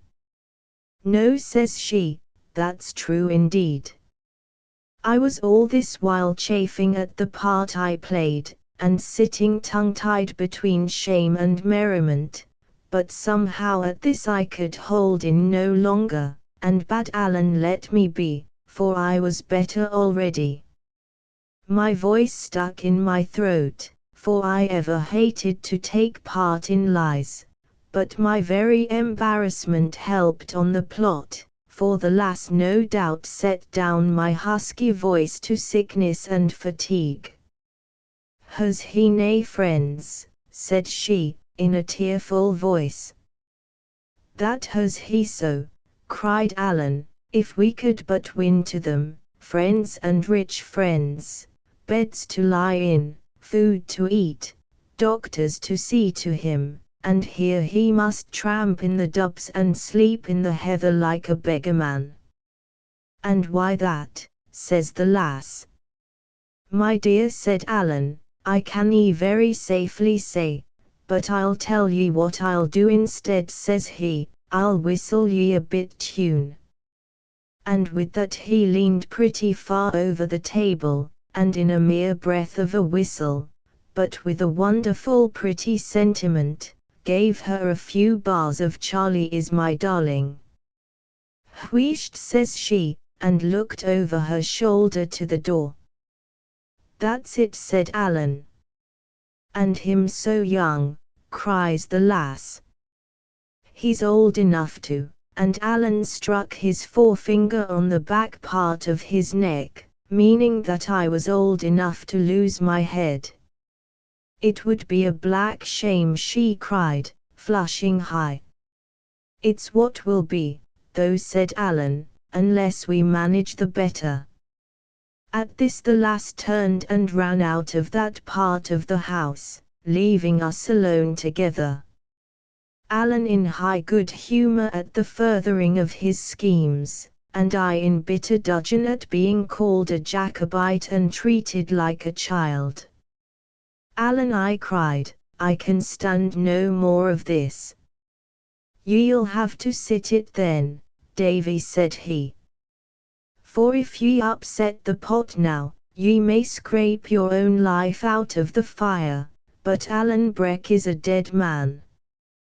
This was so true that I could only groan, and even my groan served Alan's purpose, for it was overheard by the lass as she came flying in again with a dish of white puddings and a bottle of strong ale.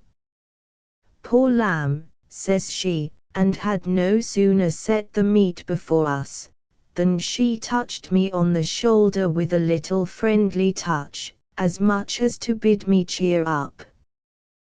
Then she told us to fall to, and there would be no more to pay, for the inn was her own, or at least her father's, and he was gone for the day to Pittencrieff.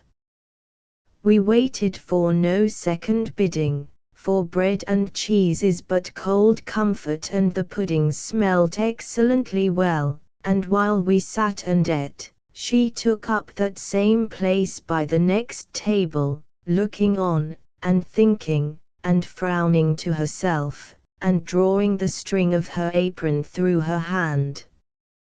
"I'm thinking ye have rather a long tongue," she said at last to Alan. Said Alan, "but ye see I ken the folk I speak to." "I would never betray ye," said she, "if ye mean that." "No," said he, "ye're not that kind. But I'll tell ye what ye would do, ye would help." "I could nae," said she, shaking her head. "Na, I could nae." "No," said he, "but if ye could." She answered him nothing. "Look here, my lass," said Alan, "there are boats in the kingdom of Fife, for I saw two, no less, upon the beach, as I came in by your town's end.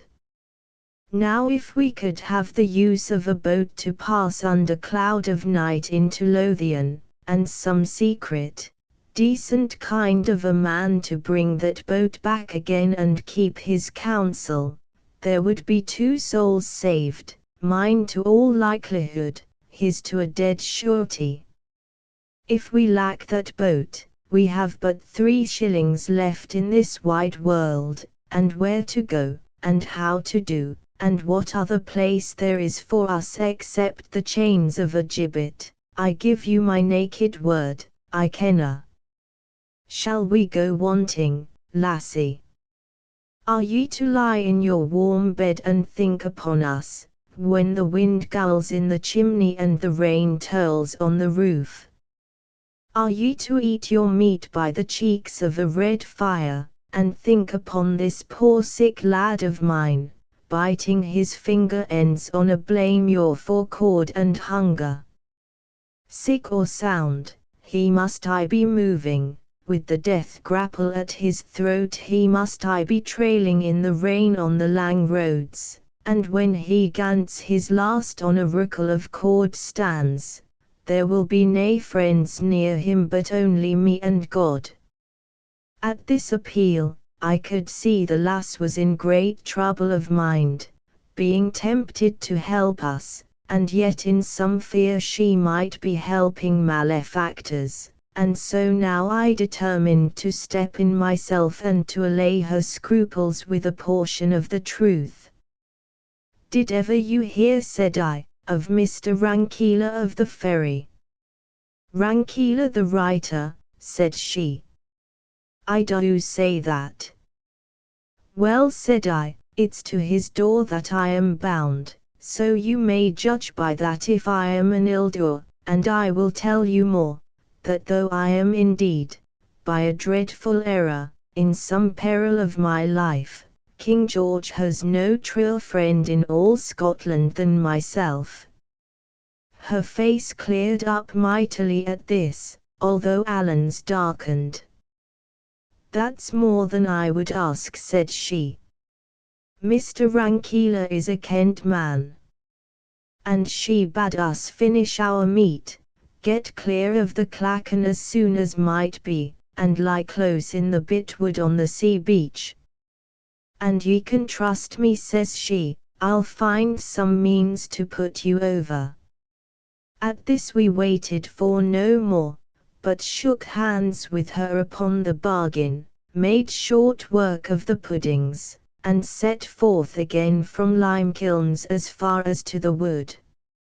It was a small piece of perhaps a score of elders and hawthorns and a few young ashes, not thick enough to veil us from passers-by upon the road or beach. Here we must lie, however, making the best of the brave warm weather and the good hopes we now had of a deliverance, and planning more particularly what remained for us to do. We had but one trouble all day, when a strolling piper came and sat in the same wood with us, a red-nosed, blear-eyed, drunken dog, with a great bottle of whisky in his pocket, and a long story of wrongs that had been done him by all sorts of persons, from the Lord President of the Court of Session, who had denied him justice, down to the bailies of Inverkeithing who had given him more of it than he desired. It was impossible but he should conceive some suspicion of two men lying all day concealed in a thicket and having no business to allege. As long as he stayed there he kept us in hot water with prying questions, and after he was gone, as he was a man not very likely to hold his tongue, we were in the greater impatience to be gone ourselves. The day came to an end with the same brightness, the night fell quiet and clear, lights came out in houses and hamlets and then, one after another, began to be put out, but it was past 11, and we were long since strangely tortured with anxieties, before we heard the grinding of oars upon the rowing pins. At that, we looked out and saw the lass herself coming rowing to us in a boat. She had trusted no one with our affairs, not even her sweetheart, if she had one, but as soon as her father was asleep, had left the house by a window, stolen a neighbor's boat, and come to our assistance single-handed. I was abashed how to find expression for my thanks, but she was no less abashed at the thought of hearing them, begged us to lose no time and to hold our peace, saying, very properly, that the heart of our matter was in haste and silence, and so, what with one thing and another, she had set us on the Lothian shore not far from Caradon, had shaken hands with us, and was out again at sea and rowing for Limekilns, before there was one word said either of her service or our gratitude. Even after she was gone, we had nothing to say, as indeed nothing was enough for such a kindness. Only Alan stood a great while upon the shore shaking his head. "David, it is a very fine lass, it is a very fine lass," he said at last. "David, it is a very fine lass." And a matter of an hour later, as we were lying in a den on the seashore and I had been already dozing, he broke out again in commendations of her character. For my part, I could say nothing. She was so simple a creature that my heart smote me both with remorse and fear, remorse because we had traded upon her ignorance, and fear lest we should have anyway involved her in the dangers of our situation. Chapter XXVIII I come to Mr. Rankeela He next day it was agreed that Alan should fend for himself till sunset, but as soon as it began to grow dark, he should lie in the fields by the roadside near to New Halls, and stir for naught until he heard me whistling. At first I proposed I should give him for a signal the bonny house of Airlie, which was a favourite of mine, but he objected that as the piece was very commonly known, any ploughman might whistle it by accident, and taught me instead a little fragment of a Highland air, which has run in my head from that day to this, and will likely run in my head when I lie dying. Every time it comes to me, it takes me off to that last day of my uncertainty, with Alan sitting up in the bottom of the den, whistling and beating the measure with a finger, and the grey of the dawn coming on his face. I was in the long street of Queen's Ferry before the sun was up. It was a fairly built borough, the houses of good stone, many slated, the town hall not so fine, I thought, as that of Peebles, nor yet the street so noble, but take it altogether, it put me to shame for my foul tatters. As the morning went on, and the fires began to be kindled, and the windows to open, and the people to appear out of the houses, my concern and despondency grew ever the blacker. I saw now that I had no grounds to stand upon, and no clear proof of my rights, nor so much as of my own identity. If it was all a bubble, I was indeed sorely cheated and left in a sore pass. Even if things were as I conceived, it would in all likelihood take time to establish my contentions, and what time had I to spare with less than 3 shillings in my pocket, and a condemned, hunted man upon my hands to ship out of the country? Truly, if my hope broke with me, it might come to the gallows yet for both of us. And as I continued to walk up and down, and saw people looking askance at me upon the street or out of windows, and nudging or speaking one to another with smiles, I began to take a fresh apprehension, that it might be no easy matter even to come to speech of the lawyer, far less to convince him of my story. For the life of me I could not muster up the courage to address any of these reputable burghers. I thought shame even to speak with them in such a pickle of rags and dirt, and if I had asked for the house of such a man as Mr. Rankeela, I suppose they would have burst out laughing in my face.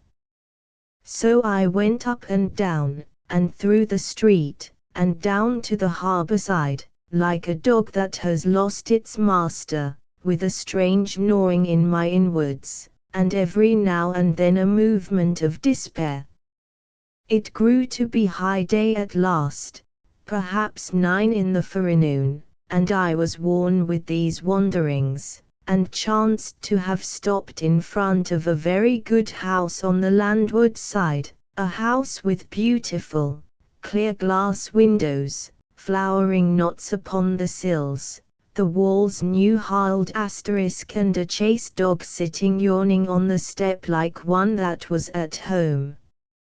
Well, I was even envying this dumb brute, when the door fell open and there issued forth a shrewd, ruddy, kindly, consequential man in a well-powdered wig and spectacles.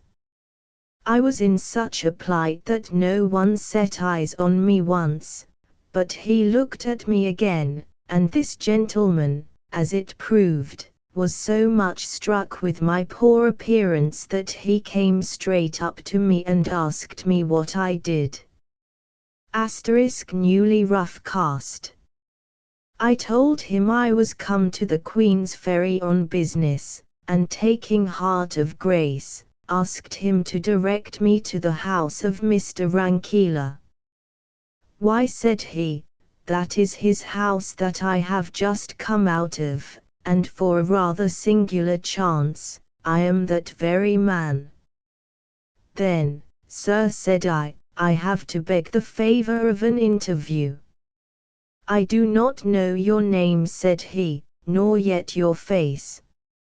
My name is David Balfour, said I. David Balfour, he repeated, in rather a high tone, like one surprised. And where have you come from, Mr. David Balfour? He asked, looking me pretty dryly in the face. I have come from a great many strange places, sir, said I, but I think it would be as well to tell you where and how in a more private manner.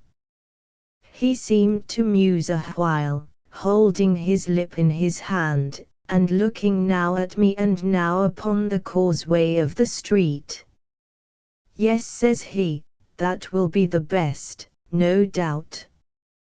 And he led me back with him into his house, cried out to someone whom I could not see that he would be engaged all morning, and brought me into a little dusty chamber full of books and documents.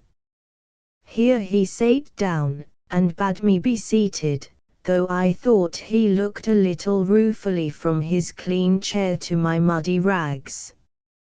And now, says he, if you have any business, pray be brief and come swiftly to the point. Nec gemino bellum Trojanum auditur ab ovo. Do you understand that? Says he, with a keen look. Here he sate down, and bade me be seated. I will even do as Horace says, sir, I answered, smiling, and carry you in medias res. He nodded as if he was well pleased, and indeed his scrap of Latin had been set to test me. For all that, and though I was somewhat encouraged, the blood came in my face when I added, I have reason to believe myself some rights on the estate of Shaw's. He got a paper book out of a drawer and set it before him open. Well, said he. But I had shot my bolt and sat speechless. Come, come, Mr. Balfour, said he, you must continue. Where were you born? In Essendon, sir, said I, the year 1733, the 12th of March. He seemed to follow this statement in his paper book, but what that meant I knew not.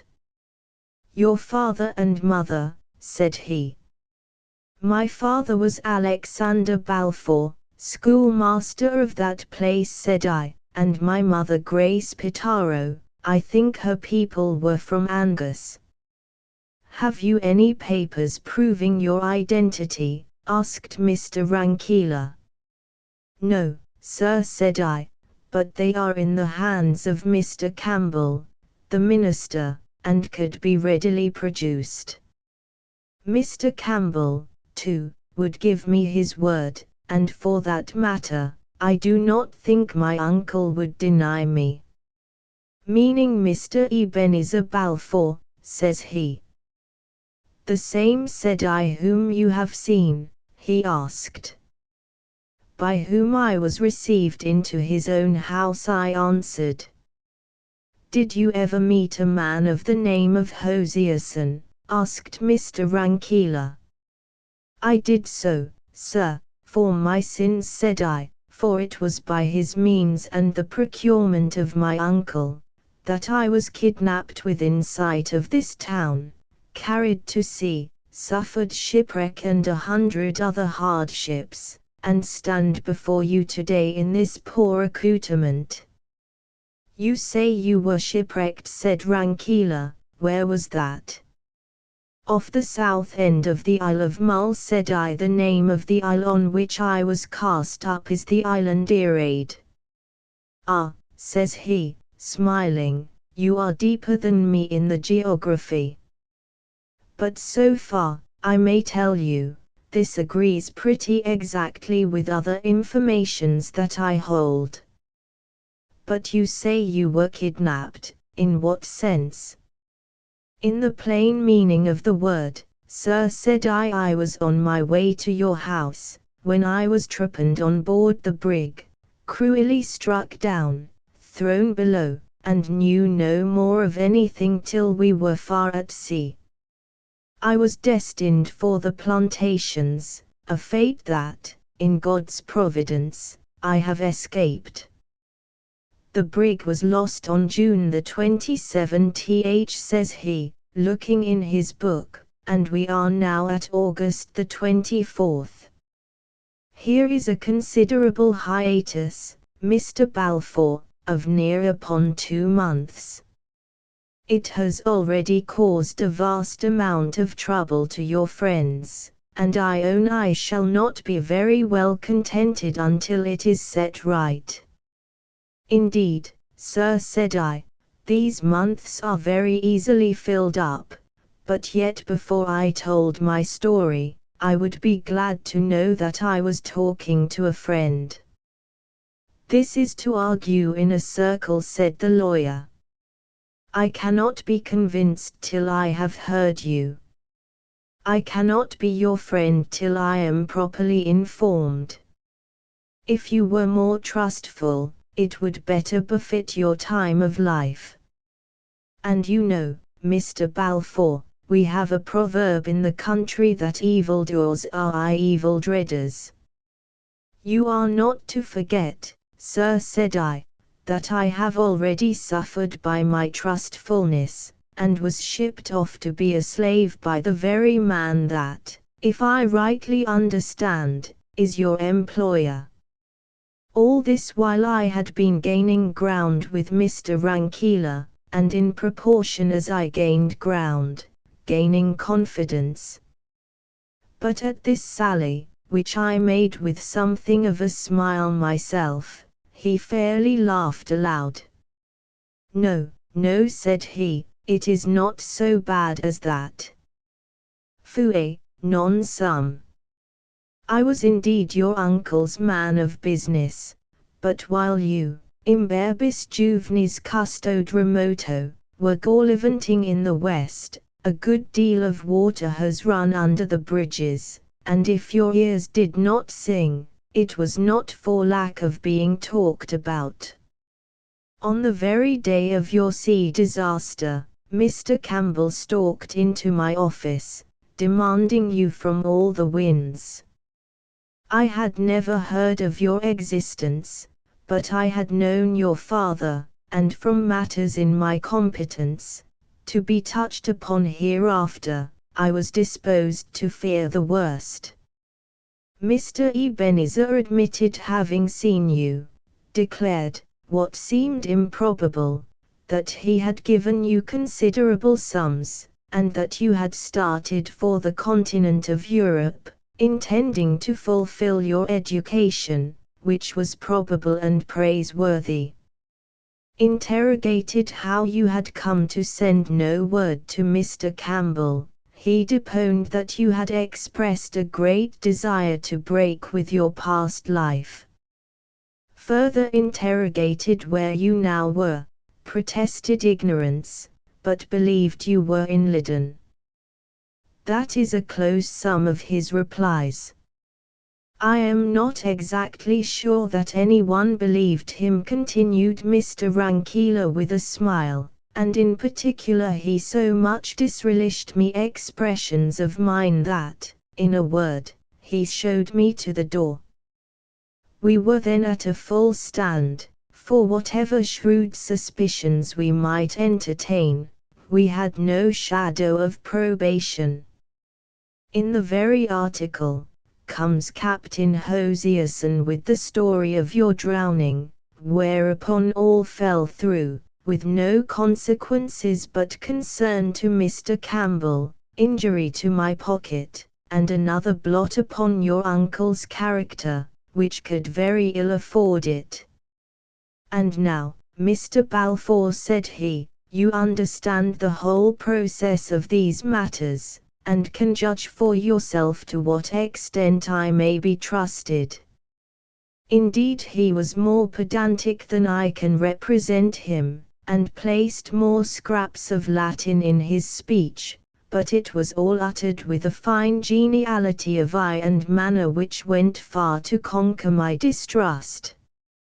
Moreover, I could see he now treated me as if I was myself beyond a doubt, so that first point of my identity seemed fully granted. "Sir," said I, "if I tell you my story, I must commit a friend's life to your discretion. Pass me your word it shall be sacred, and for what touches myself, I will ask no better guarantee than just your face." He passed me his word very seriously.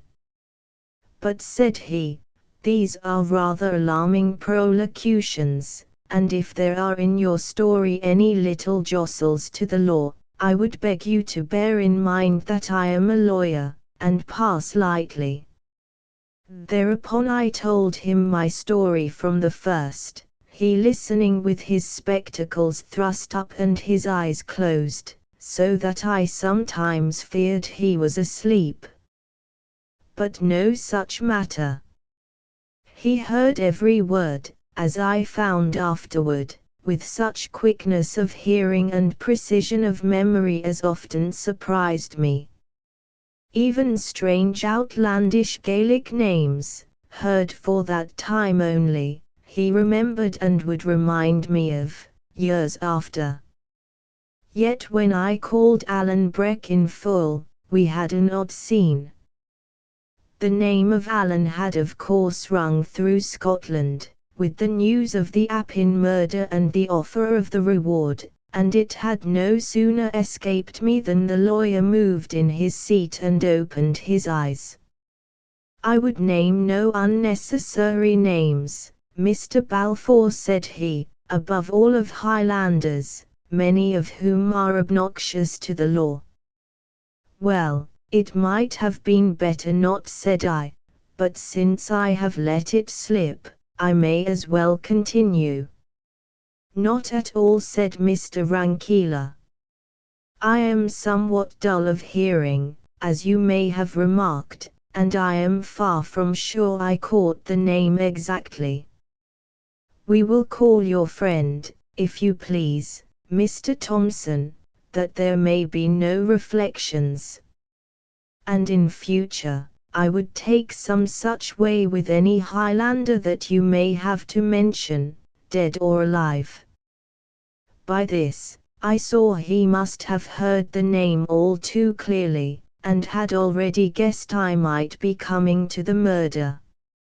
If he chose to play this part of ignorance, it was no matter of mine, so I smiled, said it was no very Highland-sounding name, and consented. Through all the rest of my story Alan was Mr. Thomson, which amused me the more, as it was a piece of policy after his own heart. James Stewart, in like manner, was mentioned under the style of Mr. Thomson's kinsman. Colin Campbell passed as a Mr. Glenn, and to Cluny, when I came to that part of my tale, I gave the name of Mr. Jameson, a Highland chief. It was truly the most open farce, and I wondered that the lawyer should care to keep it up, but, after all, it was quite in the taste of that age, when there were two parties in the state, and quiet persons, with no very high opinions of their own, sought out every cranny to avoid offence to either. "Well, well," said the lawyer, when I had quite done, "this is a great epic, a great Odyssey of yours. You must tell it, sir, in a sound Latinity when your scholarship is riper, or in English if you please, though for my part I prefer the stronger tongue. You have rolled much, qua regio in terris, what parish in Scotland, to make a homely translation, has not been filled with your wanderings? You have shown, besides, a singular aptitude for getting into false positions, and, yes, upon the whole, for behaving well in them. This Mr. Thomson seems to me a gentleman of some choice qualities, though perhaps a trifle bloody-minded. It would please me none the worse, if, with all his merits, he were soused in the North Sea, for the man, Mr. David, is a sore embarrassment. But you are doubtless quite right to adhere to him. Indubitably, he adhered to you. It comes, we may say, he was your true companion, nor less paribus curis vestigia figit, for I dare say you would both take an or a thought upon the gallows. Well, well, these days are fortunately by, and I think, speaking humanly, that you are near the end of your troubles. As he thus moralized on my adventures, he looked upon me with so much humor and benignity that I could scarce contain my satisfaction. I had been so long wandering with lawless people, and making my bed upon the hills and under the bare sky, that to sit once more in a clean, covered house, and to talk amicably with a gentleman in broadcloth, seemed mighty elevations. Even as I thought so, my eye fell on my unseemly tatters, and I was once more plunged in confusion. But the lawyer saw and understood me. He rose, called over the stair to lay another plate, for Mr. Balfour would stay to dinner, and led me into a bedroom in the upper part of the house. Here he set before me water and soap, and a comb, and laid out some clothes that belonged to his son, and here, with another apposite tag, he left me to my toilet. Chapter 8 I go in quest of my inheritance. I made what change I could in my appearance, and blithe was I to look in the glass and find the beggarman a thing of the past, and David Balfour come to life again. And yet I was ashamed of the change too, and, above all, of the borrowed clothes. When I had done, Mr. Rankeillor caught me on the stair, made me his compliments, and had me again into the cabinet. "Sit ye down, Mr. David," said he, "and now that you are looking a little more like yourself, let me see if I can find you any news. You will be wondering, no doubt, about your father and your uncle. To be sure it is a singular tale, and the explanation is one that I blush to have to offer you. For, says he, really with embarrassment, the matter hinges on a love affair. Truly, said I cannot very well join that notion with my uncle. But your uncle, Mr. David, was not always old, replied the lawyer, and what may perhaps surprise you more, not always ugly. He had a fine, gallant air. People stood in their doors to look after him, as he went by upon a metal horse. I have seen it with these eyes, and I ingenuously confess, not altogether without envy, for I was a plain lad myself and a plain man's son, and in those days it was a case of odite, qui bellasses, sable. It sounds like a dream, said I. Said the lawyer, that is how it is with youth and age. Nor was that all, but he had a spirit of his own that seemed to promise great things in the future. In 1715, what must he do but run away to join the rebels? It was your father that pursued him, found him in a ditch, and brought him back multum gementem, to the mirth of the whole country. However, majora canimus, the two lads fell in love, and that with the same lady. Mr. Ebenezer, who was the admired and the beloved, and the spoiled one, made, no doubt, mighty certain of the victory, and when he found he had deceived himself, screamed like a peacock. The whole country heard of it. Now he lay sick at home, with his silly family standing round the bed in tears. Now he rode from public house to public house, and shouted his sorrows into the lug of Tom, Dick, and Harry. Your father, Mr. David, was a kind gentleman, but he was weak, dolefully weak, took all this folly with a long countenance, and one day, by your leave, resigned the lady. She was no such fool, however, it's from her you must inherit your excellent good sense, and she refused to be banded from one to another. Both got upon their knees to her, and the upshot of the matter for that while was that she showed both of them the door. That was in August, dear me. The same year I came from college. The scene must have been highly farcical. I thought myself it was a silly business, but I could not forget my father had a hand in it. Surely, sir, it had some note of tragedy, said I. Why, no, sir, not at all, returned the lawyer. For tragedy implies some ponderable matter in dispute, some dignus vindis nodus, and this piece of work was all about the petulance of a young ass that had been spoiled, and wanted nothing so much as to be tied up and soundly belted. However, that was not your father's view, and the end of it was, that from concession to concession on your father's part, and from one height to another of squalling, sentimental selfishness upon your uncle's, they came at last to drive a sort of bargain, from whose ill results you have recently been smarting. The one man took the lady, the other the estate.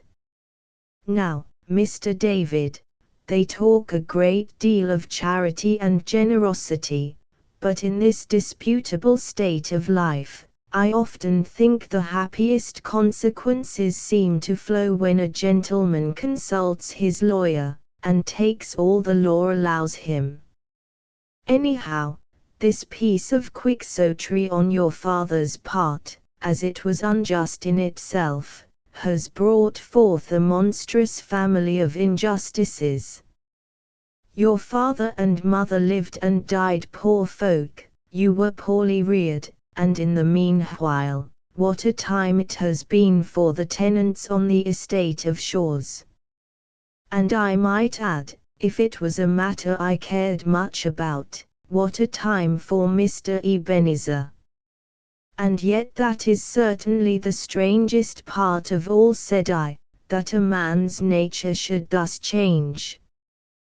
True, said Mr. Rankeeler. And yet I imagine it was natural enough. He could not think that he had played a handsome part. Those who knew the story gave him the cold shoulder, those who knew it not, seeing one brother disappear, and the other succeed in the estate, raised a cry of murder, so that upon all sides he found himself evited. Money was all he got by his bargain. Well, he came to think the more of money. He was selfish when he was young, he is selfish now that he is old, and the latter end of all these pretty manners and fine feelings you have seen for yourself. Well, sir, said I, and in all this, what is my position? The estate is yours beyond a doubt, replied the lawyer. It matters nothing what your father signed, you are the heir of entail. But your uncle is a man to fight the indefensible, and it would be likely your identity that he would call in question. A lawsuit is always expensive, and a family lawsuit always scandalous, besides which, if any of your doings with your friend Mr. Thompson were to come out, we might find that we had burned our fingers. The kidnapping, to be sure, would be a court card upon our side, if we could only prove it. But it may be difficult to prove, and my advice, upon the whole, is to make a very easy bargain with your uncle, perhaps even leaving him at shores where he has taken root for a quarter of a century, and contenting yourself in the meanwhile with a fair provision. I told him I was very willing to be easy, and that to carry family concerns before the public was a step from which I was naturally much averse. In the meantime, thinking to myself, I began to see the outlines of that scheme on which we afterwards acted. The great affair I asked, is to bring home to him the kidnapping. Surely, said Mr. Rankeillor, and if possible, out of court. For mark you here, Mr. David, we could no doubt find some men of the Covenant who would swear to your reclusion, but once they were in the box, we could no longer check their testimony, and some word of your friend Mr. Thompson must certainly crop out. Which, from what you have let fall, I cannot think to be desirable. Well, sir, said I, here is my way of it. And I opened my plot to him. But this would seem to involve my meeting the man Thompson, says he, when I had done. I think so, indeed, sir, said I. Dear doctor, cries he, rubbing his brow. Dear doctor. No, Mr. David, I am afraid your scheme is inadmissible. I say nothing against your friend, Mr. Thompson, I know nothing against him, and if I did, mark this, Mr. David, it would be my duty to lay hands on him. Now I put it to you, is it wise to meet?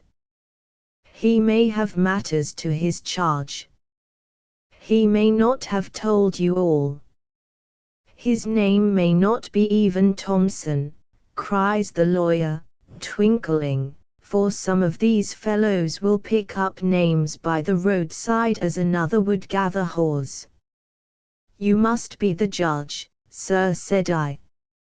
But it was clear my plan had taken hold upon his fancy, for he kept musing to himself till we were called to dinner and the company of Mrs. Rankeillor, and that lady had scarce left us again to ourselves and a bottle of wine, ere he was back harping on my proposal. When and where was I to meet my friend Mr. Thompson? Was I sure of Mr. T.'s discretion? Supposing we could catch the old fox tripping, would I consent to such and such a term of an agreement? These and the like questions he kept asking at long intervals, while he thoughtfully rolled his wine upon his tongue. When I had answered all of them, seemingly to his contentment, he fell into a still deeper muse, even the claret being now forgotten. Then he got a sheet of paper and a pencil, and set to work writing and weighing every word, and at last touched a bell and had his clerk into the chamber. Torrance, said he, I must have this written out fair against tonight, and when it is done, you will be so kind as put on your hat and be ready to come along with this gentleman and me, for you will probably be wanted as a witness. What, sir, cried I, as soon as the clerk was gone, are you to venture it? Why, so it would appear, says he, filling his glass. But let us speak no more of business. The very sight of Torrance brings in my head a little droll matter of some years ago, when I had made a tryst with the poor oaf at the Cross of Edinburgh. Each had gone his proper errand, and when it came 4 o'clock, Torrance had been taking a glass and did not know his master, and I, who had forgot my spectacles, was so blind without them, that I give you my word I did not know my own clerk. And thereupon he laughed heartily. I said it was an odd chance, and smiled out of politeness, but what held me all the afternoon in wonder, he kept returning and dwelling on this story, and telling it again with fresh details and laughter, so that I began at last to be quite put out of countenance and feel ashamed for my friend's folly. Towards the time I had appointed with Alan, we set out from the house, Mr. Rankeillor and I arm in arm, and Torrance following behind with the deed in his pocket and a covered basket in his hand. All through the town, the lawyer was bowing right and left, and continually being buttonholed by gentlemen on matters of borough or private business, and I could see he was one greatly looked up to in the county. At last we were clear of the houses, and began to go along the side of the haven and towards the Hawes Inn and the ferry pier, the scene of my misfortune. I could not look upon the place without emotion, recalling how many that had been there with me that day were now no more, ransom taken, I could hope, from the evil to come, shewn past where I dared not follow him, and the poor souls that had gone down with the brig in her last plunge. All these, and the brig herself, I had outlived, and come through these hardships and fearful perils without scathe. My only thought should have been of gratitude, and yet I could not behold the place without sorrow for others and a chill of recollected fear. I was so thinking when, upon a sudden, Mr. Rankeillor cried out, clapped his hand to his pockets, and began to laugh. Why, he cries, if this be not a farcical adventure. After all that I said, I have forgot my glasses.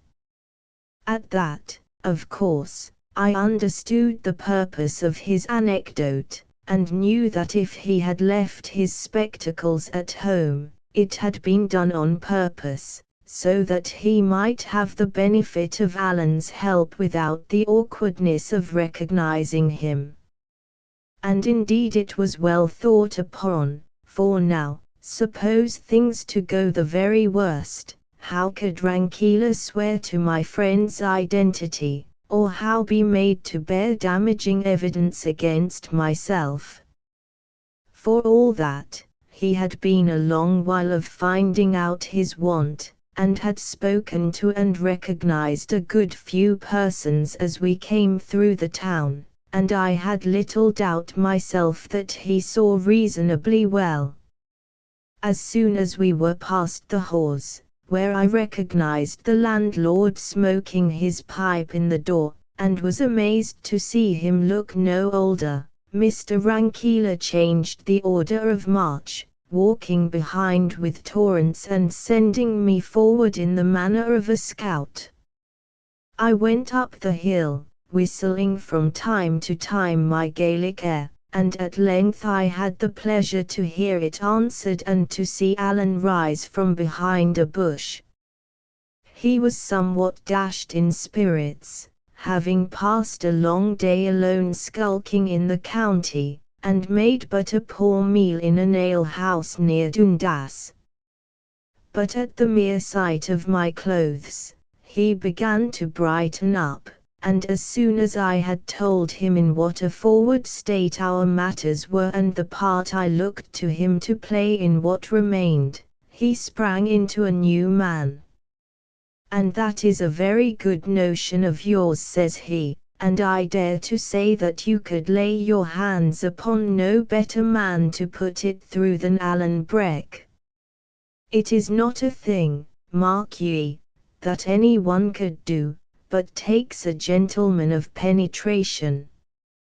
But it sticks in my head your lawyer man will be somewhat wearying to see me," says Alan. Accordingly I cried and waved on Mr. Rankeeler, who came up alone and was presented to my friend, Mr. Thompson. "Mr. Thompson, I am pleased to meet you," said he.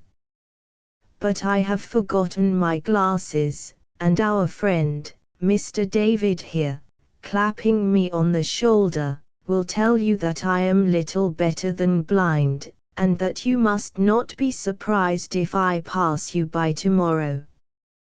This he said, thinking that Alan would be pleased, but the Highlandman's vanity was ready to startle at a less matter than that. "Why, sir," says he, stiffly, "I would say it mattered the less as we are met here for a particular end, to see justice done to Mr. Balfour, and by what I can see, not very likely to have much else in common. But I accept your apology, which was a very proper one to make. And that is more than I could look for, Mr. Thompson," said Rankeeler, heartily. "And now as you and I are the chief actors in this enterprise, I think we should come into a nice agreement, to which end, I propose that you should lend me your arm, for, what with the dusk and the want of my glasses, I am not very clear as to the path, and as for you, Mr. David, you will find Torrance a pleasant kind of body to speak with. Only let me remind you, it's quite needless he should hear more of your adventures or those of, Mr. Thompson." Accordingly these two went on ahead in very close talk, and Torrance and I brought up the rear. These two went on ahead in very close talk, and Torrance and I brought up the rear. Night was quite come when we came in view of the house of Shaws. 10 had been gone some time, it was dark and mild, with a pleasant, rustling wind in the southwest that covered the sound of our approach, and as we drew near we saw no glimmer of light in any portion of the building. It seemed my uncle was already in bed, which was indeed the best thing for our arrangements.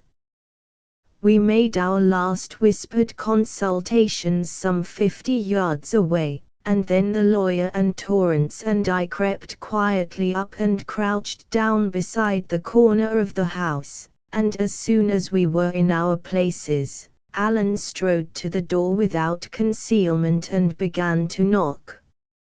Chapter 6 I come into my kingdom. For some time Alan volleyed upon the door, and his knocking only roused the echoes of the house and neighborhood.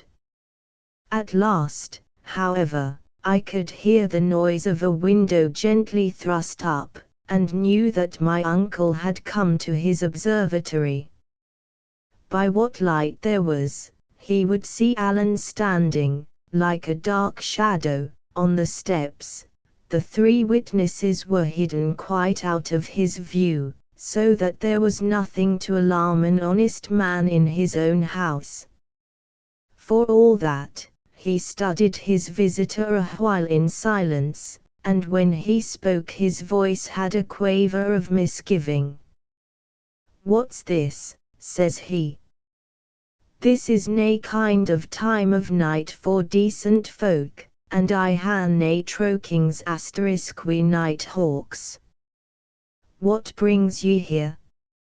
"I have a blunderbush. *dealings. "Is that yoursel, Mr. Balfour?" returned Alan, stepping back and looking up into the darkness. "Have a care of that blunderbuss," they're nasty things to burst. What brings you here, and who are ye? Says my uncle, angrily.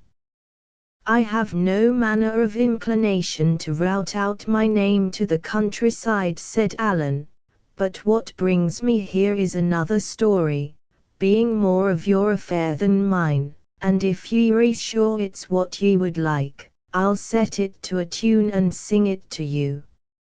And what is 't? Asked my uncle.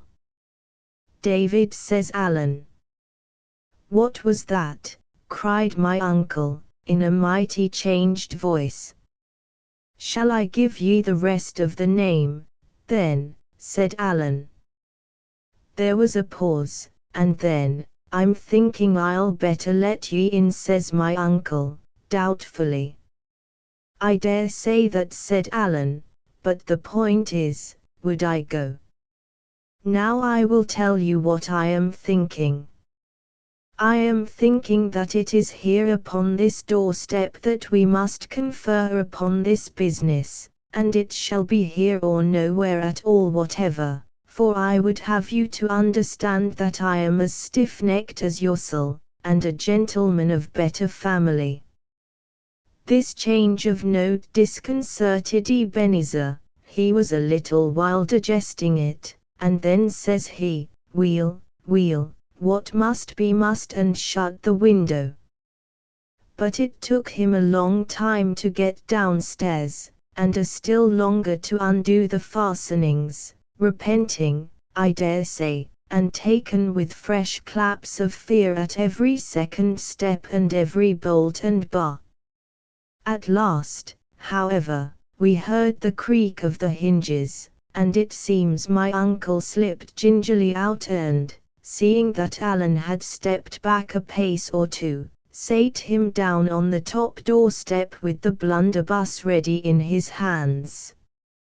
And, now, says he, mind I have my blunderbuss, and if ye take a step nearer ye're as good as died. And a very civil speech, says Alan, to be sure.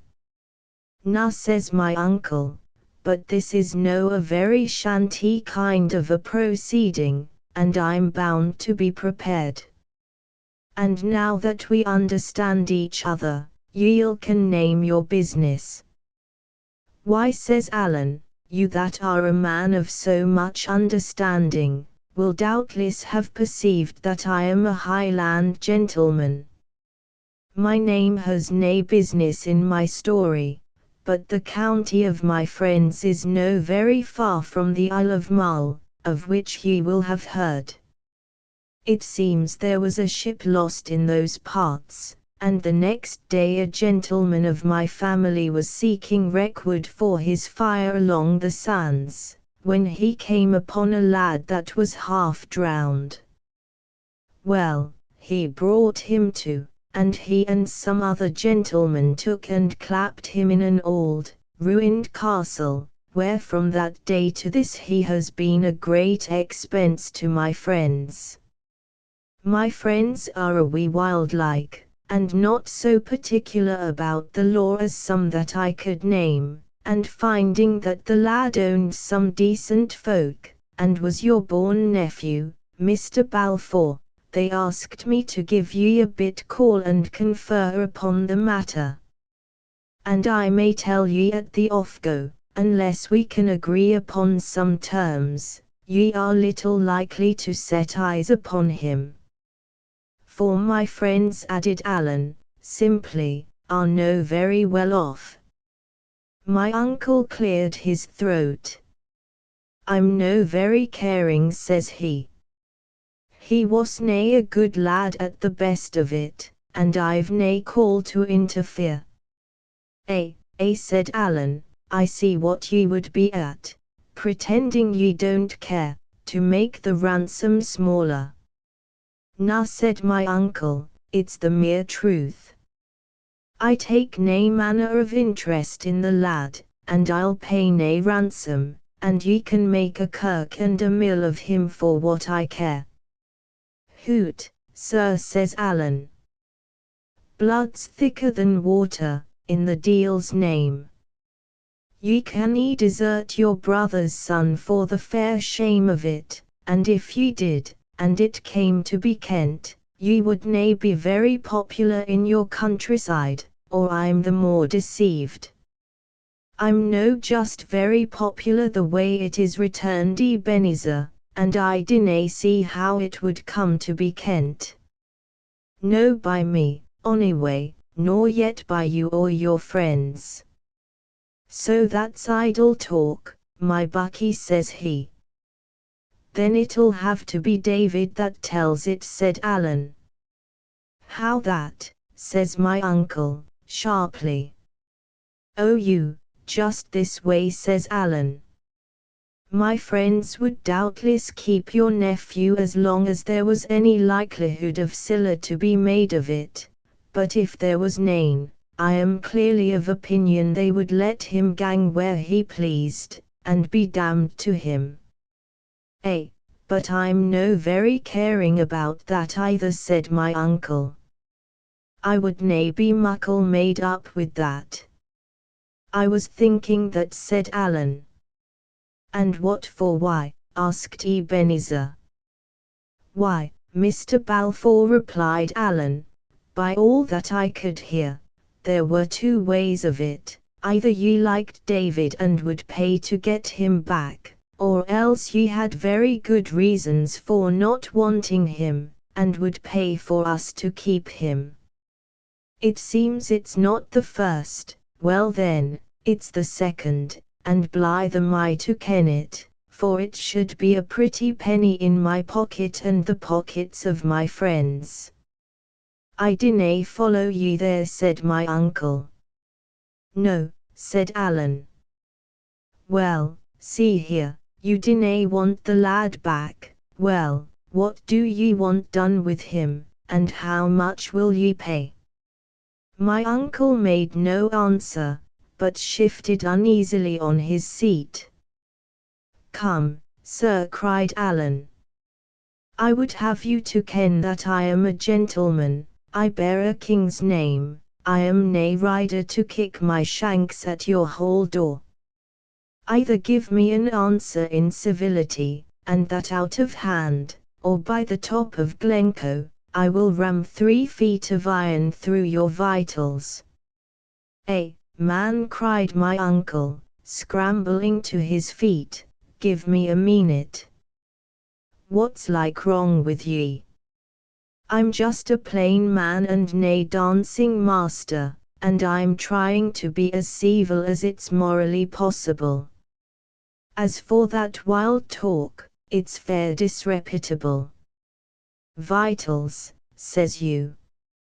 And where would I be with my blunderbuss? He snarled. Powder and your old hands are but as the snail to the swallow against the bright steel in the hands of Alan, said the other.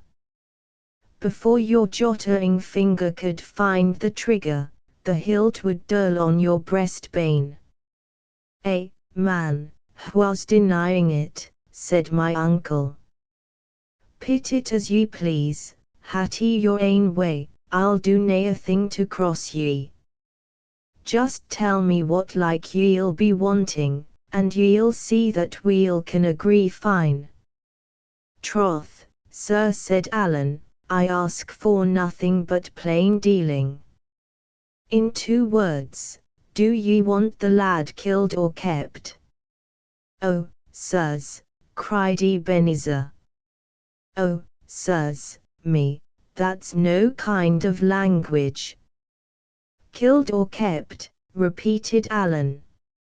Oh, keep it, wailed my uncle. We'll have nae bloodshed, if you please. Well, says Alan, as ye please, that'll be the dearer. The dearer, cries Ebenezer. Would ye fill your hands wi' crime? Hoot, said Alan, they're baith crime, whatever. And the killing's easier, and quicker, and surer. Keeping the lad'll be a fascious job, a fascious, kittle business. Troublesome. I'll have him keep it, returned my uncle. I never had naething to do with onything morally wrong, and I'm no gorn to begin to pleasure a wild Highlandman. Ye unco scrupulous, sneered Alan. I'm a man o' principle, said Ebenezer, simply, and if I have to pay for it, I'll have to pay for it. And besides, says he, ye forget the lad's my brother's son.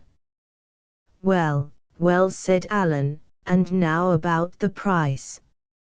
It's no very easy for me to set a name upon it. I would first have to ken some small matters. I would have to ken, for instance, what ye gave Hosierson at the first offgo. Hosierson, cries my uncle, struck aback. What for? For kidnapping David, says Alan. It's a lee, it's a black lee, cried my uncle. He was never kidnapped. He lead in his throat that told ye that. Kidnapped. He never was. That's no fault of mine nor yet of yours, said Alan, nor yet of Hosierson's, if he's a man that can be trusted. What do ye mean? Cried Ebenezer. Did Hosierson tell ye? Why, ye donned old runt, how else would I ken? Cried Alan. Hosierson and me are partners, we gang shares, so ye can see for yoursel what good ye can do leeing. And I must plainly say ye drove a fool's bargain when ye let a man like the sailorman so far forward in your private matters. But that's past praying for, and ye must lie on your bed the way ye made it. And the point in hand is just this, what did ye pay him? Has he told ye himsel? Asked my uncle. That's my concern, said Alan. Weel, said my uncle, I dinna care what he said, he lead, and the solemn God's truth is this, that I gave him £20. But I'll be perfectly honest with ye, for be that, he was to have the selling of the lad in Carolina, while could be as muckle mair, but no from my pocket, ye see. Thank you, Mr. Thompson. That will do excellently well, said the lawyer, stepping forward, and then mighty civilly, good evening, Mr. Balfour, said he. And, good evening, Uncle Ebenezer, said I. And, it's a brownished, Mr. Balfour, added Torrance. My uncle just sat where he was on the top doorstep and stared upon us like a man turned to stone. Never a word said my uncle, neither black nor white, but just sat where he was on the top doorstep and stared upon us like a man turned to stone. Alan filched away his blunderbuss, and the lawyer, taking him by the arm, plucked him up from the doorstep, led him into the kitchen, whither we all followed, and set him down in a chair beside the hearth, where the fire was out and only a rushlight burning. There we all looked upon him for a while, exulting greatly in our success, but yet with a sort of pity for the man's shame. Come, come, Mr. Ebenezer, said the lawyer, you must not be downhearted, for I promise you we shall make easy terms. In the meanwhile give us the cellar key, and Torrance shall draw us a bottle of your father's wine in honor of the event.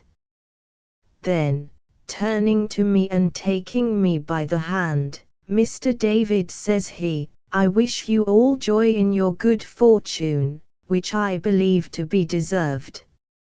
And then to Alan, with a spice of drollery, Mr. Thompson, I pay you my compliment, it was most artfully conducted, but in one point you somewhat outran my comprehension. Do I understand your name to be James? Or Charles? Or is it George, perhaps? And why should it be any of the three, sir? Quoth Alan, drawing himself up, like one who smelt an offence. Only, sir, that you mentioned a king's name, replied Rankeeler, and as there has never yet been a King Thomson, or his fame at least has never come my way, I judged you must refer to that you had in baptism. This was just the stab that Alan would feel keenest, and I am free to confess he took it very ill. Not a word would he answer, but stepped off to the far end of the kitchen, and sat down and sulked, and it was not till I stepped after him, and gave him my hand, and thanked him by title as the chief spring of my success, that he began to smile a bit, and was at last prevailed upon to join our party. By that time we had the fire lighted, and a bottle of wine uncorked. A good supper came out of the basket, to which Torrance and I and Alan set ourselves down, while the lawyer and my uncle passed into the next chamber to consult. They stayed there closeted about an hour, at the end of which period they had come to a good understanding, and my uncle and I set our hands to the agreement in a formal manner. By the terms of this, my uncle bound himself to satisfy Rankeeler as to his intromissions, and to pay me 2 clear thirds of the yearly income of Shaw's. So the beggar in the ballad had come home, and when I lay down that night on the kitchen chests, I was a man of means and had a name in the country. Alan and Torrance and Rankeeler slept and snored on their hard beds, but for me who had lain out under heaven and upon dirt and stones, so many days and nights, and often with an empty belly, and in fear of death, this good change in my case unmanned me more than any of the former evil ones, and I lay till dawn, looking at the fire on the roof and planning the future. Chapter XXX Chapter XXX Goodbye. So far as I was concerned myself, I had come to port, but I had still Alan, to whom I was so much beholden, on my hands, and I felt besides a heavy charge in the matter of the murder and James of the Glens. On both these heads I unbosomed to Rankeeler the next morning, walking to and fro about 6 of the clock before the house of Shaw's, and with nothing in view but the fields and woods that had been my ancestors and were now mine. Even as I spoke on these grave subjects, my eye would take a glad bit of a run over the prospect, and my heart jump with pride. About my clear duty to my friend, the lawyer had no doubt. I must help him out of the county at whatever risk, but in the case of James, he was of a different mind. Mr. Thomson, says he, is one thing, Mr. Thomson's kinsman quite another. I know little of the facts, but I gather that a great noble, whom we will call, if you like, the Deaver, has some concern and is even supposed to feel some animosity in the matter. The Deaver is doubtless an excellent nobleman, but, Mr. David, Timioki no Curios, if you interfere to balk his vengeance, you should remember there is one way to shut your testimony out, and that is to put you in the dock. There, you would be in the same pickle as Mr. Thomson's kinsman. You will object that you are innocent, well, but so is he. And to be tried for your life before a Highland jury, on a Highland quarrel and with a Highland judge upon the bench, would be a brief transition to the gallows. The Duke of Argyll. Now I had made all these reasonings before and found no very good reply to them, so I put on all the simplicity I could. In that case, sir, said I would just have to be hanged, would I not? My dear boy, cries he, go in God's name, and do what you think is right. It is a poor thought that at my time of life I should be advising you to choose the safe and shameful, and I take it back with an apology. Go and do your duty, and be hanged, if you must, like a gentleman. There are worse things in the world than to be hanged. Not many, sir, said I, smiling. Why, yes, sir, he cried, very many. And it would be 10 times better for your uncle, to go no farther afield, if he were dangling decently upon a gibbet. Thereupon he turned into the house, still in a great fervour of mind, so that I saw I had pleased him heartily, and there he wrote me 2 letters, making his comments on them as he wrote. This, says he, is to my bankers, the British Linen Company, placing a credit to your name. Consult Mr. Thompson, he will know of ways, and you, with this credit, can supply the means. I trust you will be a good husband of your money, but in the affair of a friend like Mr. Thompson, I would be even prodigal. Then for his kinsman, there is no better way than that you should seek the advocate, tell him your tale, and offer testimony. Whether he may take it or not, is quite another matter, and will turn on the diavo. Now, that you may reach the Lord Advocate well recommended, I give you here a letter to a namesake of your own, the learned Mr. Balfour of Pilrig, a man whom I esteem. It will look better that you should be presented by one of your own name, and the Laird of Pilrig is much looked up to in the faculty and stands well with Lord Advocate Grant. I would not trouble him, if I were you, with any particulars, and, do you know, I think it would be needless to refer to Mr. Thompson. Form yourself upon the Laird, he is a good model. When you deal with the advocate, be discreet, and in all these matters, may the Lord guide you, Mr. David. Thereupon he took his farewell, and set out with Torrance for the ferry, while Alan and I turned our faces for the city of Edinburgh.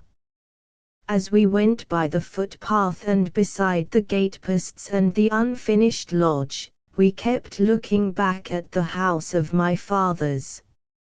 It stood there, bare and great and smokeless, like a place not lived in. Only in one of the top windows, there was the peak of a nightcap bobbing up and down and back and forward, like the head of a rabbit from a burrow. I had little welcome when I came, and less kindness while I stayed, but at least I was watched as I went away. Alan and I went slowly forward upon our way, having little heart either to walk or speak. The same thought was uppermost in both, that we were near the time of our parting, and remembrance of all the bygone days sate upon us sorely. We talked indeed of what should be done, and it was resolved that Alan should keep to the county, biding now here, now there, but coming once in the day to a particular place where I might be able to communicate with him, either in my own person or by messenger. In the meanwhile, I was to seek out a lawyer, who was an Appin Stewart, and a man therefore to be wholly trusted, and it should be his part to find a ship and to arrange for Alan's safe embarkation. No sooner was this business done, than the words seemed to leave us, and though I would seek to jest with Alan under the name of Mr. Thompson, and he with me on my new clothes and my estate, you could feel very well that we were nearer tears than laughter. We came the byway over the hill of Corstorphine, and when we got near to the place called Rest and Be Thankful, and looked down on Corstorphine books and over to the city and the castle on the hill, we both stopped, for we both knew without a word said that we had come to where our ways parted. Here he repeated to me once again what had been agreed upon between us, the address of the lawyer, the daily hour at which Alan might be found, and the signals that were to be made by any that came seeking him.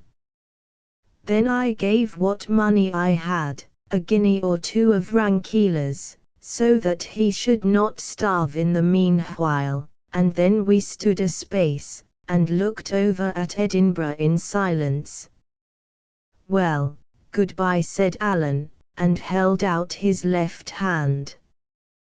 "Well, good-bye," said Alan, and held out his left hand. "Good-bye," said I, and gave the hand a little grasp, and went off downhill. Neither one of us looked the other in the face, nor so long as he was in my view did I take one back glance at the friend I was leaving. But as I went on my way to the city, I felt so lost and lonesome, that I could have found it in my heart to sit down by the dike, and cry and weep like any baby. It was coming near noon when I passed in by the West Kirk and the Grass Market into the streets of the capital.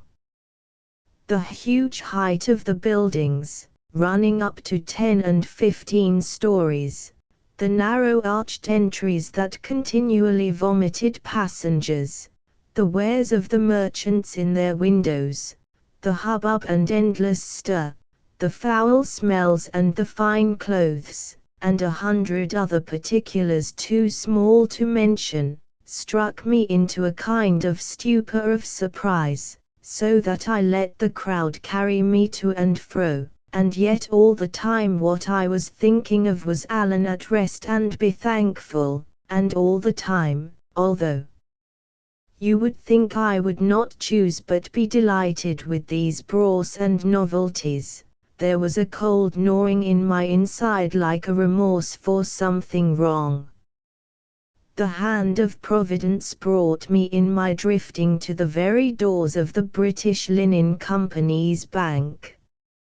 Asterisk asterisk asterisk end of the Project Gutenberg ebook kidnapped asterisk asterisk asterisk updated editions will replace the previous one, the old editions will be renamed.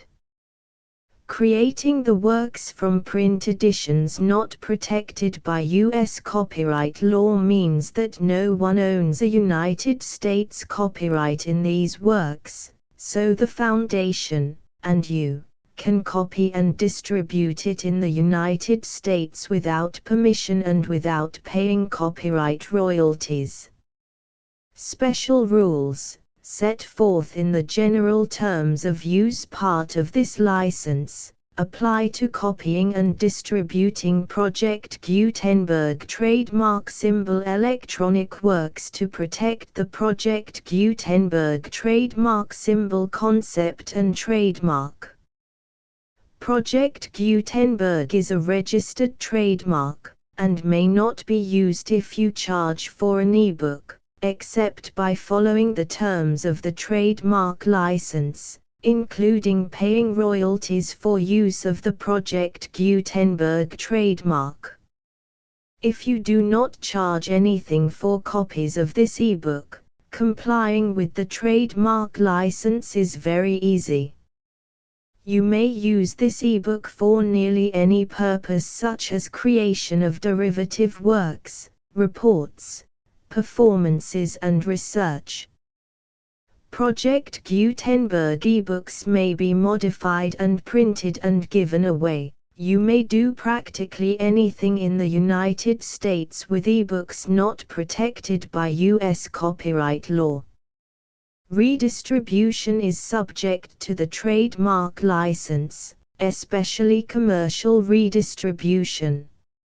Start. Full license. The full Project Gutenberg license. Please read this before you distribute or use this work to protect the Project Gutenberg trademark symbol mission of promoting the free distribution of electronic works. By using or distributing this work, or any other work associated in any way with the phrase Project Gutenberg, you agree to comply with all the terms of the full Project Gutenberg trademark symbol license available with this file or online at www.gutenberg.org/license. Section 1. General Terms of Use and Redistributing Project Gutenberg Trademark Symbol Electronic Works 1.0. By reading or using any part of this Project Gutenberg trademark symbol electronic work, you indicate that you have read, understand, agree to and accept all the terms of this license and intellectual property, trademark/copyright, agreement. If you do not agree to abide by all the terms of this agreement, you must cease using and return or destroy all copies of Project Gutenberg trademark symbol electronic works in your possession. If you paid a fee for obtaining a copy of or access to a Project Gutenberg trademark symbol electronic work and you do not agree to be bound by the terms of this agreement, you may obtain a refund from the person or entity to whom you paid the fee as set forth in paragraph 1.e.8. 1.b Project Gutenberg is a registered trademark. It may only be used on or associated in any way with an electronic work by people who agree to be bound by the terms of this agreement. There are a few things that you can do with most Project Gutenberg trademark symbol electronic works even without complying with the full terms of this agreement. See paragraph 1.c below. There are a lot of things you can do with Project Gutenberg trademark symbol electronic works if you follow the terms of this agreement and help preserve free future access to Project Gutenberg trademark symbol electronic works. See paragraph 1.e below. 1.c. The Project Gutenberg Literary Archive Foundation, the Foundation or PGLAF, owns a compilation copyright in the collection of Project Gutenberg trademark symbol electronic works. Nearly all the individual works in the collection are in the public domain in the United States. If an individual work is unprotected by copyright law in the United States and you are located in the United States, we do not claim a right to prevent you from copying, distributing, performing, displaying or creating derivative works based on the work as long as all references to Project Gutenberg are removed.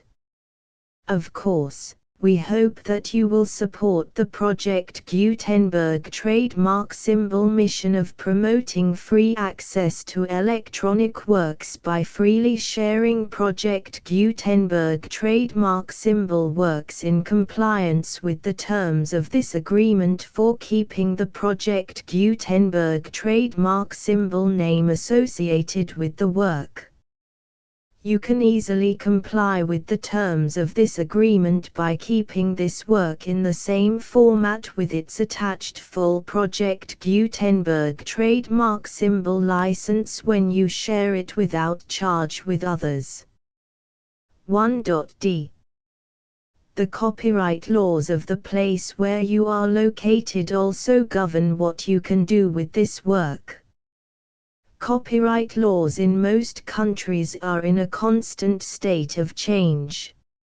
If you are outside the United States, check the laws of your country in addition to the terms of this agreement before downloading, copying, displaying, performing, distributing or creating derivative works based on this work or any other Project Gutenberg trademark symbol work.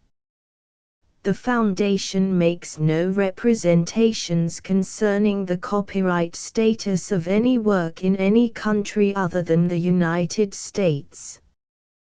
1.e Unless you have removed all references to Project Gutenberg, 1.e.1.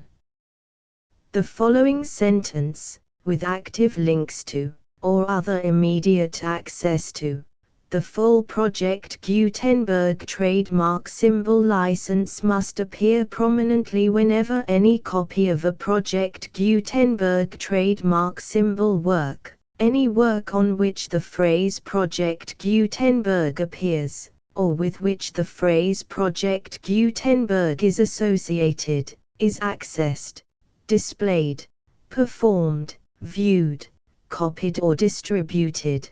This ebook is for the use of anyone anywhere in the United States and most other parts of the world at no cost and with almost no restrictions whatsoever. You may copy it, give it away or reuse it under the terms of the Project Gutenberg license included with this ebook or online at www.gutenberg.org. If you are not located in the United States, you will have to check the laws of the country where you are located before using this ebook. 1.e.2. If an individual Project Gutenberg trademark symbol electronic work is derived from texts not protected by U.S. copyright law, does not contain a notice indicating that it is posted with permission of the copyright holder, the work can be copied and distributed to anyone in the United States without paying any fees or charges.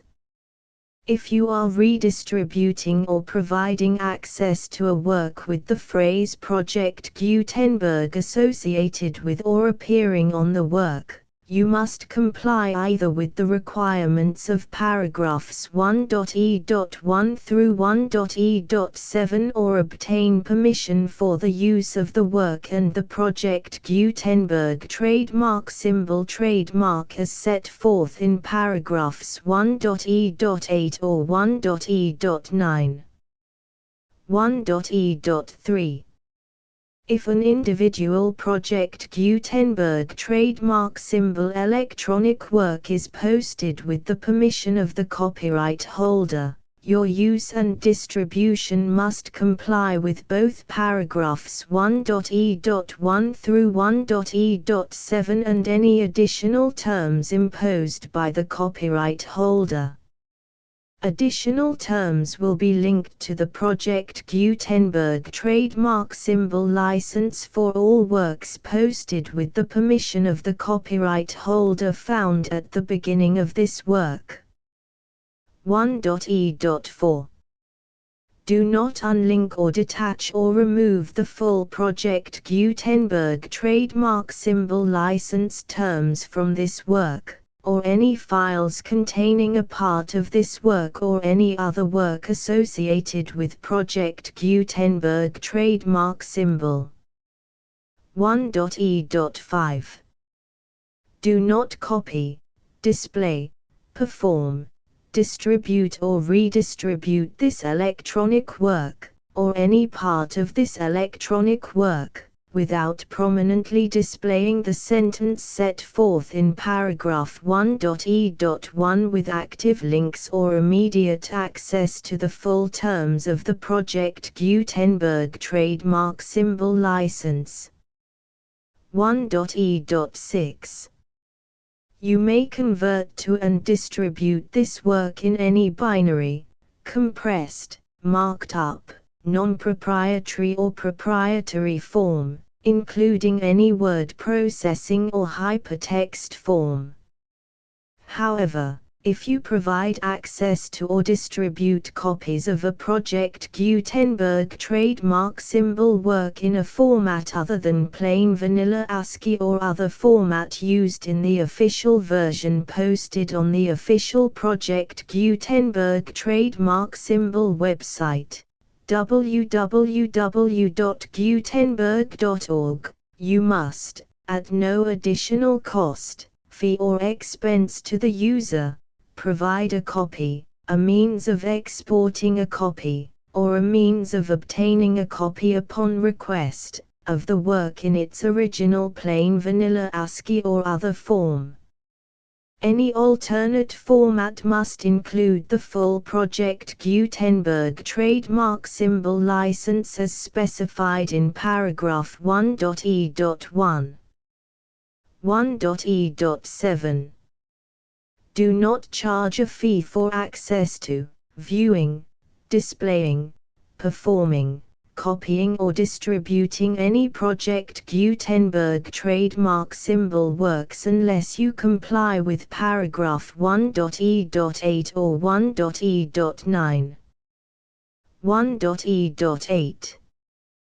You may charge a reasonable fee for copies of or providing access to or distributing Project Gutenberg trademark symbol electronic works provided that you pay a royalty fee of 20% of the gross profits you derive from the use of Project Gutenberg trademark symbol works calculated using the method you already use to calculate your applicable taxes.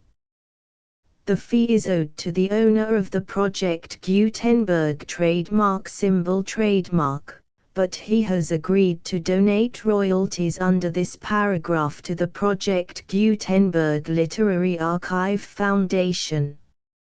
Royalty payments must be paid within 60 days following each date on which you prepare, or are legally required to prepare, your periodic tax returns.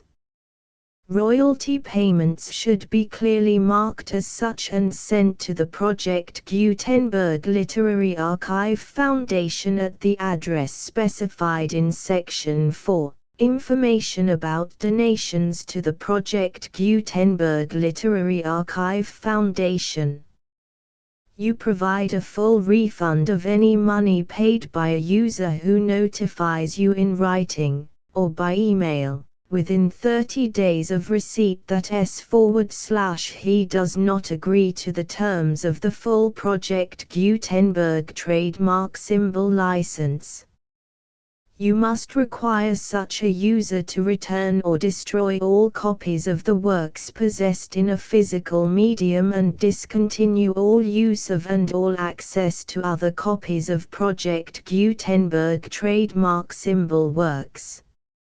You provide, in accordance with paragraph 1.f.3, a full refund of any money paid for a work or a replacement copy, if a defect in the electronic work is discovered and reported to you within 90 days of receipt of the work.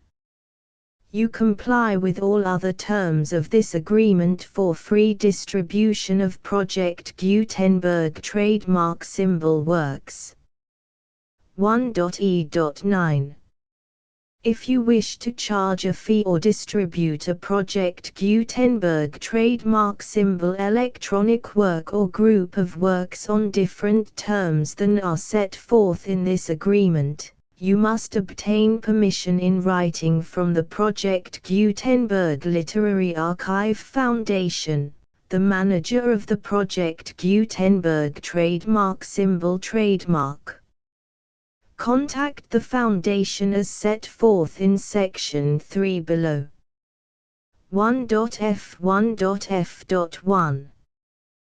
Project Gutenberg volunteers and employees expend considerable effort to identify, do copyright research on, transcribe and proofread works not protected by U.S. copyright law in creating the Project Gutenberg trademark symbol collection.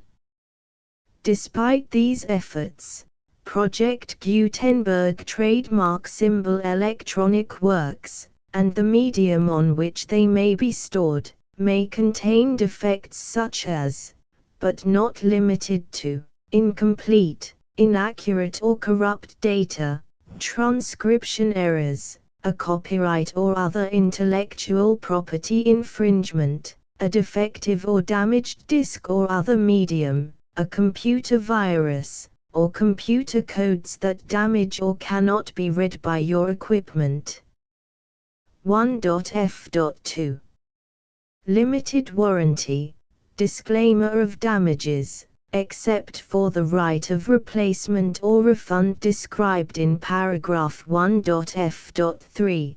The Project Gutenberg Literary Archive Foundation, the owner of the Project Gutenberg trademark symbol trademark, and any other party distributing a Project Gutenberg trademark symbol electronic work under this agreement, disclaim all liability to you for damages, costs and expenses, including legal fees.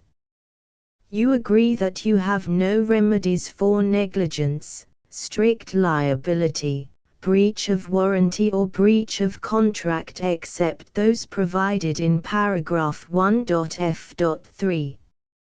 You agree that the Foundation, the trademark owner, and any distributor under this agreement will not be liable to you for actual, direct, indirect, consequential, punitive or incidental damages even if you give notice of the possibility of such damage. 1.f.3 Limited right of replacement or refund. If you discover a defect in this electronic work within 90 days of receiving it, you can receive a refund of the money, if any, you paid for it by sending a written explanation to the person you received the work from. If you received the work on a physical medium, you must return the medium with your written explanation. The person or entity that provided you with the defective work may elect to provide a replacement copy in lieu of a refund. If you received the work electronically, the person or entity providing it to you may choose to give you a second opportunity to receive the work electronically in lieu of a refund. If the second copy is also defective, you may demand a refund in writing without further opportunities to fix the problem. 1.f.4 Except for the limited right of replacement or refund set forth in paragraph 1.f.3, this work is provided to you as is, with no other warranties of any kind, express or implied, including but not limited to warranties of merchantability or fitness for any purpose. 1.f.5 Some states do not allow disclaimers of certain implied warranties or the exclusion or limitation of certain types of damages. If any disclaimer or limitation set forth in this agreement violates the law of the state applicable to this agreement, the agreement shall be interpreted to make the maximum disclaimer or limitation permitted by the applicable state law.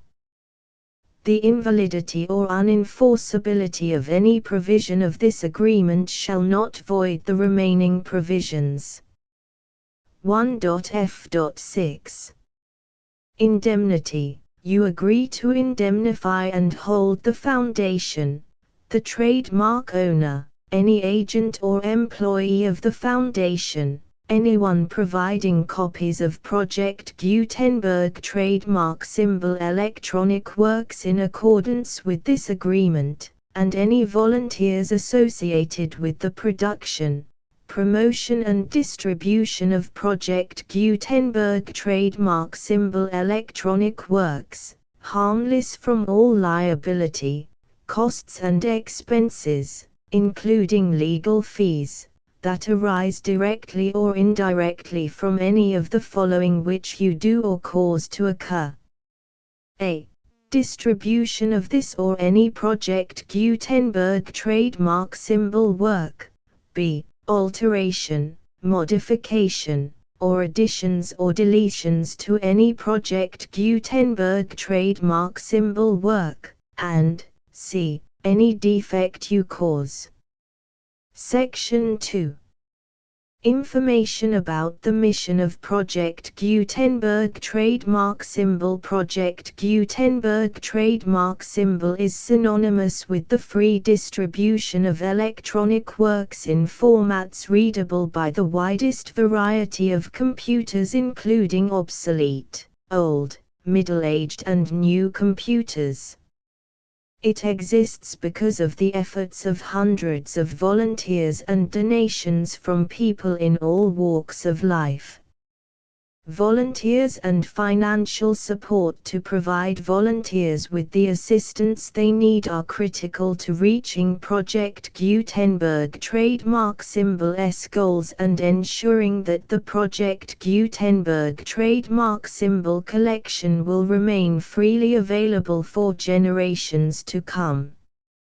In 2001, the Project Gutenberg Literary Archive Foundation was created to provide a secure and permanent future for Project Gutenberg trademark symbol and future generations. To learn more about the Project Gutenberg Literary Archive Foundation and how your efforts and donations can help, see sections 3 and 4 and the Foundation information page at www.gutenberg.org. Section 3. Information about the Project Gutenberg Literary Archive Foundation. The Project Gutenberg Literary Archive Foundation is a non-profit 501(c)(3) educational corporation organized under the laws of the state of Mississippi and granted tax-exempt status by the Internal Revenue Service. The Foundation's IN or Federal Tax Identification Number is 64-6221541. Contributions to the Project Gutenberg Literary Archive Foundation are tax-deductible to the full extent permitted by U.S. federal laws and your state's laws. The Foundation's business office is located at 809 North 1500 West, Salt Lake City, UT 84116, 801-596-1887. Email contact links and up-to-date contact information can be found at the Foundation's website and official page at www.gutenberg.org/contact section 4.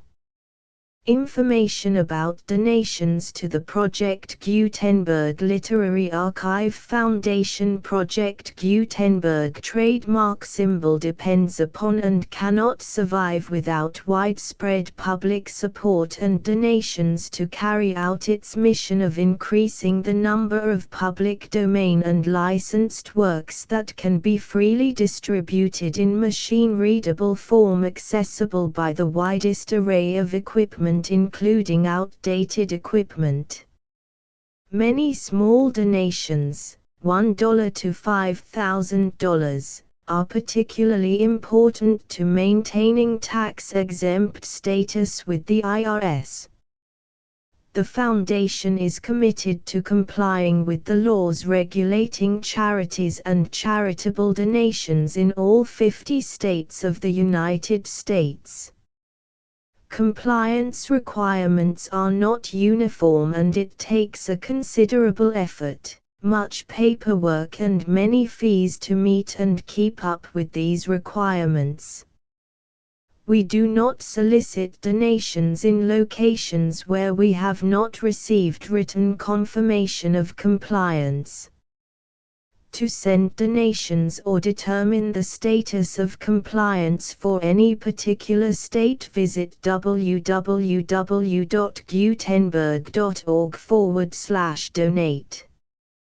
While we cannot and do not solicit contributions from states where we have not met the solicitation requirements, we know of no prohibition against accepting unsolicited donations from donors in such states who approach us with offers to donate. International donations are gratefully accepted, but we cannot make any statements concerning tax treatment of donations received from outside the United States. U.S. laws alone swamp our small staff. Please check the Project Gutenberg web pages for current donation methods and addresses. Donations are accepted in a number of other ways, including checks, online payments and credit card donations. To donate, please visit www.gutenberg.org/donate. Section 5. General information about Project Gutenberg trademark symbol Electronic Works. Professor Michael S. Hart was the originator of the Project Gutenberg trademark symbol concept of a library of electronic works that could be freely shared with anyone. For 40 years, he produced and distributed Project Gutenberg trademark symbol ebooks with only a loose network of volunteer support. Project Gutenberg trademark symbol ebooks are often created from several printed editions, all of which are confirmed as not protected by copyright in the US unless a copyright notice is included. Thus, we do not necessarily keep ebooks in compliance with any particular paper edition. Most people start at our website, which has the main PG search facility, www.gutenberg.org. This website includes information about Project Gutenberg trademark symbol, including how to make donations to the Project Gutenberg Literary Archive Foundation, how to help produce our new ebooks, and how to subscribe to our email newsletter to hear about new ebooks.